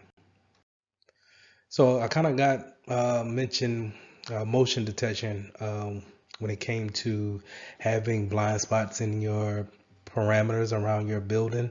You can also go with noise detection if it hears any kind of loud screeching or hits a certain decimal point, then it'll send an alert to the recognized authorities.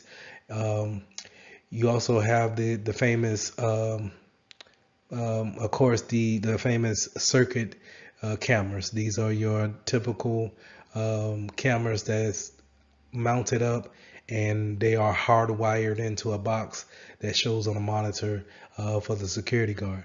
These are reliable, but may not be the best to actually give a good showing of who's on the actual videotape, right? And it could be easily cut since they're hardwired, and it's not necessarily so great to monitor from a remote session. So you've 9 times out of 10, you have to actually be there to watch these monitors in order to see what's going on. So just keep that in mind. So if you're not able to watch those video cameras on a 24-hour basis, we can always get our security guards, hire a security guard to actually do a parole of the perimeter, as well as watching the surveillance cameras to make sure that there's not any type of illegal activity or suspicious activity going on after hours or during business hours, and making sure that they're up to date and trained on the proper actions that they need to take when it comes to seeing any type of suspicious action. Keep in mind too that when you're dealing with security guards and you're doing your annual disaster recovery test or security awareness training, that you train your security guards as well on the policies that you want. Is too easy for a hacker to just pull a social engineering attack on a security guard that's not aware about who's coming in for that day or who's supposed to be in the building when it comes to a vendor. So I can pose as a person who's coming to fix a router in a closet, and the security guard is worried about other things that's on the outside of the building, not necessarily what's going on the inside. So if I come to him with some type of urgency and I have the box in my hand and say, hey, I need to get in there and change this router out real quick. Can you help me out? Can you point me to the place? I know you got a key. This is very urgent. The business is going down. And I give him that urgency. They could easily fall for that type of social engineering attack, and then give them access to a unauthorized place. So we already talked about ID badges, but I want to talk about visitors who come onto the property, vendors. We kind of just came out of a scenario where the engineering attack just happened on our security guard, where I posed as a person who's going to fix their router. Well, if we train our security guard properly, he calms that person down, and he brings out the visitor tab, the visitor information that they need to sign in and date the time and to state their purpose of why they're there. And then we need to actually get an escort to follow that person up and maybe stay with that person. So in a lot of cases, we will ask that person, that vendor, who are you here for? And then that person is responsible for that person being in the business, in the company. So they won't be able to go any place without that person guiding them to the certain floors that they need to be on because they have the badge. Unless you want to give them a visitor's badge that maybe only give them access to the bathrooms or the break area, and that's it, and just to get out. But other than that, they will stay with that chaperone until their business there is done, and then they can leave. And so this goes into our secure areas. How are we securing our areas? How are we? What do we need to look at when it comes to securing our most valuable products and assets on the corporation's property? How do we want to have a badge only lock for our server room, or do we want to have a physical key lock? That actually, maybe only 5 people have keys, a pair of keys to. Do we want to have locking cabinets for our servers, kind of like here in this session here, that yellow cage that's around that those servers? Those are, kind of thinking about a defense in depth. You have to actually get into the building, but then not only are you in the building, and you probably had to sign paperwork or get some type of authorization to get in there. Now you can't really get to the server unless you have the keys in order to get through that cage. So these are, defense in depth products that we want to think about when implementing physical security to our products. Now, in the Security Plus exam, they want you to know about hot owls and cool owls, and that's when we're dealing with server rooms. Um, they set it into the physical security part of it, but I don't think it needs to be here. But since it's here, we're gonna talk about it. So a hot owl is how we want to. A hot owl and a cold owl is how we want to situate or set up our server room in order to have the best airflow in the server room. So as we all know, devices, when they run a long time, they get hot. Fans come on, trying to cool down that CPU once it's working, right? So if you think about a big server room, you have a lot of PCs there that are running at the same time, creating heat, and they all create heat. Um, and it could be that if we don't have our servers positioned correctly, we could create a denial of service on other servers that may become too hot and then automatically shut down, right? So we want to make sure that we have everybody facing the same way to have the heat go out in one direction. That's what you call a hot owl. If everybody's back of the PC is facing one way, that owl is hot. But on the opposite side, that's where we want our ventilation and our air conditioner vents to be. We're going to call that the cool side, to constantly keep that side cool and every device cool and operational throughout the day. So that's the difference when it comes to the hot owl and the cool owl, and making sure that we have a proper airflow and keeping our devices safe and constantly working. So here's an illustration of what I was just talking about when the hot and cool owls. As you see here, where the guy is plugged into the servers, that's the front of the servers. This is where you're gonna see your buttons of the front of the server box, and then on the back side, that's gonna be where the heat comes out, and the fan on those boxes pushes that heat out into that owl. Now, if you look into the middle owl, that owl, the back of those PCs are pointing at the back of the front rows servers. So it creates an owl where both sides are pushing out hot air to one side, and the cold sides are facing each other, creating nothing but cool air. And that's, like I said, either we want our ventilation or our air conditioner vents to either come up on that front side from the top, or come down from the bottom of the floor and actually come up that way. And that way it keeps everything nice and cool and running and creating more availability for our customers. Now, in these server rooms, if we're talking about hot aisles and cold aisles, um, it's almost kind of natural to think about what type of fire suppression we want to have. Um, it has been cases where data centers or network closets and centers, they actually catch on fire.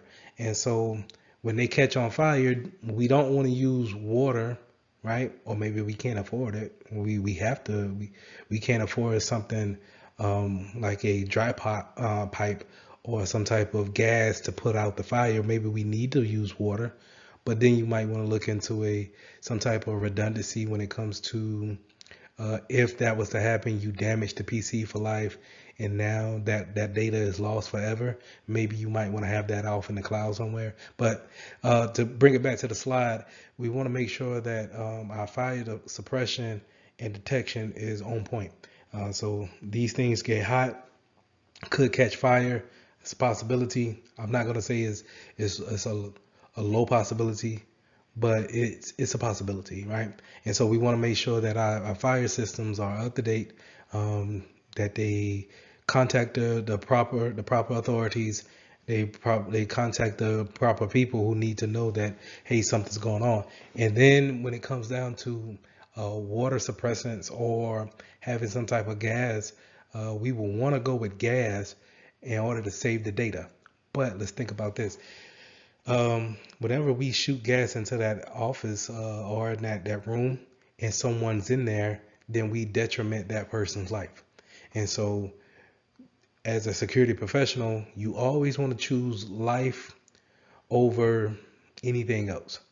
So in that case, if you're on the job and you have to make the decision, I would say go with a water suppression and risk losing the data and not damaging someone's health concerns, because of some of these suppressions will take all the air out of the room in order to kill the fire. Some will put in some poison, some gas in order to kill the fire.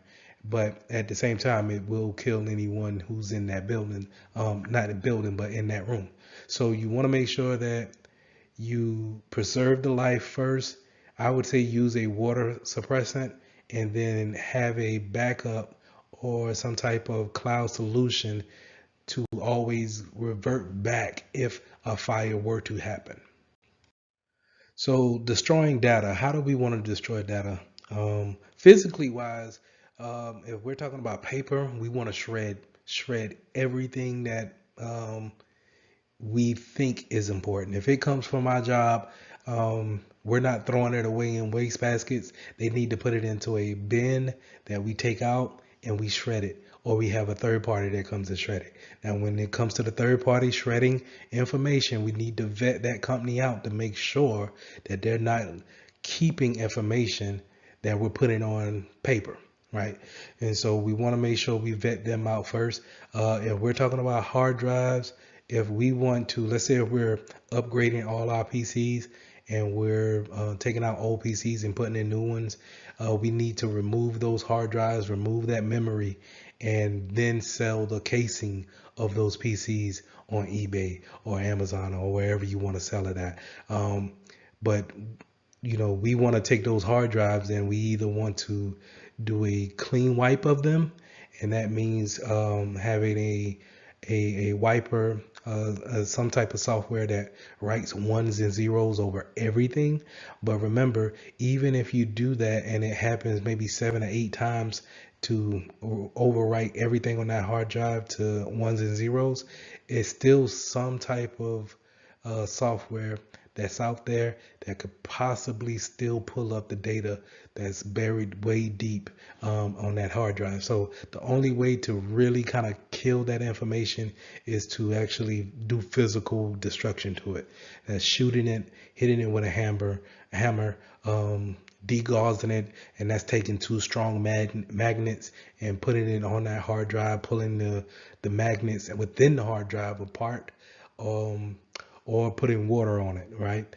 So you see a lot of times where on the TV shows, whenever the police are coming and they want to destroy everything in the in in the house or whatever the case may be, and they have some type of computers, they throw water on it or they throw it into the microwave and they blow up the hard drive there. So that's the only way of truly getting all that data wiped off of that. But we don't want to just kind of go with our software and say, hey, yeah, we're going to wipe it like that. It still stands a chance of having recovery points to it. So this slide right here kind of goes into that software bit that I was saying about having sanitation tools that actually creates a disk wiping of the data on our hard drives. Again, I would stay away from that, but you need to know it for the exam to know that this is a way of doing it. Just think about it like this. Some businesses can't afford to buy new hard drives every time someone leaves or they want to upgrade. Sometimes we need to put those things back into a cycle. And so if that's the case, then yes, using a sanitation tool, to put it back into our reserve unit, we want to make sure we wipe that PC clean. And if it was the CFO's PC and we want to give it to a new IT technician, we can wipe it with a different sanitation tool and then give it to our IT tech, and we can feel better about, well, the information is still within our grasp, right? Now, like I said, if we're gonna sell that equipment, then we might want to go a different route of taking that hard drive out, that memory out, breaking the memory and destroying the hard drive.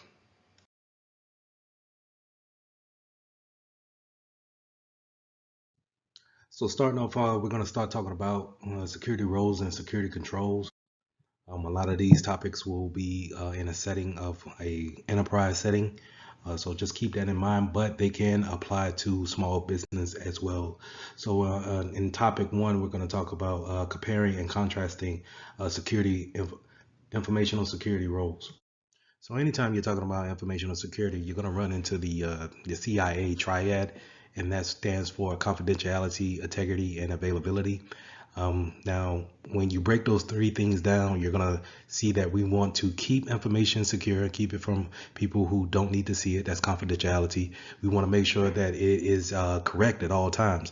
That's having the integrity of it. And then we want to make sure that it's accessible to the ones that need to see it.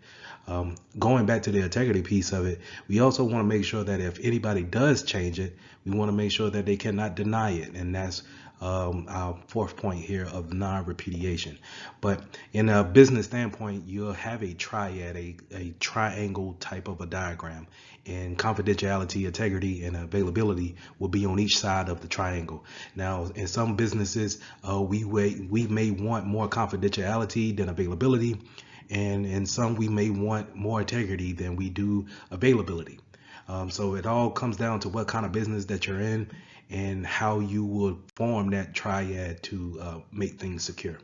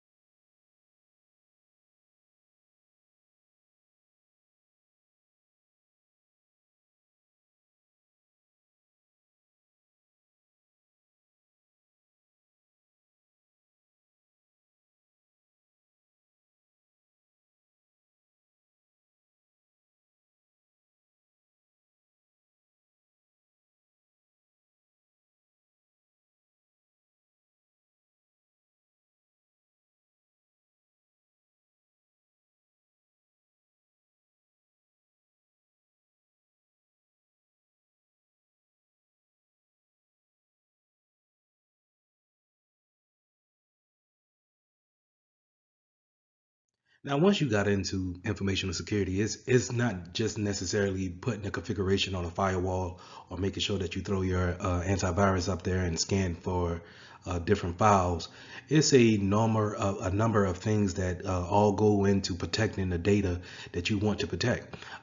Security is built to make the business run more securely. It's not there to chokehold the business to where it doesn't is not able to run functionally. So different things we may implement while performing security throughout our day-to-day tasks may be risk assessment, maybe coming up with disaster recovery plans or security training for our employees.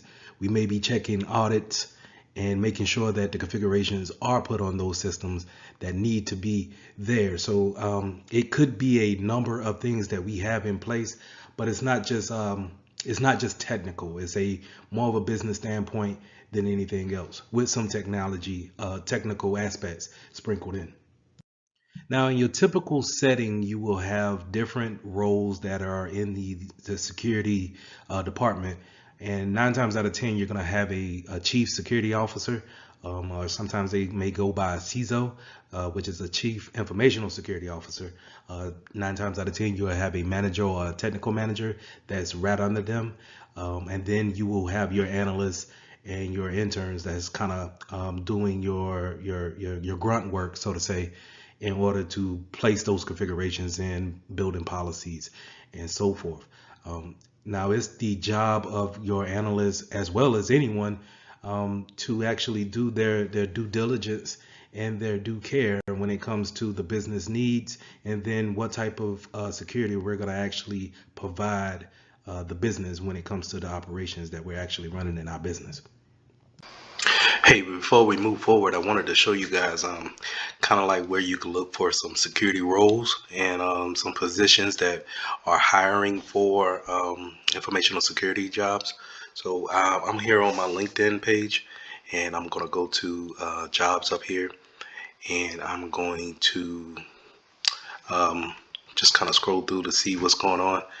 The one reason why I like looking on LinkedIn for jobs is that they actually take your profile and then kind of cater the job search towards your resume that you already have, right? So if you're already in the IT and you have that built up, then it makes it easier. But if you're not, let's say you're trying to break into IT, it's real easy to come up here and then cater to the search to be in that area. So I'm gonna just scroll down, and you're seeing, some security roles. You'll also have like this. These are all roles that you see in the security department team. Um, all of them are just not analysts or managers. They could go under different names where a compliance and operation manager will probably look over the policies and make sure that everybody's compliant, but also they might look at how we're actually doing operations to making sure that the security operations is actually helping out the business in day-to-day functions. Um, Scrolling down here, I like this post right here. Informational Security Analyst 1 is out of Indian Land here in South Carolina. And I'm just going to click on that. And what I like to do is you can read this here on LinkedIn, or if you're on Indeed, you can read it on their website. But what I would like to do is just kind of go out to the actual website here and then read the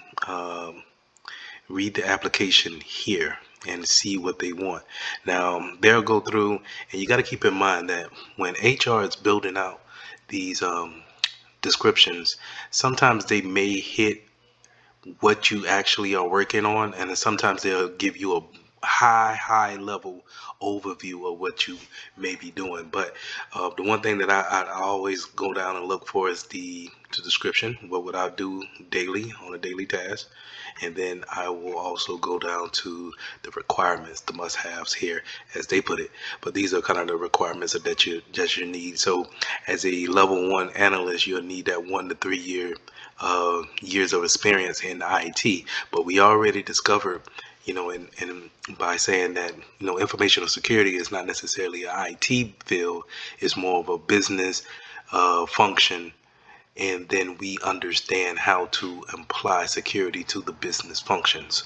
So keep that in mind. But it's centered, a lot of people think that it's centered around IT. So going down, you'll also see what type of things that make a top quality of a candidate, right? So they say that the security, plus certification would definitely put you as a standout. And it's always good to have, good to know about, you know, um, having the certification to back you on your resume.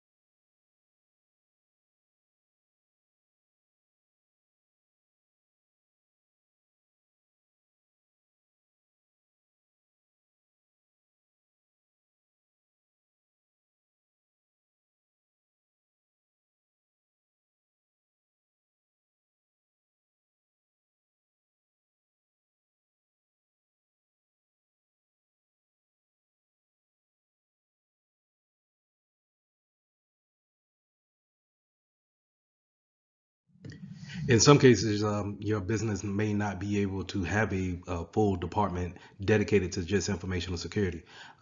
Sometimes you may have the third party that source out and make sure that you check in with them when it comes to the security aspect of your business.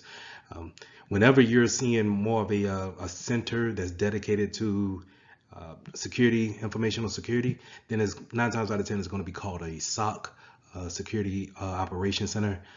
You also have teams such as DevOps SOC, which is more like your developers who also implement security as well as the operations of the business, all developed into one, making it a whenever we're building applications, we're thinking with security in mind. And then you have a incident response team.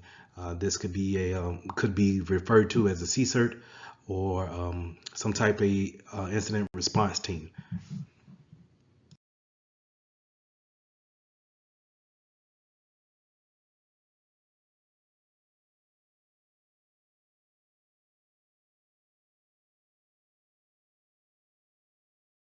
If you take a look at the slide here, you'll see how the manager pieces, more like your CISOs and your security managers, they're sitting at the top of the pyramid. So you can imagine that more policy decisions, how the business is ran, and then how we're going to implement security around it is made at this level. And as it goes down the operational and the technical side of it, this is where you get your more managers and your analysts involved in actually pushing out the security configurations, policies out to the individuals and making sure that we are actually following those steps in order to become more secure. Now, when it comes to the actual operations of being attacked or putting things in place for an attack, we have function types. And here, explained here, we can see that we can either prevent, we can detect, or we can correct. And preventing is you're going to deal more with actually putting things in place to stop an attack, to mitigate an attack, or to just eliminate it all at once. Detective, we can actually just kind of sit back, see what's going on. We will go over that more in detail in further courses about what type of technology that actually is just sit back, and why do we want to just sit back and learn from different tactics that attackers may be using. And then we have corrective. How do we actually turn around the actual action that has been taken upon us? And we also want to know what happens, what we need to do after an attack. If we're actually hit, okay, how do we recover from that? So to continue on that, security controls that we can also put in can be physical, and we can have deterrence, and we can have a compensating control. So a physical control will be more like your security locks, You can have fences put up. We can have security guards with a actual TV at their desk so they can monitor everything. Those are examples of physical controls we can always put into place.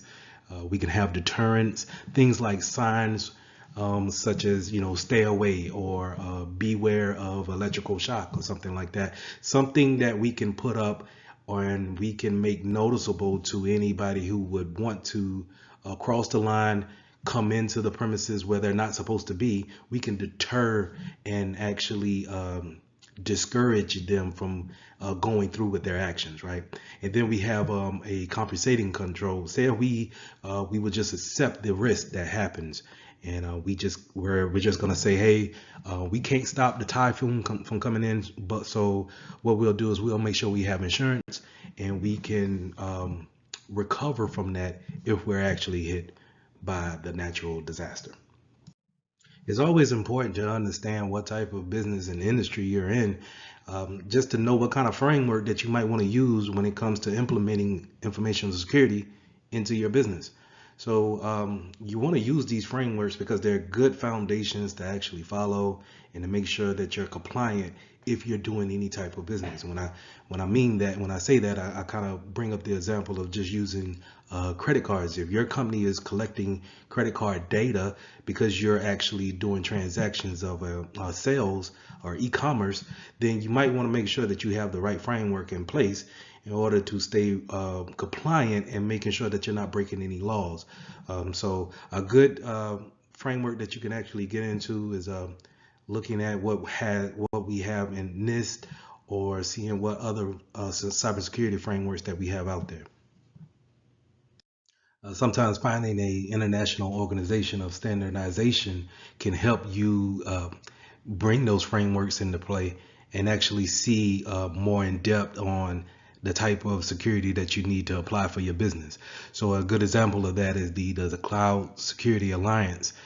They have a good certification with the CCSK that can help informational security professionals understand how we're putting data into the cloud and how to keep that data secure in the cloud.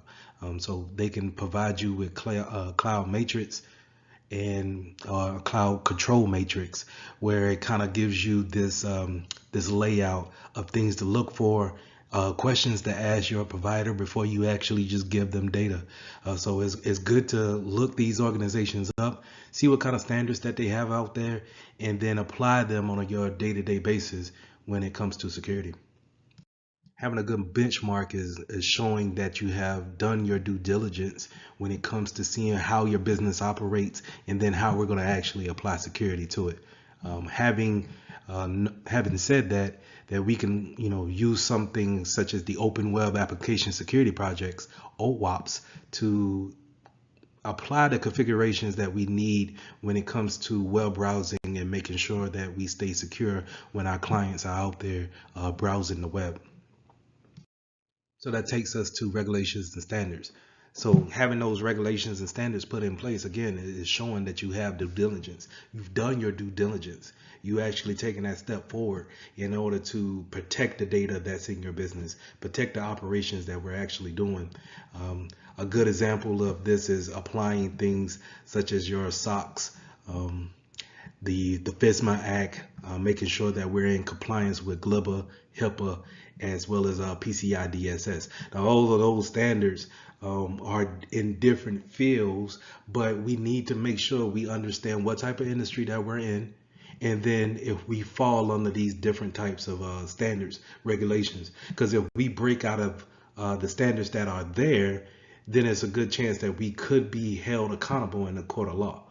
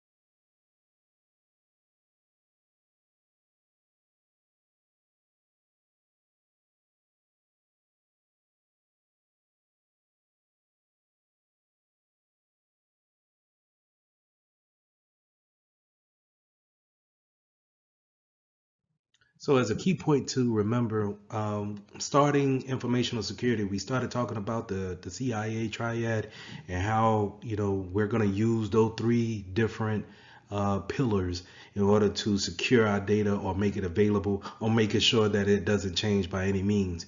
We also talked about the different types of roles that we have in our business.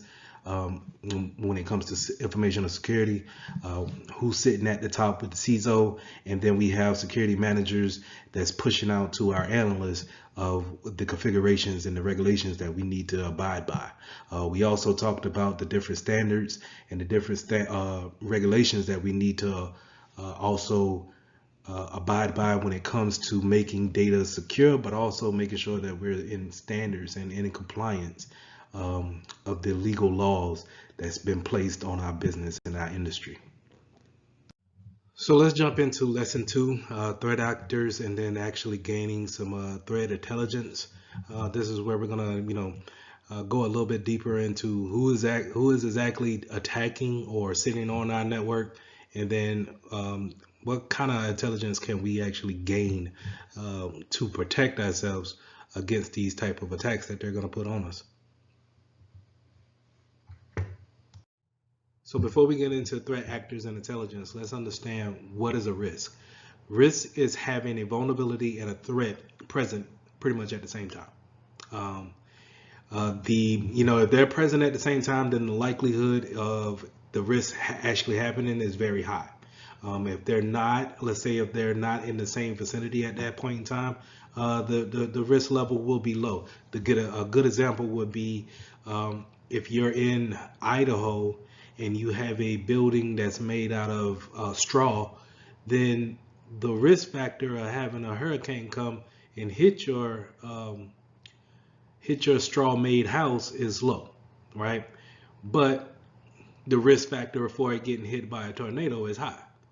So the vulnerability will be the fact that the straw house can be exploited. It can be broken into very easily by high winds, right? So, but the threat of certain actors, in this case, will be in the hurricane. The hurricane is not going to make it to the middle of the United States. So therefore it's low when it comes to a hurricane, but yet high because tornadoes are common in Idaho, right? So we just want to make sure that we understand that whenever a vulnerability is there for, let's say, a server, for a different example, and then a threat, a hacker is out there and is snooping around the network, the probability of the risk, the probability or the likelihood of being hacked, that risk is very high.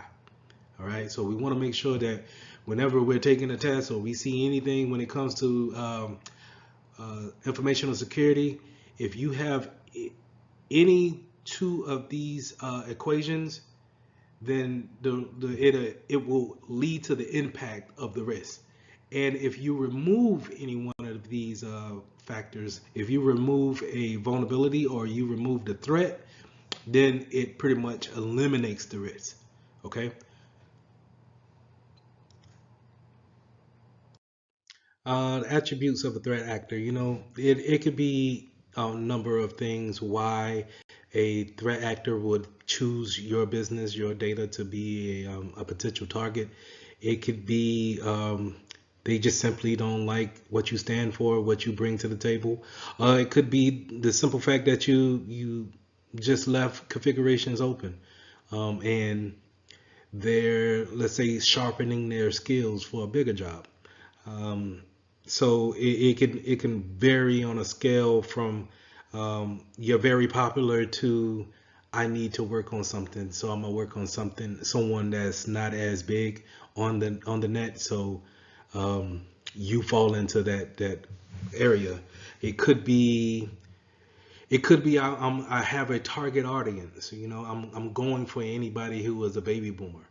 I'm going for that older audience. It could be I work for a competitor and I'm wanting to, drive traffic over to my product versus my competitors. It could be I'm an internal person that turn rogue, and now I'm going to expose the company for the truth that needs to be shown to the public. So it can be a number of things on why threat actors are actually in it to actually pose a threat to your data. So with that being said, let's go into hackers, script kiddies, and hacktivists. So let's start off with script kiddies, just because they're kind of, to me, they're the forefront. This is where people kind of start off, where they are not, they're not so great in hacking, or their hacking skills haven't gotten up to par yet. So they will go out there and pay for an actual disruption, a executable that they can plant into a server or some type of PC or any device for that matter, and create a DDoS attack on that device. So these are kind of plug and play type hackers, right? So they're getting things that's already pre-made. They have no idea what is it doing, or how is it made. They just know that it works whenever they double click, right? So that's your script kiddies. Your lone hacker is going to be someone that's more seasoned, maybe having their own agenda, being able to actually be employed by somebody, and being able to keep a white hat, so to say, during the daytime, and a black hat during the night. And that's kind of a cliche analogy, but when it comes to wearing different types of hats, you have a white hat where I'm strictly doing things by the book. I'm not going rogue and looking at things for my own personal gain. And then I have a black hat where everything that I'm doing is against the law, and I'm doing things for my own personal gain, or I'm doing things because I'm hired to do so, right? And then you have that gray hat where I think a lone hacker will probably hang out at the most, right? So they could be employed by someone, but look at the misconfigurations of different types of devices within an organization, and maybe put that black hat on just to kind of make some money on the side, or prove a point. You never know. So again, going back to the attributes of why are these people doing this type of stuff, it can vary from threat to threat, right? And then you have your hacktivists, your hacker teams. These are people that are probably going to get into a political sector, and they're actually going to do some social engineering to make massive moves to steer individuals in a direction that they want them to go. The most recent one that I remember is probably the 2016 elections, where we had a slew of people claim that the votes were swayed into a certain way. And so hacktivists were behind that type of movement, and then it caused to really shape and shift the world in a when you look at the whole grand scheme of things. So to kind of stay on the hacktivist standpoint, and kind of moving into APTs, APTs are probably the most I would say seasoned threats out there. They're probably sitting on your network for years at a time, and they're just there to collect that data, right? So a lot of times you'll see these highly sophisticated hackers not even being discovered in most networks. Most businesses do not realize that they actually have someone there already collecting data. A lot of these groups are state backed, so they're actually state actors. You'll hear a lot of terms correlate with that, where they're actually paid by an organization to collect data, right? And do that data mining, and figure out what's the data flow when it comes to what's going in, what's going out, what things are you planning to do with your business. And these APTs are just sitting there watching the whole thing. I heard cases where they'll sit there for 6-7 years before they actually are found out, and then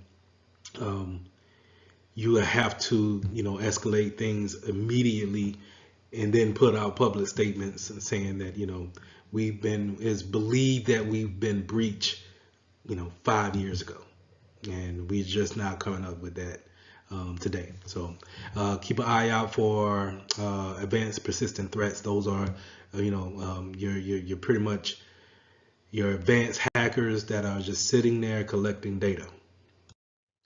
I kind of touched on the insider threat actor a little bit, but this is just pretty much, an employee of the organization that decided to go rogue, decided, for whatever reason, that the private sector of the company needs to be public, right? Whatever they have access to, they decided to either, bring it out to the public's viewing, or maybe sell it on the dark web, whatever they decide to do, because, and they don't have a necessarily reason why. Well, I can't say that. They don't have it's no particular reason on why you would create an insider threat, but it does happen, and it could be from a various reasons of, they may not like the way someone talked to them at work, and then now, since they have access to the whole payroll, then they decided to show that, this is the payroll for 2022, and they're gonna make this public, and now that creates this type of buzz around the company, right? So this is your insider threat. It's always important to have policies in place whenever we bring someone on and we actually offboard someone.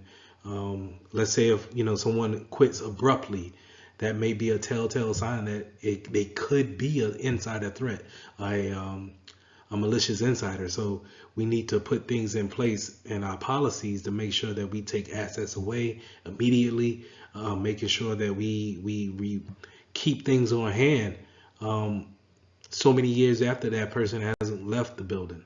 So just keep that in mind when it comes to insider threats. So let's talk now. Let's talk about the attack surface, or the vectors that hackers are using to get into our network. Think of our network as a kind of like an invisible wall that we have around our data, our important data, right? So I'm not talking like a physical wall, like the brick and mortar building that you actually go into, but the visible wall that you don't see, that's protecting our data. So it's by firewalls, or putting out there on a DMZ, things of that nature. But it's ways to actually go in and then come out, right? So when you go into your office and you log in, and then when you leave out to go to when you leave out and go to the internet, that's leaving out, right? You're leaving outside of the safe confines of your network to either bring in information from, let's say, Google Drive, or we're going to post something on social media. So that's information leaving out. I'm going to post something, or I'm bringing something in. I went and downloaded it, and now I'm bringing it into my invisible fence, and now it's in my network, right? So that's what I want you guys to think about when it comes to attack surface. What is the ways into your actual network? And then how are we getting in? What are the vectors that we're using to get in? Is it direct access? Can I just walk into your building, sit down at your desk, and you don't even have no login screen or anything like that? You're at lunch, right? So can I log in and just go to work and start seeing what's there and what's not there, right? What do you have saved on your desktop? What's in your documents folder? Can I just plug in my USB stick and pull that off? Can I send you an email? I think by far the most popular way of doing it is just kind of sending a fish email. Why not? You see it every day. You get it every day in your spam email. So it's obviously it's working, because people are constantly doing it, right? They're constantly sending it out.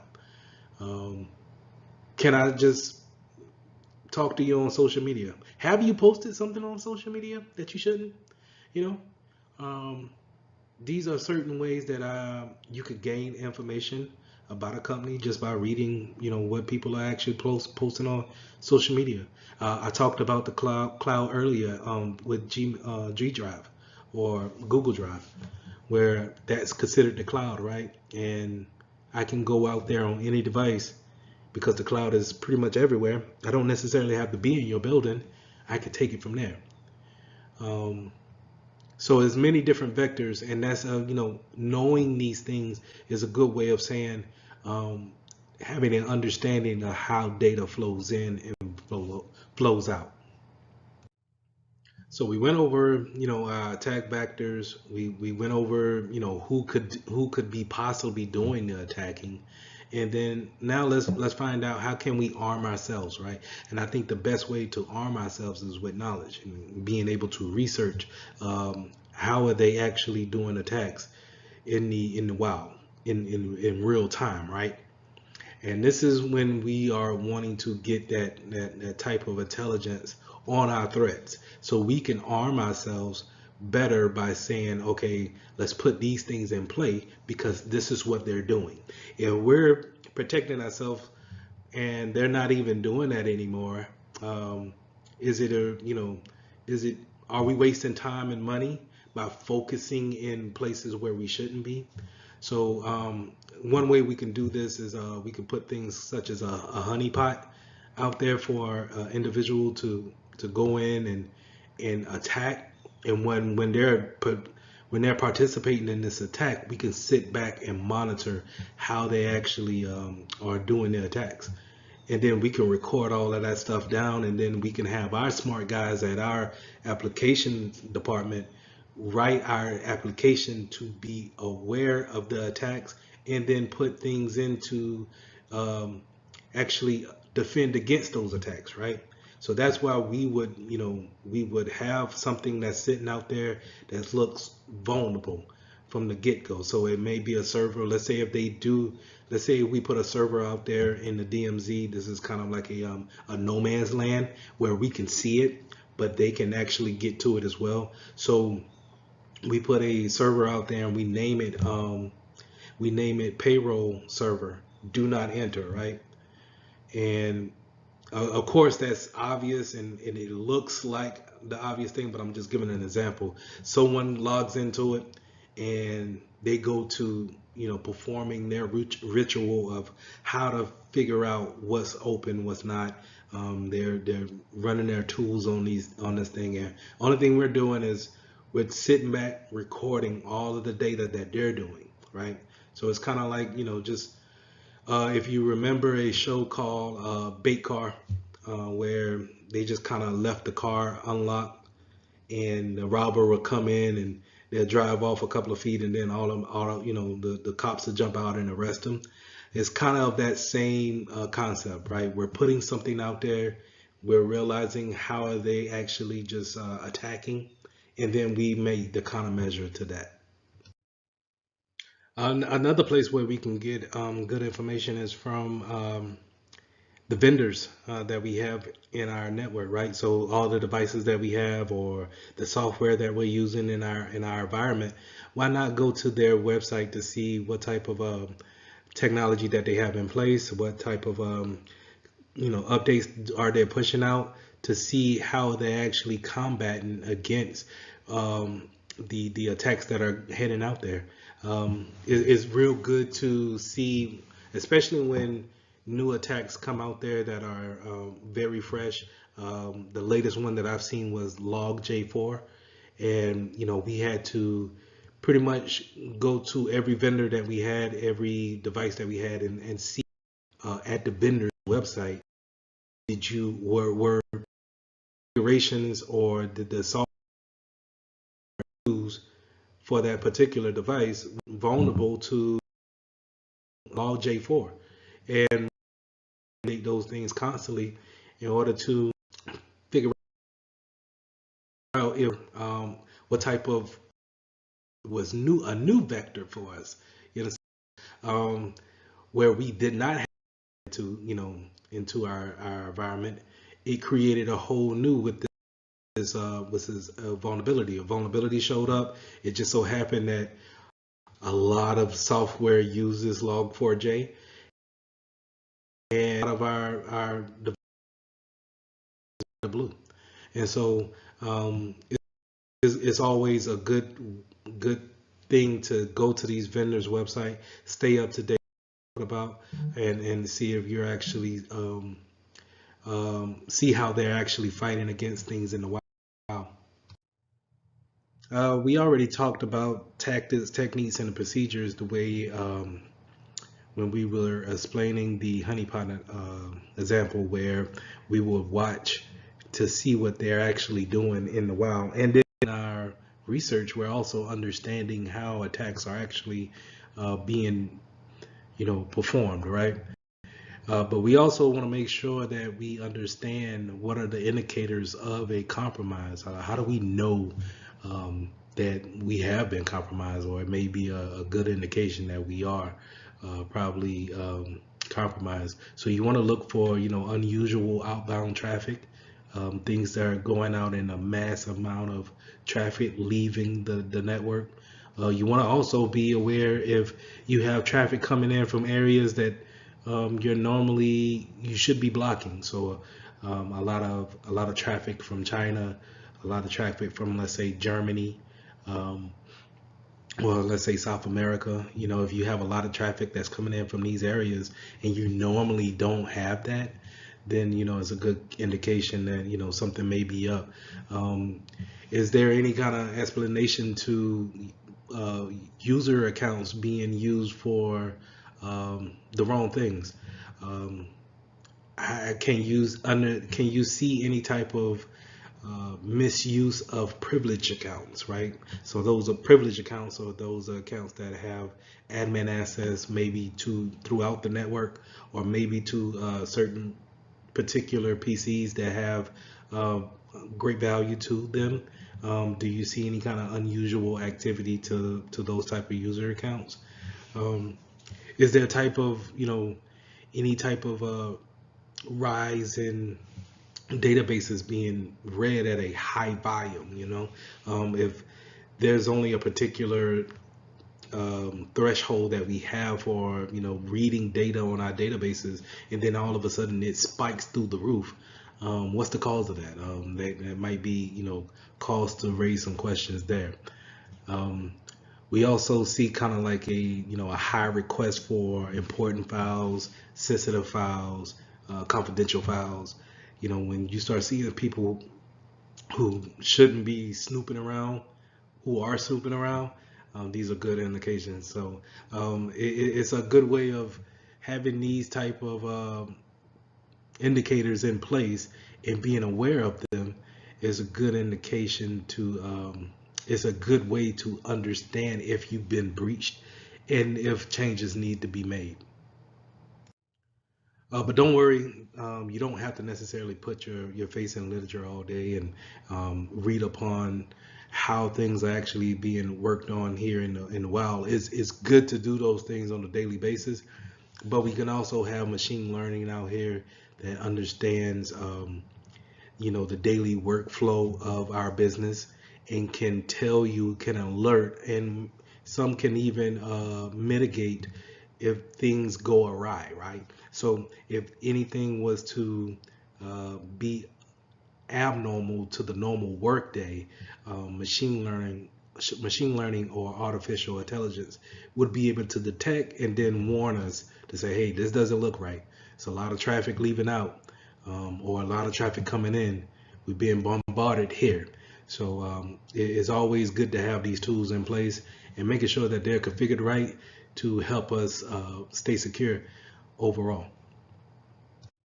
So in summary, we went over threat actors, we went over the vectors that they can come in, we went over how can we do some research in order to better arm ourselves against the attacks that they may be placing upon us.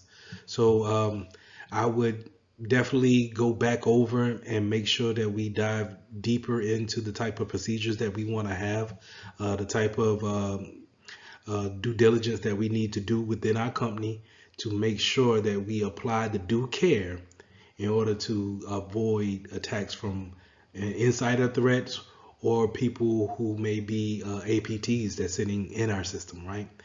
And so making sure that we stay knowledgeable about how they're performing their attacks will help us in the long run when we see things go astray. So in lesson 3, we're going to start talking about performing security assessments.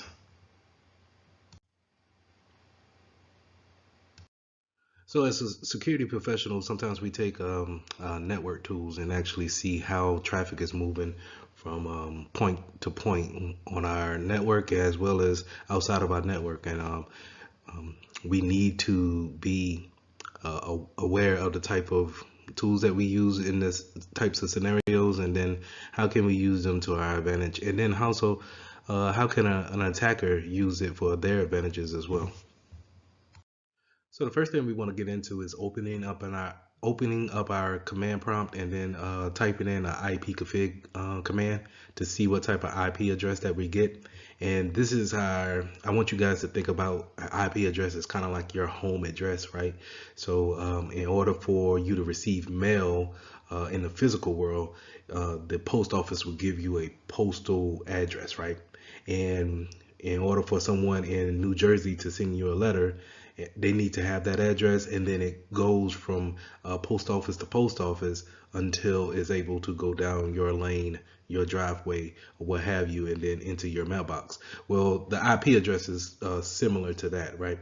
Where your router is sort of like a post office, and it will assign your devices an address.